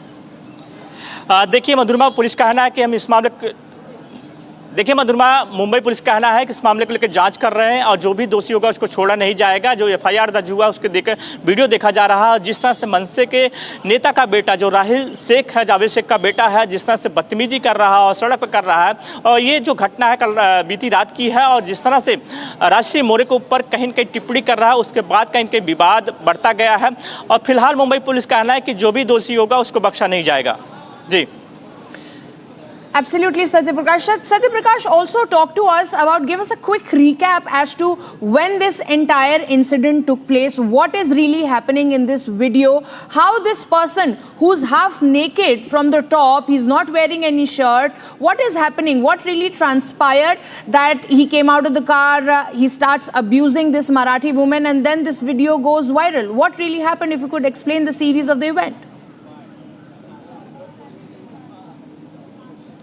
देखिए मधुरमा, बीती रात की घटना है जब राष्ट्रीय अंधेरी इलाके में जा रही थी। उस समय जो है जावेद शेख का बेटा, जो कि मनसे के नेता है, उनका बेटा जा रहा था और जो राष्ट्रीय के कार को टक्कर मारता है। इसके बाद दोनों के बीच में बहस होती है, लेकिन वीडियो में साफ तौर से दिख रहा है किस तरह से राहुल शेख बिहेवियर कर रहा है राष्ट्रीय के साथ, जिस तरह से गालियाँ दे रहा है और सीधे सीधे धौस दिखा रहा है कि हमारे पिता जो है मनसे के नेता है। तो कहीं न कहीं वो अपनी ताकत दिखाने की कोशिश कर रहा है और बार बार कहीं कहीं ड्रंक किया हुआ है। साफ तौर से वीडियो में दिख रहा है किस तरह से शराब के नशे में हो, जिस तरह से बार बार धमकाने की कोशिश कर रहा है और सीधे कह रहा है कि पुलिस स्टेशन में जाओ, जो करना है कर लो। कहीं न कहीं ये वीडियो सारा ही जो है राष्ट्रीय मोर्चे खुद रिकॉर्ड किया है।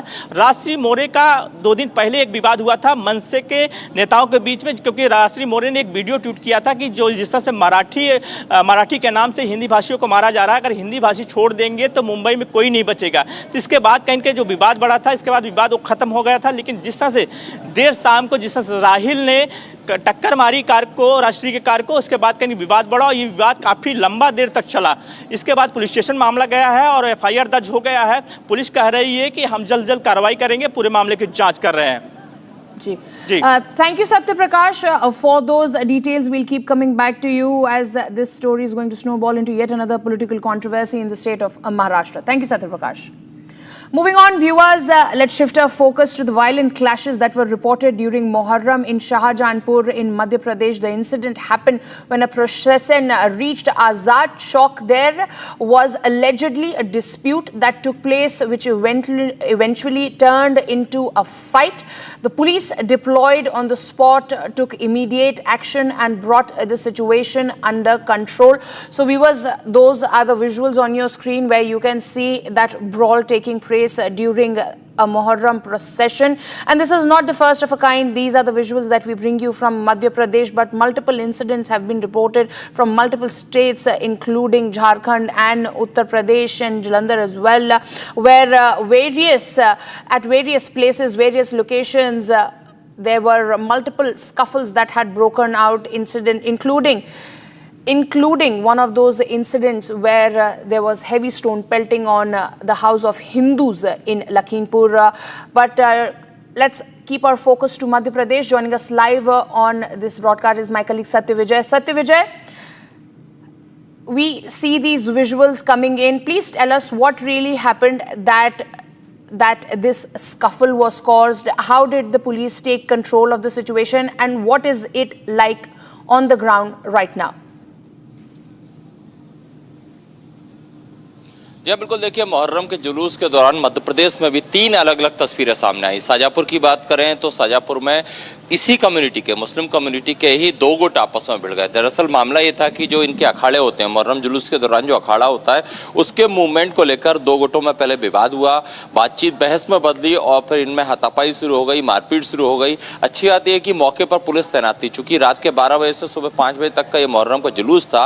इस दौरान भारी संख्या में पुलिस बल वहां पर मौजूद था और पुलिस की सतर्कता से ही वहां पर स्थिति कंट्रोल में आई, क्योंकि सेम कम्युनिटी के ये लोग थे, मुस्लिम समुदाय से ही आते हैं और आपस में इनमें विवाद शुरू हुआ। अखाड़े को लेकर यह विवाद इतना बड़ा कि ये लोग मारपीट पर उतारू हो गए। कहने को मुहर्रम का ये जुलूस होता है, मातमी जुलूस होता है, लेकिन यहाँ मातम की जगह पर यहाँ पर विवाद, तमाशा, मारपीट, हंगामा देखने को मिला। और इसी तरह की कुछ तस्वीरें मध्य प्रदेश के उज्जैन से और रतलाम से भी सामने आई है, जहाँ पर भी कह सकते हैं मुहर्रम के जुलूस के दौरान हंगामा हुआ, बवाल हुआ, पुलिस को बल प्रयोग करना पड़ा। तो सबसे कहना चाहिए कि वेरियस पूरे देश भर में तो मुहर्रम जुलूस के दौरान तस्वीरें सामने आ रही हैं विवाद की, लेकिन मध्य प्रदेश में 3 जिले हैं, शाजापुर सबसे जहां पर की विवाद हुआ, उज्जैन जहां से कि मुख्यमंत्री मोहन यादव खुद आते हैं, यहां पर बैरिकेडिंग तोड़कर जो दिशा निर्धारित नहीं थी उस दिशा में लोग घुसे और जिसके बाद पुलिस को लाठीचार्ज करना पड़ा। तीसरी तस्वीर रतलाम की है, जहां पर कि हिंदू राष्ट्र के बैनर को जलाने की कोशिश की मुहर्रम के जुलूस में शामिल लोगों ने। लेकिन शाजापुर की तस्वीर हमने दिखा रहे हैं, जिसमें कि आपने देखा होगा कि किस तरह से ये सेम कम्युनिटी के लोग आपस में ही लड़ते नजर आ रहे हैं और पुलिस ने हालात को पूरी तरह से कंट्रोल में किया। Thank you, Satya Prakash, for those details. Viewers, let's shift our focus to the state of Uttar Pradesh, where stone pelting was reported during Muharram in Uttar Pradesh. Lakhimpur locals allege that a group specifically targeted some of the houses and started hurling stones. Here's a report.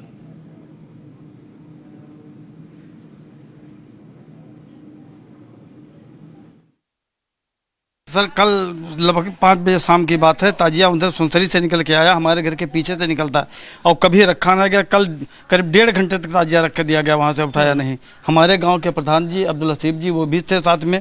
और उसके बाद में क्या नारे लगा रहे थे और पत्थर क्यों फेंकने लगे आपके घर पर? ये पाउडर फेंका पहले हमारे घर पे, तो हम लोगों ने मना कि घर में क्यों फेंक रहे हो पाउडर। ये हमारे लड़के ने मना किया, ये पंकज को, तो जब मना करेंगे तो इनको पकड़ के खींच लिया और मारने लगे। तो हम लोग कहने ये क्या कर रहे हो, हम लोग जब दौड़े तब तक पत्थर चलने लगे। बाहर चलते हैं, तस्वीरें और भी आपको दिखाते हैं। घर में बिखरा ये पूरा ईटा पत्थर देखिए, छत पर भी फैला हुआ ईटा।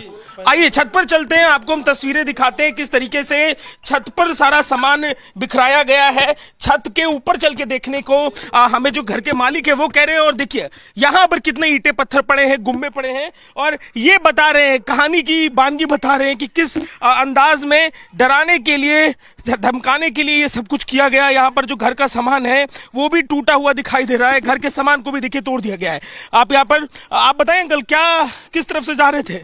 ये इधर इससे जा रहे थे, पीछे से इधर से और ये इधर से पत्थर यहीं से फेंके गए, इधर से वहां से। ये सारा पाउडर भी आपके घर के ऊपर बिखरा हुआ? ये सर वहां तक सब पाउडर फेंका, वो वहां से सब पड़ा है सब। और ये पैनल टूट गया, देखो इस पे ईंटा। क्या नारेबाजी क्या कर रहे थे और उनकी मंशा क्या थी? ये पत्थरबाजी कर क्यों रहे थे? ये केवल हिंदू मुस्लिम भड़काना चाहते थे। आप लोग को डराने की कोशिश थी? और यहाँ हमारे घर से ये हिंदुओं का घर केवट का, इनके घर पे पत्थरबाजी, इनकी टीन टूट गई है। और वो वहाँ एक हिंदू का घर, वहाँ भी पत्थरबाजी, वहाँ भी उनके। हम आपको जरा तस्वीरें एक बार फिर से दिखाते हैं और अंदाजा लगाइए कि किस तरीके से डराने की कोशिश की गई। कल के दिन इस गांव के हिस्से में ईंटे पत्थर छत पर भी बिखरे हुए हैं, और जरा ऊपर से ही नीचे आपको तस्वीर दिखाते हैं, एक फ्रेम। जो स्थानीय लोग हैं दरवाजे पर इकट्ठा हैं, डरे सहमे ये लोग हैं अपनी सुरक्षा को लेकर। और इन ईंटे पत्थरों को देखिए, ये ईंटे पत्थर घर पर जब फेंके गए, इस मंशा से फेंके गए कि लोगों को डराया जाए। ये बताइए, सुरक्षा को लेकर डर लग रहा है आप लोग को? बिल्कुल सर, डर तो लगी रहा है। जब इस पुलिस की मौजूदगी में ये हुआ है सर, तो डर तो लगी रहा।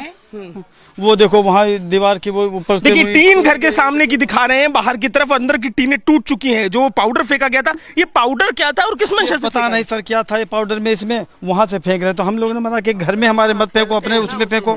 नीचे उतरते हैं, जरा वहां भी चलकर देखते हैं, समझते हैं कि क्या मंशा थी। ये हिंदू आबादी जिस तरफ गाँव गांव की रहती है, बेहद डरी हुई ये आबादी है। सीढ़ियों पर भी आप देखेंगे गुम्मे के टुकड़े फैले हुए हैं और जिस अंदाज में फेंके गए, लड़कों ने खुद अपने वीडियो बनाए, इंस्टाग्राम पे डाला है, अपना जो हलक दिखाने की कोशिश है, डराने की कोशिश है। घर के बाहर चलते हैं। आप बताइए, घर में मौजूद थी आप जब हमला हुआ? जी, यहाँ पे थे, बच्चों को लेके ये बहू ने यहाँ पे खेल रहे थे, जब पत्थर आने लगे तो बहू इधर लेके कमरे में बच्चों को बंद कर दिया। डर पूरा परिवार डर गया होगा। डर के लिए, और सब सारे लोग बाहर थे, ये हम दोनों लोग। क्या नारेबाजी कर रहे थे ये लोग? वो सब वही खेल रहे थे, पाउडर खेल रहे थे और उधर से पटाखे दगाने वाली बात आई। आपने कहा कि पटाखे दगा रहे थे, ये तो देखने को मिलता नहीं है। हाँ, पटाखे कभी नहीं दगते हैं, ना ही यहाँ पे रुकते हैं। यहाँ पे आते थे और चले जाते थे, लेकिन 1 घंटे तक रखे रहे और हम 1-1.5 घंटा हो गया, हमने देखा कि इतनी देर तो कभी नहीं रुकते थे। उसके बाद इन्होंने यहाँ से वो यही पाउडर फेंकना शुरू किया। यहाँ पे हम लोग अपने घर के पास बैठे थे, लगभग वहाँ से 30 मीटर की दूरी पे। ये लोग झिल्लियों में उड़ा के हम लोगों घर पे फेंक रहे थे। जब हमने मना किया, नहीं सुना किसी ने, हम वहाँ पे जाके मना करने लगे तो 4-5 लोगों ने पीछे से आके हमको पकड़ लिया, पीट दिया आपको? हाँ। अच्छा। जब हमने मना किया, फिर भी वहाँ पे कोई प्रशासन नहीं बोला कुछ भी।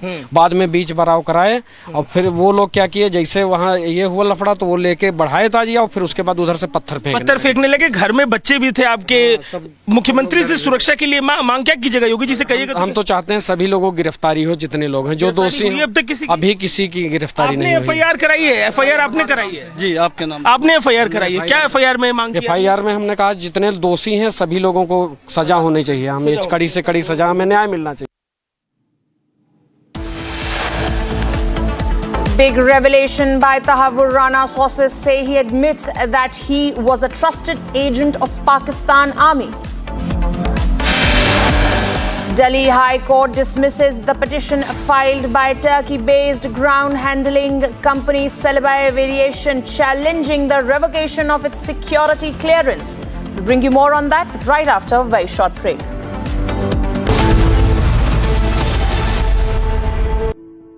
In the India Today Best Universities Survey, India's #1 ranked universities in various streams are JNU Delhi, Amity University, AIMS Delhi, IIT Delhi and National Law School Bengaluru.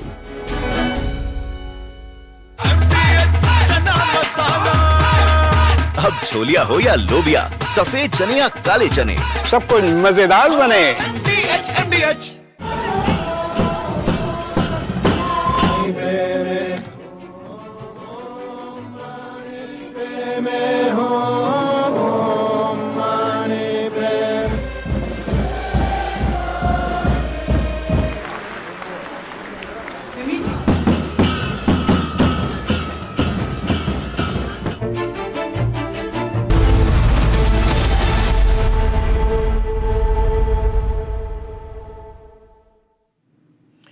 Welcome back, viewers. The terror attack in Pahalgam has found mention on the world stage at BRICS summit in Brazil. Prime Minister Narendra Modi sent out a strong message to Pakistan on terrorism. Additionally, India is also set to sign a counter-terrorism agreement with Brazil. Here's a report. Kashmir's agony found a global platform at the BRICS summit in Brazil. The deadly terror attack in Pahalgam, which took several lives, was condemned by the BRICS nations. Prime Minister Modi delivered a pointed message to Pakistan that support to terror outfits won't be tolerated. Look at the para, it's 34, it's very clear. One is, there is unanimous condemnation of all the leaders. I think you need to know that. And it also says that condemnation in all its manifestations, and including those who abet, who finance, and either openly, covertly or overtly, in both ways, it has been condemned. There is also reference to the cross-border movement of terrorists. It's also coming out very clearly, and the listing of terrorist groups. Then there is also a strong support for comprehensive convention on against international terrorism, which was India's formulation, India's initiative in the UN for a long time, as you know that. So the message is very clear. For anyone who understands the dangers of terrorism and how it can be, how it needs to be condemned, tackled not by just us. There is a solidarity, there is a universal condemnation, which means all the countries are against it in any form. So that message is very clear to our neighbors. And it didn't just end there. India's foreign policy stance was spelled out loud and clear. Prime Minister Modi is all set to sign a memorandum of understanding with Brazil on counter-terrorism cooperation. After the talks, we are hoping to sign 4 agreements or /MOUs between the two countries, namely on renewable energy, counter-terrorism, agricultural research cooperation between ICAR, which is Indian Council for Agricultural Research, and Embrapa of Brazil, and also exchange and mutual protection of confidential information. These agreements have been finalized. As global leaders huddled to discuss future roadmaps, India chose to talk tough on terror and made sure that the world listened.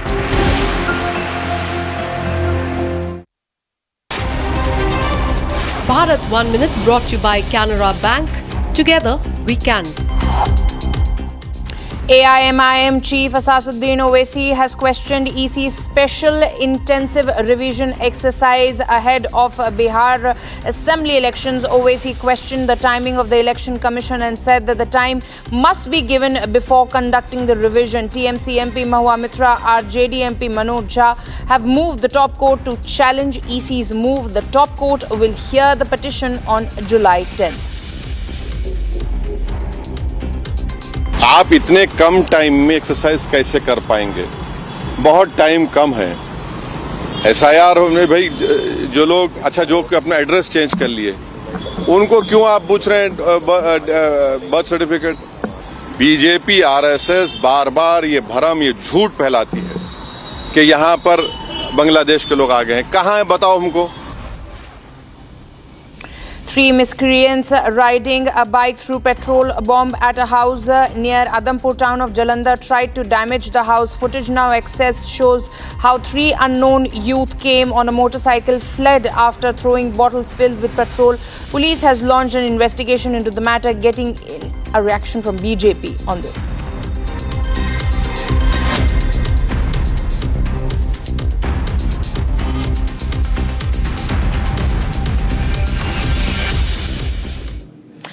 Viewers, Donald Trump is firing back at Elon Musk's surprise new political move, the launch of America Party. Trump calls it ridiculous and warns it could fracture the Republican Party. Here's a report.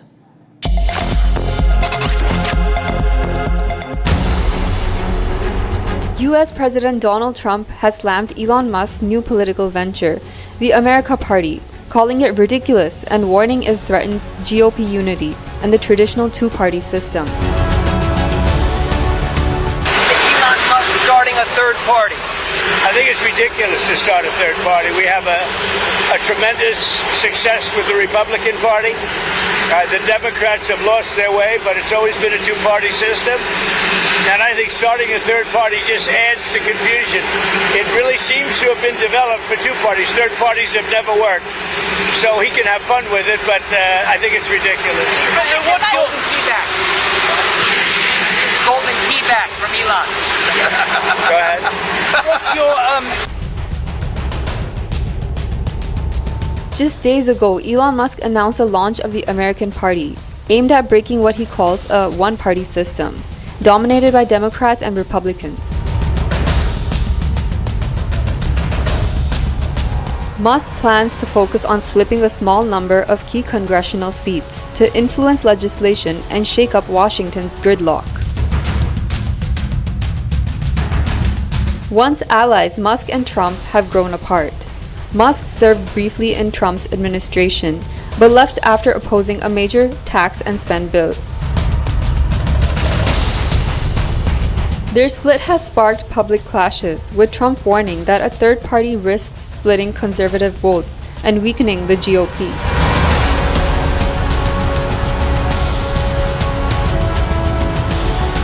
The big question now, can Musk's America Party disrupt the entrenched two-party system, or will it further divide an already fractured political landscape?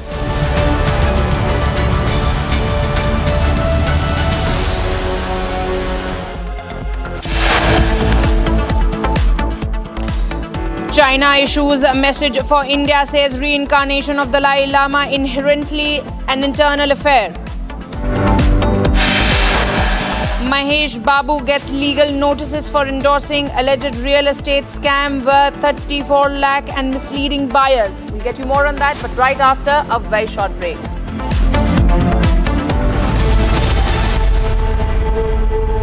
ये है secret recipe MDH का जीरा SIP जल जीरा मसाला। SIP SIP जीरा SIP MDH का जल जीरा सिप MDH का जल जीरा सिप। केसरिया से मन जोगी हुआ रे, दिल झूमे देखो मतवारा हुआ रे।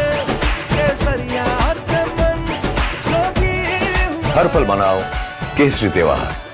विमल, बोलो जुबान Kesari.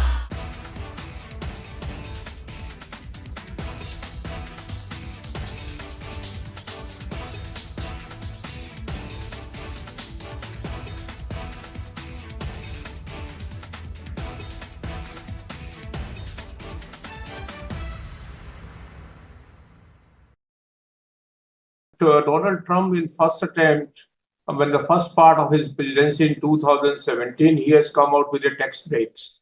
And he has announced...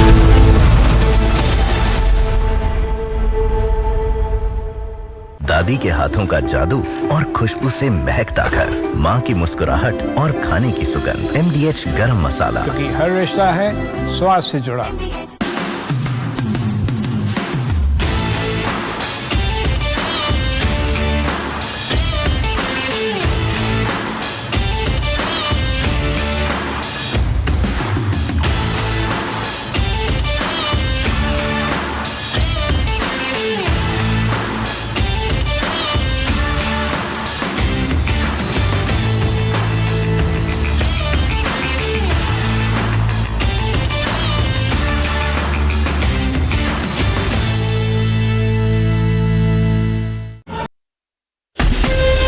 From Asia's largest news headquarters,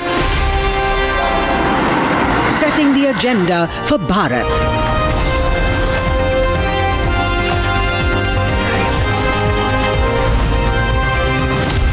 You're watching Republic.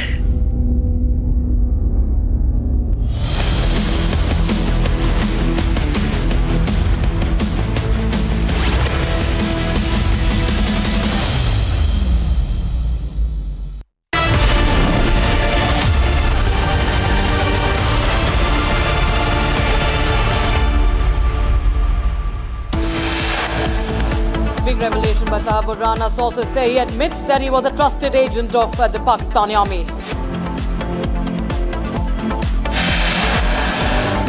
Delhi High Court dismisses the petition filed by Turkey-based ground handling company Celebi Aviation, challenging the revocation of its security clearance. VVIP shocker caught on camera. MNS leader's son harasses woman caught on camera.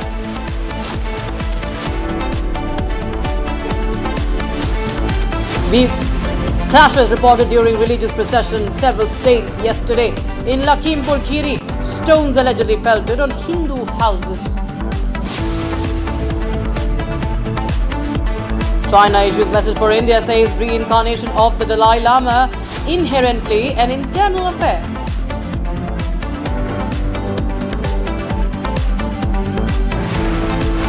Youth brutally assaulted in Bengaluru over relationship dispute, actor Darshan case referenced. And Mahesh Babu gets legal notices for endorsing alleged real estate scam worth 34 lakh rupees and misleading buyers.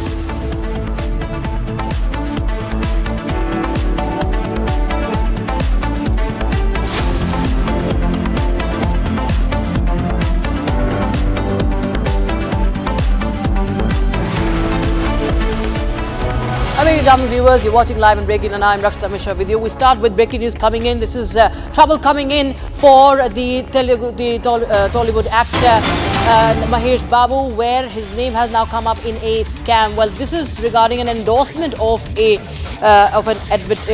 a real estate company. He served as a brand ambassador for a real estate company, Sai Surya Developers, and he has been served a notice by the Rangareddy District Consumer Commission regarding the same.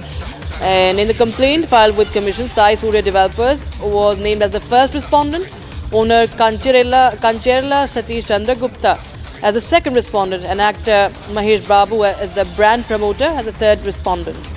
Now, complainant alleges that she had purchased a plot worth 34.8 lakh rupees, but the venture did not have required approvals and they were misled by advertisement featuring Mahesh Babu. All right, my colleague Aneri is joining us live on the broadcast for more. Aneri, tell us more details about this case. Well, what we know, Rakshita, is that now the Rangareddy District Consumer Commission has issued notice to Telangana, to Tollywood actor Mahesh Babu, and this comes in the backdrop of a complaint which has been filed by a doctor, where she has stated that there was an alleged plot of near about 34 lakhs where she had purchased a plot, and Mahesh Babu, the actor, was said to be the brand ambassador for this very real estate company, and he was promoting this real estate company. Well, he has been the third respondent in this complaint which has been filed. First one is the company and then the owner of the company, and now Mahesh Babu is said to be the third respondent in this very complaint. And now the next hearing will take place in this matter on next month on the 7th, where we will be seeing what will. However, the Mahesh Babu is yet to respond on this legal notice which has been served to him by the Consumers Commission. Right. Thank you so much, Aneri, for joining us with those details coming in on that story, viewers. Now we shift our focus to other stories that we're tracking for you. This is a significant development in the Pahalgam terror attack. A special NIA court has sent two Lashkar-e-Taiba associates, Parvez Ahmed and Bashir Ahmed, a 10-day NIA remand till the 16th of July. The duo is accused of providing logistical and local support to 3 Pakistani terrorists involved in brutal 22nd April attack, which claimed the lives of 26 innocent civilians.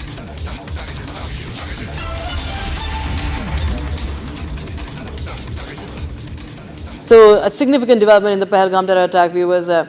NIA has sent these terror aides. They have taken them into custody. Parvez Ahmed, Bashir Ahmed. Gursimran Singh joins us live on the broadcast. For more, Gursimran, we've seen this crackdown on the entire network of the OGWs. But Parvez Ahmed and Bashir Ahmed have been important terror associates for the Lashkar-e-Taiba. Gursimran, tell us more about their role and the latest from the investigation. Sri Rakshita, today the NIA presented both these accused, Parvez and Bashir Ahmed, before the special NIA court in Jammu, wherein they have now been sent to the 10-day remand of the National Investigation Agency. This is for the third time post their arrest that was made by the agency on 22nd of June that they have been sent to the NIA custody. NIA in the court told that NIA has received some of the key clues and evidences regarding this case from them, because they were the ones who harbored these terrorists in the Dhok that was very close to the site of incident in the Pahalgam, where the terrorists carried out attack. They even have identified the Pakistani terrorists and have said that all 3 terrorists were from Lashkar-e-Taiba. All 3 were Pakistani who carried out this attack. They have got some money from the terrorists as well. That is what has emerged during the investigation by the National Investigation Agency. And based on the investigation that has been carried out so far by the agency put out the facts before the NIA court in Jammu, after which they have been sent to the 10 days remand of the NIA till 16th of July. Now on 16th of July, they will be presented again before the NIA court in Jammu, but we are being told that in a couple of days' time they will be flown to the Kashmir Valley, because NIA wants to have multiple scene recreations at the site of incident so that they can actually get an idea that what were the flow of the events that followed that very day when the terrorists carried out the brutal killing of 26 civilians, including 25 travelers who have come from different parts of the country to Kashmir Valley. Right, Gursimran Singh, thank you so much for joining us with those details coming in on that story. Because we shift our focus to some more breaking news coming in now. Of course, the crackdown against those Pakistani spies is also taken up. And now, the latest, it's revealed that Jyoti Malhotra, the travel blogger from Haryana Sirsa, arrested on espionage charges, was the Kerala government's guest in a campaign to promote tourism in Kerala. She visited this southern state during its influencer outreach initiative. Now, according to a report, a query under the Right to Information has revealed that the Kerala government funded the trip of 41 influencers chosen to promote this southern state as a global tourist destination. And now the BJP has hit back at the Kerala government on this. Listen in.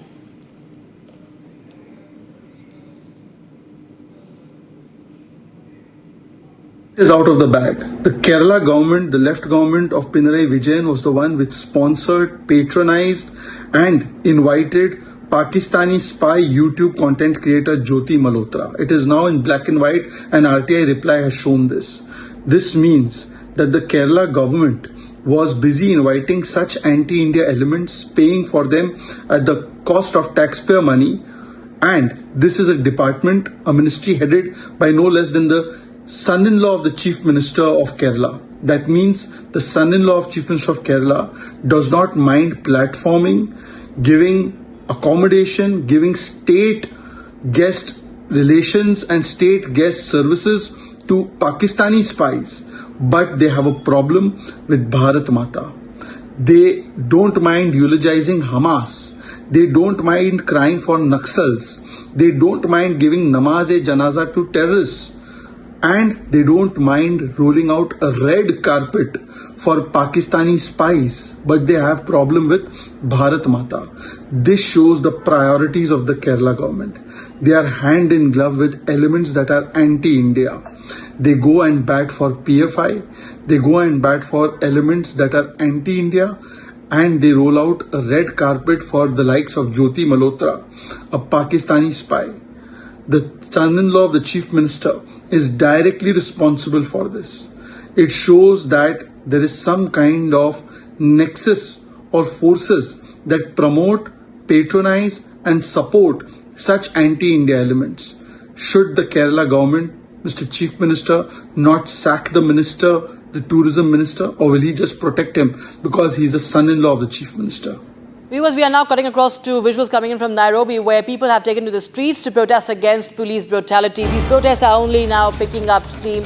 Anger has reignited over the long-standing issue over the death of blogger Albert Ojwang in police custody and the close-range shooting by police of vendor Boniface Kariuki during protests for Ojwang mid-June.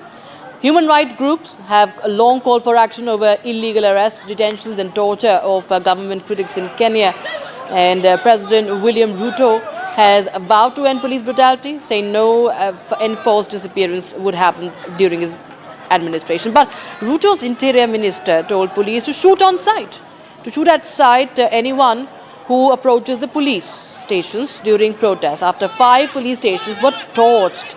So as you can see that Nairobi remains tense, and these are the latest visuals from Nairobi, Kenya, marking the democracy uprising, and the Kenyans frustrated over economic stagnation, corruption and acts of police brutality.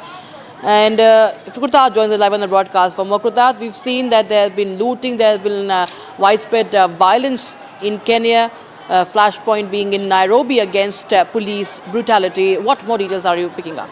Indeed, and Rakshita, this is a very important day, July 7th, which is often marked and mired by a lot of violence and rallies in support of pro-democracy protest anniversaries. And today in particular, we have seen massive police blocking on the main roads in the capital city of Nairobi, as the visuals on the screen, anticipating these protests, which indeed turned out to be violent. People each year rally on July 7th since 1990 to mark the Kenyans' demand of the return of multi-party democracy after the years of rule of the autocratic rule of then President Daniel Moi.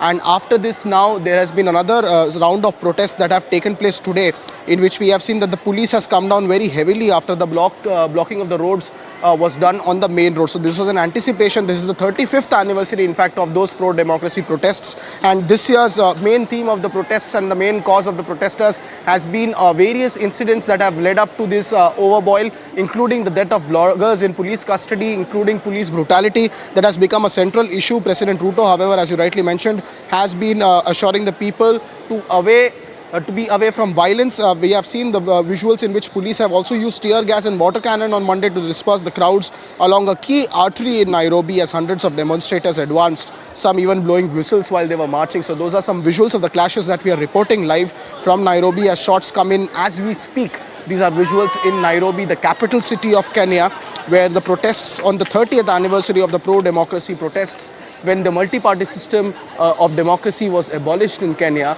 is being marked again, once again, unfortunately, with a lot of violence in the capital city. Back to the studio. Absolutely. The streets of Nairobi we see are tense once again. And we have, you can see that boundary wall with hundreds of youngsters in Nairobi. There you have live visuals coming in from Nairobi of Kenya, and the youngsters frustrated by the economic policies, by what has been happening in police custodies. We see that these youngsters have taken to the streets 24/7. We see what has been happening, the vandalism. Roads have been blocked. And this is the Kenyan capital, Nairobi, viewers, as the protesters take to the streets. Tear gas, you can see the smoke. You can see that tear gas by being used by the administration to disperse the protesters. And police, of course, also now finding it a bit difficult to handle because there are so many of the protesters who have now gathered. And this is, of course, also against what Kenyan Human Rights Commission says is against the enforced disappearances and extrajudicial killings. And many of these, there were many of the police stations, remember, that were torched by these by the protesters. And the rising economic expectations and the police brutality have created anger in Kenya, and we've seen how the response has been. It's going violent in Kenya, and there are many people. In fact, this is happening since 2024. Krutarth, you know, this is happening since 2024, a year ago, and several people also died. And what happened? And many of them were detained illegally. And now we see that these protests are now being reignited, despite we see assurances from the president. There's nothing changed, it seems. Krutarth. Indeed, Rakshita, and these are dramatic visuals as we are tracking, as there was a complete shutdown of all the shops that we can see there, as the police had already put in. The Interior Ministry of Kenya has in fact given a very strong statement calling this terrorism in the guise of dissent. So very strong statement coming in from the Kenyan leadership there, which many reporters from the West Asia coverage are also claiming to be a massive civic apathy of the government against the rights and the causes of concern of the protesters gathered over there. We are also getting information that the government of Kenya has also given a shoot at sight order to their policemen in order to bring the situation under control. We see arson is also being one of the major causes of concern. Some plumes of smoke rising over there, along with mass gatherings on the main arterial roads. These are visuals coming in live, ladies and gentlemen, from the capital city of Kenya, that is Nairobi, which is marking the 35th anniversary of the protests that have happened in East African nations for the past 35 years, at least since 1990, when the multi-party democracy system of Kenya was abolished after a long rule of a prime minister. And subsequently, this day has been marked overall as a day of dissent against the government over the period of many years. This year also, we are seeing again protests turning extremely violent, which were anticipated. There you can see vehicles have been tossed on fire with huge plumes of smoke emerging, with protesters gathering there in mass numbers. Police just moments ago was also seen firing tear gas cans, as at the same time some water cannons also for dispersing the crowd. However, so far the effort seems to have not been yielding any proper discernible result. At the moment, the situation continues to remain tense, and we'll be closely tracking all the developments coming out of Nairobi in Kenya. Thank you so much, Krutarth, for joining us and giving us a perspective of what's happening and those latest visuals coming in from Nairobi as the tensions are reigniting on the streets, as we see in those visuals.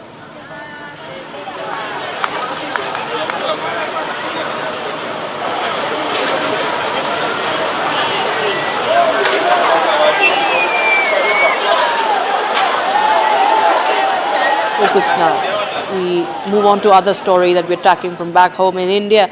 Now, Shiv Sena leader Sanjay Nirupam has slammed the MNS after a video of a MNS leader's son hurling abuses at a Marathi woman has gone viral. He says the the real face of those who claim to protect Marathi pride has been exposed. This is a visual, viewers, that has been going viral. This MNS leader's son, who is half naked and has been hurling abuses at this woman, was seen harassing her, and it has been all caught on camera. And he boasts about his father being the vice president of the state unit, and MNS leader Sanjay Nirupam, the Shiv Sena leader, has slammed MNS leader.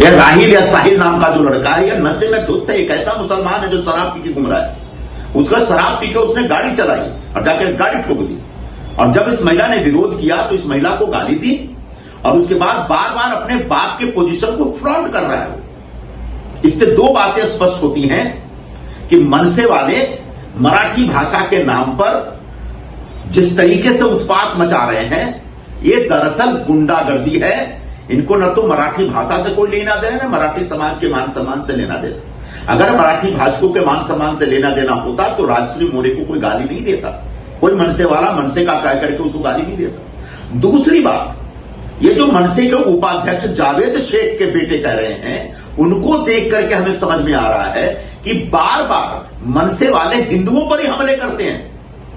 और हमने बार बार सवाल उठाया कि अगर इतनी ताकत है, इतना गट्स है, इतना जोश है तुम में, इतना करेज है या साहस है, तो जरा भिंडी बाजार में जाके किसी मुसलमान को थप्पड़ मार के दिखाओ, उसको बोलो कि तुम उर्दू में बात मत करो, मराठी में बात करो।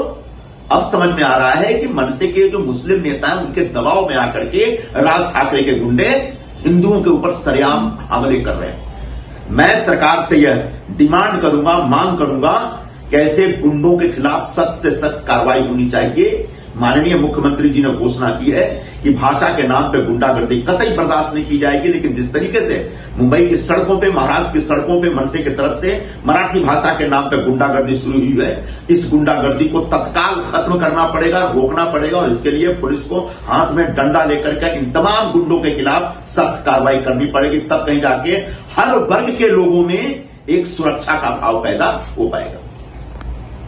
In fact, viewers, Republic TV has gotten more exclusive responses, reactions from the on the MNS Neta's harassment that has been caught on camera. Let's take a listen into what Ramdas Athavale and Deepak Kesarkar have to say. देखिए, इस पे राजनीति नहीं होनी चाहिए, ऐसे मुझे लगता है। किसी को पीटना ये महाराष्ट्र की संस्कृति कभी भी नहीं थी। तो मुझे ऐसे लगता है कि जो भी आपको कहना है आप बोल सकते हैं, आपके विचार बोल सकते हैं, और फिर इकट्ठा रहना ये महाराष्ट्र की संस्कृति रह चुकी है, और महाराष्ट्र हमेशा प्रोग्रेसिव रह चुका है। तो हमने बहुत सारी चीज़ें मराठी के लिए की है, तो मराठी भाषा आगे जा रही है, उसको क्लासिकल लैंग्वेज का स्टेटस मिल गया है, और मराठी भाषा धोरण भी तय हुआ है। तो बहुत सारी चीज़ें हैं जो मराठी भाषा धोरण में है, तो उसके लिए ज़बरदस्ती करने की ज़रूरी नहीं है, उसके बारे में तो तय हो गया है। तो आप किसी भी चीज़ को अच्छी तरह से किसी को बोलेंगे तो वो लोग फॉलो करते हैं। एक तरीका होता है, उस तरीके से अगर बोला जाए तो समाज में शांति भी रहती है और सब लोग इकट्ठा भी रहते हैं। मंत्री जो आशीष शेलार का कहना है कि जिस तरह से पहलगाम में आतंकियों ने धर्म पूछ के मारा, उसी तरह से महाराष्ट्र में भाषा के नाम से मारा जा रहा।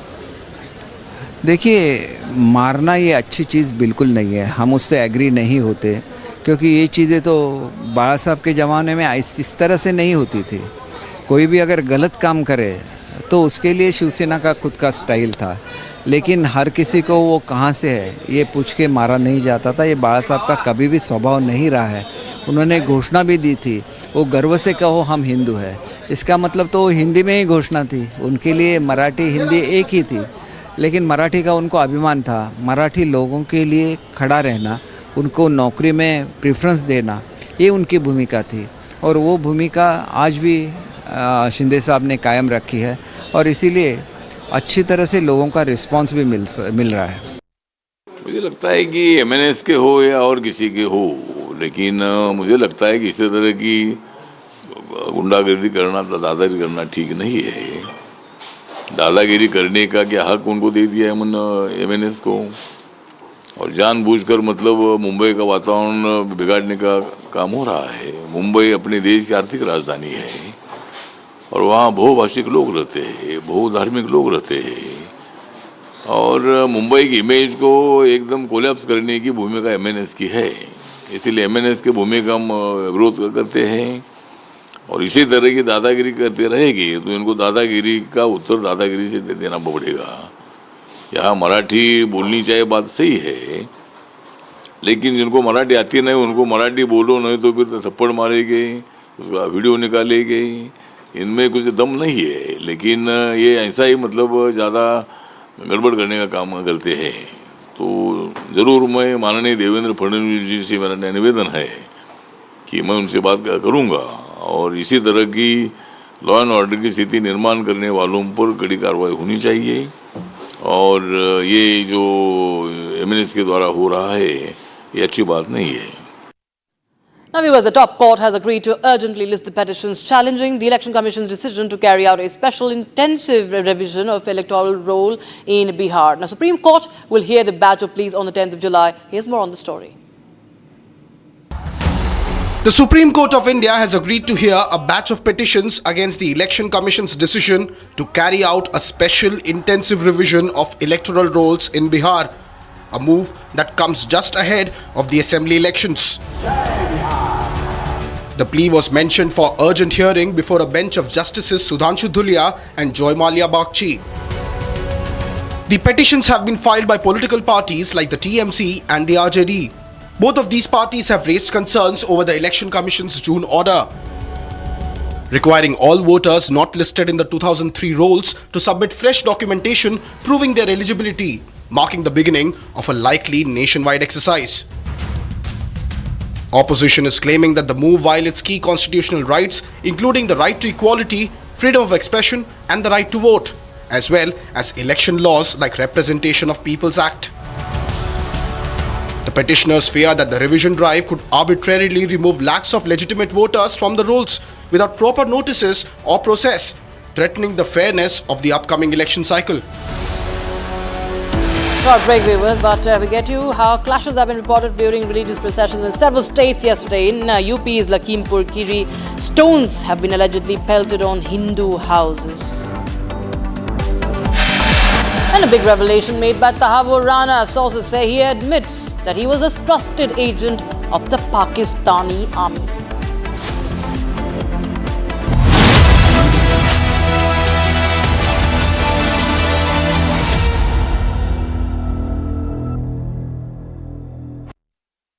आधे बाउल दही में 4 चम्मच MDH चटनी पुदीना मसाला डाला, स्टर करो, पुदीना चटनी तैयार। MDH चटनी पुदीना मसाला।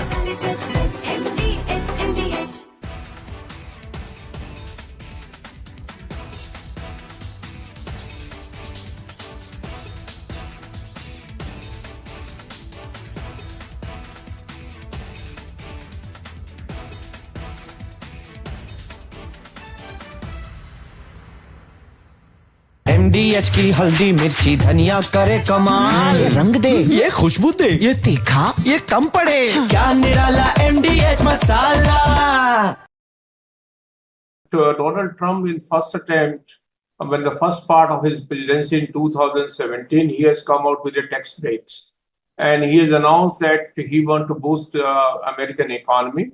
And he has given tax break which were going to expire in 2025. So there was an obligation when the second term that he will extend the tax break which he has promised in 2017 to continue permanently. And that's the big beautiful bill is a drastic reduction in the tax liability of the US taxpayers. So that's why it's a big bill, a big beautiful bill. And at the same time, it marks a lot of expenditure for defense, etc. So that's why Mr. Donald Trump is saying it's a big, it's a beautiful, and it's a bill so that all America will become great again.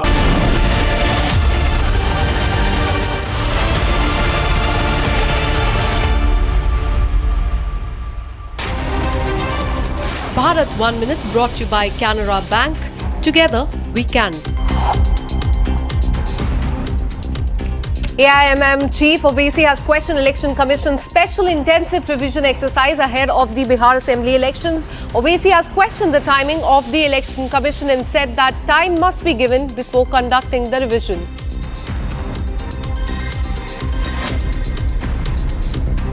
आप इतने कम time में exercise कैसे कर पाएंगे? बहुत time कम है।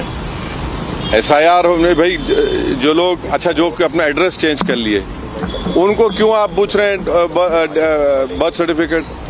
BJP RSS बार बार ये भरम ये झूठ फैलाती है कि यहाँ पर बांग्लादेश के लोग आ गए हैं। कहाँ है बताओ हमको।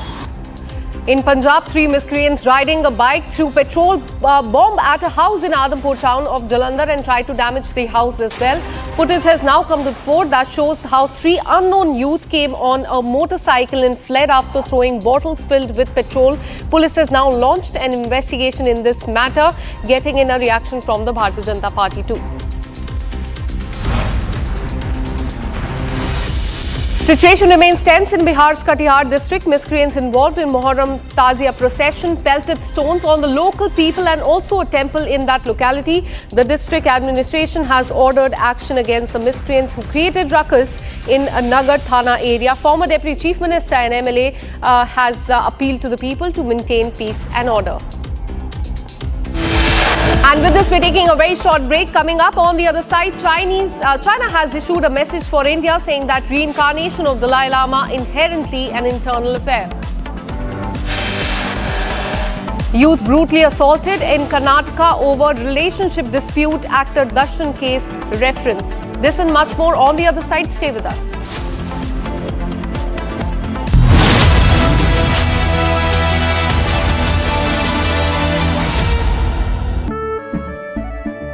केसरिया से मन जोगी हुआ रे, दिल झूमे देखो मतवारा हुआ रे। केसरिया से मन जोगी हुआ। हर पल मनाओ केसरी त्योहार। विमल बोलो जुबान केसरी। अब छोलिया हो या लोबिया, सफेद चने या काले चने, सब कुछ मजेदार बने। MDH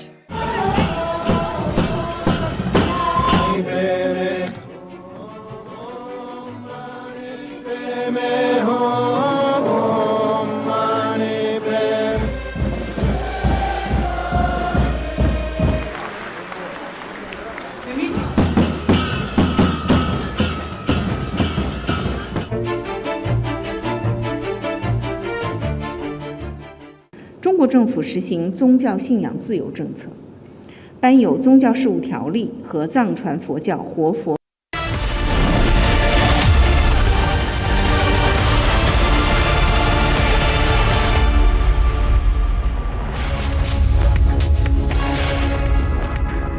A very good evening, hello and welcome. You're watching Republic TV with me, Akanksha Khajuria. During the next half an hour, we'll get you details about what Tahir Rana, the mastermind of 2611, in fact said. It's a big admission and you should hear that.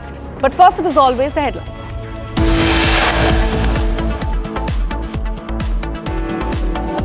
Big revelation by Tahir Rana. Sources say that he has admitted that he was a trusted agent of the Pakistani army.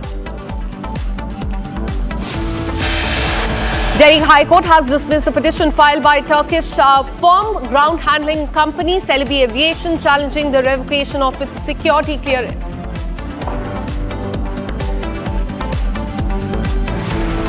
VVIP shocker caught on camera in Maharashtra. MNS leader's son harasses women.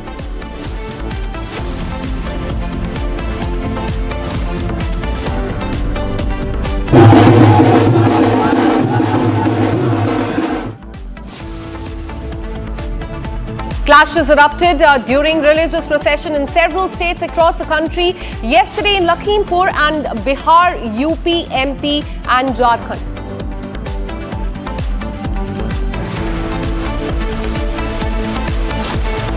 China has issued a message for India, says reincarnation of Dalai Lama inherently an internal affair.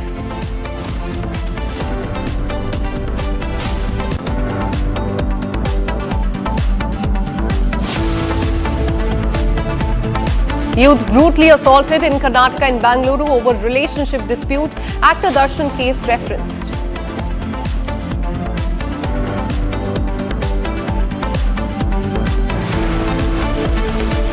Mahesh Babu gets a legal notice for endorsing a real estate scam worth 34 lakh rupees and misleading the buyers.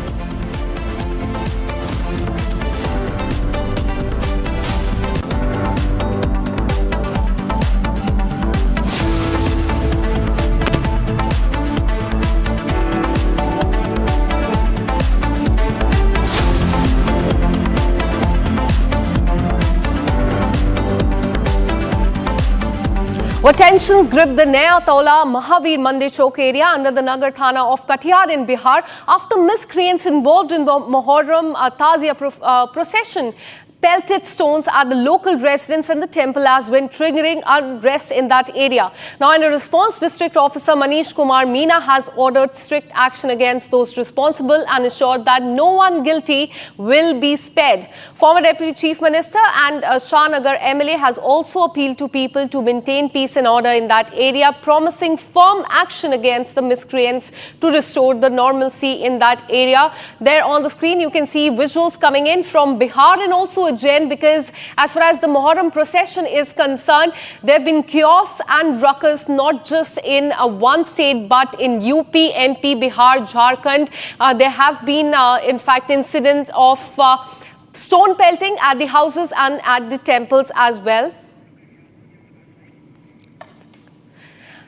Let me go across to my colleague Prakash, who joins us live on the broadcast with more details. Tell us more about what happened in Katihar, because what we're learning is that stones were pelted there. Give us the ground situation as of now and the action that the police has taken.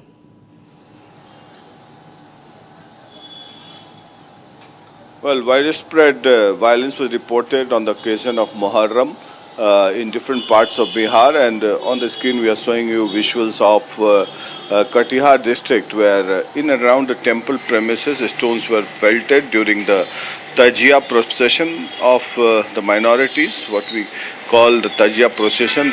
People gather in large numbers with fire in their hands, and as and when they reached the temple premises, there was some scuffle that took place between two communities, and thereafter stones were pelted, and large-scale violence was also reported, but no untoward incident took place in this scuffle, and a large number of police party were deployed, which tried to diffuse the entire tension, and tensions escalated late last night during the Tajia procession of the minorities late last night, and with the help of the police authorities in the district administration, situation was brought to normalcy, and now there is no tension. The situation is very peaceful as of now.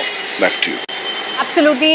In Bihar, in fact, clashes were witnessed there. Keep tracking those details. We'll keep coming back to you for more on this. Now, from Bihar, let's shift our focus to Madhya Pradesh. As we told you, violent clashes were reported during Muharram in Shahjahanpur in Madhya Pradesh, and the incident happened when the procession reached Azad Chowk in that area.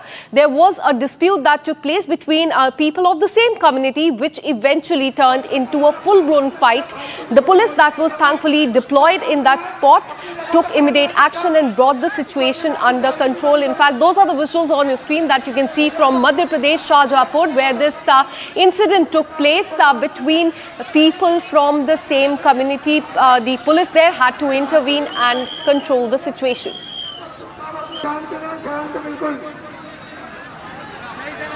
Well, as you can see in the visuals, police there on the ground when this incident took place. What we're learning is that this Muharram procession was passing through Azad Chowk when there was a dispute between the two people from the same community, and that led to a big fight.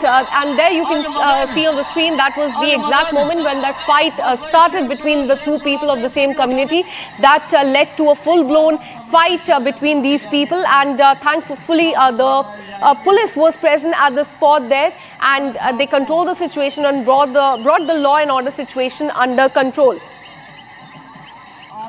Let me go across to my colleague Satya Vijay, who continues to track the story very closely. Satya Vijay, in Madhya Pradesh, not just in this Shahjahanpur area, but also in Ujjain, we saw, in fact, the clashes during Muharram procession. Give us details about the crackdown by police as far as the miscreants are concerned in this specific Shahjahanpur case. जी हाँ, बिल्कुल। देखिए, मध्य प्रदेश के शाहजहाँपुर और उज्जैन दो जगह पर एक ही तरह का विवाद सामने आया है। जहाँ पर शाहजहाँपुर की बात करें तो सेम कम्युनिटी के लोग, मतलब मुस्लिम कम्युनिटी के लोग ही आपस में विवाद करते दिखे। पहले ये विवाद बहस में तब्दील हुआ और उसके बाद मारपीट होने लगी। अच्छी बात है कि पुलिस मौके पर थी, जिसने कि विवाद को शांत कराया, स्थिति को कंट्रोल किया।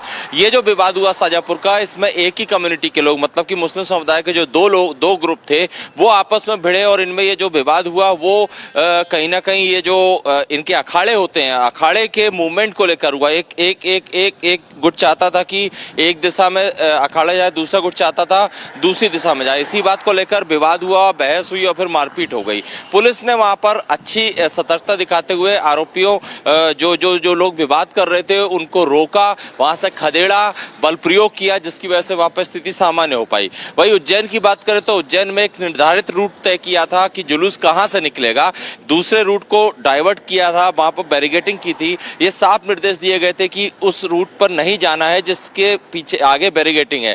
लेकिन कुछ शरारती तत्व जो हैं उन्होंने जानबूझकर वही रूट चुना जहां पर बैरिकेडिंग थी, जिसके बाद वहां पर हालात बिगड़े और पुलिस ने बल प्रयोग किया, लाठीचार्ज कर सभी को खदेड़ा। ये भी कहना है एसपी उज्जैन का कि जो लोग प्रतिबंधित क्षेत्र में जाना चाहते थे वो इससे पहले भी इस तरह की हरकतें कर चुके हैं और जब बाकी जो ताजिए जा रहे हैं उनको दिक्कत नहीं, तो कुछ चुनिंदा लोगों को ही जिनके खिलाफ प्रकरण दर्ज किया, 16 ऐसे लोग हैं जिनके खिलाफ एफआईआर दर्ज की है, उनको क्या दिक्कत थी, वो क्यों बैरिकेडिंग तोड़ के आगे बढ़े। इसी के चलते पुलिस को बल प्रयोग वहां पर करना पड़ा। Absolutely, and not just in Shahjahanpur, but in fact the violent clashes erupted in Ujjain in Madhya Pradesh. What we're learning is that the police has said that the people in that procession, they took the unprescribed route is what we're learning. Look at what the police has said. ये जो मुहर्रम का जुलूस होता है पूरा शांतिपूर्वक तरीके से निकला और इसको लेकर समय समय पर 3 बार बैठक ली गई थी, जिला स्तर पे कंट्रोल रूम में, थाना स्तर पे, मोहल्ला स्तर पे, और सभी आयोजकों को बताया गया था कि निर्धारित रूट से ही जुलूस को निकाला जाए। पीछे शुरू के जो 3 आयोजक थे उन्होंने निर्धारित रूट पर निकाला। इरफान खान उर्फ लल्ला, इनका जो घोड़ा है इन्होंने जानबूझकर, इनके साथियों ने जानबूझकर उसको विपरीत दिशा में ले जाने का प्रयास किया जहां ऑलरेडी बैरिकेडिंग थी, जिसके बाद पुलिस बल ने भीड़ को तितर बितर करने के लिए हल्के बल का प्रयोग किया और पृथक से इनके ऊपर एफआईआर भी दर्ज की गई। जो इरफान खान है उनके विरुद्ध और उनके 15 अन्य साथी जो वीडियो में नजर आ रहे हैं उनके विरुद्ध मामला दर्ज किया गया है। इन सभी की अभी पहचान की जा रही है फुटेज के माध्यम से और शीघ्र ही इसमें गिरफ्तारी की जाएगी। And from UP, in fact, Madhya Pradesh, Bihar, let's now take you to UP, where stone pelting was reported during Muharram in Uttar Pradesh, Lakhimpur. That is already a very sensitive area. Now, locals are saying that a group specifically targeted some houses and started hurling stones at them.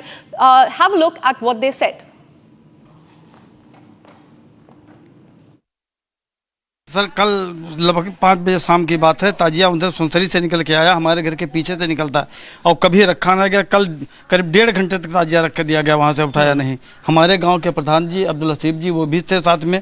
और उसके बाद में क्या नारे लगा रहे थे और पत्थर क्यों फेंकने लगे आपके घर पर? ये पाउडर फेंका पहले हमारे घर पे, तो हम लोगों ने मना किया, घर में क्यों फेंक रहे हो पाउडर। ये हमारे लड़के ने मना किया, ये पंकज को, तो जब मना करेंगे तो इनको पकड़ के खींच लिया और मारने लगे। तो हम लोग कहने ये क्या कर रहे हो, हम लोग जब दौड़े तब तक पत्थर चलने लगे। बाहर चलते हैं, तस्वीरें और भी आपको दिखाते हैं। घर में बिखरा ये पूरा ईटा पत्थर देखिए, छत पर भी फैला हुआ ईटा।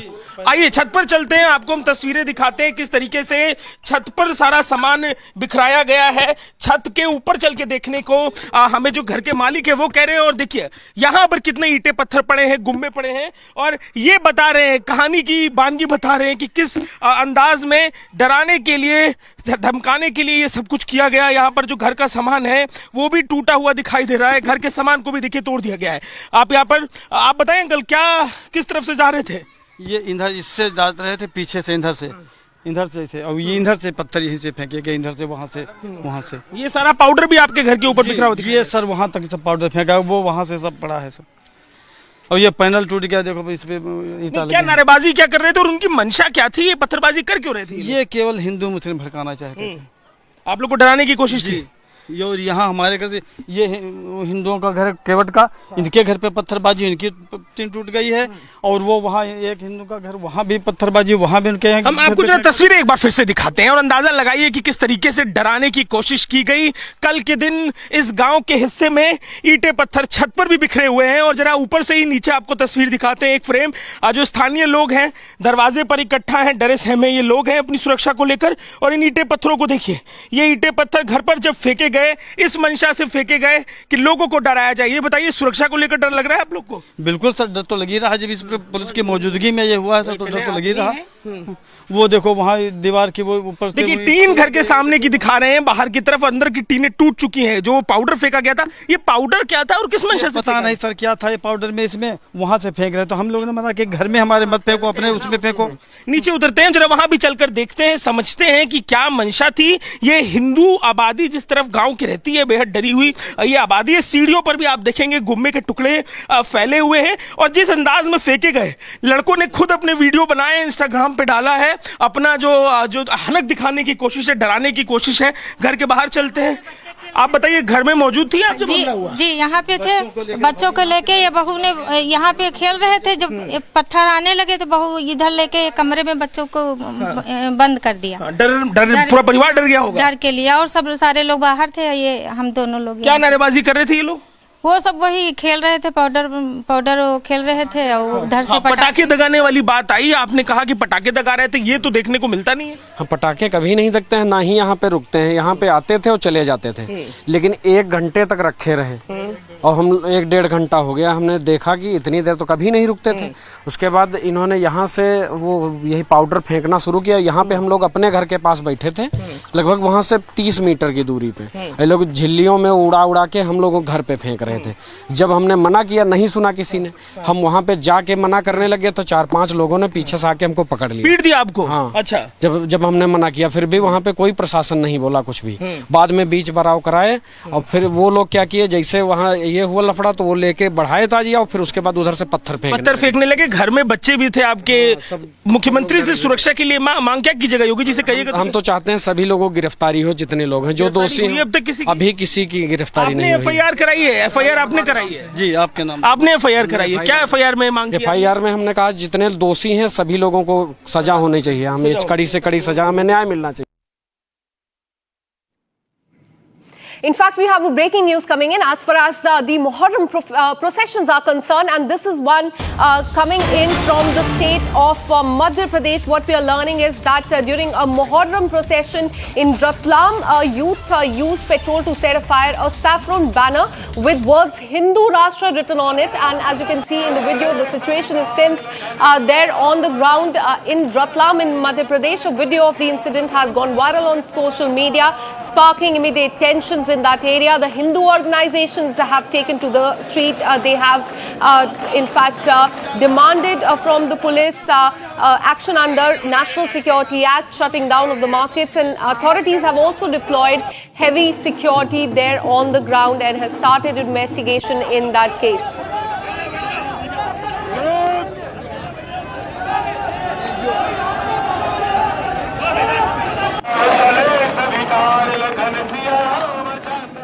And now let's get you the top national stories of the day in under 1 minute. Bharat 1 Minute brought to you by Canara Bank. Together we can. AIMIM Chief Owaisi has questioned the Election Commission's special intensive revision exercise and questioned the timing of the in fact, ahead of the Bihar Assembly election. He has questioned the timing of the Election Commission and said that time must be given before conducting the revision. TMC MP Mahua Moitra, RJD MP Manoj Jha have also moved the top court to challenge the Election Commission's move. This court hearing will take place on 10th of July. आप इतने कम time में exercise कैसे कर पाएंगे? बहुत time कम है। SIR में भाई जो लोग जो अपना एड्रेस चेंज कर लिए, उनको क्यों आप पूछ रहे हैं बर्थ सर्टिफिकेट? बीजेपी RSS बार बार ये भरम, ये झूठ फैलाती है। कि यहाँ पर बांग्लादेश के लोग आ गए हैं। कहाँ है बताओ हमको। In Punjab, 3 miscreants riding a bike threw petrol bomb at a house near Adampur town of Jalandhar and tried to damage the house as well. Footage that you can see on the screen shows how 3 unknown youth came on a motorcycle and fled after throwing bottles filled with petrol. Police has now launched an investigation in this matter, and in fact, BJP has also reacted very sharply to this incident. Situation remains tense in Bihar's Katihar district. Miscreants involved in the Muharram Tazia procession pelted stones on the local people and also a temple in that area. The district administration has ordered strict action against the miscreants who created ruckus in Nagar Thana area. Former Deputy Chief Minister has appealed to people to maintain law and order and peace in that area, assuring that strict action will be taken against the miscreants of this incident.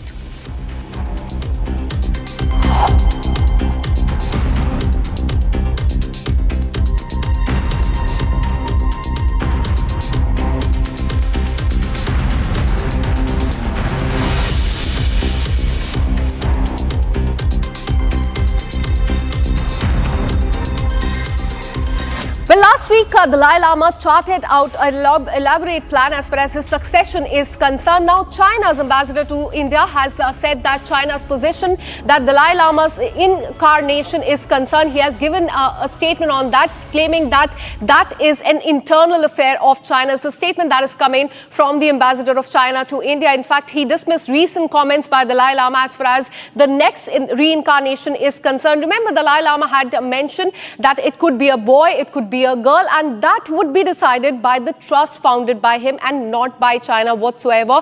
But China has sharply reacted to this, saying that this is their internal matter.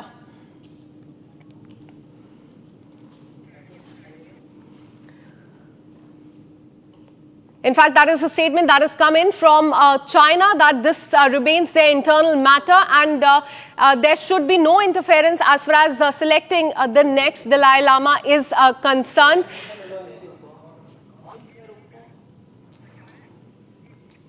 Let me go across to our guest, Acharya Yeshi Phuntsok, who's the former Deputy Speaker for the Tibetan Parliament in exile, and also Tenzin Lekshe, who's the official spokesperson of the Central Tibetan Administration.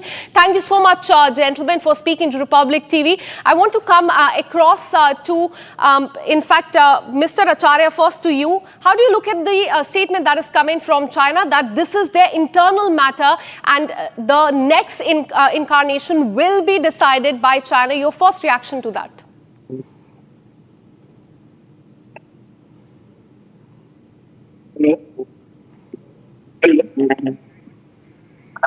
Am I audible to you, Mr. Acharya? I'm hearing from your voice, but China is showing some other things. Hello? All right, we'll try and reconnect that line with Mr. Acharya. Let me go across to Tenzin Lekshe. Sir, how do you see this statement that is coming from China, that it is their internal matter? On the other hand, Dalai Lama has charted out an elaborate plan as far as the succession is concerned. Your first reaction to this?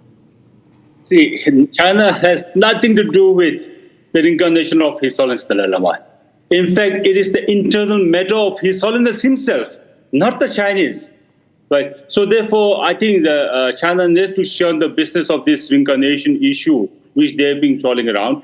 One thing it is very important for us to know is that we are talking about His Holiness Dalai Lama's reincarnation, and His Holiness is the sole legitimate authority on the reincarnation of the Dalai Lama, nobody else. And therefore, His Holiness in the 2nd July statement has categorically mentioned that he will entrust Gandhi trust the office of His Holiness Dalai Lama to take the responsibility, right? So that doesn't include China. So China do not have any role to play in this business, in this role, because this is the religious tradition unique to the Tibetan Buddhist tradition.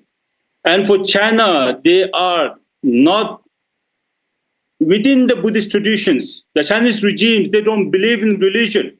Chinese regime, they are the offender of the destroyer of the religion and faith. Then how come they be the one to be the protector and the savior of the faith. There's nowhere that China have a business and the authority on the reincarnation issue. It's purely a spiritual matter. It's purely a Buddhist tradition which China do not belong. Absolutely. And after this announcement was made, in fact, there was a celebration by the Tibetan leaders and those activists and people there in Dharamshala as well. We saw celebrations yesterday on the 90th birthday of Dalai Lama as well. Let me now go across to Acharya Yeshi Phuntsok, who's been the former Deputy Speaker for the Tibetan Parliament in exile. Thank you so much for speaking to Republic TV. Your first reaction to the statement that has come in from China, that this is their internal matter. India should not intervene as far as the next incarnation is concerned. How would you react to this?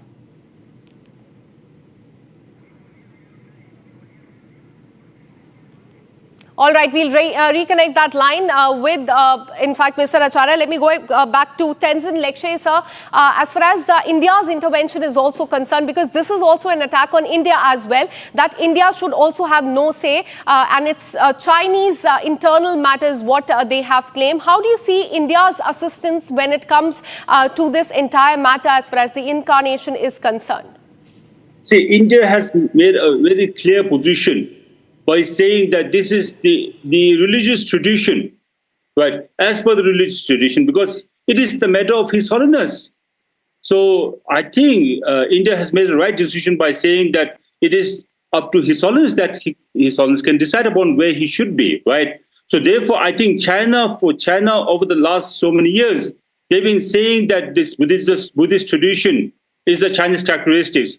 They said that this Buddhist tradition of this reincarnation should be from their side, should be controlled by them. It is nowhere in the history that China has a control. China has an authority on the reincarnation. But so therefore, let me reiterate again, China has no business and no authority on the reincarnation of His Holiness Dalai Lama. But they can bark all the time, but this is not the thing that China should interfere. It's not right traditionally. Historically, also, they don't have any record where they can say that they have the legitimate authority on the reincarnation of His Holiness the Dalai Lama. Nowhere they don't have the authority, right?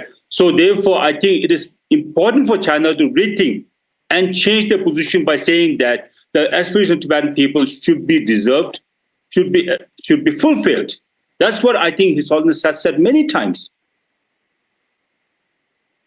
Quite clear when Dalai Lama charted out the succession plan. He had categorically mentioned that it is, in fact, the decision by the trust that he had founded in 2015, and China will have no say whatsoever. But in the last 3 or 4 days, we've been seeing back-to-back statement that has been coming from China as far as the succession plan is concerned. But as far as, in fact, how would you see, because since the last 3 days, these reactions have been coming in from China. It appears that China is very desperate when it comes to reincarnation and its selection. Mr. Tenzin. See, China always acts out of desperations. Whenever it comes to the matter of Tibetan people and His Holiness, right, they were always wrong. They were always wrong. Right? They claimed that Tibet was part of China since time immemorial. They were wrong. They claimed that Tibetan Buddhists of Chinese characteristics. They were wrong. They claimed that His Holiness reincarnation should be born in Tibet, should be used through the golden urns, should be legitimized and authorized by the Chinese government. Nowhere, right? His Holiness will be born in Tibet. As His Holiness said many times, that if the Tibetan situation remains unchanged, he'll be born in a free world. Many times. Then right now at this present juncture, Tibet is more than ever critical. So how can His Holiness be born in Tibet? But second thing, absolutely. Was this is what China. Dalai Lama had also stated. So stay on with us. In fact, we are joined by Acharya Yeshi Phuntsok, who's been the former Deputy Speaker for the Tibetan Parliament in exile. So thank you so much for speaking to Republic TV. I wanted to ask you your first reaction to the statements, back-to-back statements that are coming in from China as far as the reincarnation is concerned. They're saying it's their internal matter. China have no any powers and rights regarding the Tibetan Buddhist, the traditional, and particularly the reincarnation of the His Holiness Dalai Lama, and then the other or various lamas in Turku. That is only the authorities and powers of the Tibetan. It's the own tradition and authorities without any interference. China has no right, no power. So therefore, they always comes their reaction, but we never met any importance of the Chinese government authoritarians. They are unknown about any Buddhist single word about the Buddhism. What they can to do something about the reincarnations of the His Holiness Dalai Lama and the other Tibetan traditions and culture. That is the I have mentioned several times in this various platforms. Absolutely. China can say all it wants that it's their internal matter, but the fact remains that it will be chosen by the trust that has been founded by the Dalai Lama. Thank you so much, gentlemen, for speaking to Republic TV. And with this, we're taking a very short break. Coming up on the other side, China has issued a message to India, as we told you, saying that reincarnation of the Dalai Lama is inherently their internal matter. And concerning news coming in from Karnataka, a youth brutally assaulted in Bangalore over relationship dispute. Actor Darshan case reference in this case as well. This and much more on the other side. Stay with us.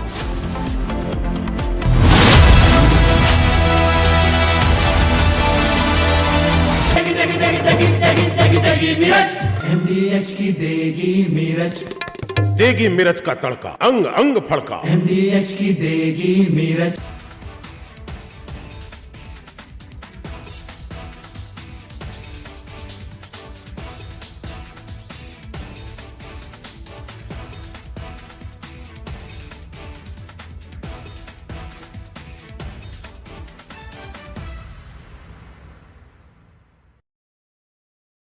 Donald Trump, in first attempt, when the first part of his presidency in 2017, he has come out with the tax breaks. And he has announced that he wants to boost the American economy. And he has given tax break, which were going to expire in 2025. So there was an obligation when the second term that he will extend the tax break, which he has promised in 2017, to continue permanently. And that's the big, beautiful bill is that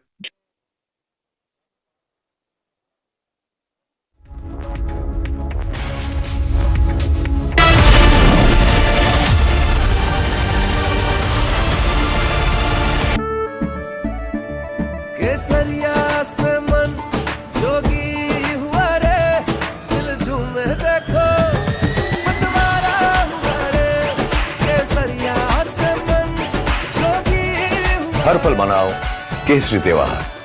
विमल, बोलो जुबान केसरी। ये है secret recipe MDH का जीरा SIP जल जीरा मसाला। SIP SIP जीरा SIP MDH का जल जीरा सिप MDH का जल जीरा SIP.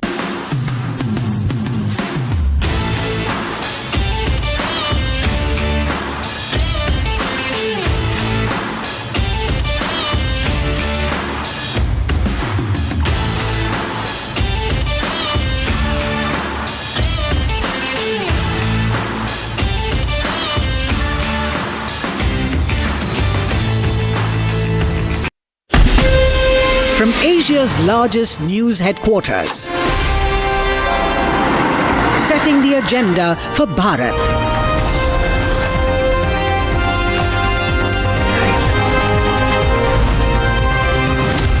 You're watching Republic.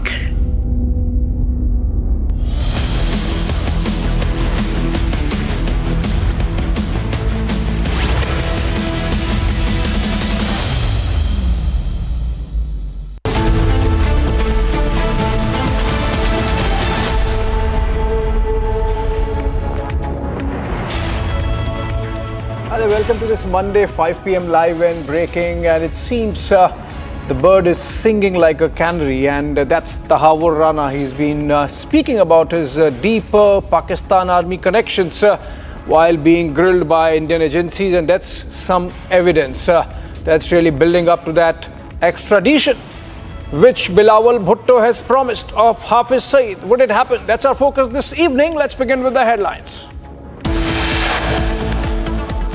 VVIP shocker caught on camera. MNS leader's son harasses woman.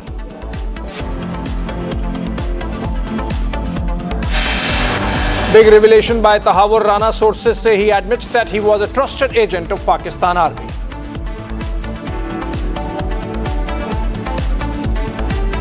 Clashes reported during religious procession in several states yesterday. In Lakhimpur, stones allegedly pelted on Hindu houses. Delhi High Court dismisses the petition filed by Turkey-based ground handling company Celebi Aviation challenging the revocation of its security clearance. France calls out Chinese disinformation campaign against Rafale. French intelligence claims China trying to foil global sale of Rafale jets.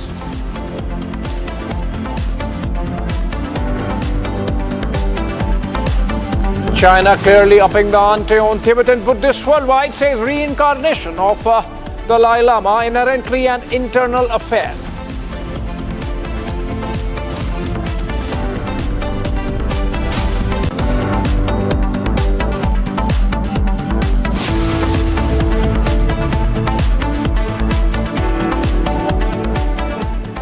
All right, important development there.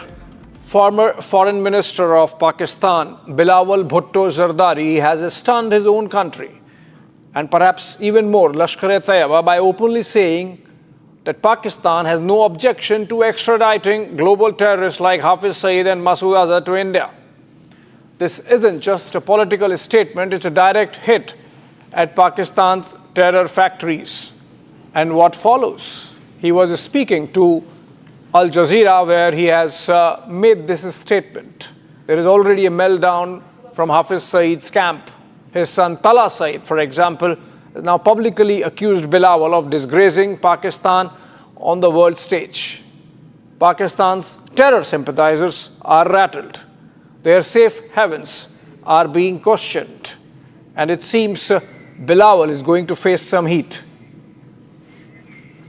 Let's listen to what Tala Saeed has said in hitting back to Bilawal Bhutto Zardari, and then we come back. International news channel को interview देते हुए बिलावल ने जो बातें की, भारतीय सहाफ़ी के सवालात के जो जवाबात दिए, हकीकत में वो जवाब बनते नहीं थे, जिससे हम सब की पूरी पाकिस्तानी कौम की दिल आज़ारी हुई है। इस पर हम उसके इस बयानात की भरपूर मदम्मत करते हैं। मेरे वालिद मोहतरम हाफिज़ मोहम्मद सईद हफ़िज़हुल्लाह का किरदार पाकिस्तान की खिदमत, हिफाजत और दिफा के हवाले से हमेशा रहा है। इंटरनेशनल न्यूज़ चैनल को इंटरव्यू देते हुए बिलावल ने जो बातें की, भारतीय सहाफ़ी के सवालात के जो जवाबात दिए, हकीकत में वो जवाब बनते नहीं थे, जिससे हम सब की पूरी पाकिस्तानी कौम की दिल आज़ारी हुई है। इस पर हम उसके इस बयानात की भरपूर मदम्मत करते हैं। मेरे वालिद मोहतरम हाफिज़ मोहम्मद सईद हफ़िज़हुल्लाह का किरदार पाकिस्तान की खिदमत, हिफाजत और दिफा के हवाले से हमेशा रहा है।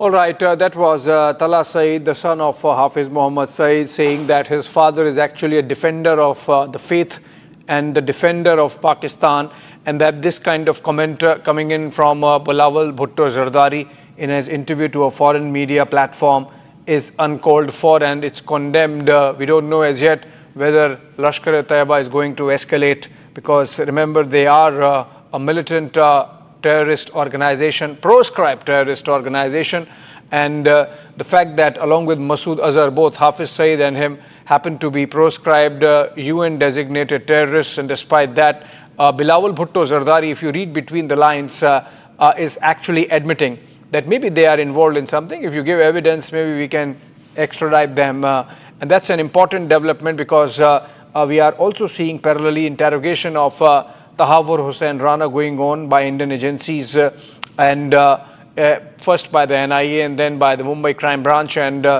all the information that he's been sharing with these agencies during his interrogation. The umbilical link of the 26/11 terror attack in Mumbai in 2008 and the likes of Hafiz Saeed is becoming even more clear. And so if Bilawal Bhutto Zardari says that based on evidence the likes of Hafiz and Masood Azhar can be extradited, then obviously the evidence is there. Not that this is for the first time, but if more was needed, it's coming in literally live as we speak, the interrogation. Okay, we have in fact a guest to better help us better understand what this means. Colonel RSN Singh, someone who has been associated with our intelligence agencies earlier. Very good afternoon to you, Mr. Singh. You heard what Tala Rashid said in response to what Bilawal Bhutto Zardari has mentioned. First, let's understand, is Bilawal Bhutto Zardari serious? What's happened? Why is he so easily agreeing to extradite the likes of Hafiz Saeed and Masood Azhar? Is it a signaling from Pakistani state, or is just Bilawal Bhutto Zardari playing to the gallery? No. I think it has got to do with the internal political dynamics of Pakistan. This is after Trump made it known to the world that he controls the Pakistan military and nobody else in the world, not even the president or the prime minister. So, and he's the man who is doing all these dealings with regards to strategic and critical minerals, that are there in Pakistan, especially in the Balochistan province. And that is what he seems to have delivered during that lunch with Trump. And, they say that there are no free lunches in diplomacy. So he has promised those minerals, in return for that afternoon lunch in the White House. Now, what is also the grapevine, says there is rumors are thick that Asim Munir may be elevated to the level of president. He may be the next president. So that means that Zardari goes out. Yeah. So once, this is what Bilawal Bhutto is trying to preempt. Right. Because now with this remarks and comments, if the Pakistan persists in making him the president, then it will have international fallouts. All right. Thank you so much, Mr. RSN Singh, for that perspective. It's clear that there are internal dynamics of Pakistani politics at play, and the PPP of Asif Ali Zardari perhaps having some role in this comment made by Asif Ali Zardari's son, Bilawal Bhutto Zardari, there himself, former foreign minister of Pakistan. Moving on for now, and on to some other foreign policy stories. France has accused China of running a covert disinformation campaign to sabotage the global sales of its Rafale fighter jets. French intelligence claims Chinese embassies around the world were involved in spreading false narratives, especially after the 2019 India-Pakistan aerial clash, to push countries like Indonesia away from buying the French jets, all in an effort to promote Beijing's own fighter aircraft. And post-Operation Sindoor, perhaps the operation was taken to the next level. But the French agencies, as of now, talking about 2019. Remember, roughly, that was also the time when there was a lot of political opposition in India and to the Rafale deal. Soumya joins us live from outside the French embassy in New Delhi. And Soumya, what are you hearing? Do the French really want to follow it up in any manner? I mean, these are intelligence agencies, doing their job. But are the French going to formally take it up with Beijing in any manner? Well, see, at the moment, sources within the embassies have confirmed certain facts with regards to how this disinformation campaign was picked up by Pakistan in coordination with China. So all of this started from the night of 7th May when Operation Sindoor had taken place, and this claim that was made by Pakistan that 3 Rafale jets were shot among the 5 they claim that Indian fighter jets were shot. So multiple coordinated efforts were made since that very day from the end of pro-China and pro-Pak media outlets. There was a constant effort to destabilize India and France's defense partnership and also defame Rafale jets and Dassault manufacturers, and also an attempt was made to make it look like superior, not just Beijing's J-10 but also Russia's Sukhoi. So these were certain attempts that have been made, and sources within the embassies have confirmed with few of the documents that we have access. They have shown that how there was an attempt to launch a narrative among the Western media also, because through memes, satirical videos that were posted on Chinese platforms, then those were shared on Western media platforms. There was a narrative which is said that France denied to share source code of the jet with India.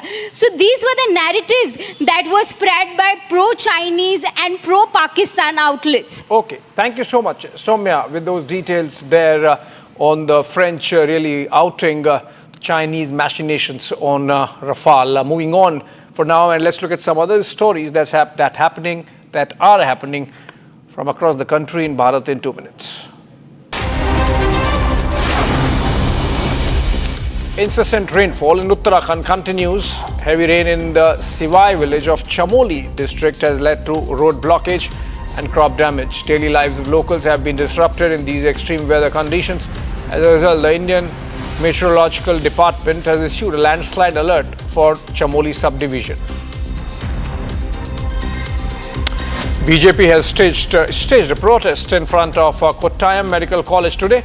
This is in relation to the recent building collapse incident which claimed the life of one woman and injured several others.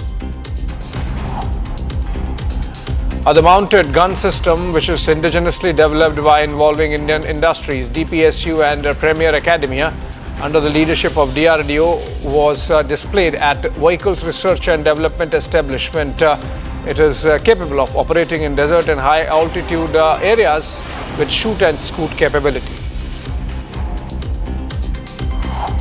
As Army gears up to mark 26 years since its victory in Kargil and Operation Vijay, father of Kargil war hero Captain Vikram Batra, GL Batra, has said that defense and the equipment of Indian Army has shown great improvement over the years. He said India is always ready to give an appropriate response in the face of terror.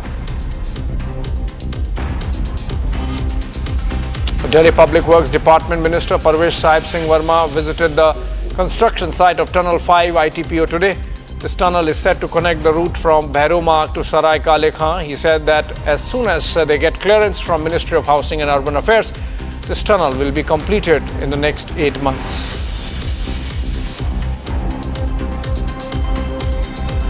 Japan Coast Guard ship Itsukushima has arrived at Chennai port as part of its global ocean voyage training. This visit underscores the deep and enduring bond between Indian Coast Guard and the Japan counterpart, further strengthening the strategic partnership in the vital Indo-Pacific region and enhancing interoperability between the two renowned maritime forces.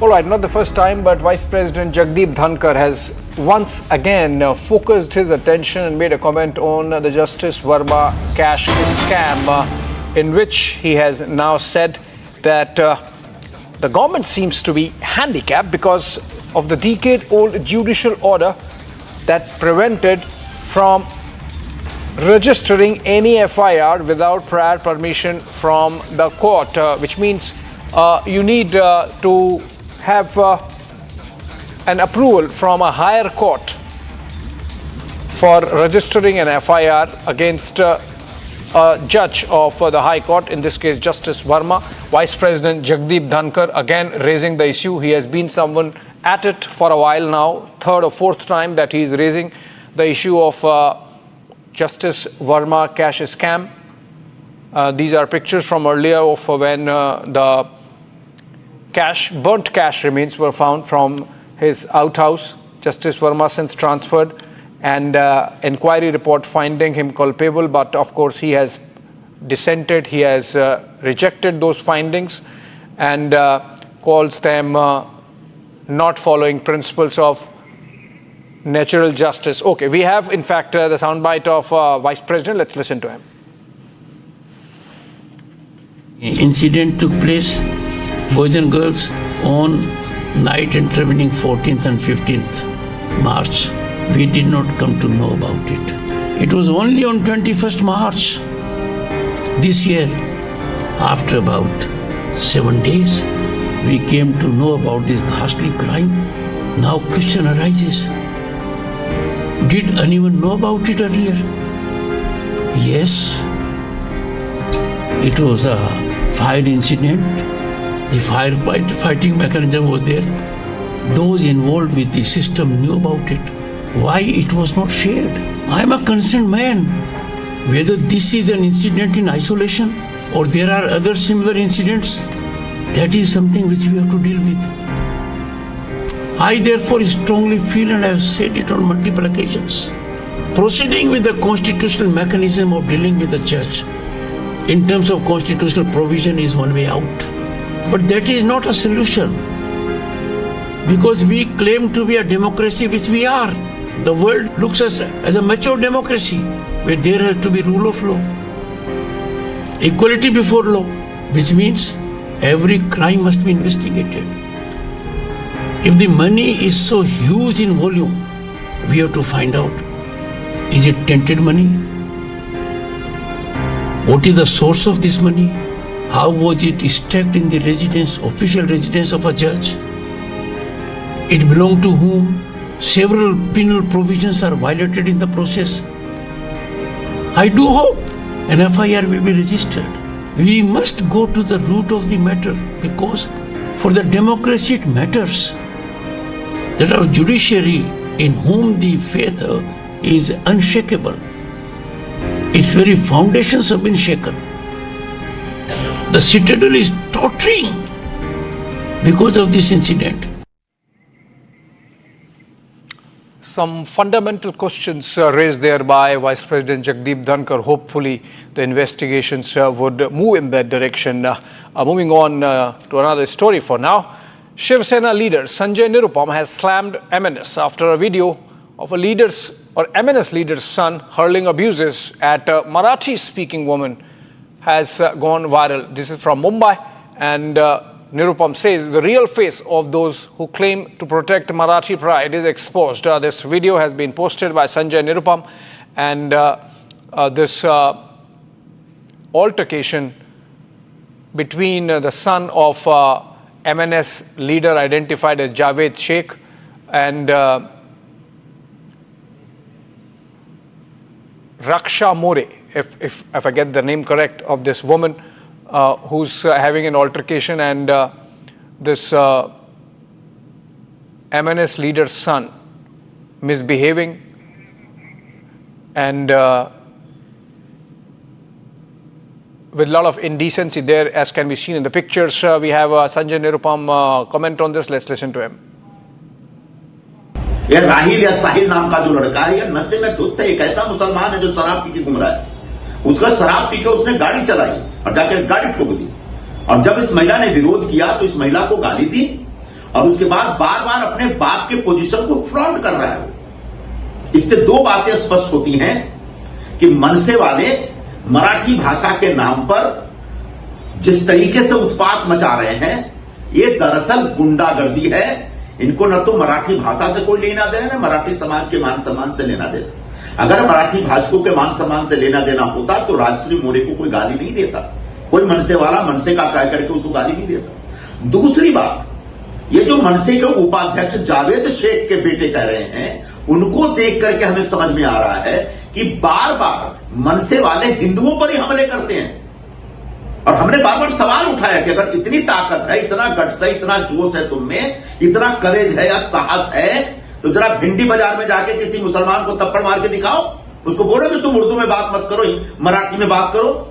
अब समझ में आ रहा है कि मनसे के जो मुस्लिम नेता हैं, उनके दबाव में आकर के राज ठाकरे के गुंडे हिंदुओं के ऊपर सरेआम हमले कर रहे हैं। मैं सरकार से यह डिमांड करूंगा, मांग करूंगा कि ऐसे गुंडों के खिलाफ सख्त से सख्त कार्रवाई होनी चाहिए। माननीय मुख्यमंत्री जी ने घोषणा की है कि भाषा के नाम पे गुंडागर्दी कतई बर्दाश्त नहीं की जाएगी, लेकिन जिस तरीके से मुंबई की सड़कों पे, महाराष्ट्र की सड़कों पे मनसे की तरफ से मराठी भाषा के नाम पे गुंडागर्दी शुरू हुई है, इस गुंडागर्दी को तत्काल खत्म करना पड़ेगा, रोकना पड़ेगा। और इसके लिए पुलिस को हाथ में डंडा लेकर के इन तमाम गुंडों के खिलाफ सख्त कार्रवाई करनी पड़ेगी। तब कहीं जाके हर वर्ग के लोगों में एक सुरक्षा का भाव पैदा हो पाएगा। All right, this seems to be snowballing. In fact, Republic spoke to Deepak Kesarkar on this story from Shiv Sena. Let's listen to him. देखिए, इस पे राजनीति नहीं होनी चाहिए, ऐसे मुझे लगता है। किसी को पीटना ये महाराष्ट्र की संस्कृति कभी भी नहीं थी। तो मुझे ऐसे लगता है कि जो भी आपको कहना है आप बोल सकते हैं, आपके विचार बोल सकते हैं, और फिर इकट्ठा रहना ये महाराष्ट्र की संस्कृति रह चुकी है, और महाराष्ट्र हमेशा प्रोग्रेसिव रह चुका है।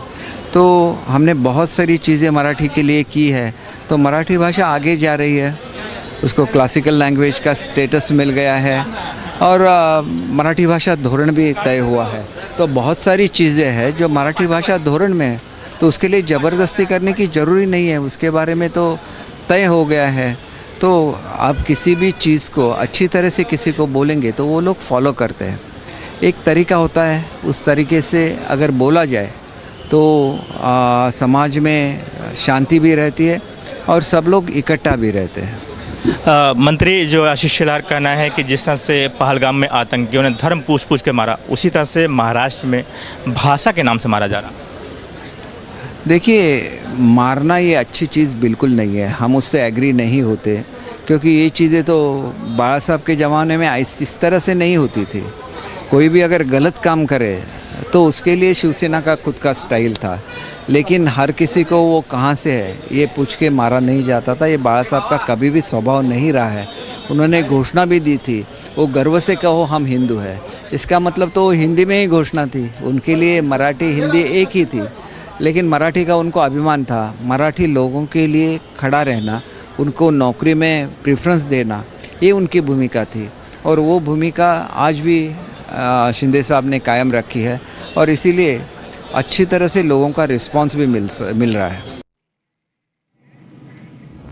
All right, as Pakistan continues its strikes in tribal areas in North Waziristan, people have really come out and started protesting against the Pakistani state. These are pictures coming in from Waziristan, in fact, more precisely, the Shewa area of North Waziristan, where these voices have come out against Pakistan military operations in the area. Slogans being raised and rejecting the operation. Let's listen to some of the net sounds there. Okay, these are protests, rallies moving out, people moving out on the streets of Shewa, and they are protesting against Pakistan army. So these are protests of mass level now erupting inside of North Waziristan in Pakistan, and this gives you an idea of the kind of image that the Pakistani army has, contrary to the projection that they make of everything being in control.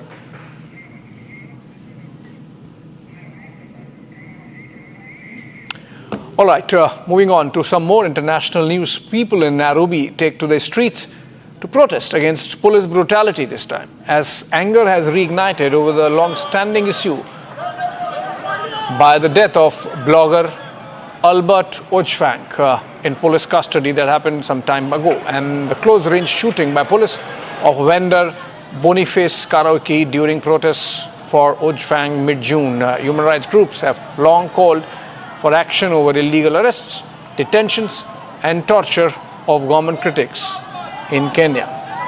So these are pictures from Nairobi in Kenya, and people again this time protesting against police brutality, and these protests have been going on at least in the month of June.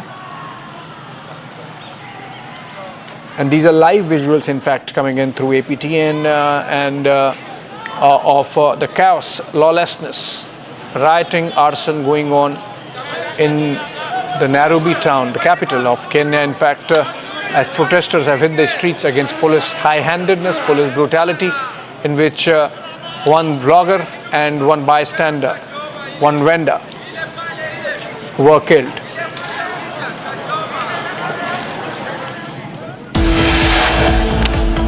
All right, with that, we slip into a short break. On the other side, clashes reported during religious procession in several states yesterday. In Lakhimpur, stones allegedly pelted on Hindu homes.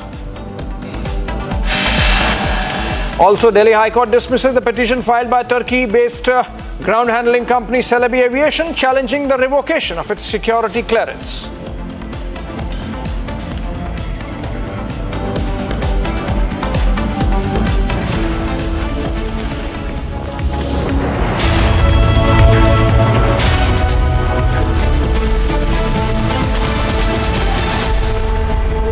Hi, this is Chef Ranveer Brar. Guarantee you brilliance on behalf of IIHM.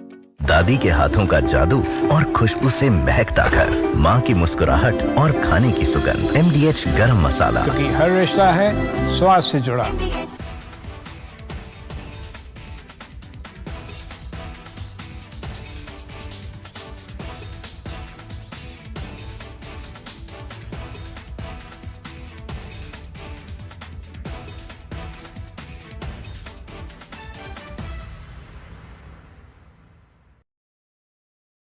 Donald Trump, in first attempt, when the first part of his presidency in 2017, he has come out with the tax breaks, and he has announced that he wants to boost American economy, and he has given tax break which were going to expire in 2025. So there was an obligation when the second term that he will extend the tax break which he has promised in 2017 to continue permanently, and that's the big beautiful bill is a drastic reduction in the tax liability of the US taxpayers. So that's why it's a big bill, a big beautiful bill. And at the same time, it marks a lot of expenditure for defense, etc. So that's why Mr. Donald Trump is saying it's a big, it's a beautiful, and it's a bill so that all America will become great again. So that's the idea and that's the objective. So reduction in taxes is a welcome measure, which all, by and large, everyone taxpayer loves, and that's why people are.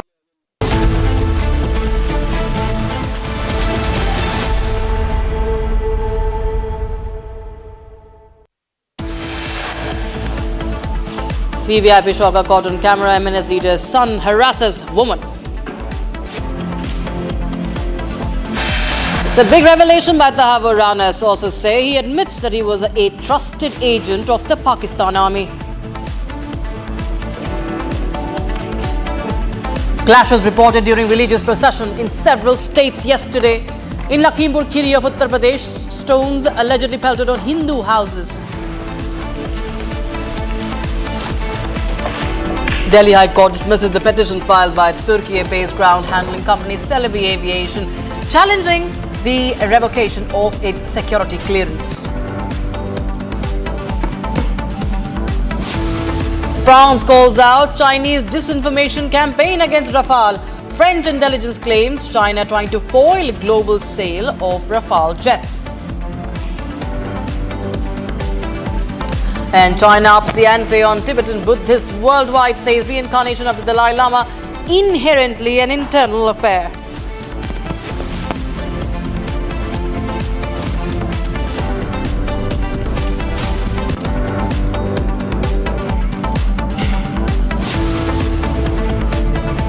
Very warm welcome, viewers. You're watching live and breaking. I'm Dr. Tamisha with you. Start with the big development in the Pahalgam terror case. Now, in a significant development, a special NIA court has sent two Lashkar-e-Taiba associates, Parvez Ahmed and Bashir Ahmed, to 10-day NIA remand till the 16th of July. The duo is accused of providing logistical and local support to 3 Pakistani terrorists involved in the brutal 22nd of April attack, which claimed the lives of 26 innocent civilians. So, the Lashkar aides have been sent to custody. My colleague Gursimran Singh joins us for more. Gursimran, more details please on this important development in the investigation. See, Rakshita, the arrest that was made by the National Investigation Agency of Parvez Ahmed and Bashir Ahmed from Pahalgam, that was made on 22nd of June. Since then, we have seen that the NIA was pushing for their custody. First, it was 5 days, then it was a week-long custody, and now 10 days custody has been granted to the National Investigation Agency by the Special NIA Court in Jammu. The NIA has put before court that they have found some concrete evidences that will be helpful in days to come in the overall investigation of the case. The NIA has told court that these 2 accused have kept the terrorists, 3 Pakistani terrorists, which they have identified are from Lashkar-e-Toiba and Pakistani national. They have kept them at a Dhok, which is a temporary shelter very close to the place of incident in the Baisaran Ghati, Baisaran Valley, where this brutal terror attack took place, in which 25 non-locals who have come to Jammu and Kashmir to enjoy to make some memories, to enjoy their time, they were killed, and 1 local was killed by the Pakistani terrorist. They were well known to the entire conspiracy that was hatched by the Lashkar-e-Toiba, and that is what the NIA has told court, that now they have to be taken to the site of the incident for the scene recreation and also the multiple evidences that the NIA is looking for in this entire case, so as to look at what were the incidents that unfolded during this Baisaran Valley terror attack in Pahalgam on 22nd of April. Apart from this, NIA has also informed court that they have received some of the financial assistance or financial aid from these terrorists in exchange of the help that they have given to the terrorist, and it was all deliberate. It was not that under some fear they have done it, but it was all deliberate that they have done, and based on that, the NIA court has agreed for a 10 days remand that has been given to these accused by the Special NIA court in Jammu till 16th, and now on 17th of July they will be presented before court again. Right, Gursimran Singh, thank you so much for joining us with those details coming in on the Pahalgam terror attack story. We will shift our focus to other stories. Violent clashes have been reported during Muharram in Shahjahanpur of Madhya Pradesh. Incident happened when a procession reached the Azad Chowk. There was allegedly a dispute that took place, which eventually turned into a fight. Police deployed on the spot took immediate action and brought the situation under control. So, multiple states have reported violence on the occasion of when Muharram has been marked. And there were tense verbal spat erupting in Shahjahanpur, case of stone pelting also in Uttar Pradesh's Lakim Kheri. These are visuals from Madhya Pradesh's Shahjahanpur. The groups clashing during the procession, as you can see on your screens. Heavy deployment of security forces. Satya Vijay joins us live on the broadcast. Satya Vijay, हमें बताएं कि क्या कुछ हुआ है इस case में, क्या किसी को हिरासत में भी लिया गया है? देखिए, शाहजहाँपुर में जो घटनाक्रम हुआ है वो मुहर्रम के जुलूस के दौरान हुआ है। सैम कम्युनिटी के जो लोग थे उन्होंने अखाड़े के मूवमेंट को लेकर विवाद हुआ। एक पक्ष चाहता था अखाड़ा एक दिशा में जाए, दूसरा पक्ष किसी और दिशा में चाहता था। इस बात को लेकर पहले गालियां दी गई एक दूसरे को, उसके बाद हाथापाई और मारपीट की नौबत आई। अच्छी बात यह कि वहाँ पर मौके पर पुलिस मौजूद थी और पुलिस ने सतर्कता दिखाते हुए तुरंत वहाँ पर बल प्रयोग किया, लाठीचार्ज किया, जिसके बाद हालात कंट्रोल में हो पाए। चूँकि ये विवाद सैम कम्युनिटी में था, मुहर्रम के दौरान जो लोग आपस में वहाँ पर जुलूस निकाल रहे थे एक ही कम्युनिटी के थे, इसीलिए दोनों पक्षों ने अभी तक जो हमारे पास इनपुट है उसके मुताबिक पुलिस में कंप्लेंट नहीं की थी, इसीलिए पुलिस ने प्रकरण दर्ज नहीं किया। लेकिन पुलिस ने ये कहा है कि चूँकि शांति भंग करने का मामला बन सकता है और अगर इस तरह की जो वीडियो फुटेज हैं उसके आधार पर आरोपियों को सर्च भी किया जा सकता है। लेकिन चूँकि कोई पक्ष थाने नहीं पहुँचा है इसलिए प्रकरण दर्ज नहीं किया है। लेकिन ये पहली घटना नहीं है। उज्जैन हो, रतलाम हो और शाहजहाँपुर हो, मध्य प्रदेश के 3 जिलों में एक साथ एक ही तरह की घटना हुई है। मुहर्रम के जुलूस के दौरान विवाद हुआ है और शाहजहाँपुर में तो एक ही कम्युनिटी के लोग आपस में लड़े हैं। जो लोग लड़े हैं वो आप उसी जुलूस में शामिल थे। बताया जा रहा है कि पहले मंच पर से गालियां दी गई, उसके बाद दूसरा पक्ष भड़का और भड़कने के बाद इनमें मारपीट होने लगी। चूंकि 12 बजे से सुबह 5 बजे तक ये जुलूस निकलना था, इस दौरान वहाँ पर पुलिस की भारी तादाद थी, भारी संख्या में पुलिस वहाँ मौजूद थी। पुलिस ने स्थिति को सही समय पे भापा और वहाँ पर स्थिति को कंट्रोल में किया। थोड़ा बल प्रयोग पुलिस को करना पड़ा, लेकिन स्थिति वहाँ पर पूरी तरह से पुलिस ने सामान्य कर दी है। जी सत्य विजय बहुत धन्यवाद हमारे साथ जुड़ने के लिए viewers. In fact, we also spoke exclusively to the SP of Ujjain, who detailed what exactly happened during the procession.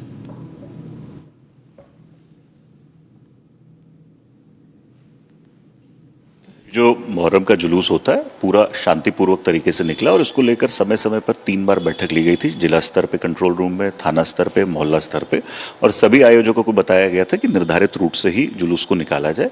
पीछे शुरू के जो 3 आयोजक थे उन्होंने निर्धारित रूट पर निकाला. इरफान खान और फलाल्ला, इनका जो घोड़ा है, इन्होंने जानबूझकर, इनके साथियों ने जानबूझकर उसको विपरीत दिशा में ले जाने का प्रयास किया जहां ऑलरेडी बैरिकेडिंग थी, जिसके बाद पुलिस बल ने भीड़ को तितर-बितर करने के लिए हल्के बल का प्रयोग किया और पृथक से इनके ऊपर FIR भी दर्ज की गई. जो इरफान खान है उनके विरुद्ध और उनके 15 अन्य साथी जो वीडियो में नजर आ रहे हैं उनके विरुद्ध मामला दर्ज किया गया है. इन सभी की अभी पहचान की जा रही है फुटेज के माध्यम से और शीघ्र ही इसमें गिरफ्तारी की जाएगी. So clashes during Muharram were also reported from Uttar Pradesh's Lakhimpur Kheri. Stone pelting was reported from the area. Locals alleged that a group specifically targeted some houses and started hurling stones. So these are the visuals, viewers, from the site in Lakhimpur of Uttar Pradesh, and you can see that this is in fact caught on camera how an individual is pelting stones. There you have the stone being pelted high up in the air, and it's all caught on camera, mob pelting stones. And what is Ajay Dubey, my colleague, has filed this report from the site of the clash. Listen in. Sir कल लगभग 5 बजे शाम की बात है. ताजिया उधर सुनसरी से निकल के आया, हमारे घर के पीछे से निकलता है और कभी रखा ना गया. कल करीब 1.5 घंटे तक ताजिया रख के दिया गया, वहाँ से उठाया नहीं. हमारे गांव के प्रधान जी अब्दुल हसीब जी वो भी थे साथ में.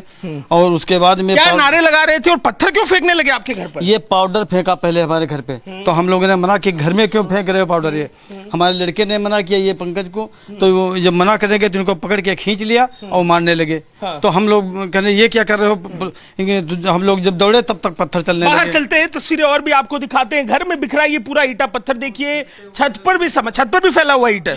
आइए छत पर चलते हैं, आपको हम तस्वीरें दिखाते हैं किस तरीके से छत पर सारा सामान बिखराया गया है. छत के ऊपर चल के देखने को हमें जो घर के मालिक है वो कह रहे हैं. और देखिए यहाँ पर कितने ईंटे पत्थर पड़े हैं, गुम्मे पड़े हैं, और ये बता रहे हैं, कहानी की बानगी बता रहे हैं कि किस अंदाज में डराने के लिए, धमकाने के लिए ये सब कुछ किया गया. यहाँ पर जो घर का सामान है वो भी टूटा हुआ दिखाई दे रहा है. घर के सामान को भी देखिए तोड़ दिया गया है. आप यहाँ पर आप बताएं अंकल, क्या किस तरफ से जा रहे थे? ये इधर इससे जा रहे थे, पीछे से इधर से और ये इधर से पत्थर यहीं से फेंके गए, इधर से वहाँ से. ये सारा पाउडर भी आपके घर के ऊपर बिखरा हुआ? ये सर वहाँ तक सब पाउडर फेंका, वो वहाँ से सब पड़ा है सब. और ये पैनल टूट गया, देखो इस पे ईंटा. क्या नारेबाजी क्या कर रहे थे और उनकी मंशा क्या थी? ये पत्थरबाजी कर क्यों रहे थे? ये केवल हिंदू मुस्लिम भड़काना चाहते थे. आप लोग को डराने की कोशिश थी? और यहाँ हमारे घर से ये हिंदुओं का घर केवट का, इनके घर पे पत्थरबाजी, इनकी टीन टूट गई है. और वो वहाँ एक हिंदू का घर, वहाँ भी पत्थरबाजी, वहाँ भी उनके. हम आपको जरा तस्वीरें एक बार फिर से दिखाते हैं और अंदाजा लगाइए कि किस तरीके से डराने की कोशिश की गई. कल के दिन इस गांव के हिस्से में ईंटे पत्थर छत पर भी बिखरे हुए हैं. और जरा ऊपर से ही नीचे आपको तस्वीर दिखाते हैं, एक फ्रेम. जो स्थानीय लोग हैं दरवाजे पर इकट्ठा हैं, डरे सहमे ये लोग हैं अपनी सुरक्षा को लेकर. और इन ईंटे पत्थरों को देखिए, ये ईंटे पत्थर घर पर जब फेंके गए, इस मंशा से फेंके गए कि लोगों को डराया जाए. ये बताइए, सुरक्षा को लेकर डर लग रहा है आप लोग को? बिल्कुल सर, डर तो लगी रहा. जब इस पुलिस की मौजूदगी में ये हुआ है सर, तो डर तो लगी रहा. वो देखो वहाँ दीवार की वो ऊपर देखिए टीन घर के सामने की दिखा रहे हैं, बाहर की तरफ अंदर की टीनें टूट चुकी हैं. जो पाउडर फेंका गया था, ये पाउडर क्या था और किस मंशा से? पता नहीं सर क्या था ये पाउडर में, इसमें वहाँ से फेंक रहे. तो हम लोगों ने मना कि घर में हमारे मत फेंको, अपने उसमें फेंको. नीचे उतरते हैं, जरा वहां भी चलकर देखते हैं, समझते हैं कि क्या मंशा थी. ये हिंदू आबादी जिस तरफ गांव की रहती है, बेहद डरी हुई ये आबादी है. सीढ़ियों पर भी आप देखेंगे गुम्मे के टुकड़े फैले हुए हैं. और जिस अंदाज में फेंके गए, लड़कों ने खुद अपने वीडियो बनाए, इंस्टाग्राम पे डाला है. अपना जो हलक दिखाने की कोशिश है, डराने की कोशिश है. घर के बाहर चलते हैं.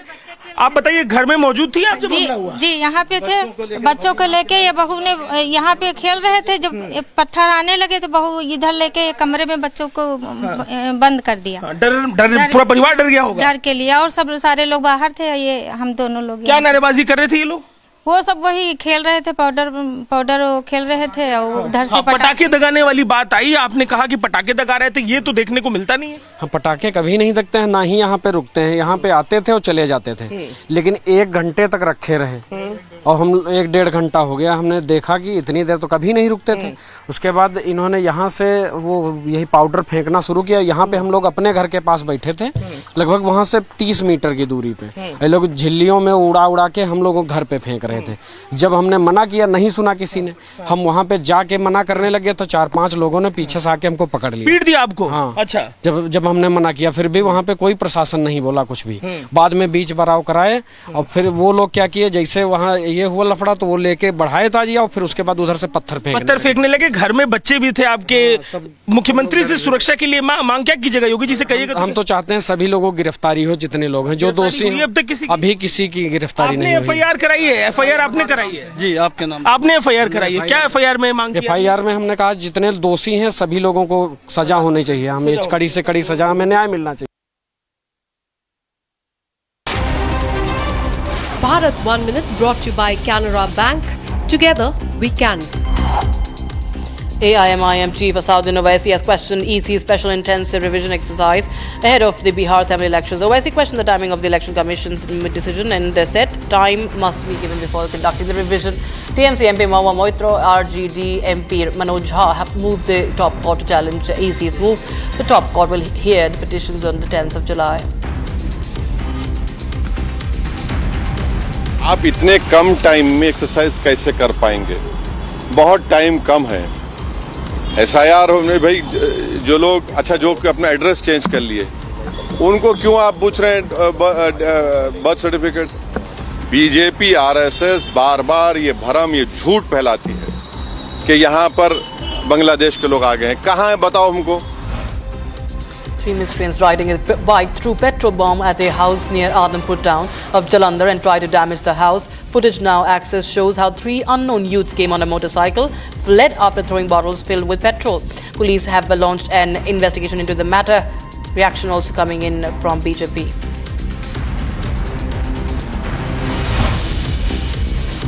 Situation remains tense in Bihar's Katihar district. Miscreants involved in the Muharram Taziyah procession pelted stones on local people in temple. The district administration has ordered action against miscreants who created a ruckus. Former Deputy Chief Minister and MLA Tarkeshwar Prasad appeals to people to maintain law and order.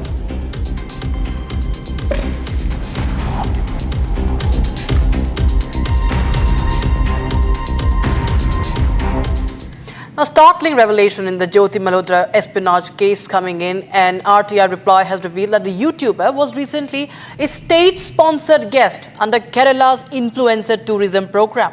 The disclosure has triggered sharp political backlash and raised serious national security concerns. Here's the full story. Travel vlogger, digital influencer and now an accused spy, Jyoti Malhotra was arrested on 16th of May in Hisar in Haryana on charges of espionage for Pakistan. But before her arrest, she was enjoying Kerala's hospitality as a state-sponsored guest. An RTI reply has revealed that Malhotra's entire trip to Kerala, from luxury stays to curated cultural experiences, was funded by the state government under its digital influencer program. She visited top destinations, promoting them online, and even showcased Kerala's iconic Theyyam performances. And now, with her alleged links to Pakistani intelligence under investigation, political tempers are flaring. Both the BJP and Congress are slamming the Kerala government for failing to vet someone who is now facing serious espionage charges. The cat is out of the bag. The Kerala government, the left government of Pinarayi Vijayan, was the one which sponsored, patronized and invited Pakistani spy YouTube content creator Jyoti Malhotra. It is now in black and white, and RTI reply has shown this. This means that the Kerala government was busy inviting such anti-India elements, paying for them at the cost of taxpayer money, and this is a department, a ministry headed by no less than the son-in-law of the Chief Minister of Kerala. The 33-year-old vlogger had visited Kerala before the allegations of spying surfaced. She was arrested in May 2025 in the aftermath of the Pahalgam terror attack and Operation Sindoor. Haryana police has said that Pakistani intelligence agencies were grooming her as an asset. Her arrest is part of a broader national crackdown on a suspected cross-border spy ring, with at least 12 others detained across Punjab, Haryana and Uttar Pradesh. The network allegedly used social media and influencer clout as cover for espionage. Now the RTI response is not just causing the Kerala government to face heat, but overall triggered an alarm over national security vulnerabilities, particularly in how individuals are vetted for government-sponsored campaigns. As investigations continue, the fallout from Jyoti Malhotra's case is far from over. Japan Coast Guard ship Itsukushima arrived at the Chennai port on Sunday as part of its global ocean voyage training program, further cementing maritime cooperation between India and Japan in the Indo-Pacific region. The vessel, commanded by Captain Naoki Mizoguchi, was greeted with a ceremonial welcome that included traditional garlanding of officers, spirited cheers from NCC cadets, and a performance by a decorated ceremonial band. All right, time for a short break, viewers. We will get you more details on the VVIP shocking abuse caught on camera. MNS Neta's son harasses a woman. Big revelation by Tahavur Rana. Sources say he admits that he was a trusted agent of the Pakistan army.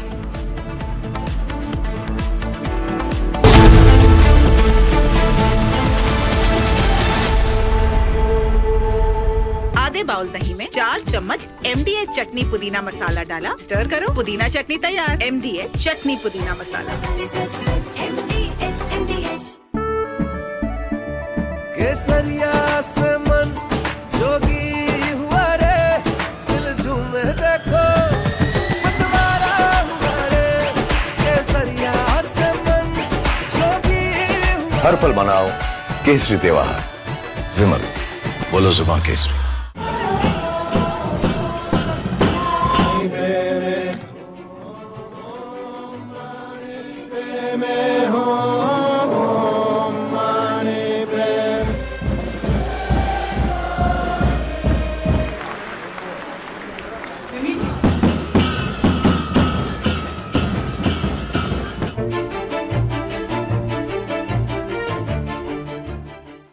政府实行宗教信仰自由政策。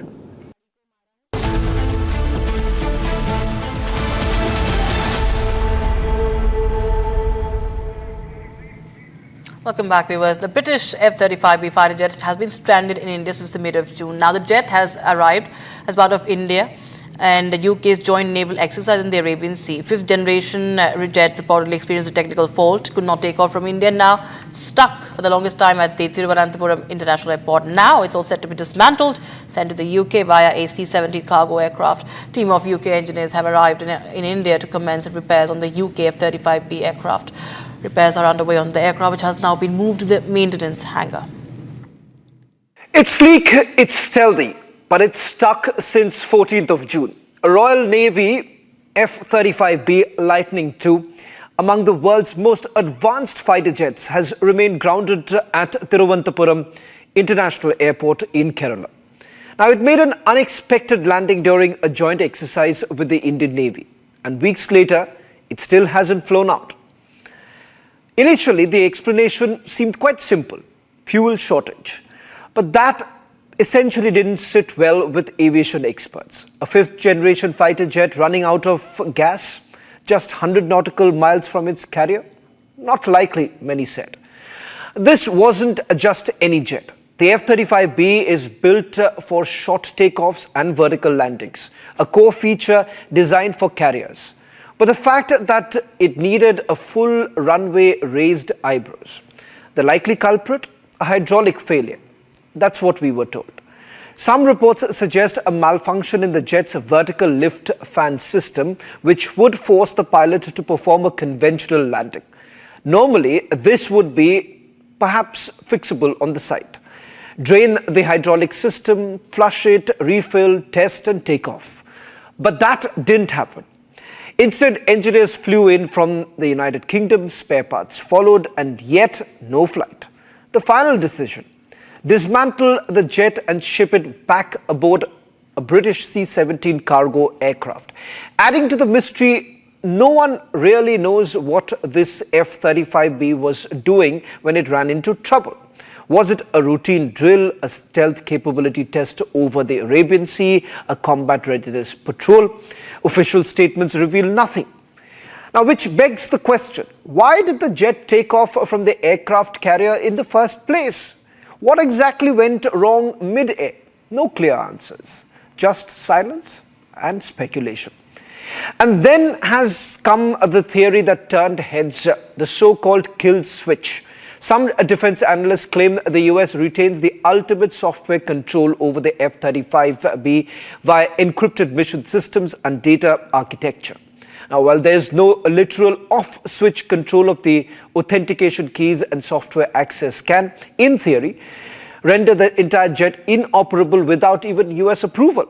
Of course, the Pentagon as well as Lockheed Martin categorically deny the existence of any remote control mechanism, but the incident has fueled quite literally theories about the deep dependencies baked into the software-heavy platforms like the F-35. And then there was this theory, a spy theory.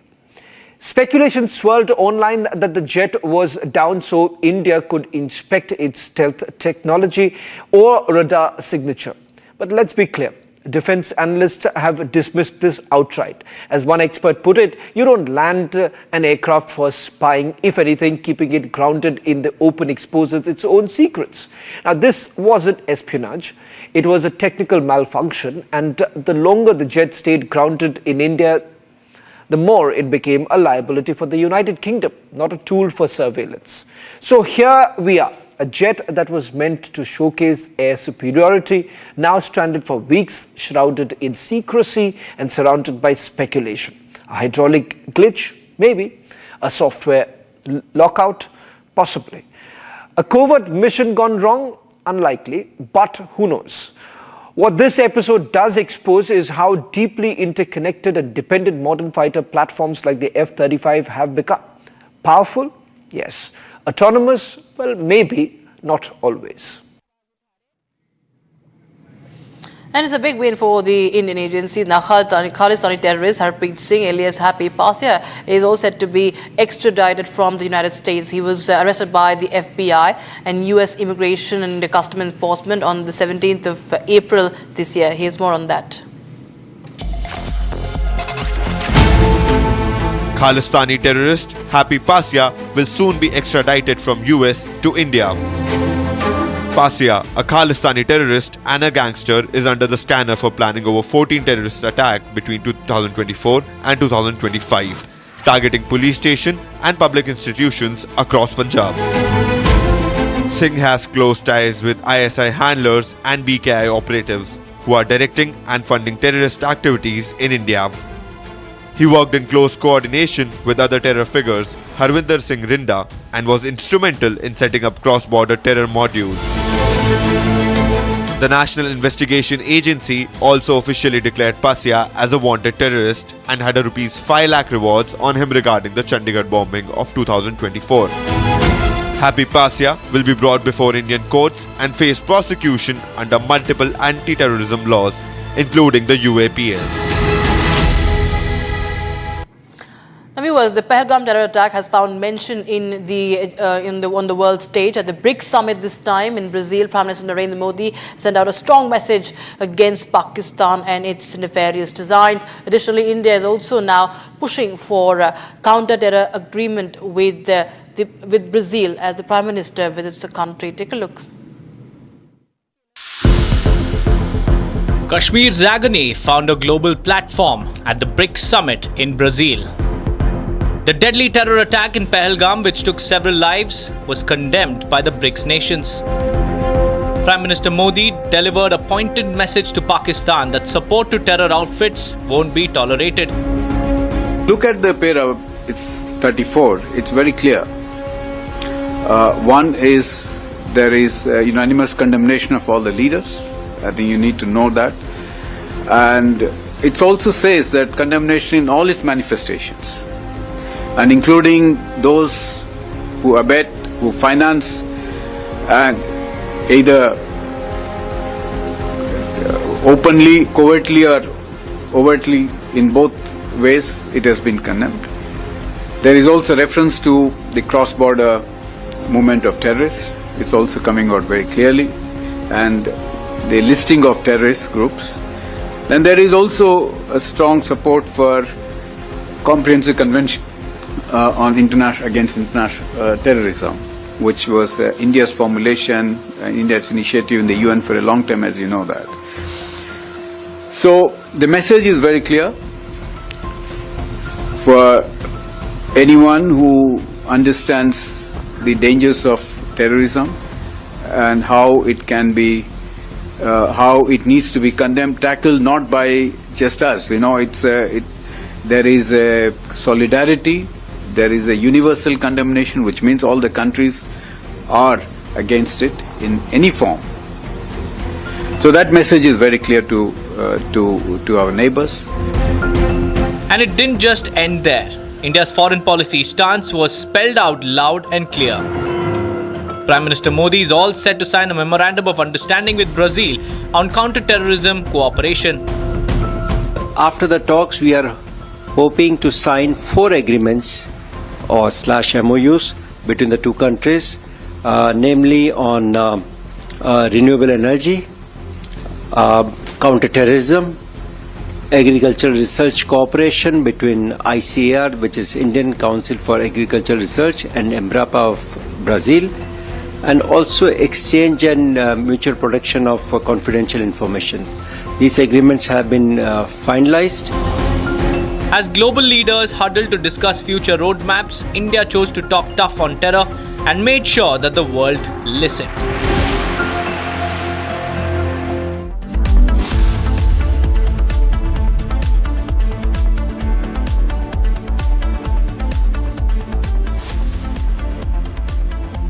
Hi, this is Chef Ranveer Brar. Guarantee you brilliance on behalf of IIHM. MDH की हल्दी मिर्ची धनिया करे कमाल, ये रंग दे, ये खुशबू दे, ये तीखा, ये कम पड़े, क्या निराला MDH मसाला।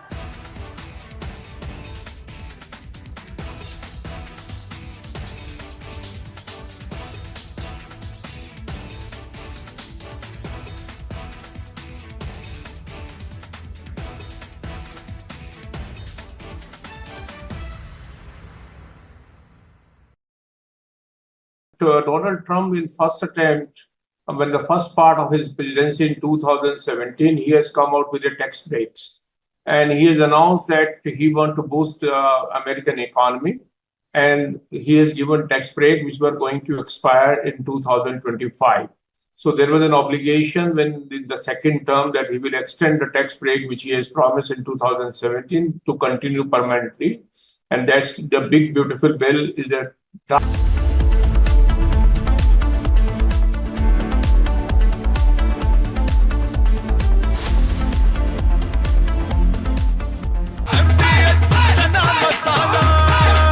अब छोलिया हो या लोबिया, सफेद चने या काले चने, सब कुछ मजेदार बने। केसरिया से मन जोगी हुआ रे, दिल झूमे देखो मतवारा हुआ रे, केसरिया से मन जोगी हुआ। हर पल मनाओ केसरी त्योहार। विमल, बोलो जुबान Kesari.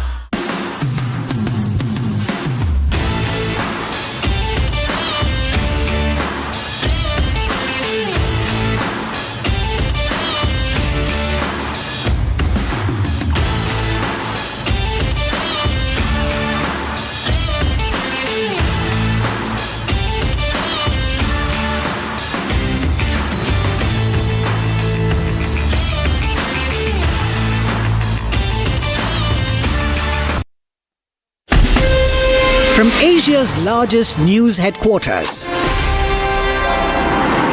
setting the agenda for Bharat.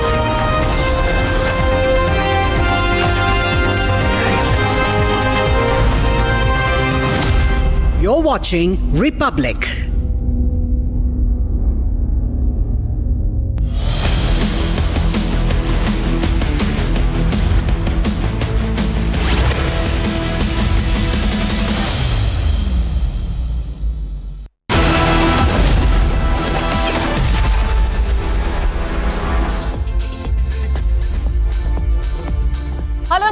watching 6 Stories at 6 with me, Akanksha Kajuri, and this evening we will get you the biggest expose of Pakistan. 26/11 Mumbai attack mastermind Tahir Rana has said that he was a trusted agent of Pakistan Army. We will get you what more he said to the probe agency. And meanwhile, Muharram clashes erupted all across the country from UP, MP and Bihar. We saw the clashes on the streets. We will show you a shocking video that is coming from Maharashtra, from MNS, that has triggered a controversy, and also about Jyoti Malhotra case. And RTI has exposed her state-sponsored trip to the state of Kerala. Plus, Prime Minister Modi is at BRICS Summit where he exposed Pakistan, and Turkish form Celebi suffers a major setback in the Delhi High Court today. And these are the top stories that we are tracking for you this evening. Let's get started.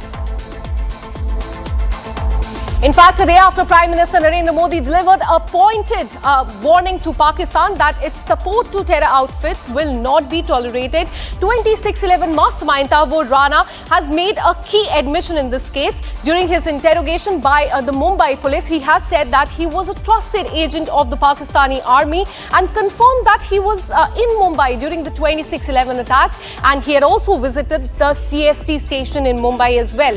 He also told investigators that the attack were planned in collaboration with the ISI, which is the Pakistan's intelligence agency. He further revealed that he and David Headley had several training sessions with the Pakistan-based Lashkar-e-Toiba. He is currently in the custody of the National Investigation Agency and was extradited, remember, from the United States to India on April 10th earlier this year. Now, the 64-year-old accused is facing the trial in the case related to the 2008 Mumbai attack that left 166 people dead. And now we are getting this big admission that is coming from him. Let me go across to Major General KK Sinha, who is live with us on this broadcast. Thank you so much for speaking to Republic TV. So how do you see this big admission that is coming from Tahir Rana? He said that he worked on the behest of the Pakistan Army. He was in touch with the ISI as well. Your first reaction? Good evening, Jai Hind, Akanksha. My reaction is that, after the Kasab, what we are getting it, and he's spilling the bins. What exactly we knew about it, he's only authenticating it, what exactly we have been saying, for many years after 26/11 in 2008. We all know that he is an army captain who has served in the Pakistan Army. He is the friend of, childhood friend of David Headley. And also, the people do not know, they were the cadets together, along with the present, the field marshal, so-called field marshal, in the same military academy. They were together. Even he is the friend of theirs. It is not coming up. He has not revealed it. The point is that, the very important factor which has been brought out, that he has been trained at Markaz-e-Toiba, that is Murudke, which is the center of training for Lashkar-e-Toiba, and he, along with David Headley, and there are other names also which has come up. His linkages with the ISI operative Major Iqbal, is a very, very important factor. Of course, we have brought it out that he was present during the 26/11 in Mumbai itself. He has carried out, and he was an integral part of that broader plan, which in the Pakistan actually designed by the ISI. And these people were operating in Delhi on the behest of that. And it was, actually controlled minute to minute by Major Iqbal sitting in Pakistan. He also carried out Shivaji terminus of the railway stations, where also the mayhem has taken place on 26/11/2008. These confessions, which is a part of a bigger plan, we were able to put, and especially after the Operation Sindhu, where we have got the live which happened from Murudke, where when we hit the, in their funeral prayer, you have seen, how these terrorists were lined up in the front line, and the military, Pakistan military in the second line. That is the evidence. This is not only absolutely a big admission that is coming from the 26/11 mastermind, and this will definitely help in the investigation as well. Thank you so much, KK Sinha, for speaking to Republic TV. Now let me go across to our reporter on ground who's been tracking the details of the investigation. Soumya, I would like to come to you because now Tahir Rana is in the custody of the National Investigation Agency, but he was probed by the Mumbai police. Give us the details about what has come out during his interrogation. Yes, Akanksha, sources within the Mumbai Police Crime Branch have confirmed shocking revelations that were made by Tahawur Rana during the interrogation that was undertaken by Mumbai Police here.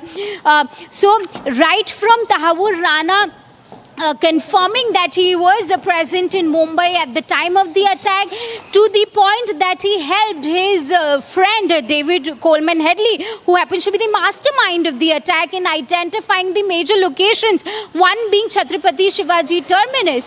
So these are the major revelations that have been that have come out, the major admission of Tahawur Rana in this interrogation. With that, Tahawur Rana went on to the extent of confirming that 2611 attacks was in coordination with ISI. So it can be confirmed that it was not a non-state sponsor terror attack. In fact, it had a backing of the Pakistani military, something that the Pakistani military, Pakistani authorities have been denying for years now. It can be confirmed by the statements, by the revelations big statement that is coming from the mastermind of this big terror attack, Soumya. In fact, this will be helping a lot as far as the investigation is concerned, but this has definitely exposed Pakistan. Thank you so much for the details. We'll keep coming back to you for more on this. Now, shifting our focus, tensions are escalating on the streets. Clashes broke out during the Muharram procession in several parts of the country. From Uttar Pradesh, Madhya Pradesh, Bihar and Jharkhand, procession turned violent, mob fury unleashed on police, homes and even temples. Now, let us show you the fresh visuals which show chaos on the streets. Stick-wielding mob breaking barricades there, stoning houses and clashing with the police at the spot. Now, first up, look at these visuals that are coming from Ujjain and Shahjahanpur in the state of Madhya Pradesh. Very crucial and very important visuals that are coming, and there was a huge commotion during a Muharram procession in Madhya Pradesh, in Ujjain, a holy city in Madhya Pradesh. And after people in Muharram procession brought down police barricades, in fact installed on a key stretch of this area, injuring 2 police personnel as well. Police had to resort to lathi charge to disperse the crowd. In fact, clashes took place when those in procession tried to divert away from the fixed route, and this was in fact one of the things that was seen across all the processions. Now let's show you the visuals that have come in from Shahjahanpur. Violent clashes were reported during Muharram in that area. The incident happened when a procession reached Azad Chowk. In fact, there you can see in the visual, that is the area. There was a dispute that took place, which eventually turned into a full-blown fight on the streets. The police deployed on the spot, took immediate action and brought the situation under control. These are the 2 visuals from Madhya Pradesh. Now let's show you the visuals coming in from Bihar. Tensions flared up during the procession in Bihar's Gopalganj and Katihar district, leading to clashes between the groups in 2 separate incidents. Now these are the visuals that you can see on the screen are from Katihar, from Naya Tola area, in fact, where members of 2 communities clashed near a temple while the procession was underway. Stone pelting and vandalism of vehicles were also reported there. Now, let's show you visuals coming in from Uttar Pradesh, and this is, in fact, we'll shift to those very important visuals from Lakhimpur. That itself is a very sensitive area in Uttar Pradesh, and clashes were seen there today. In fact, locals said that never before did they ever see something like this unfolding in that district. We have filed a ground report from Lakhimpur. Have a look at that. और इस इलाके में लखीमपुर खीरी में जो नया गांव है वहां जो तस्वीरें आई हैं हैरान करने वाली है। हम तस्वीरें आपको दिखा रहे हैं, जरा ये गुम्मेबाजी देखिए, इन पत्थरों को देखिए। ये पत्थर जब फेंके गए, ये तब फेंके गए जब ताजिया लेकर कुछ लोग गुजर रहे थे गांव के एक हिस्से से, और इस इलाके में जो शांतिप्रिय हिंदू समाज के लोग हैं उनके ऊपर पत्थर फेंके गए। पूरे घर में हर तरफ ईंटें, पत्थर, गुम्मे, सब कुछ बिखरा हुआ सा सामान है। जिनका घर है वो हमारे संग मौजूद है। जरा बताइए क्या, कब, कैसे हुआ, कब की बात? ये सर कल लगभग 5 बजे शाम की बात है। ताजिया उधर सुनसरी से निकल के आया, हमारे घर के पीछे से निकलता है और कभी रखा ना गया। कल करीब 1.5 घंटे तक ताजिया रख के दिया गया, वहां से उठाया नहीं। हमारे गांव के प्रधान जी अब्दुल हसीब जी वो भी थे साथ में, और उसके बाद में क्या नारे लगा रहे थे और पत्थर क्यों फेंकने लगे आपके घर पर? ये पाउडर फेंका पहले हमारे घर पे, तो हम लोगों ने मना कि घर में क्यों फेंक रहे हो पाउडर। ये हमारे लड़के ने मना किया, ये पंकज को, तो जब मना करेंगे तो इनको पकड़ के खींच लिया और मारने लगे। तो हम लोग कहने ये क्या कर रहे हो, हम लोग जब दौड़े तब तक पत्थर चलने लगे। बाहर चलते हैं, तस्वीरें और भी आपको दिखाते हैं। घर में बिखरा ये पूरा ईटा पत्थर देखिए, छत पर भी फैला हुआ ईटा। आइए छत पर चलते हैं, आपको हम तस्वीरें दिखाते हैं किस तरीके से छत पर सारा सामान बिखराया गया है। छत के ऊपर चल के देखने को हमें जो घर के मालिक है वो कह रहे हैं, और देखिए यहाँ पर कितने ईंटे पत्थर पड़े हैं, गुम्मे पड़े हैं, और ये बता रहे हैं, कहानी की बानगी बता रहे हैं कि किस अंदाज में डराने के लिए, धमकाने के लिए ये सब कुछ किया गया। यहाँ पर जो घर का सामान है वो भी टूटा हुआ दिखाई दे रहा है, घर के सामान को भी देखिए तोड़ दिया गया है। And for more on this, let me go across to my colleague Satya Vijay, who's reporting from Madhya Pradesh. Satya Vijay, Madhya Pradesh में सिर्फ एक नहीं, दो जगह, उज्जैन में और दूसरा एक और जगह पे ये पूरा क्योस हमने देखा है, स्ट्रीट पे जो भी हुआ है। पुलिस का क्या एक्शन रहा है वहां पे मिसक्रिएंट्स पे? जी हाँ, मध्य प्रदेश में दो नहीं बल्कि तीन जगह, उज्जैन, शाजापुर और रतलाम, तीन जगह मुहर्रम के जुलूस के दौरान विवाद जैसी स्थिति बनी। उज्जैन की बात करें तो वहां पर रूट डाइवर्ट किया गया था, डिसाइड हो गया था जुलूस से पहले कि जिस रूट पर नहीं जाना है वहां बैरिकेटिंग की गई थी। इसके बाद भी लोगों ने बैरिकेड्स तोड़े और उस रूट पर गए, जिसके चलते पुलिस को लाठीचार्ज करना पड़ा। 16 लोगों के खिलाफ FIR दर्ज करनी पड़ी। शाजापुर की बात करें तो शाजापुर में एक ही सेम कम्युनिटी के जो लोग थे, मुस्लिम समुदाय के जो लोग थे, वो आपस में भिड़ गए और इनका विवाद जो है वो गाली गलौज से शुरू हुआ और इसके बाद ये लोग मारपीट पर उतार हो गए। वहां पर पुलिस ने स्थिति को कंट्रोल किया। तीसरी घटना रतलाम की है, जहां पर कि हिंदू राष्ट्र का बैनर था, उसे मुहर्रम के जुलूस के दौरान जलाने की कोशिश की गई। इसका वीडियो वायरल हुआ है। बात करें अगर उज्जैन और शाजापुर की, तो उज्जैन में 16 लोगों पर प्रकरण दर्ज किया है। SP उज्जैन का साफ तौर पर यह कहना है कि कुछ शरारती तत्व थे, क्योंकि कुछ ताजिए और कुछ जो जुलूस के लोग हैं वो पुलिस की बात मानते हुए उस जहां पर बैरिकेडिंग की गई थी उस रूट से ना गुजरते हुए जो रूट पुलिस ने तय किया था उससे गुजरे। लेकिन कुछ ऐसे लोग थे जो बैरिकेड्स तोड़ने पे कहना चाहिए उन्होंने एक शरारतपूर्ण हरकत की, बैरिकेड्स तोड़े, पुलिस की बात नहीं मानी, जबकि जुलूस से पहले ही मीटिंग में सभी समुदाय के लोगों को बुला के तय कर लिया था कि उस रूट पर नहीं जाना है। तो ऐसे लोगों के खिलाफ प्रकरण दर्ज किया है, शांति भंग करने की धाराओं में केस दर्ज किया गया है। शाजापुर में विवाद एक ही कम्युनिटी का था, जुलूस के दौरान ही था। जुलूस के दौरान इनमें गाली गलौज होती है, जो अखाड़े होते हैं जुलूस में उसको एक दिशा से दूसरी दिशा ले three locations in Madhya Pradesh we saw the chaos erupted during the Muharram procession. Satya Vijay, keep tracking those details. We'll keep coming back to you for more on this. Now let's take you to the state of Maharashtra. Amid the Hindi language row, MNS or Mumbai Nav Nirman Sena is facing backlash in Maharashtra over a viral video of MNS leader's son drunk and half naked, abusing a Marathi-speaking woman there. The man later identified himself as Rahil Sheikh, son of MNS leader Javed Sheikh. He was also seen flaunting his father's position, sharing the video. In fact, Shiv Sena leader Sanjay Nirupam called it the real face of those who claim to be the protectors of Marathi culture in Maharashtra. Have a look at this video. माझी गाडी ठोकलीस ना, असा उघडा. तू कुठे चालला होतास? हे मनसे तुम्ही, हे तू कुठला मनसेवाला आहे, कुठला आहे? शिवसेनावाला आहे? मनसे लोक, तुम्ही लोक मराठी शिकवता ना रे लोकांना? माझा बाप महाराष्ट्र राज्य उपाध्यक्ष आहे. तुझा बाप महाराष्ट्राचा अध्यक्ष आहे? कोण? मनसेवाले? अच्छा. आणि तू दारू पिऊन माझ्या गाडीवर चढणार, गाडी ठोकणार? अच्छा, तुम्हाला शिव्या देतोयस? हा, गदे शिव्या दे. गाडीला ठोकलं, तू माझ्या गाडीला का ठोकलं? माफ. तू आता बोललास माझा बाप कोण आहे मला? अरे मी थोडासा परप्रांती लोकांना साथ दिला तर काल 200 लोक माझ्या अंगावर आले. आज तू माझी गाडी ठोकतोयस, आपल्या बापाची धमकी देतोयस. तुम्हाला माफ करा ना. माफी नकोय. तू दारू पिऊन गाडी का चालवतोयस? तू दारू पिऊन गाडी का चालवतोय? दारू पिऊन गाडी का? अरे चल ठीक आहे, तू माझ्या गाडीला ठोकलास, पुढे तुझ्या गाडीच्या खाली येऊन गेला असता तर म्हणजे आता जा. तू कुठे जाऊ? उद्या ये. एक मिनिट. हा तेवढा कुठला माझ्या ओळखीचा? एक मिनिट. एक काम कर. मला ठोकलंय, बोलतोय माझा बाप कोण आहे? राज ठाकरेच्या घरी जा आणि पैसे घे. माझा बाप आहे. And for more on this, I'm joined by BJP spokesperson Asif Pamla. Thank you so much for speaking to Republic TV. How do you see this particular incident? Because in the last 1 week, we have seen attacks by MNS workers, their leaders, as far as the shopkeepers, the business leaders in Mumbai are concerned. And now an attack on the women, drunken half-naked man, son of MNS leader. They're attacking a woman. Your reaction to that? You see, this is nothing new with the MNS. These are a bunch of goons. They will be dealt with in a similar manner.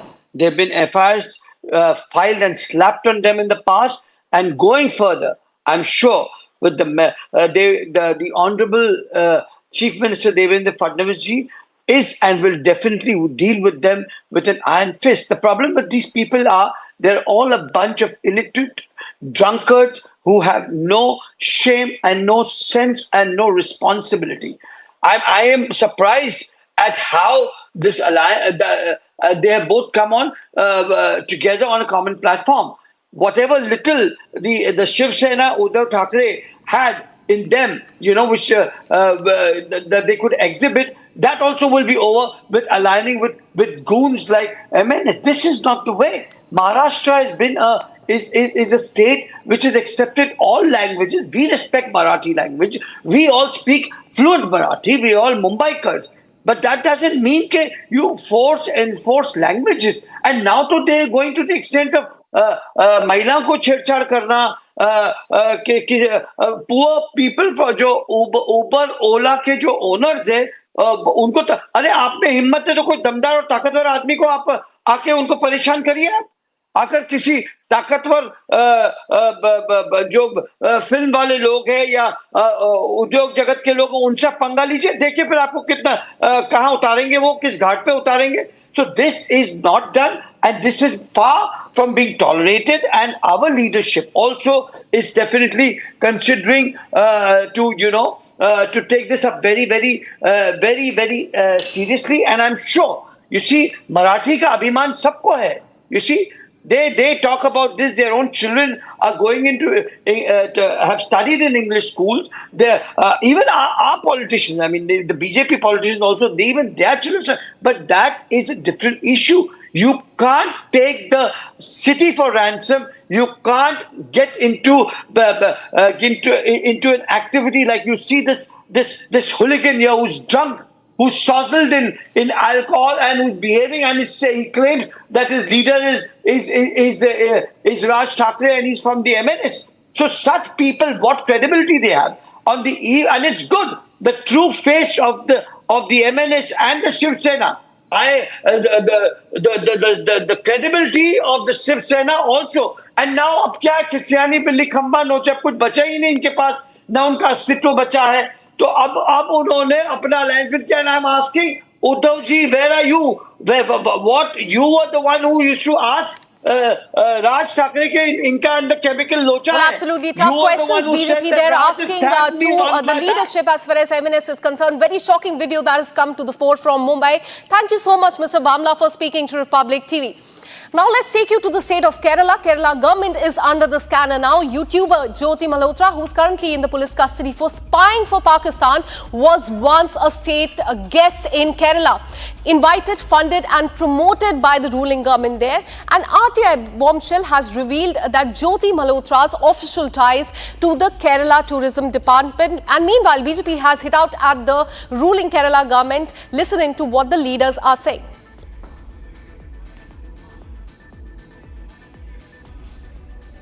Kerala government, the left government of Pinarayi Vijayan was the one which sponsored, patronized and invited Pakistani spy YouTube content creator Jyoti Malhotra. It is now in black and white, and RTI reply has shown this. This means that the Kerala government was busy inviting such anti-India elements, paying for them at the cost of taxpayer money, and this is a department, a ministry headed by no less than the son-in-law of the Chief Minister of Kerala. That means the son-in-law of Chief Minister of Kerala does not mind platforming, giving accommodation, giving state guest relations and state guest services to Pakistani spies. But they have a problem with Bharat Mata. They don't mind eulogizing Hamas. They don't mind crying for Naxals. They don't mind giving namaz-e-janaza to terrorists. And they don't mind rolling out a red carpet for Pakistani spies, but they have problem with Bharat Mata. This shows the priorities of the Kerala government. They are hand in glove with elements that are anti-India. In fact, CPI has also responded to this, but as far as BJP is concerned, it continues to hit out at the ruling government there. Now shifting our focus to the BRICS summit that is happening, that is currently underway. The terror attack in Pahalgam has found mention on the world stage as well. The BRICS summit in Brazil, Prime Minister Modi sent out a strong message to Pakistan on terrorism. Additionally, India is also all set to sign a counter-terrorism agreement with Brazil. Here's more. Kashmir's agony found a global platform at the BRICS summit in Brazil. The deadly terror attack in Pahalgam, which took several lives, was condemned by the BRICS nations. Prime Minister Modi delivered a pointed message to Pakistan that support to terror outfits won't be tolerated. Look at the para, it's 34, it's very clear. One is there is unanimous condemnation of all the leaders. I think you need to know that. And it also says that condemnation in all its manifestations, and including those who abet, who finance, and either openly, covertly or overtly, in both ways, it has been condemned. There is also reference to the cross-border movement of terrorists. It's also coming out very clearly. And the listing of terrorist groups. Then there is also a strong support for comprehensive convention on against international terrorism, which was India's formulation, India's initiative in the UN for a long time, as you know that. So the message is very clear for anyone who understands the dangers of terrorism and how it can be how it needs to be condemned, tackled not by just us. You know, there is a solidarity, there is a universal condemnation, which means all the countries are against it in any form.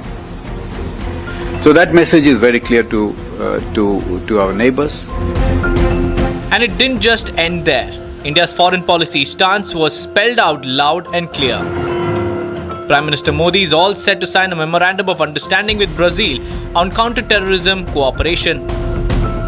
After the talks, we are hoping to sign 4 agreements or /MOUs between the two countries, namely on renewable energy, counter-terrorism, agricultural research cooperation between ICAR, which is Indian Council for Agricultural Research, and Embrapa of Brazil, and also exchange and mutual protection of confidential information.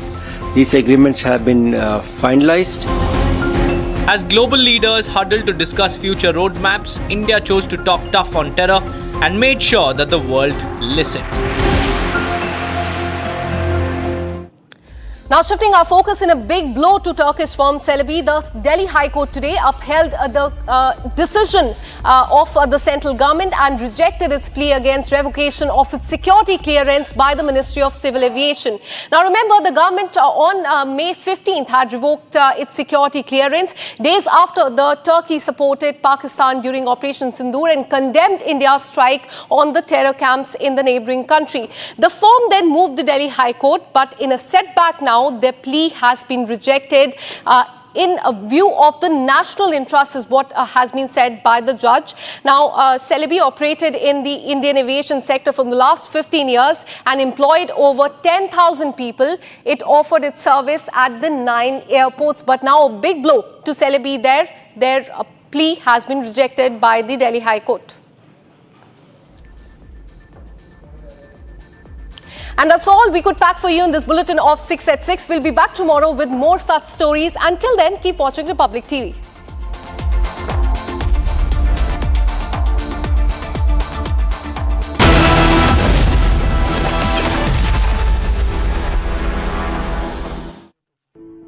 In the India Today Best Universities Survey, India's #1 ranked universities in various streams are JNU Delhi, Amity University, AIMS Delhi, IIT Delhi, and National Law School, Bengaluru.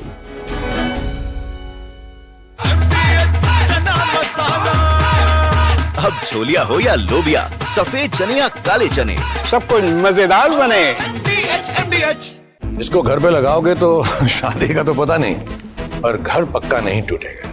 Rungta नहीं तो घर strong नहीं। Rungta steel TMT बार एकदम solid. पहाड़ों में एक hiking stick भी बन सकती है। MDH की हल्दी मिर्ची धनिया करे कमाल, ये रंग दे, ये खुशबू दे, ये तीखा, ये कम पड़े, क्या निराला MDH मसाला।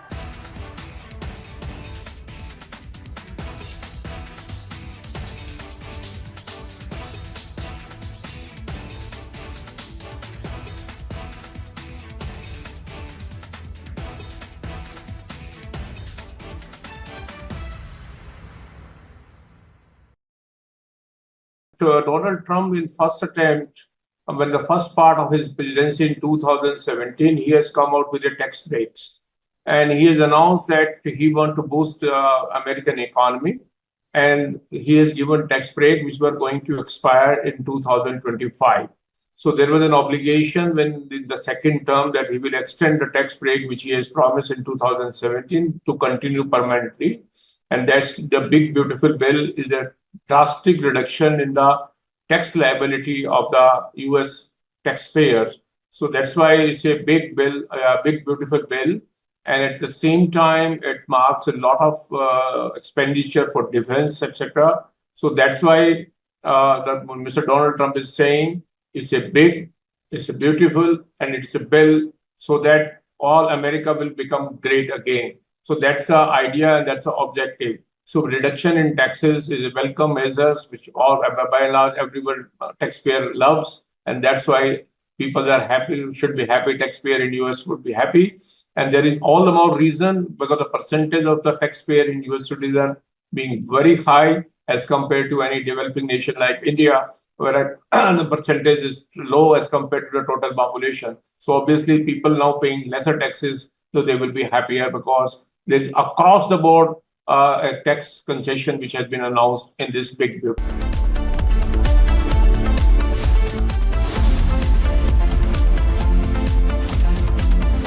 दादी के हाथों का जादू और खुशबू से महकता घर, माँ की मुस्कुराहट और खाने की सुगंध। MDH गरम मसाला, क्योंकि हर रिश्ता है स्वाद से जुड़ा। केसरिया से मन जोगी हुआ रे, दिल झूमे देखो मतवारा हुआ रे। केसरिया से मन जोगी हुआ। हर पल मनाओ केसरी त्योहार। विमल, बोलो जुबान केसरी। आधे बाउल दही में 4 चम्मच MDH चटनी पुदीना मसाला डाला, स्टर करो, पुदीना चटनी तैयार। MDH चटनी पुदीना मसाला।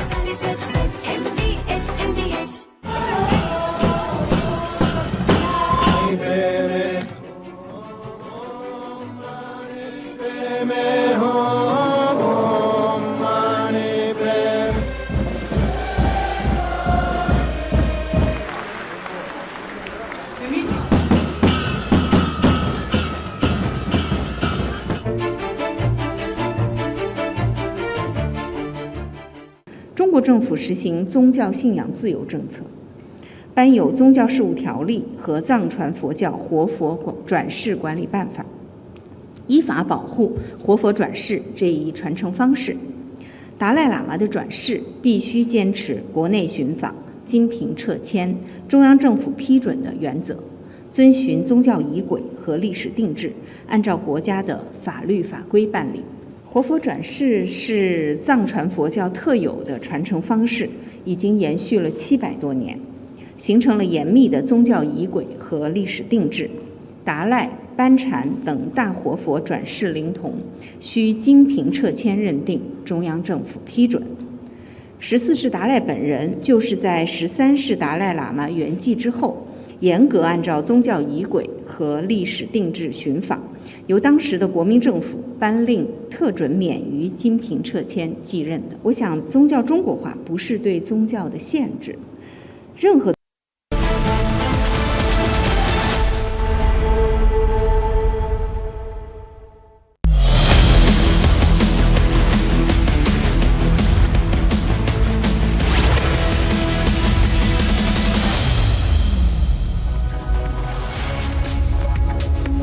Hi there, welcome back as we build up to that super hot primetime debate on whether Bilawal Bhutto Zardari is playing to the international gallery or is it an indication of what's happening inside Pakistan with a possible coup building up.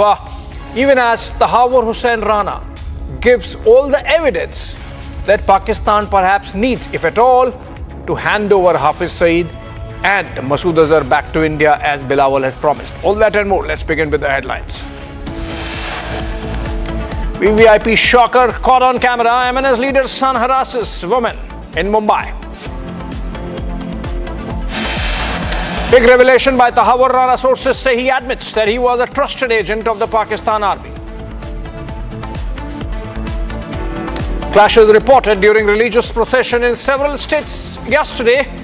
In Lakhimpur, stones allegedly pelted on Hindu homes.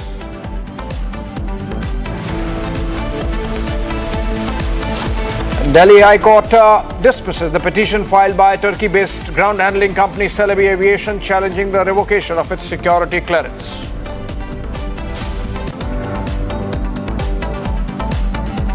France calls out Chinese disinformation campaign against Rafale.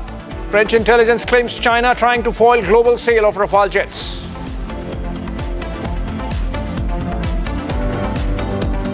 China upping the ante on Tibetan Buddhists worldwide, says reincarnation of Dalai Lama inherently an internal affair.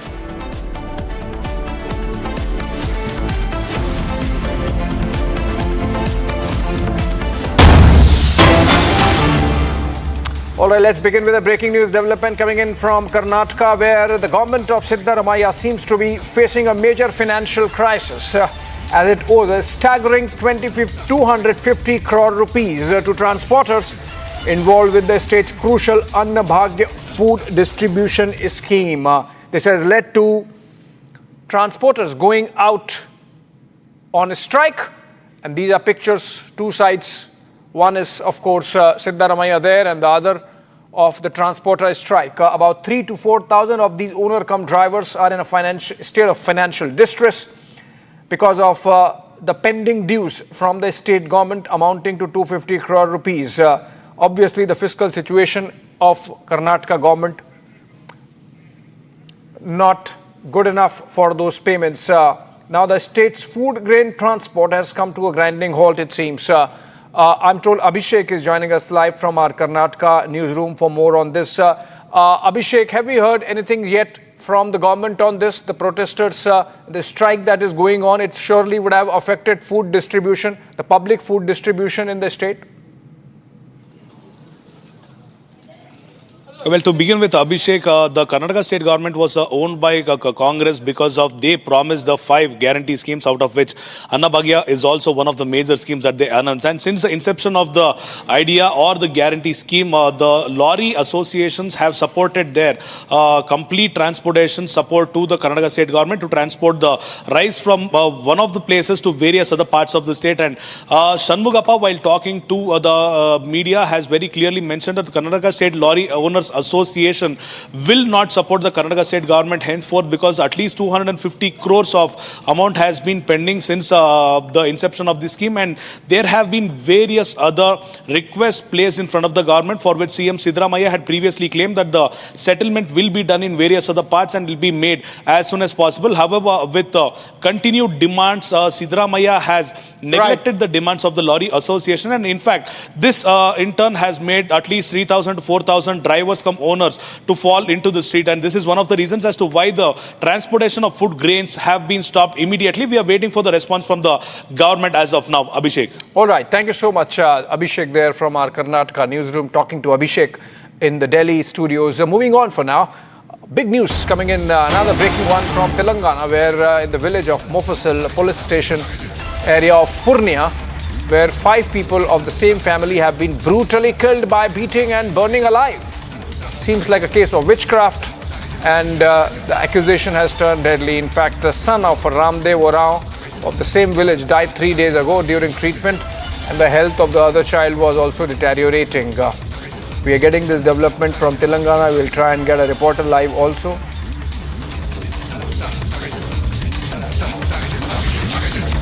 5 of the same family killed on accusations of witchcraft. coming from Purnia district, Purnia area of Telangana. The people of the village said that the cause of death was witchcraft and 5 people of the same family were brutally killed on the charges of witchcraft. The dead include Babulal Oraon, Sita Devi, Manjeet Oraon, Rania Devi and Tapto Musmat. All of them belong to the same family.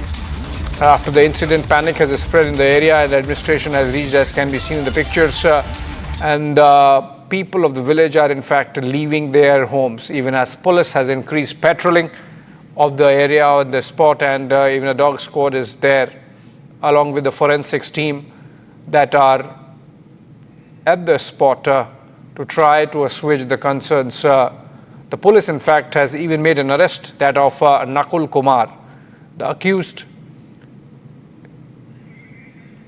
He's accused of instigating to burn alive. This is not Telangana actually, this is Bihar.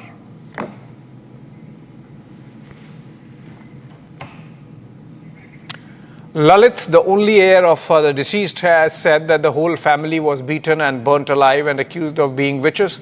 And he also said that somehow he escaped from there, saving his life. Lalit has said that everyone was burnt down and thrown in a water body nearby.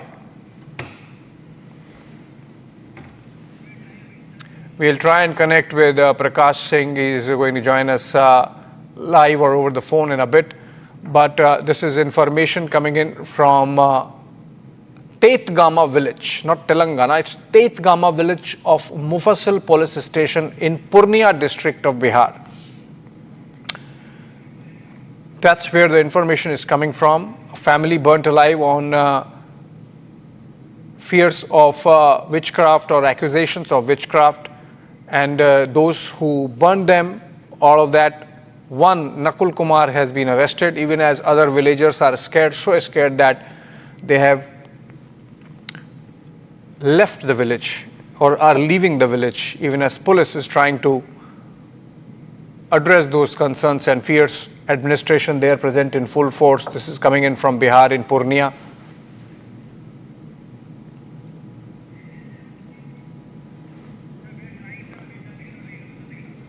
I think we'll get Prakash Singh in a bit. These are pictures coming in from Purnia in Bihar, where in a village called Tetgama,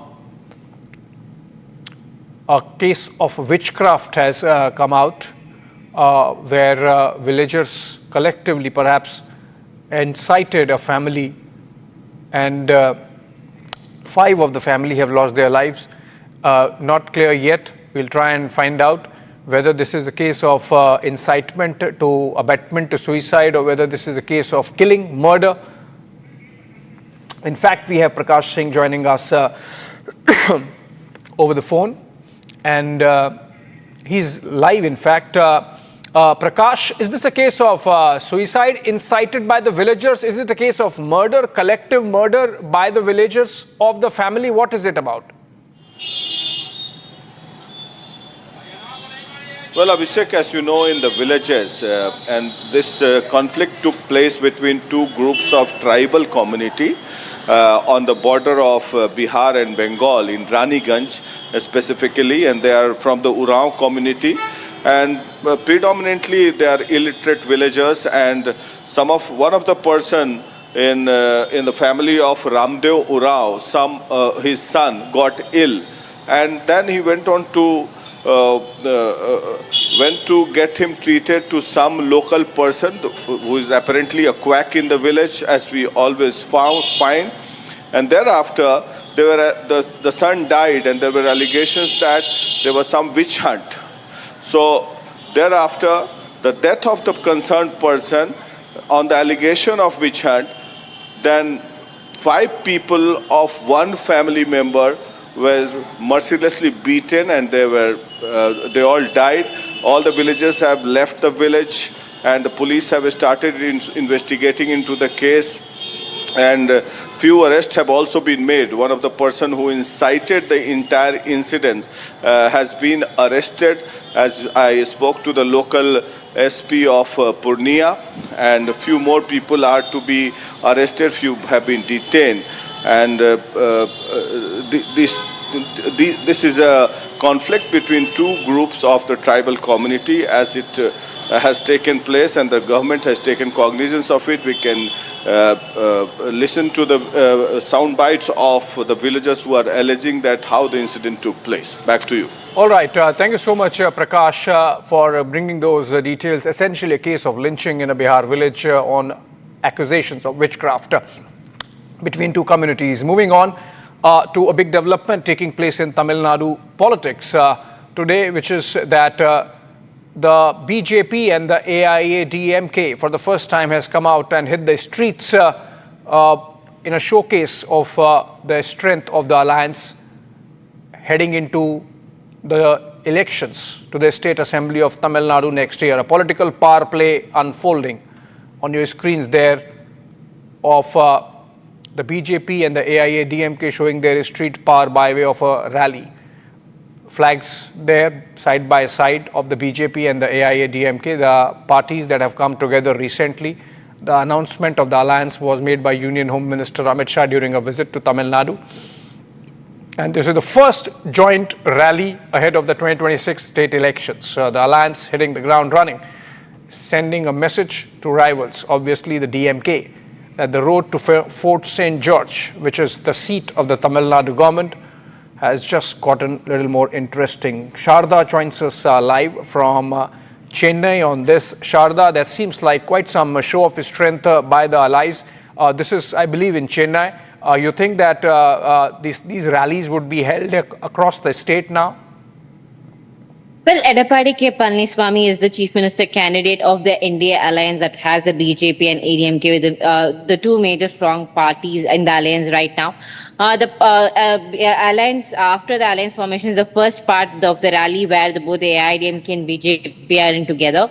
So we can see that the AIDMK with BJP is put on a strong front, and is the first rally took place today in Coimbatore, Mettupalayam district, and over the next 45 days, the India alliance will be going on for their walkable rally throughout this entire state of Tamil Nadu. It is also said that there are three top campaigns that the AIDMK will be following, with Edappadi Palaniswamy taking up the notch higher by going road by road, house by house, by competing with the DMK, which also has a door-to-door campaign running around the state at the moment. With just 10 months left for the elections, both AIDMK, DMK, along with the other regional parties, are now forming their coalitions and their alliances, whether if it will be pre-poll or post-poll, the talks are underway.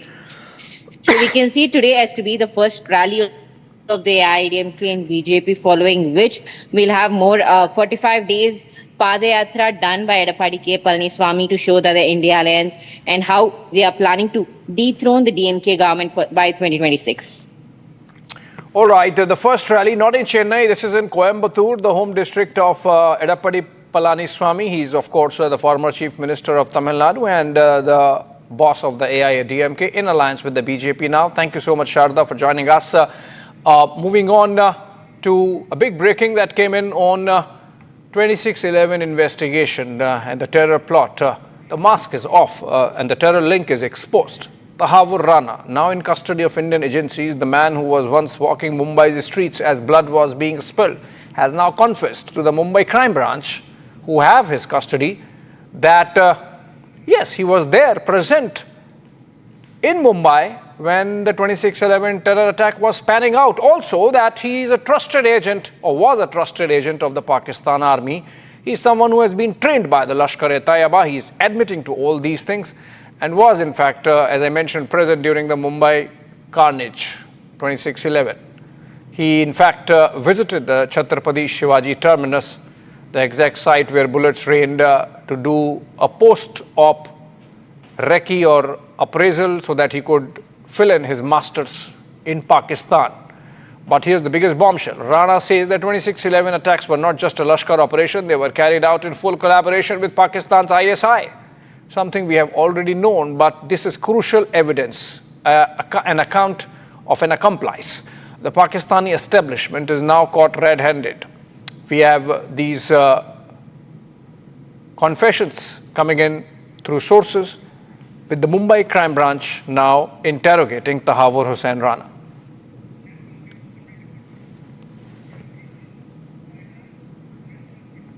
All right, move on for now. Politics is heating up over Election Commission's special intensive revision drive of electoral rolls ahead of the 2025 Bihar Assembly polls that are slated to take place later this year. With leader of opposition Tejasvi Yadav calling EC confused, here are the details. The politics is heating up over Election Commission's special intensive revision of the electoral rolls ahead of the 2025 Bihar Assembly elections. Leader of opposition in the Bihar Assembly and former Deputy CM Tejasvi Yadav raked up the issue and said that the poll commission has issued 3 different directions and called the election commission confused. परसों हम लोग जो है 5 जुलाई को election commission गए थे, वहाँ अपनी बात को हम लोगों ने रखा। चिंता इस बात की है कि कोई सवाल का कॉन्क्रीट जो जवाब आना चाहिए, स्पष्टीकरण जो आना चाहिए, क्लैरिटी जो होना चाहिए, वो हम लोगों को अब तक नहीं मिला है। हालांकि आप सब लोग जानते हैं कि पटना का जो इलेक्शन कमीशन है बिहार का, वो निर्णय लेने योग्य नहीं है, उनको अधिकार नहीं है। वो केवल जो है पोस्ट ऑफिस जैसा काम करते हैं। चुनाव आयोग एक दिन में 3 अलग अलग दिशा निर्देश जारी करता है, यानी चुनाव आयोग खुद ही कंफ्यूज है।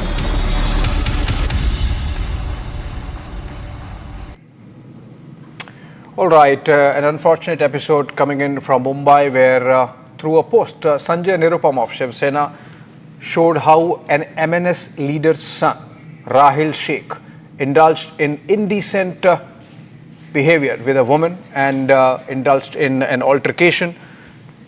You see in the pictures, he's not wearing anything on, he's topless effectively, and he's misbehaving with a woman. And amid the backdrop of the Marathi-Hindi debate, Sanjay Nirupam of the Shiv Sena slamming MNS for harboring these kind of elements. Rahil Sheikh happens to be the son of an MNS leader called Javed Sheikh. And we have in fact a soundbite of Sanjay Nirupam. Let's listen to him. ये राहिल या साहिल नाम का जो लड़का है, ये नशे में धुत है। एक ऐसा मुसलमान है जो शराब पी के घूम रहा है। उसका शराब पी के उसने गाड़ी चलाई और जाकर गाड़ी ठोक दी। और जब इस महिला ने विरोध किया तो इस महिला को गाली दी और उसके बाद बार बार अपने बाप के पोजीशन को फ्रंट कर रहा है। इससे 2 बातें स्पष्ट होती हैं कि मनसे वाले मराठी भाषा के नाम पर जिस तरीके से उत्पात मचा रहे हैं, ये दरअसल गुंडागर्दी है। इनको न तो मराठी भाषा से कोई लेना देना, न मराठी समाज के मान सम्मान से लेना देता। अगर मराठी भाषकों के मान सम्मान से लेना देना होता तो राजश्री मोरे को कोई गाली नहीं देता, कोई मनसे वाला मनसे का कह करके उसको गाली नहीं देता। दूसरी बात, ये जो मनसे के उपाध्यक्ष जावेद शेख के बेटे कह रहे हैं, उनको देख करके हमें समझ में आ रहा है कि बार बार मनसे वाले हिंदुओं पर ही हमले करते हैं। और हमने बार बार सवाल उठाया कि अगर इतनी ताकत है, इतना गट्स है, इतना जोश है तुम में, इतना करेज है या साहस है, तो जरा भिंडी बाजार में जाके किसी मुसलमान को थप्पड़ मार के दिखाओ, उसको बोलो कि तुम उर्दू में बात मत करो, मराठी में बात करो। अब समझ में आ रहा है कि मनसे के जो मुस्लिम नेता हैं, उनके दबाव में आकर के राज ठाकरे के गुंडे हिंदुओं के ऊपर सरेआम हमले कर रहे हैं। मैं सरकार से यह डिमांड करूंगा, मांग करूंगा कि ऐसे गुंडों के खिलाफ सख्त से सख्त कार्रवाई होनी चाहिए। माननीय मुख्यमंत्री जी ने घोषणा की है कि भाषा के नाम पे गुंडागर्दी कतई बर्दाश्त नहीं की जाएगी, लेकिन जिस तरीके से मुंबई की सड़कों पे, महाराष्ट्र की सड़कों पे मनसे की तरफ से मराठी भाषा के नाम पे गुंडागर्दी शुरू हुई है, इस गुंडागर्दी को तत्काल खत्म करना पड़ेगा, रोकना पड़ेगा। और इसके लिए पुलिस को हाथ में डंडा लेकर के इन तमाम गुंडों के खिलाफ सख्त कार्रवाई करनी पड़ेगी। तब कहीं जाके हर वर्ग के लोगों में एक सुरक्षा का भाव पैदा हो पाएगा। More political reactions coming on the same story. Influencer Rajshri More heckled and misbehaved by this MNS leader's son. We have Deepak Kesarkar of the Shiv Sena speaking. Listen to him. देखिए, इस पे राजनीति नहीं होनी चाहिए, ऐसे मुझे लगता है। किसी को पीटना ये महाराष्ट्र की संस्कृति कभी भी नहीं थी। तो मुझे ऐसे लगता है कि जो भी आपको कहना है आप बोल सकते हैं, आपके विचार बोल सकते हैं, और फिर इकट्ठा रहना ये महाराष्ट्र की संस्कृति रह चुकी है और महाराष्ट्र हमेशा प्रोग्रेसिव रह चुका है। तो हमने बहुत सारी चीज़ें मराठी के लिए की है, तो मराठी भाषा आगे जा रही है, उसको क्लासिकल लैंग्वेज का स्टेटस मिल गया है और मराठी भाषा धोरण भी तय हुआ है। तो बहुत सारी चीज़ें हैं जो मराठी भाषा धोरण में है, तो उसके लिए ज़बरदस्ती करने की ज़रूरी नहीं है, उसके बारे में तो तय हो गया है। तो आप किसी भी चीज़ को अच्छी तरह से किसी को बोलेंगे तो वो लोग फॉलो करते हैं। एक तरीका होता है, उस तरीके से अगर बोला जाए तो समाज में शांति भी रहती है और सब लोग इकट्ठा भी रहते हैं। मंत्री जो आशीष शेलार का कहना है कि जिस तरह से पहलगाम में आतंकियों ने धर्म पूछ के मारा, उसी तरह से महाराष्ट्र में भाषा के नाम से मारा जा रहा।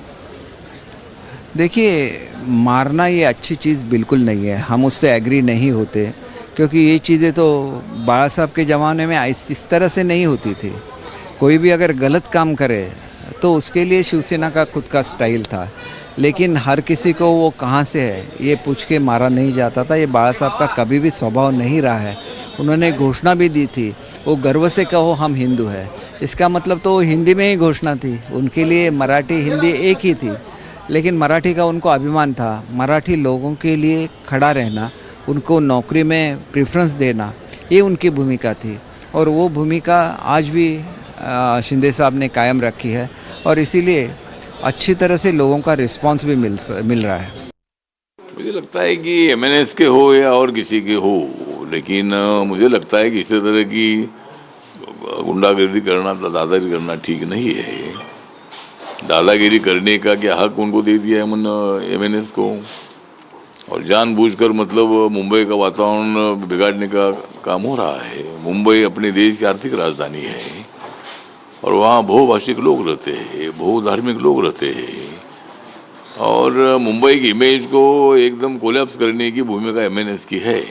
इसीलिए एमएनएस की भूमिका हम विरोध करते हैं।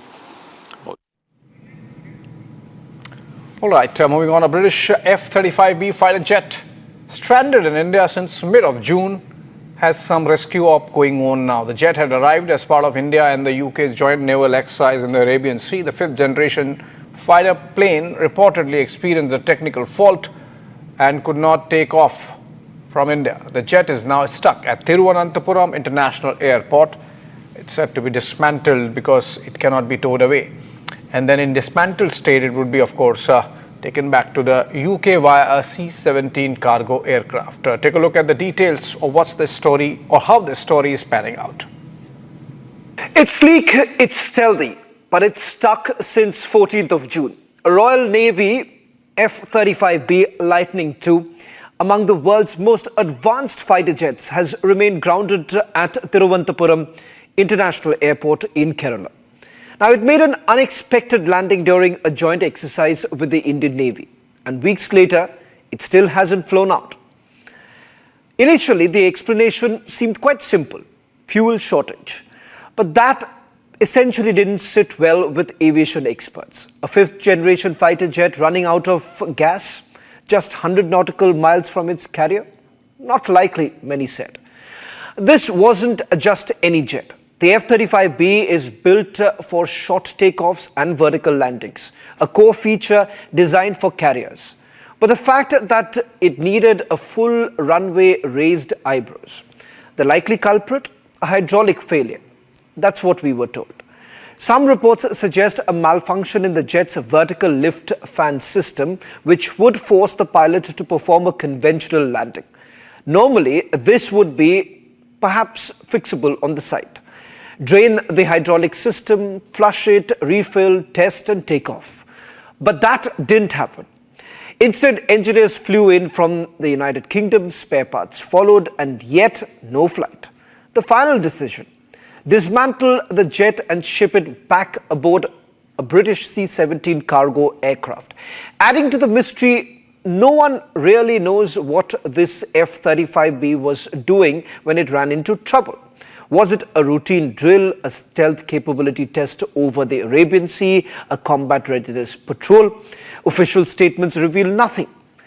Now, which begs the question, why did the jet take off from the aircraft carrier in the first place? What exactly went wrong mid-air? No clear answers, just silence and speculation. And then has come the theory that turned heads, the so-called kill switch. Some defense analysts claim the US retains the ultimate software control over the F-35B via encrypted mission systems and data architecture. Now, while there is no literal off-switch control of the authentication keys and software access can, in theory, render the entire jet inoperable without even US approval. Of course, the Pentagon as well as Lockheed Martin categorically deny the existence of any remote control mechanism, but the incident has fueled quite literally theories about the deep dependencies baked into the software-heavy platforms like the F-35. And then there was this theory, a spy theory. Speculation swirled online that the jet was down so India could inspect its stealth technology or radar signature. But let's be clear, defense analysts have dismissed this outright. As one expert put it, you don't land an aircraft for spying. If anything, keeping it grounded in the open exposes its own secrets.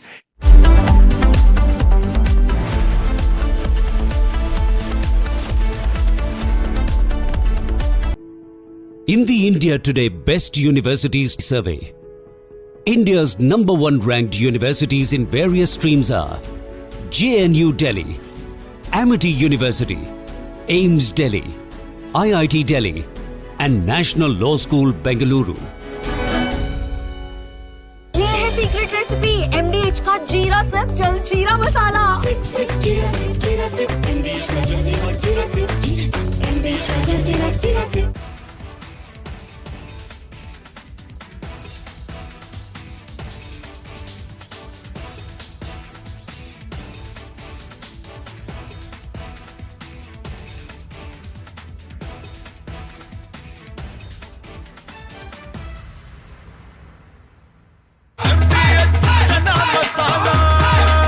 अब छोलिया हो या लोबिया, सफेद चने या काले चने, सब कुछ मजेदार बने।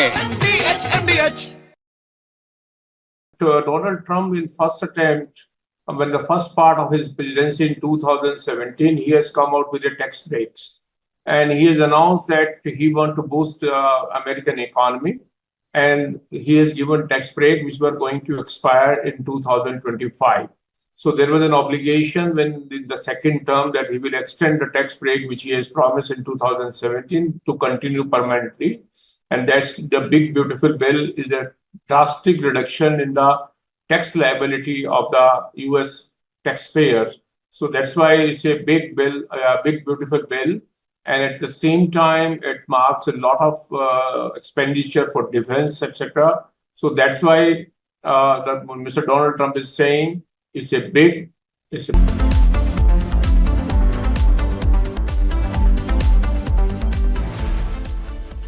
Hi, this is Chef Ranveer Brar. Guarantee you brilliance on behalf of IIHM. MDH की देगी मिर्च, देगी मिर्च का तड़का, अंग अंग फड़का। MDH की देगी मिर्च।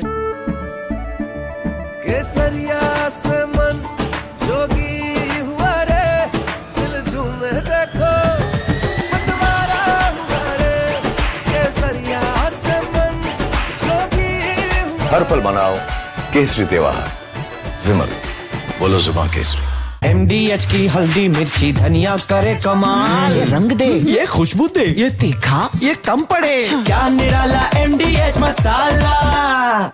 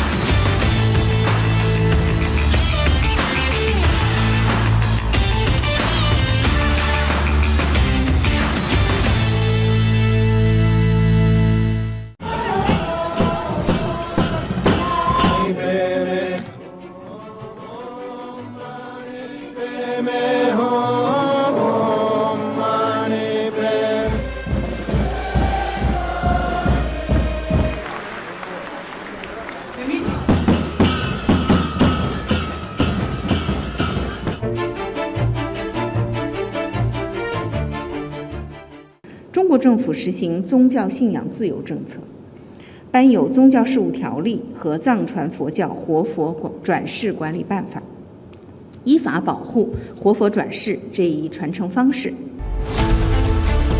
India celebrates Dalai Lama's 90th birthday. China panicking on Dalai Lama's reincarnation. Why the dragon is scared of Tibet's holy monk? Debating tonight at 8 p.m. From Asia's largest news headquarters, setting the agenda for Bharat.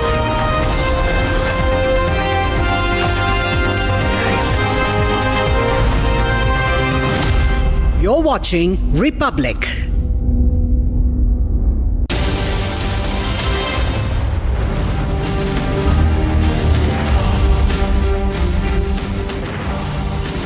Thank you for joining us on This Is Exclusive, coming to you at 7 p.m. tonight with three big stories on the show this evening.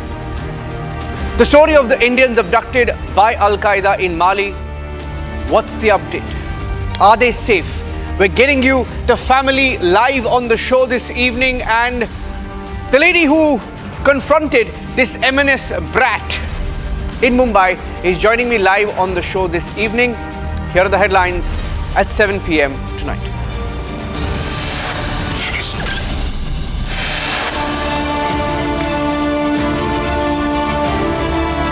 He's the M&S brat caught on camera abusing a woman in Mumbai. The video goes viral. The lady who confronted him is joining us live.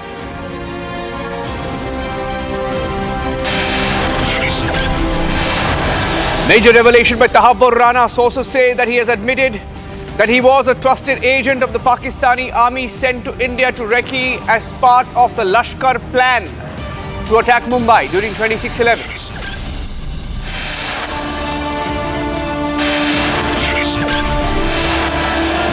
It's Bilawal Bhutto versus Lashkar and the Pakistani army. He talks about extradition of Hafiz Saeed and Masood Azhar. Lashkar is fighting back. The Pakistan army is plotting a coup.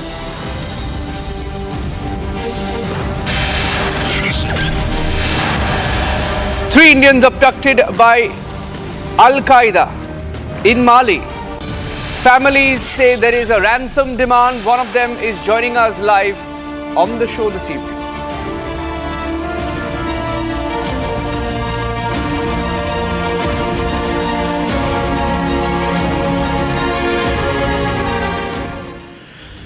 On top of 7 p.m, ladies and gentlemen, we're getting to you a story of fear and relentless hope that binds families together in the face of unimaginable adversity.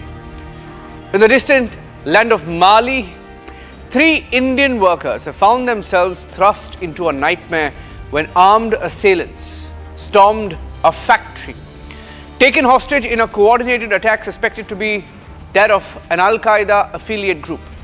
Their lives now hang in the balance as their families in India cling on to every shred of information, hope, praying for their safe return. Here's the story.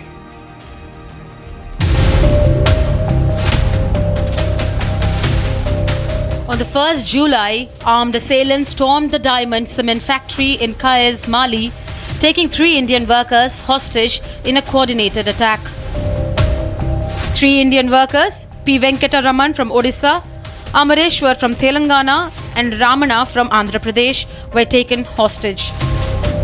The attack is suspected to be the work of Al-Qaeda affiliated group Jamaat Nusrat al-Islam wal Muslimin or JNIM, which claimed responsibility for multiple terror strikes across Mali on the same day. While no group has officially claimed the kidnapping, the Ministry of External Affairs is treating this as a critical priority. For the families, the wait is agonizing. They have revealed that the kidnappers are demanding a ransom for the workers' release. Venkat last time मुझे 30 तारीख को call किए थे, 30 जून को हम लोग बातचीत हुआ था नॉर्मली, वो सब कुछ ठीक था। उनका कंपनी में कुछ वेस्ट अफ्रीका माली कंट्री में आइस बोल के एक जगह है, वो डायमंड सीमेंट फैक्ट्री में काम कर रहे थे। तो पिछले 9 महीने से वो वेस्ट अफ्रीका गए हुए हैं। और उस दिन कॉल किए थे तो फिर हम लोग बोले कि इधर अपना कंपनी में बोला है कि कुछ बाहर मत निकलो, इधर कुछ टेररिस्ट लोग आए हुए। तो वो वैसे हम लोग भी बोले थोड़ा संभल कर उनका, मतलब बाहर मत निकाल। वो ठीक बोल रहा था, लेकिन उसने 1 तारीख को ये मैटर हुआ है जो टेररिस्ट लोग ने उन लोग को किडनैप किए हुए। जो सी वेंकट रमन जो है उनके परिवार के तरफ से किडनैपिंग के बारे में सूचना मिला था। उसके बाद तुरंत लोकल एडमिनिस्ट्रेशन उनके पास जाकर पहुंचा, तो ये सूचित किया गया है कि सरकार के एंड में नेसेसरी जो स्टेप्स हैं वो लिया जा रहा है। The Indian government has issued a stern advisory to its citizens in Mali, urging them to stay vigilant amid escalating violence in the region. Senior officials have reportedly travelled to Mali and are assisting local authorities in efforts to secure the workers' release. As the search for 3 Indian nationals continue, the families hold on to hope and the world watches united in the call for their swift release. There's very little known about the 3 Indians who were abducted. I have Bablu. Bablu ji, namaste. Bablu is the brother-in-law of Venkat Raman. And Venkat Raman is one of the Indians abducted by the Al-Qaeda in Mali. Bablu ji, मेरी आवाज़ आ रही है? जी sir. हमारे साथ बात करने के लिए बहुत शुक्रिया। हमें बताइए, हमारे दर्शकों को बताइए, आप लाइव है, आपका जो अभी का जो स्टेटस है, आपको क्या बताया गया है?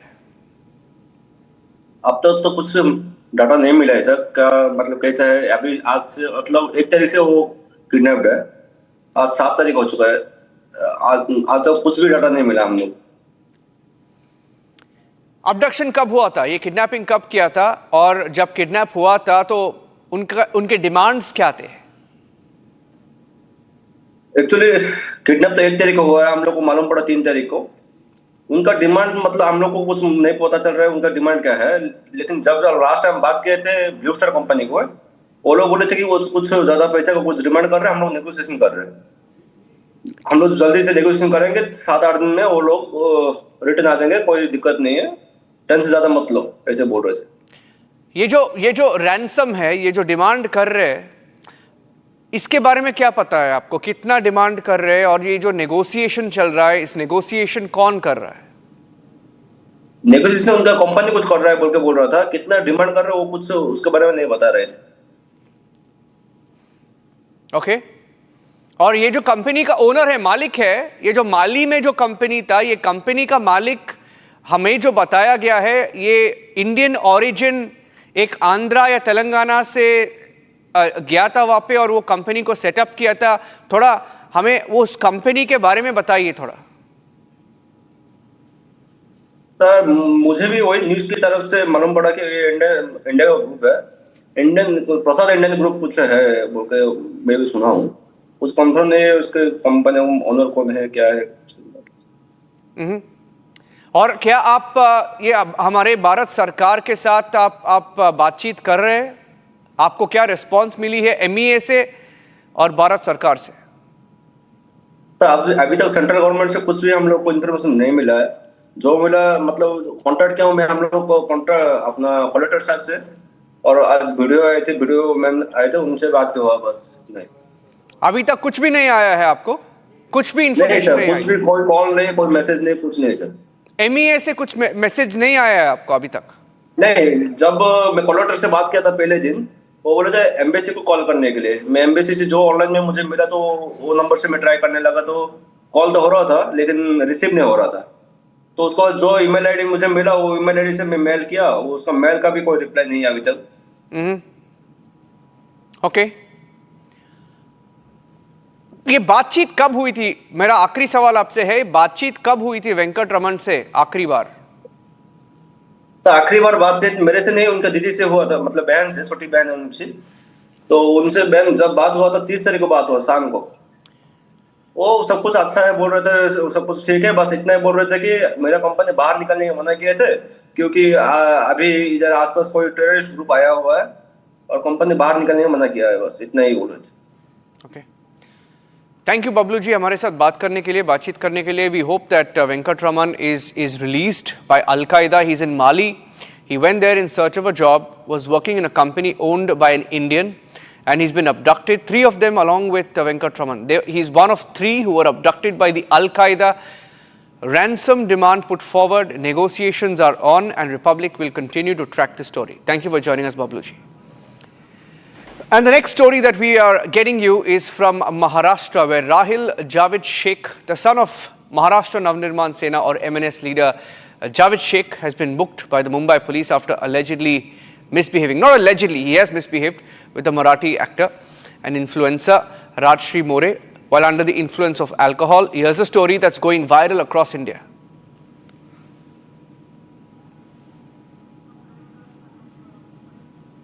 ते लोक तुम्ही लोक मराठी शिकवता ना रे लोकांना.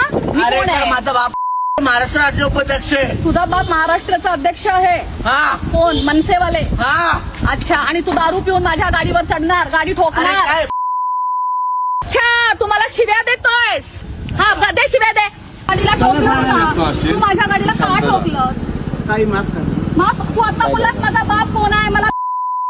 अरे काय मी बोललो. अरे मी थोडासा परप्रांती लोकांना साथ दिला तर काल 200 लोक माझ्या अंगावर आले.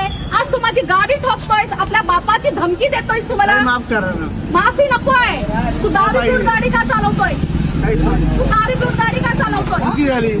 Now, Rajshri More, who's seen in that video, is joining us live on This Is Exclusive this evening. Rajshri More जी नमस्ते. आप इस वीडियो में है. हमारे दर्शकों को थोड़ा बताइए कि क्या हुआ यहाँ पे. जी जैसे कि कल रात मैं अपने घर आ रही थी. मैं गोरेगांव में थी. तो गोरेगांव से जब मैं अपने घर आ रही थी उस टाइम, क्या आप मुझे सुन पा रहे हैं? Yes, I can hear you, Rajshri ji. Go ahead. हाँ जी जी. जब मैं अपने घर आ रही थी तो रास्ते में एक इनोवा मुझे क्रॉस करती है और मेरी गाड़ी को टक्कर मारती है. उसके बाद मैं थोड़ा सा और आगे आती हूँ तो वो दोबारा से मुझे टारगेट करके दोबारा से मुझे टक्कर मारती है. वो सेम कार. 2 पुलिस वालों ने मेरी हेल्प की. जो हेड कांस्टेबल थे वो लोगों ने मेरी हेल्प की उसको पकड़ने के लिए. आगे जाके उसको रोका गया, उसको पकड़ा, तब जाके वो रुका. वो गाड़ी से उतरने के लिए रेडी नहीं था, पहली बात. सेकेंड चीज़, जैसे उसने मुझे देखा उसने गाली गलौज करना स्टार्ट कर दिया. वो अपनी आईडी नहीं दे रहा था, अपना नाम नहीं बता रहा था. उसने स्टार्टिंग ही ऐसे की कि मेरा बाप मनसे का उपाध्यक्ष है थाना में.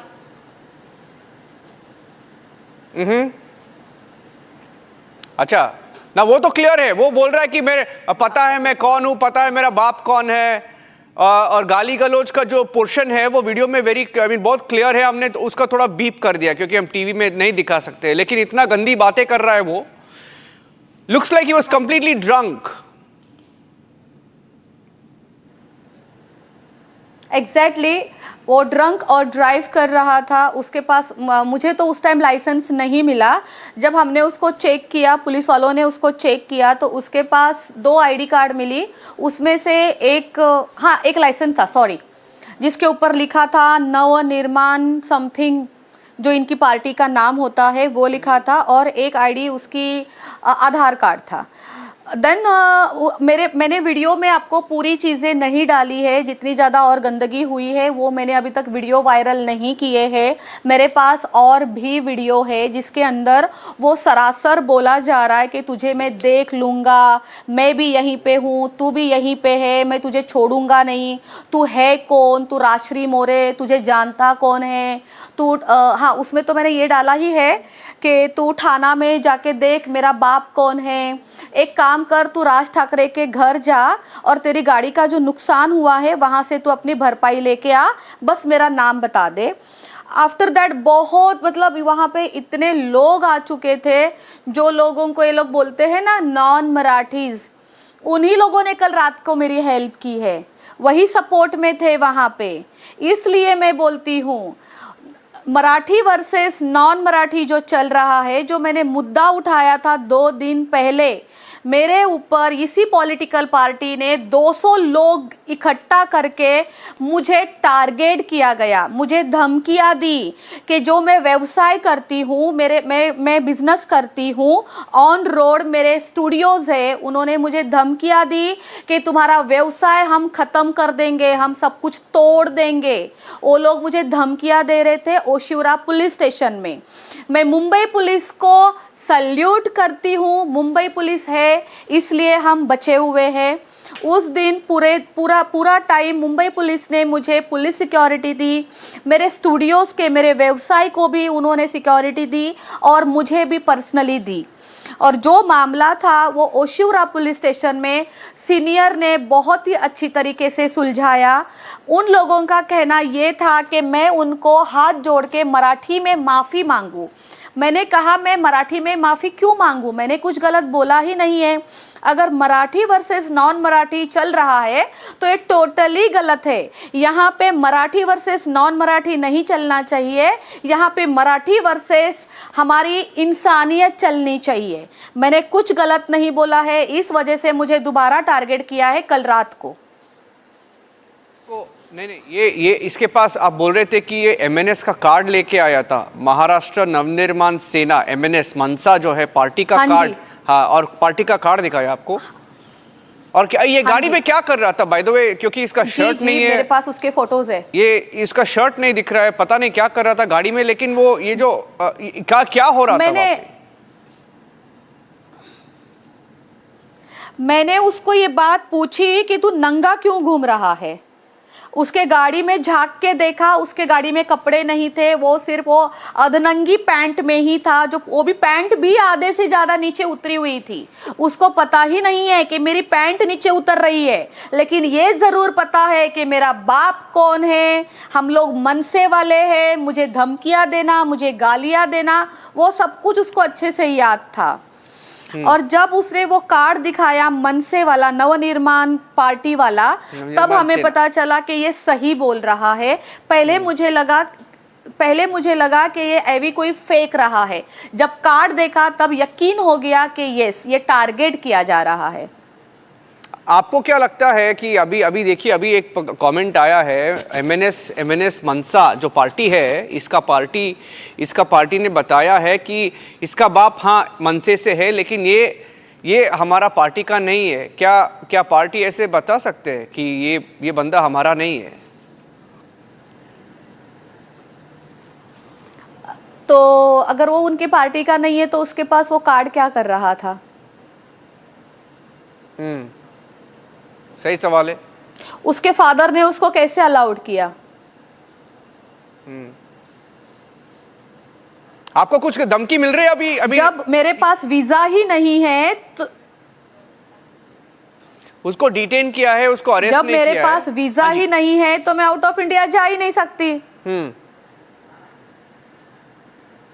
राइट। तो उसी तरीके से अगर वो उनके पार्टी का नहीं है तो वो कार्ड उसके जेब में क्या कर रहा था? मतलब उनके लिए ये वो कार्ड ये इसलिए वो यूज किया जाता है, लोगों को धमकाने के लिए, दिखाने के लिए। नहीं, ये भी रिपोर्ट आ रहा है कि इसको डिटेन कर दिया, डिटेन करके उसको छोड़ दिया गया। क्या आपको इस बारे में पता है कुछ?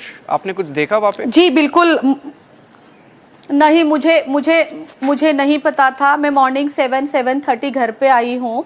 उसके बाद मैं आफ्टरनून जब मैं सो के 2-3 घंटे के बाद उठी तब मुझे पता चला कि उसको छोड़ा गया है नोटिस देके। मैं आपको दिखाती हूँ, मेरे पास मेरी एफआईआर है।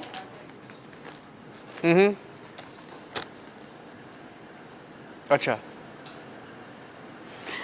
और एक चीज़, उनके फादर जावेद शेख, उनका कहना था मेरा बेटा नादान है, उससे गलती हुई है, उसके वजह से मैं आपसे माफ़ी मांगता हूँ, मेरे बेटे का करियर ख़राब हो जाएगा, आप एफआईआर मत करिए। उनकी मम्मी का कहना था अगर आप मेरे बेटे से मॉर्निंग मिलोगे तो आप बोलोगी ओ माय गॉड, ये इतना अच्छा है, ये इतना अच्छा है, नीचे की मुंडी ऊपर भी नहीं करता है। ये सारी एक्टिंग उस पुलिस स्टेशन में चल रही थी। आपको कॉल आया? उन्होंने कॉल करके बताया या स्टेशन में बताया ये सभी? नहीं, पुलिस स्टेशन में उनको बुलाया गया था। अंबोली पुलिस वालों ने उनके फादर को बुलाया, तो उसके साथ उनकी मदर भी आई थी। तो उनका बेटा तो ऑलरेडी बहुत एक्टिंग कर चुका था, बची हुई एक्टिंग इन दोनों ने आके की थी वहां पे। क्या आपको कोई धमकी आ रही है? Any threat calls you getting from the MNS? इनका स्ट्रैटेजी है यूजुअली? जी नहीं, अभी तक मुझे फ़ोन पे कोई धमकी नहीं आई है। बट मैं आपको बताऊं, 2 दिन पहले मुझे फिज़िकली धमकियां दी गई है। 2 दिन पहले मुझे ओशिवरा पुलिस स्टेशन में टारगेट किया गया। पहली बात तो अचानक मैं नहीं जानती थी कि मुझे कोई पॉलिटिकल पार्टी टारगेट करने वाली है। मैंने एक नॉर्मल वीडियो अपने इंस्टाग्राम पे पोस्ट किया था कि आप मराठी वर्सेस नॉन मराठी मत करो। यहाँ पे लोग, ये परप्रांतीय लोग नहीं है, ये अपने ही हैं। ये लोग अपनी फैमिली छोड़ के यहाँ पे व्यवसाय करने के लिए आए हैं। इन लोगों का भी रोटी, पेट का सवाल है, रोटी कमाने के लिए आए हैं। इनके ऊपर अत्याचार मत करो, बल्कि अपने मराठी वालों को समझाओ कि तुम लोग खुद भी मेहनत करो। तो इन लोगों ने मुझे ही टारगेट किया। 200 लोग लेके वो ओशिवरा पुलिस स्टेशन पहुंचे थे।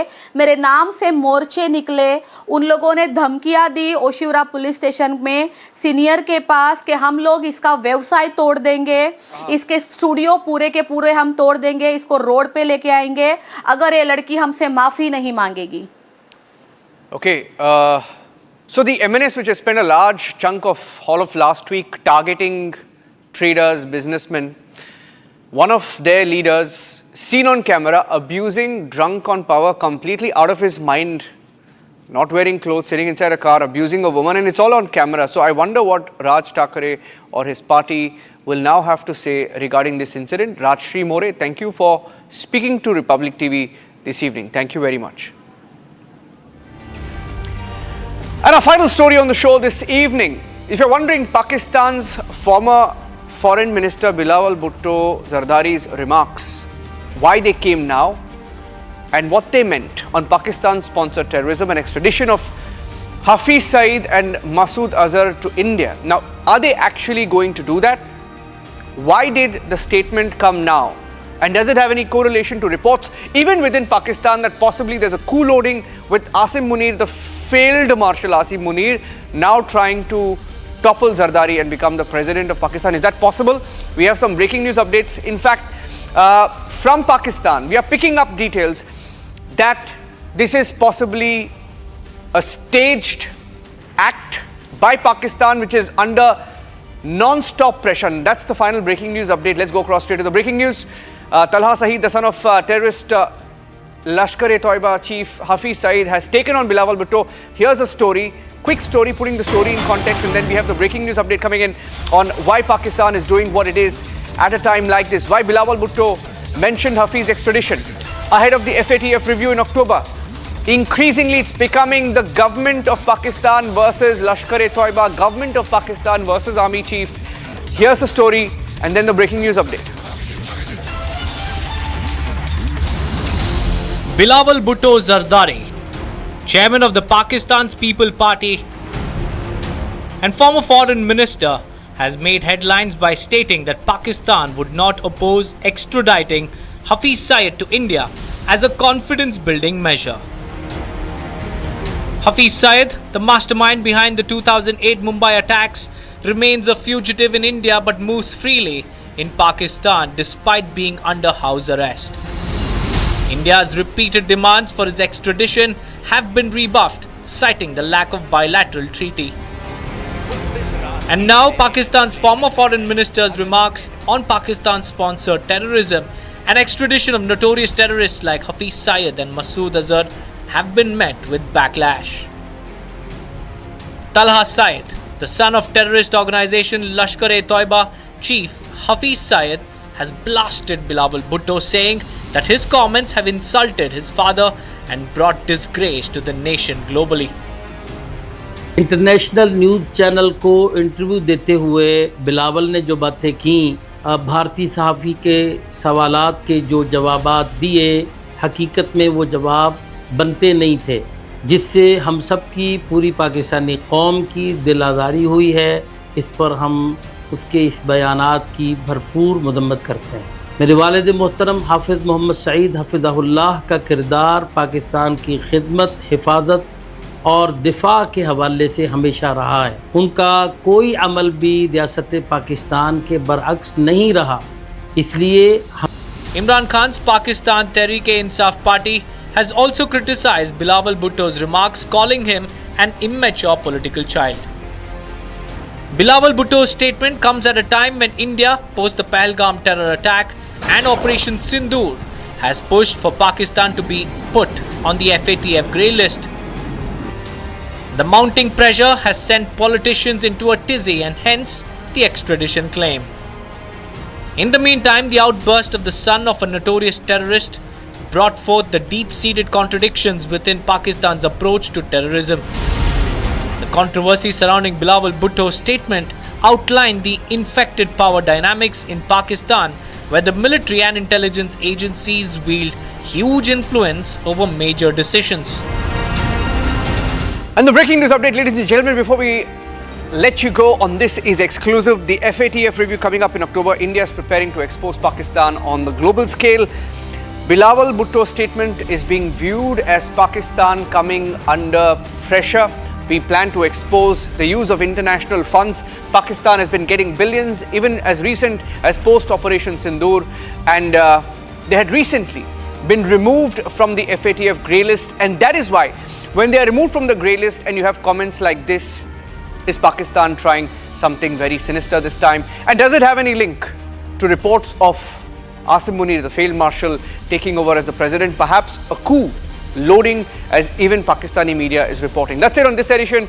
On This is Exclusive. Thanks for watching.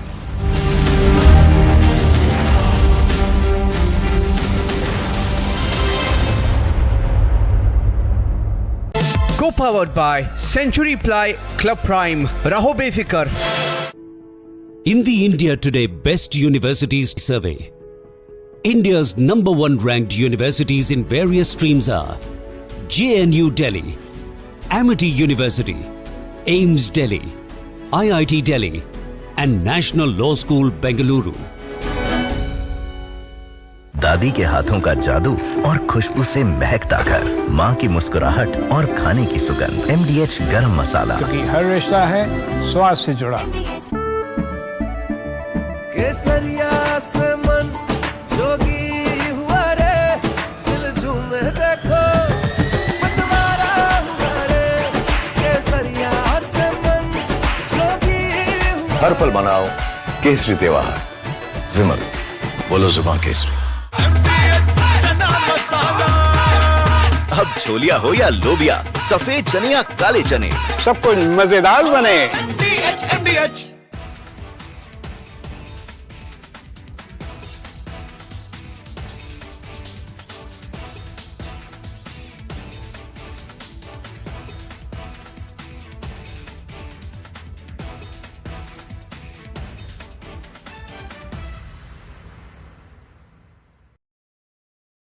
Donald Trump, in first attempt, when the first part of his presidency in 2017, he has come out with the tax breaks. And he has announced that he wants to boost the American economy. And he has given tax break, which were going to expire in 2025. So there was an obligation when the second term that he will extend the tax break, which he has promised in 2017, to continue permanently. And that's the big, beautiful bill, is a drastic reduction in the tax liability of the US taxpayers. So that's why it's a big bill, a big, beautiful bill.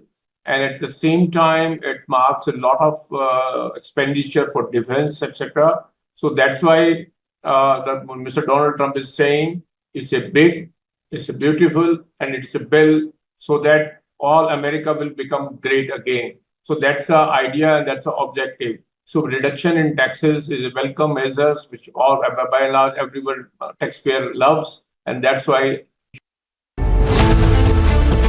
India celebrates Dalai Lama's 90th birthday. China panicking on Dalai Lama's reincarnation. Why the dragon is scared of Tibet's holy monk?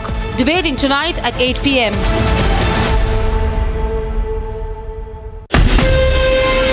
Asia's largest news headquarters, setting the agenda for Bharat.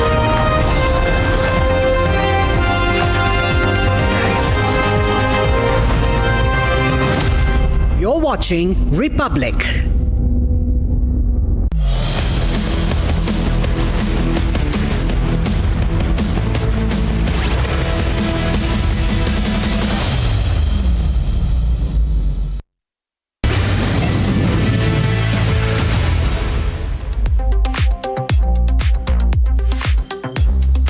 From your smartphones and your smart television, the trending stories are breaking the internet. Television lovers are in for a treat because the cult favorite Kyunki Saas Bhi Kabhi Bahu Thi is back on the screens, and so is Tulsi Virani, starring none other than Smriti Irani.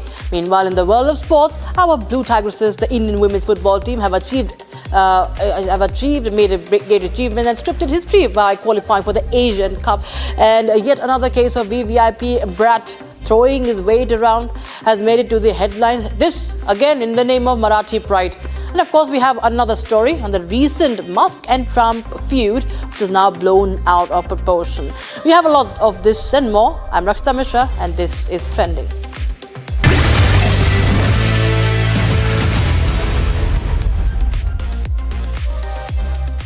It is a comeback television lovers did not expect. We are talking about India's very own Tulsi, played by none other than Smriti Irani, coming back on the sets of the cult classic Kyunki Saas Bhi Kabhi Bahu Thi. The first look of the show has been unveiled, featuring Smriti in a stunning maroon sari and traditional jewellery, instantly evoking memories of the original show, the first part of the show rather. And as the show celebrates its 25th anniversary, Smriti Irani reflected on its enduring impact, describing it as a shared memory that transcends generations. She says, and I quote, "It isn't just a show, it's a shared memory for those who created it and the millions who embraced it. It was a story of families, faith, and the fabric that binds us across generations." Now, the internet is in frenzy, and it is obvious that fans cannot wait to sit in front of the TV and hear Tulsi enter with Rishton Ke Bhi Roop Badalte Hain playing in the background. Fans are thrilled to see Tulsi and Mihir reunite on screen. Their bond, emotional arcs, and dramatic highs made them household names across the country. This new chapter promises to bring that magic back with a modern twist.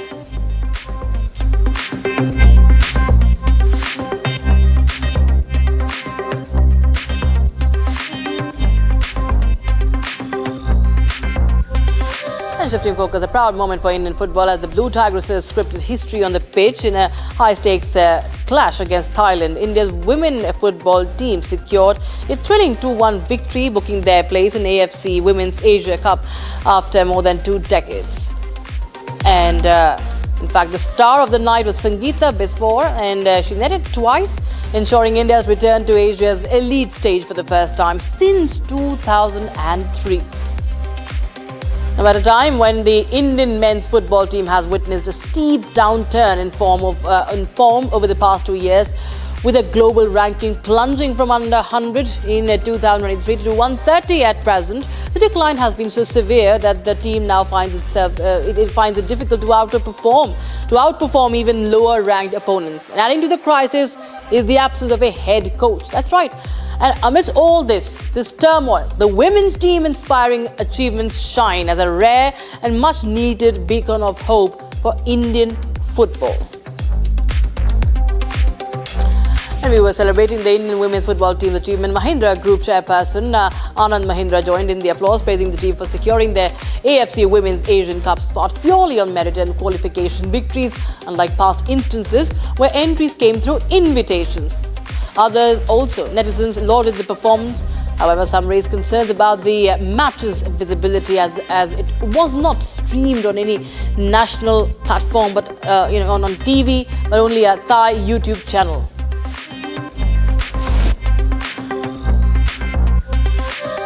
All right, viewers. Now we shift our focus and we take a quick look at the trends that are running hot on social media today.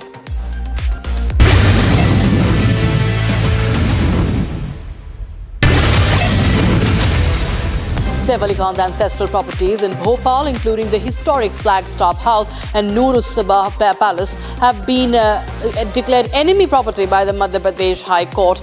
The court's ruling, worth nearly 15,000 crore rupees, overturns a 2000 verdict and may lead to the Indian government taking over these landmarks.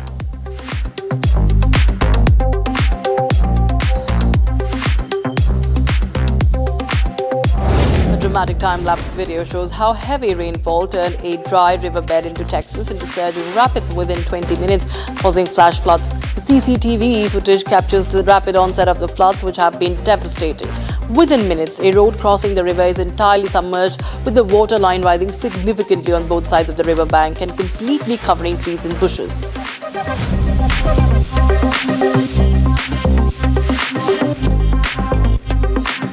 Terrifying footage shows the moment an escaped pet lion leapt over a wall of a residential area and attacked a family in eastern Pakistani city of Lahore. Authorities have since arrested the lion's owner and the woman and her 5 and 7-year-old children who suffered injuries to their faces and arms. The wild animal has now been relocated to a wildlife park.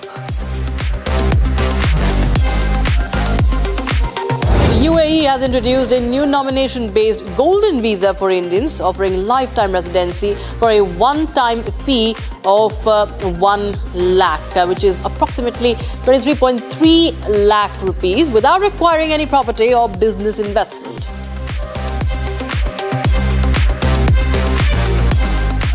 Pakistani spy YouTuber Jyoti Malhotra, who has been arrested on the espionage charges, was hosted by Kerala government during a tourism campaign. Her trip, along with 40 other influencers, was fully funded by the state. Political parties are now slamming the government for its lack of background checks. Noura Fatehi was spotted in tears at Mumbai airport, avoiding a paparazzi just a day after sharing a cryptic Instagram story. Fatehi was spotted in tears at Mumbai airport, trying to control her emotions while avoiding the paparazzi. Fans speculate a personal loss may be the reason.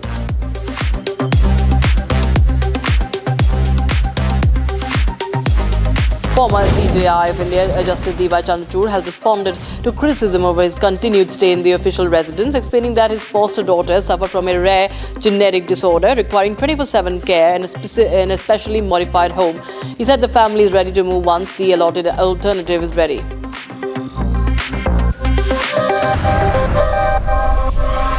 Prime Minister Narendra Modi and Brazilian President Luiz Inácio Lula da Silva shared a hug after the family photo at 17 BRICS Summit in Rio de Janeiro.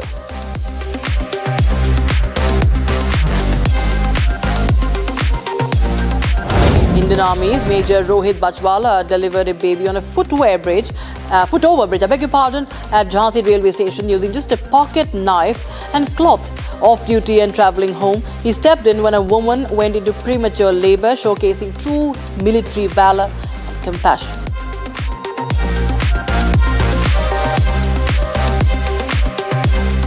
जैसे मैंने Jhansi station पहुंचा तो जब मैंने second platform के लिए जाने के लिए ओवरब्रिज लिया था तो वहाँ से मैंने देखा कि एक लिफ्ट से एक महिला चीखते हुए बाहर आई एक व्हीलचेयर पे और नीचे गिर गई थी। बिना कुछ सोचे समझे, बिना एक सेकंड वेस्ट करे, मैंने पहले उसके पास गया और ये देखने की कोशिश की कि उसका दर्द क्यों हो रहा है। फिर मुझे पता चला कि वो एक्टिव लेबर में थी, तो मैंने आसपास से कुछ हेल्प मांगने की कोशिश की थी, जिसमें मैं कुछ सामान कलेक्ट कर पाया, जैसे एक पॉकेट नाइफ होता है, कुछ क्लिप्स होते हैं और कुछ धोती, कुछ कपड़ा।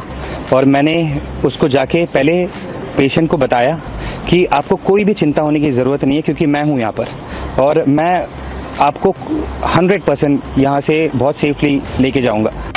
Parking just got a major upgrade thanks to Parky, the robot that's stealing the show online. It casually rolls in, lifts the cars like it's no big deal and parks them with zero fuss. Safe to say, the internet's obsessed over it.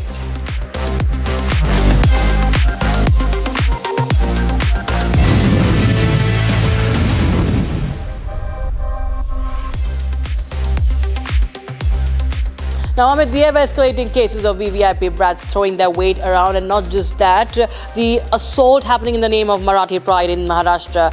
This is now another case in point. It's a drunk, half-naked son of an eminent leader, Javed Sheikh. There you have this video, Rahil Sheikh. The video shows the accused drunk and sitting half-naked inside a car, abusing a Marathi-speaking woman. Remember, it's a Marathi woman, a Marathi-speaking woman, Rajshri More in Mumbai.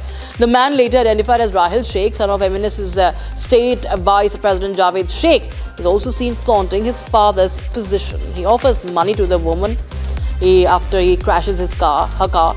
And Rajshri was also an influencer. She spoke to the media. In fact, she spoke to Republic TV as well. Take a listen in. एक महाराष्ट्रियन लड़की होने के बावजूद जो हमारे मुंबई में हो रहा है, हमारी मुंबई हमारी माँ है, वो हमें ऐसे समेटती है। यहाँ भिन्न भिन्न जाति के लोग हैं, यहाँ मेहनत करने के लिए आते हैं। तो मैंने उनके लिए आवाज़ उठाई थी कि प्लीज़ आप लोग उनको ना सताएं। तब वो मुझे बोलता है कि तुझे पता है मैं कौन हूँ, मेरा बाप कौन है, मैं मनसे से हूँ। उसने अपना नाम बताना ज़रूरी नहीं समझा। उसने ये बोला कि मैं मनसे से हूँ और तुझे पता है मेरा बाप कौन है। पुलिस वालों ने बहुत अच्छे से सपोर्ट किया। उन्होंने उसको, जब वो मुझे गालियाँ दे रहा था, इतनी गंदी गालियाँ दे रहा था जो मैं अभी यहाँ पे बोल भी नहीं सकती, वो मुझे पुलिस वालों के सामने गालियाँ दे रहा था। वो पुलिस वालों के सामने मुझे मारने के लिए भी आया। Now, a political storm is brewing in America like never before. In a stunning twist that's shaking the very foundation of United States politics, Elon Musk has declared war on the two-party system. Just a day after President Trump signed his controversial domestic spending bill, Musk has launched what he calls the America Party. With billions at his disposal, a massive online following, Musk says it's time for political revolution.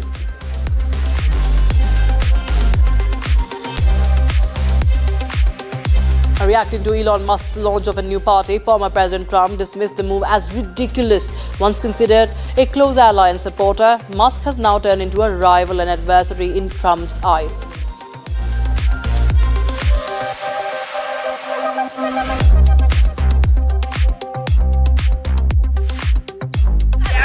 Elon Musk starting a third party. I think it's ridiculous to start a third party. We have a tremendous success with the Republican Party. The Democrats have lost their way, but it's always been a two-party system. And I think starting a third party just adds to confusion. It really seems to have been developed for two parties. Third parties have never worked. So he can have fun with it, but I think it's ridiculous. All right, now, a quick viewers, we will get you more updates. The read between SpaceX and Tesla boss Elon Musk and US President Donald Trump continues to escalate shortly after Trump's latest attack on Truth Social against Musk for floating a third America party. The tech mogul took to X and said he had never heard of the social media platform. So following the launch of Musk's new party, Tesla's shares dropped by 7% as investors remain uncertain about his recent political move and its implications on American politics.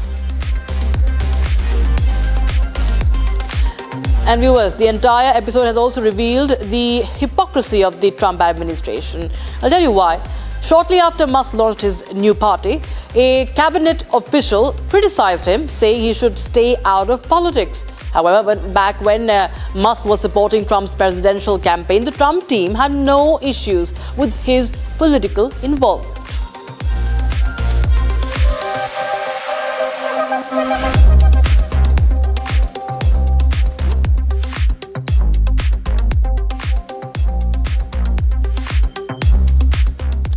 All right, viewers, that's all we could pack in this edition of Trending. We'll be right back with more. Stay tuned.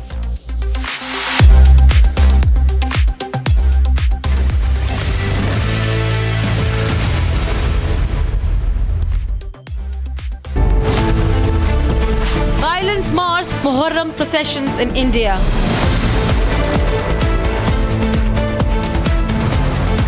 Temples attacked, Hezbollah flags raised. From Jammu and Kashmir to UP and Bihar, what led to violence? Debating tonight at 8:30 p.m.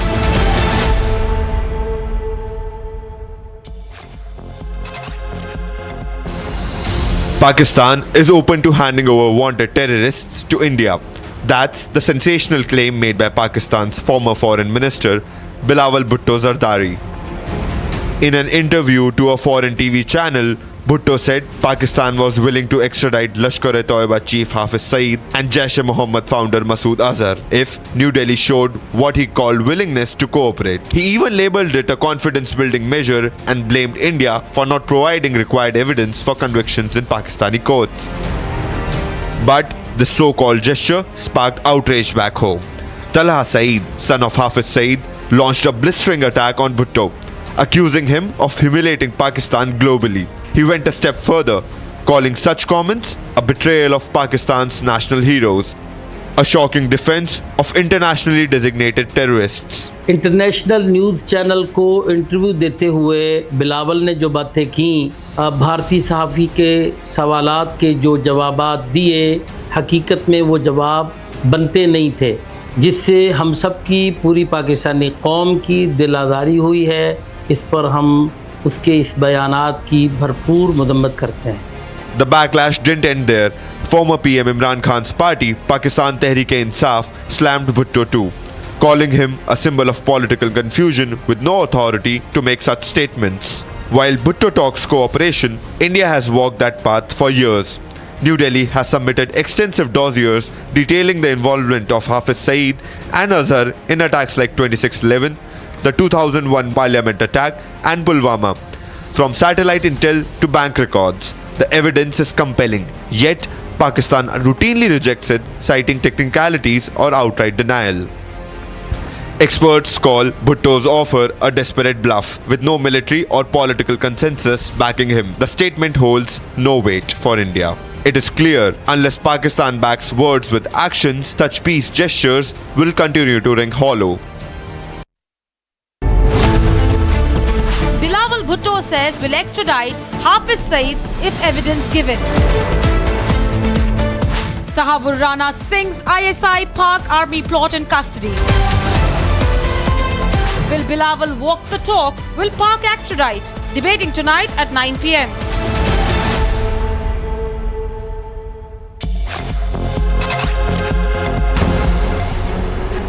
US President Donald Trump has slammed Elon Musk's new political venture, the America Party, calling it ridiculous and warning it threatens GOP unity and the traditional two-party system. Elon Musk starting a third party. I think it's ridiculous to start a third party. We have a tremendous success with the Republican Party. The Democrats have lost their way, but it's always been a two-party system. And I think starting a third party just adds to confusion. It really seems to have been developed for two parties. Third parties have never worked. So he can have fun with it, but I think it's ridiculous. What's golden key back? Golden key back from Elon. Go ahead. What's your Just days ago, Elon Musk announced the launch of the American Party, aimed at breaking what he calls a one-party system, dominated by Democrats and Republicans. Musk plans to focus on flipping a small number of key congressional seats to influence legislation and shake up Washington's gridlock. Once allies, Musk and Trump have grown apart. Musk served briefly in Trump's administration, but left after opposing a major tax and spend bill. Their split has sparked public clashes, with Trump warning that a third party risks splitting conservative votes and weakening the GOP.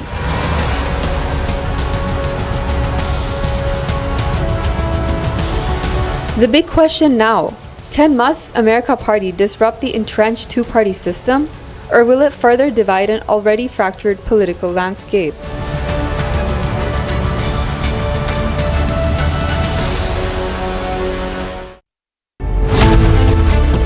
India celebrates Dalai Lama's 90th birthday. China panicking on Dalai Lama's reincarnation. Why the dragon is scared of Tibet's holy monk? Debating tonight at 8 p.m.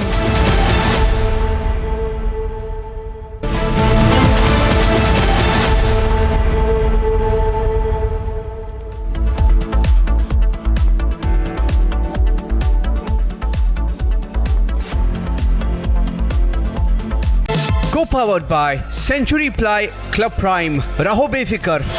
Hi, this is Chef Ranveer Brar. Guarantee you brilliance on behalf of IAHM. पैसा लगाना है तो century ply club prime पे लगाओ। डूबेगा नहीं, जलेगा भी नहीं, कोई खा नहीं जाएगा, धोखा नहीं देगा, ऊपर नीचे भी नहीं होगा, सेफ रहेगा, सिक्योर्ड भी, मिनिमम 30 साल का रिटर्न देगा। अब इससे बेटर इन्वेस्टमेंट है तो बताओ। सेंचुरी प्लाई क्लब प्राइम, रहो बेफिक्र। ये है सीक्रेट रेसिपी MDH का जीरा सिप जल जीरा मसाला।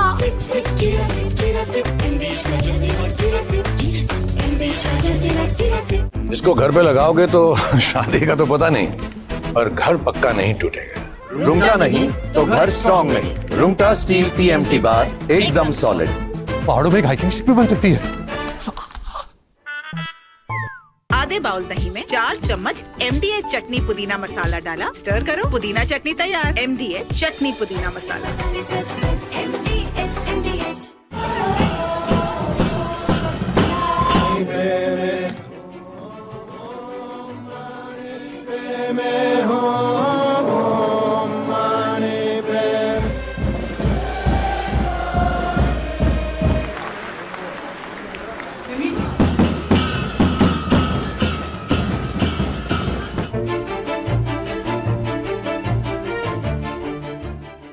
中国政府实行宗教信仰自由政策，颁有宗教事务条例和藏传佛教活佛转世管理办法，依法保护活佛转世这一传承方式。达赖喇嘛的转世必须坚持国内寻访、经凭撤迁、中央政府批准的原则，遵循宗教仪轨和历史定制，按照国家的法律法规办理。活佛转世是藏传佛教特有的传承方式，已经延续了700多年，形成了严密的宗教仪轨和历史定制。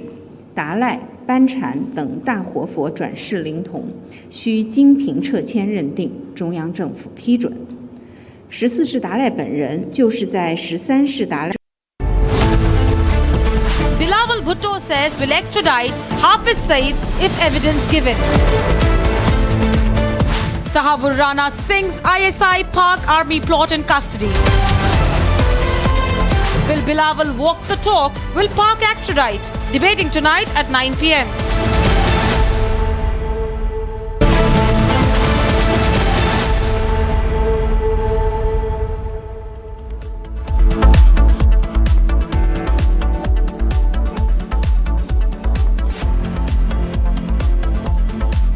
Co-powered by Century Ply Club Prime. Raho befikar. In the India Today Best Universities Survey, India's #1 ranked universities in various streams are JNU Delhi, Amity University, AIMS Delhi, IIT Delhi, and National Law School Bengaluru. पैसा लगाना है तो century ply club prime पे लगाओ। डूबेगा नहीं, जलेगा भी नहीं, कोई खा नहीं जाएगा, धोखा नहीं देगा, ऊपर नीचे भी नहीं होगा, सेफ रहेगा, सिक्योर्ड भी, मिनिमम 30 साल का रिटर्न देगा। अब इससे बेटर इन्वेस्टमेंट है तो बताओ। सेंचुरी प्लाई क्लब प्राइम, रहो बेफिक्र।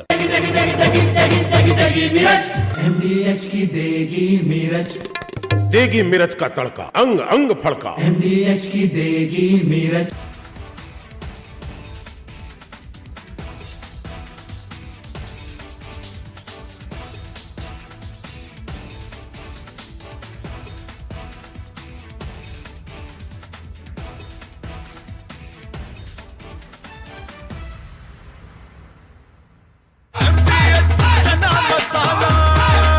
अब छोलिया हो या लोबिया, सफेद चने या काले चने, सब कुछ मजेदार बने।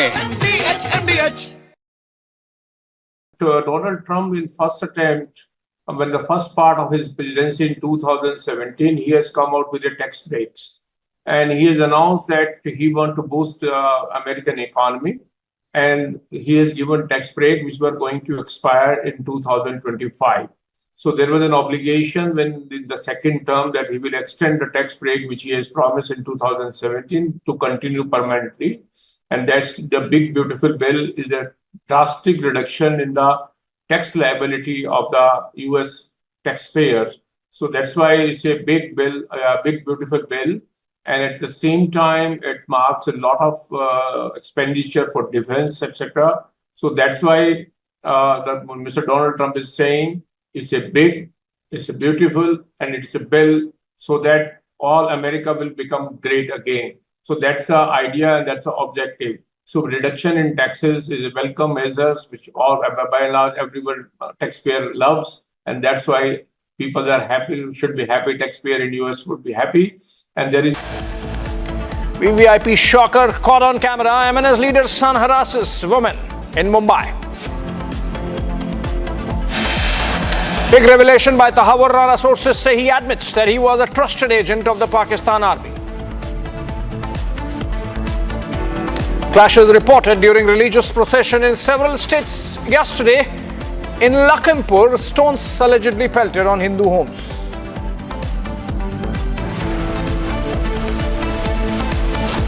Delhi High Court dismisses the petition filed by Turkey-based ground handling company Celebi Aviation challenging the revocation of its security clearance.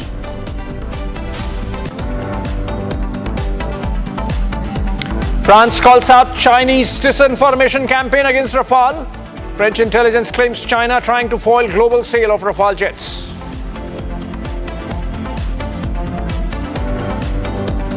China upping the ante on Tibetan Buddhists worldwide, says reincarnation of Dalai Lama inherently an internal affair. Co-powered by Century Ply Club Prime. Raho befikar. पैसा लगाना है तो century ply club prime पे लगाओ, डूबेगा नहीं, जलेगा भी नहीं, कोई खा नहीं जाएगा, धोखा नहीं देगा, ऊपर नीचे भी नहीं होगा, सेफ रहेगा, सिक्योर्ड में मिनिमम 30 साल का रिटर्न देगा।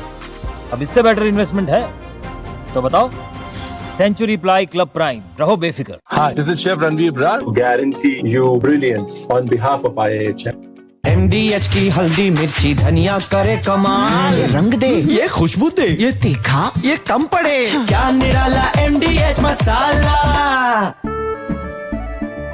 केसरिया से मन जोगी हुआ रे, दिल झूमे देखो मतवारा हुआ रे, केसरिया से मन जोगी हुआ। हर पल मनाओ केसरी त्योहार। विमल, बोलो जुबान केसरी। दादी के हाथों का जादू और खुशबू से महकता घर, माँ की मुस्कुराहट और खाने की सुगंध। MDH गरम मसाला, क्योंकि हर रिश्ता है स्वाद से जुड़ा।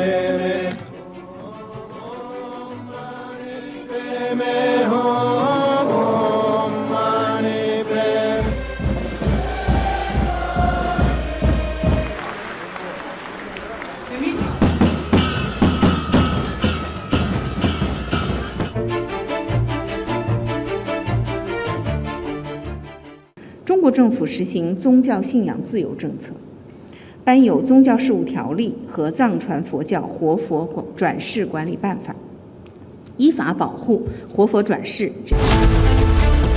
India celebrates Dalai Lama's 90th birthday. China panicking on Dalai Lama's reincarnation. Why the dragon is scared of Tibet's holy monk? Debating tonight at 8 p.m.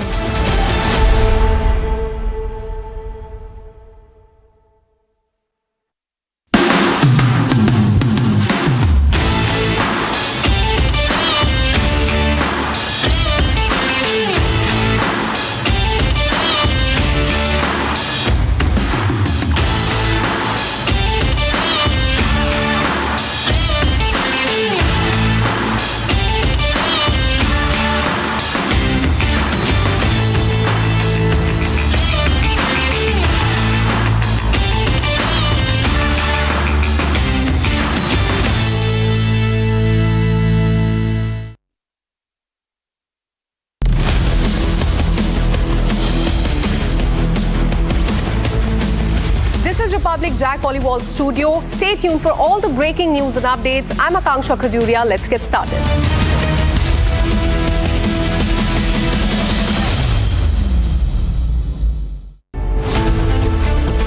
Violence mars Muharram processions in India.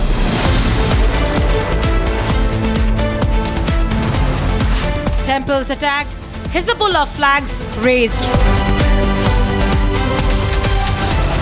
From Jammu and Kashmir to UP and Bihar, what led to violence? Debating tonight at 8:30 p.m.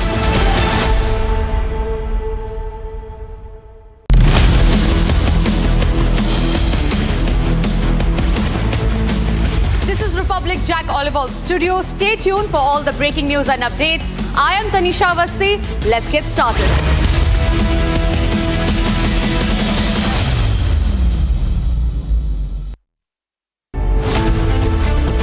Bilawal Bhutto says will extradite Hafiz Saeed if evidence given. Sahabur Rana Singh's ISI Pak Army plot in custody. Will Bilawal walk the talk? Will Pak extradite? Debating tonight at 9 p.m.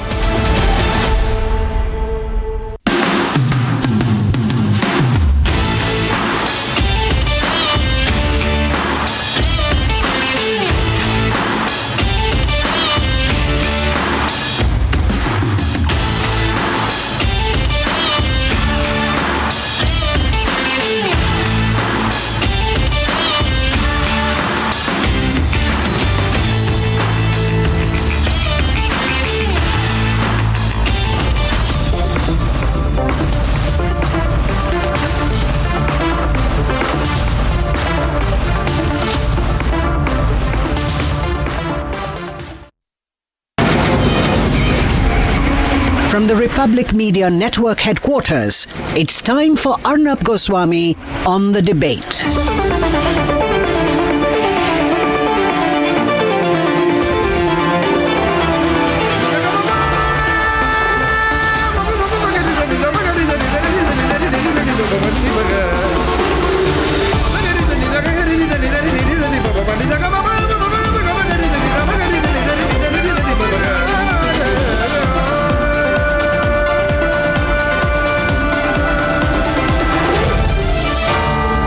Arnab Goswami on The Debate. On the show tonight, why China has double standards and why Xi Jinping must first declare who was Mao's reincarnation before claiming that he will decide who the Dalai Lama's reincarnation will be. At 8:30 tonight, why there is violence once again during Muharram processions and why this was completely avoidable and the secularati won't talk about it. At 9 o'clock tonight, Bilawal Bhutto in big trouble after he says that Hafiz Saeed should be handed over to India.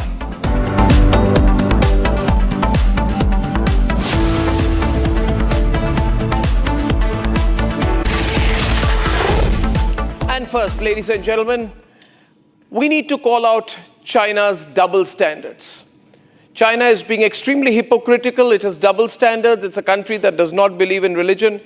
And yet it is getting hyper and going ahead saying that it is going to decide who the Dalai Lama's reincarnation is going to be. Now, they've been getting very, very hot under the collar and trying to threaten people and saying that if India tries to interfere in the process of the reincarnation of the Dalai Lama, it's not going to be good, blah, blah, blah, blah, blah.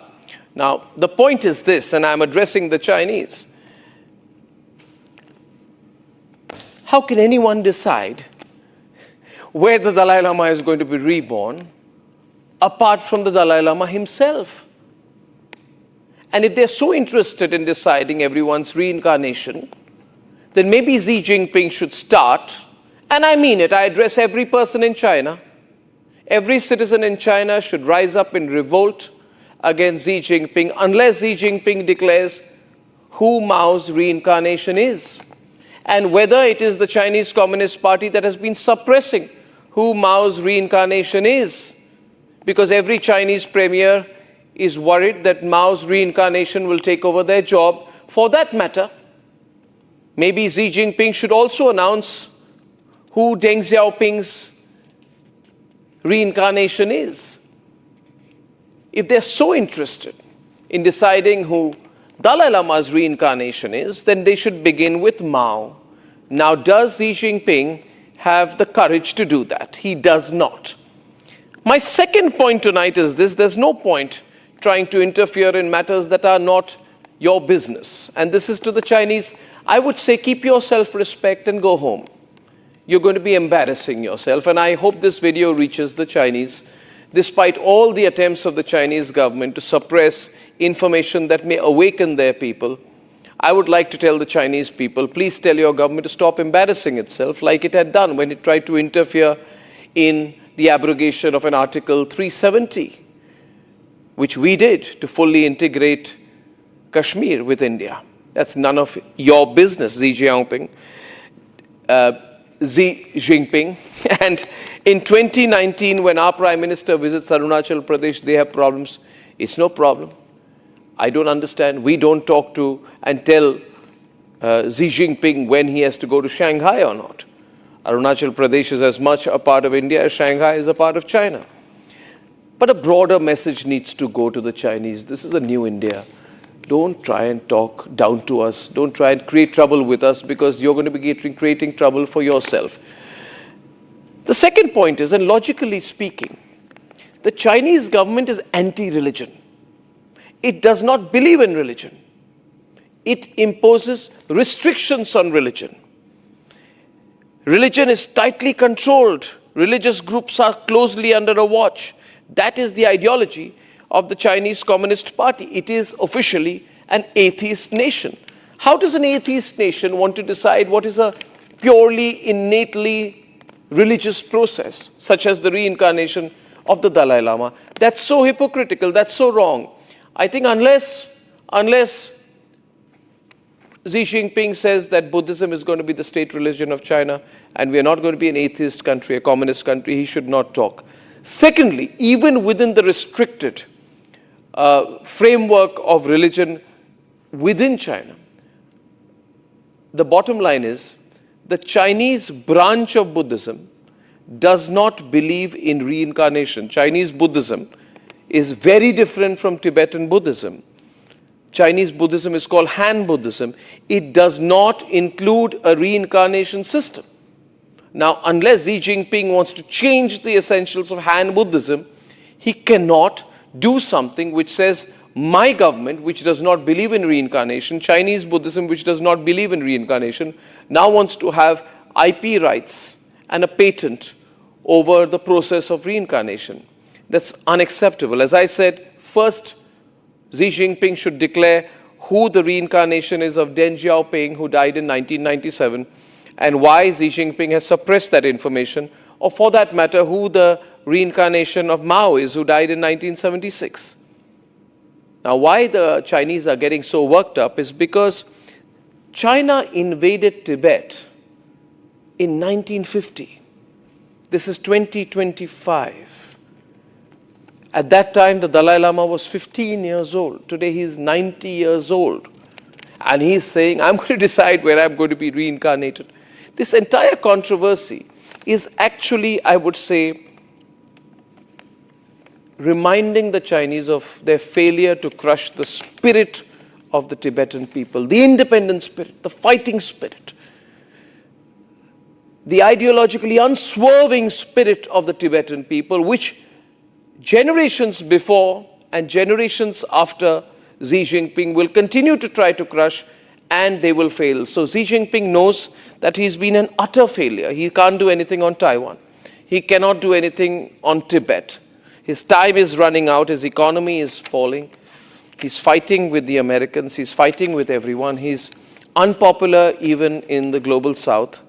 And India has always stood by Tibet, and all the suppression of the Tibetans has failed. So, ladies and gentlemen, these are a few straight questions to the Chinese. Don't poke your business in other people's affairs. And Tibet is not your business. Not your business. This message is to the Chinese. please spread it so it reaches the Chinese Communist Party and they understand where not to cross the line.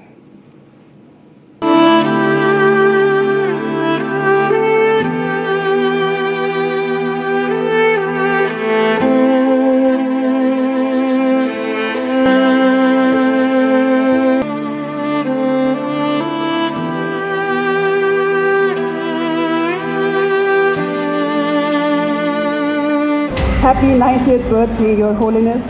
The world is forever grateful. His Holiness the 14th Dalai Lama turned 90 years old yesterday, and the entire nation joined Dharamshala in the festivities.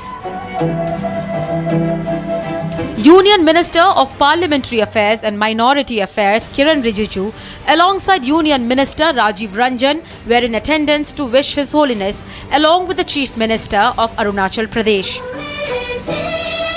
His Holiness' teachings have influenced our governance philosophy.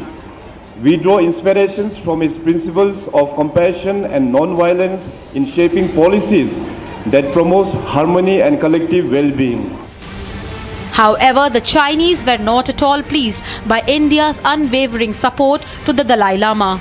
They even objected to the Prime Minister extending birthday wish to His Holiness. 我们希望印方充分认识到摄藏问题的高度敏感性，认清14世达赖的反华分裂本质，恪守在摄藏问题上的承诺，谨言慎行，停止利用摄藏问题干涉中国内政，避免影响中印关系的改善和发展。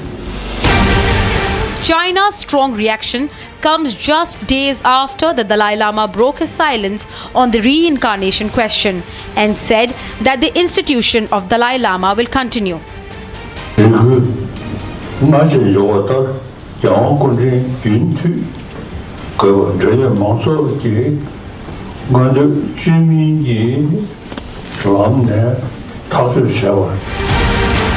India's position on the matter is very clear. Dalai Lama institution is purely religious, and I have come here as a devotee, and it is a religious matter. And Government of India believes that there should be no interference into the religious matter. I don't want to react on the Chinese statement, but my position is very clear that we leave everything to His Holiness Dalai Lama for his guidance. But China is up in arms, especially against the Tibetan government in exile. 所谓西藏流亡政府是一个分裂主义的政治集团，惯于编造摄藏的谣言谎言，没有任何公信力可言。活佛转世是藏传佛教特有的传承方式，达赖、班禅等大活佛转世都是按照严密的宗教仪轨和历史定制，根据国内寻访、经评撤迁、中央政府批准的原则开展的。 With the dragon fearing of losing its control over the Tibetan narrative, with the Dalai Lama choosing his reincarnation to be born outside Tibet, the Dalai Lama has put China in a tough spot.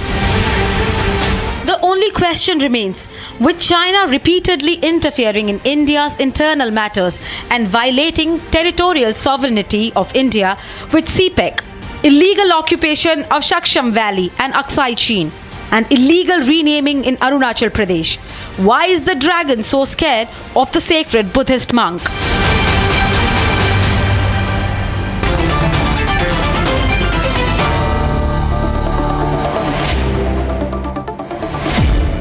Here we are joined this evening by Penpa Sering. He's the elected head of the Tibetan government in exile. Ladies and gentlemen, the Honorable Sig Kyong of the Central Tibetan Administration. Mr. Sering, thank you very much. Thank you. You hold immense power. Thank you for having me. And you are truly the representative of the Tibetan people. How do you view China's nervousness about the reincarnation of His Holiness the Dalai Lama? I think that is the power of nonviolence and truth combined together, and with persistence. The nonviolence is a means to resolve all kind of conflicts. If you look at the violent conflicts that are going on around the world today, you don't know whether you are really resolving one problem or you are creating more problems for future. So non-violence as a means is very powerful, and when you have truth on your side, historical truth on your side, then it really jitters the Chinese, because they are on very thin ground when it comes to the historical status of Tibet, the continued repression of the Tibetans inside Tibet, destruction of the Tibetan people's identity, the language that came from India, the Tibetan language came from India, Devanagari script in 7th century, and we transliterated almost every available Sanskrit and Pali Buddhist text from 8th to 13th century before Buddhism almost vanished out of India. So we are proud to be one part of ancient Indian wisdom, and that even that China claims that it came from China, which is totally false claim of the origin of Tibetan Buddhism, even though Buddhism did spread to China much before it spread to India some 3-4 centuries before. But the Tibetan Buddhism that we practice in Tibet is the Nalanda tradition of Buddhism here in India.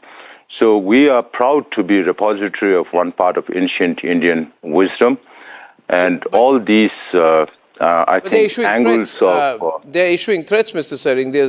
They're almost sounding violent in their language. You talk about non-violence. However, they say their argument is that the Chinese Communist Party will decide the reincarnation as per Chinese law. Now, there was no Chinese Communist Party in ancient Buddhist tradition.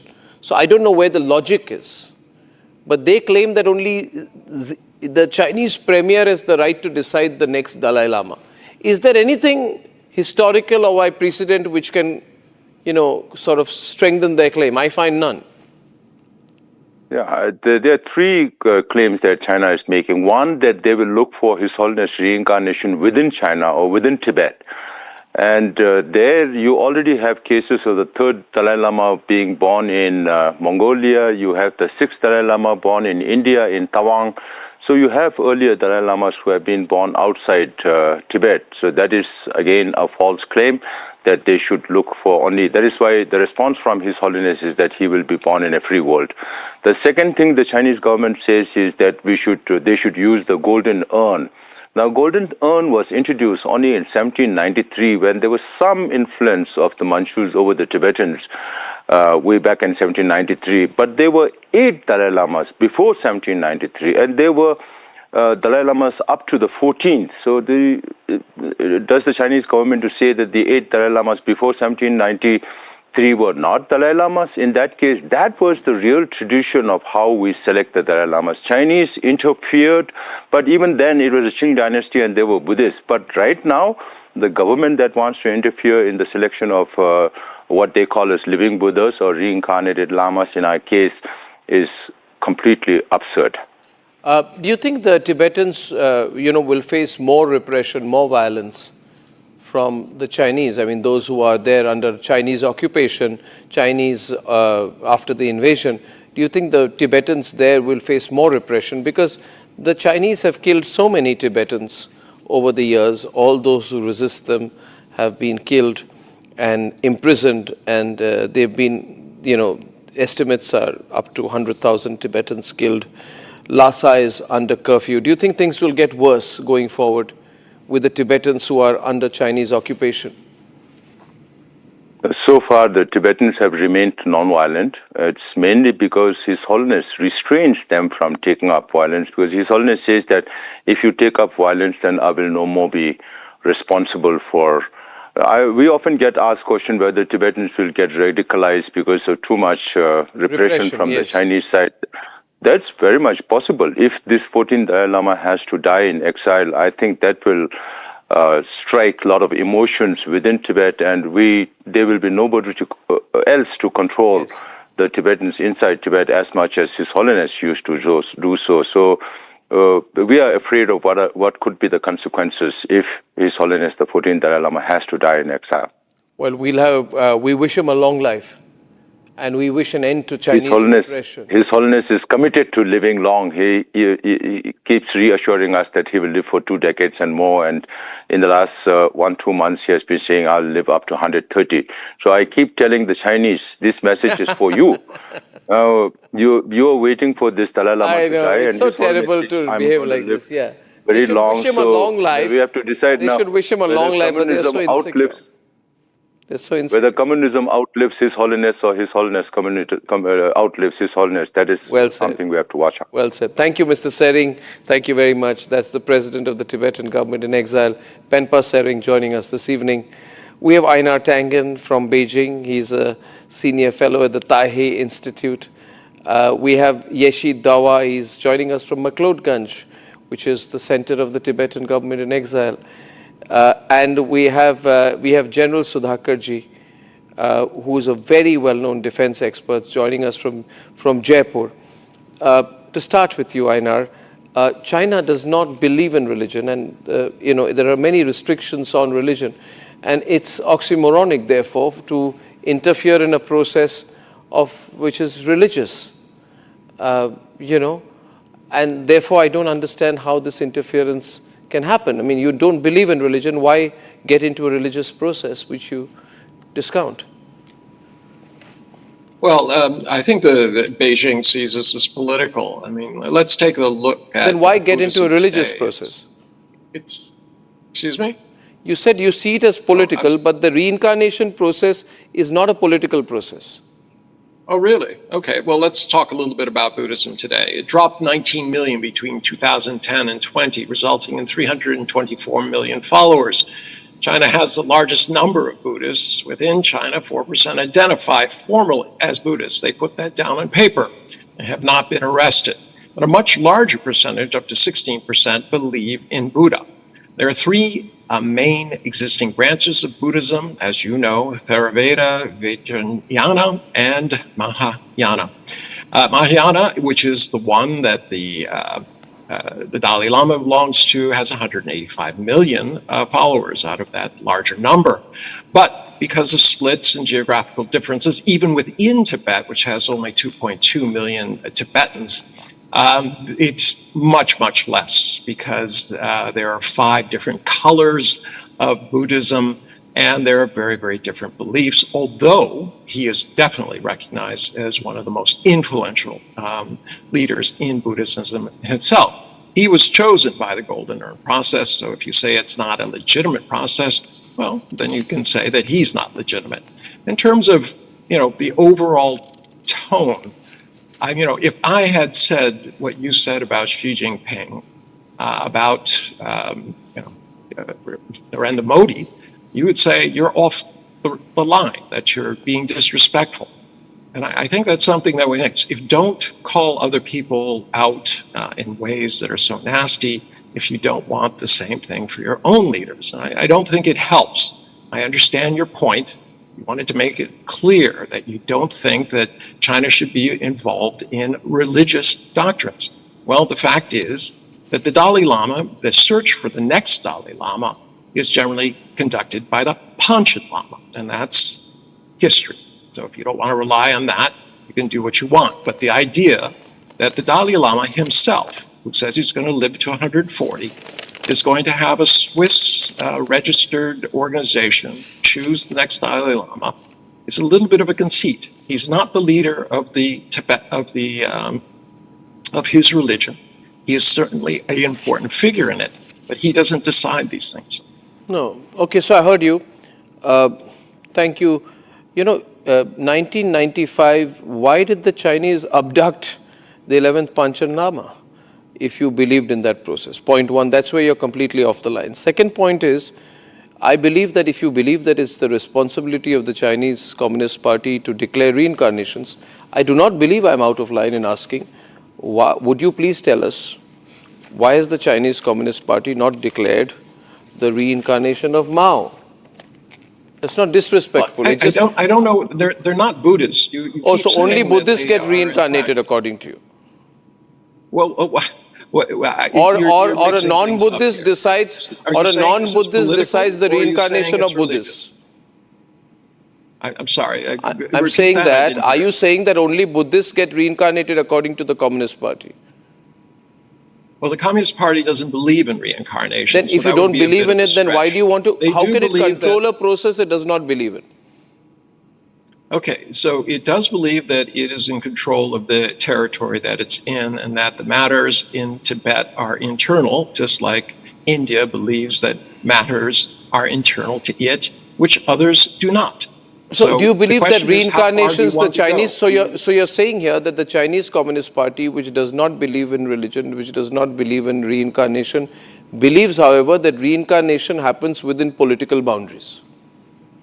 No, they believe that the selection of the head, well, let me finish. They believe that the selection of the head of this particular sect within Buddhism should not be done by one individual. But here's the thing. You see, the outside Chinese and who is against the Chinese, their government. This is very practical. I mean, I'm surprised you failed to understand it. It's very simple. Einar, I'm surprised that you don't know the basics of the Chinese Buddhist faith, because Yeshi can tell you this. Han Buddhism does not believe in reincarnation. This Chinese form of Buddhism, which most Chinese follow, who you call Buddhist, does not believe in reincarnation. No, there you're clearly wrong. There's no such thing as Han Buddhism. They follow Mahayana Buddhism in China, as does they but do Buddhism in is many not other a Chinese parts. origin, so obviously you must understand it's of your Indian idea origin. that you know exactly what's going on in China is false. You can't say, there's no such thing. Look up Han Buddhism. There's nothing in the dictionary that says let me get in. You're making this up to make it a partisan No, I'm not. issue. I'm just saying that I'm just saying that China does not. My essential point is point of view. I'll get in Yeshi on this. My essential point is this, that China does not believe in religion. China does not believe in reincarnation. Yes. And to control a process that you political. consider illegitimate is a bit contradictory. And I'd like Yeshi to throw in his point of view from McLeodganj. Yeshi, you heard Einar Tangen. How are you viewing this? Arnab, the gentleman on the other side rightly confesses that the Communist Party of China does not believe in reincarnation. If that is the case, then why are they interfering in the reincarnation of the Dalai Lama? And they would definitely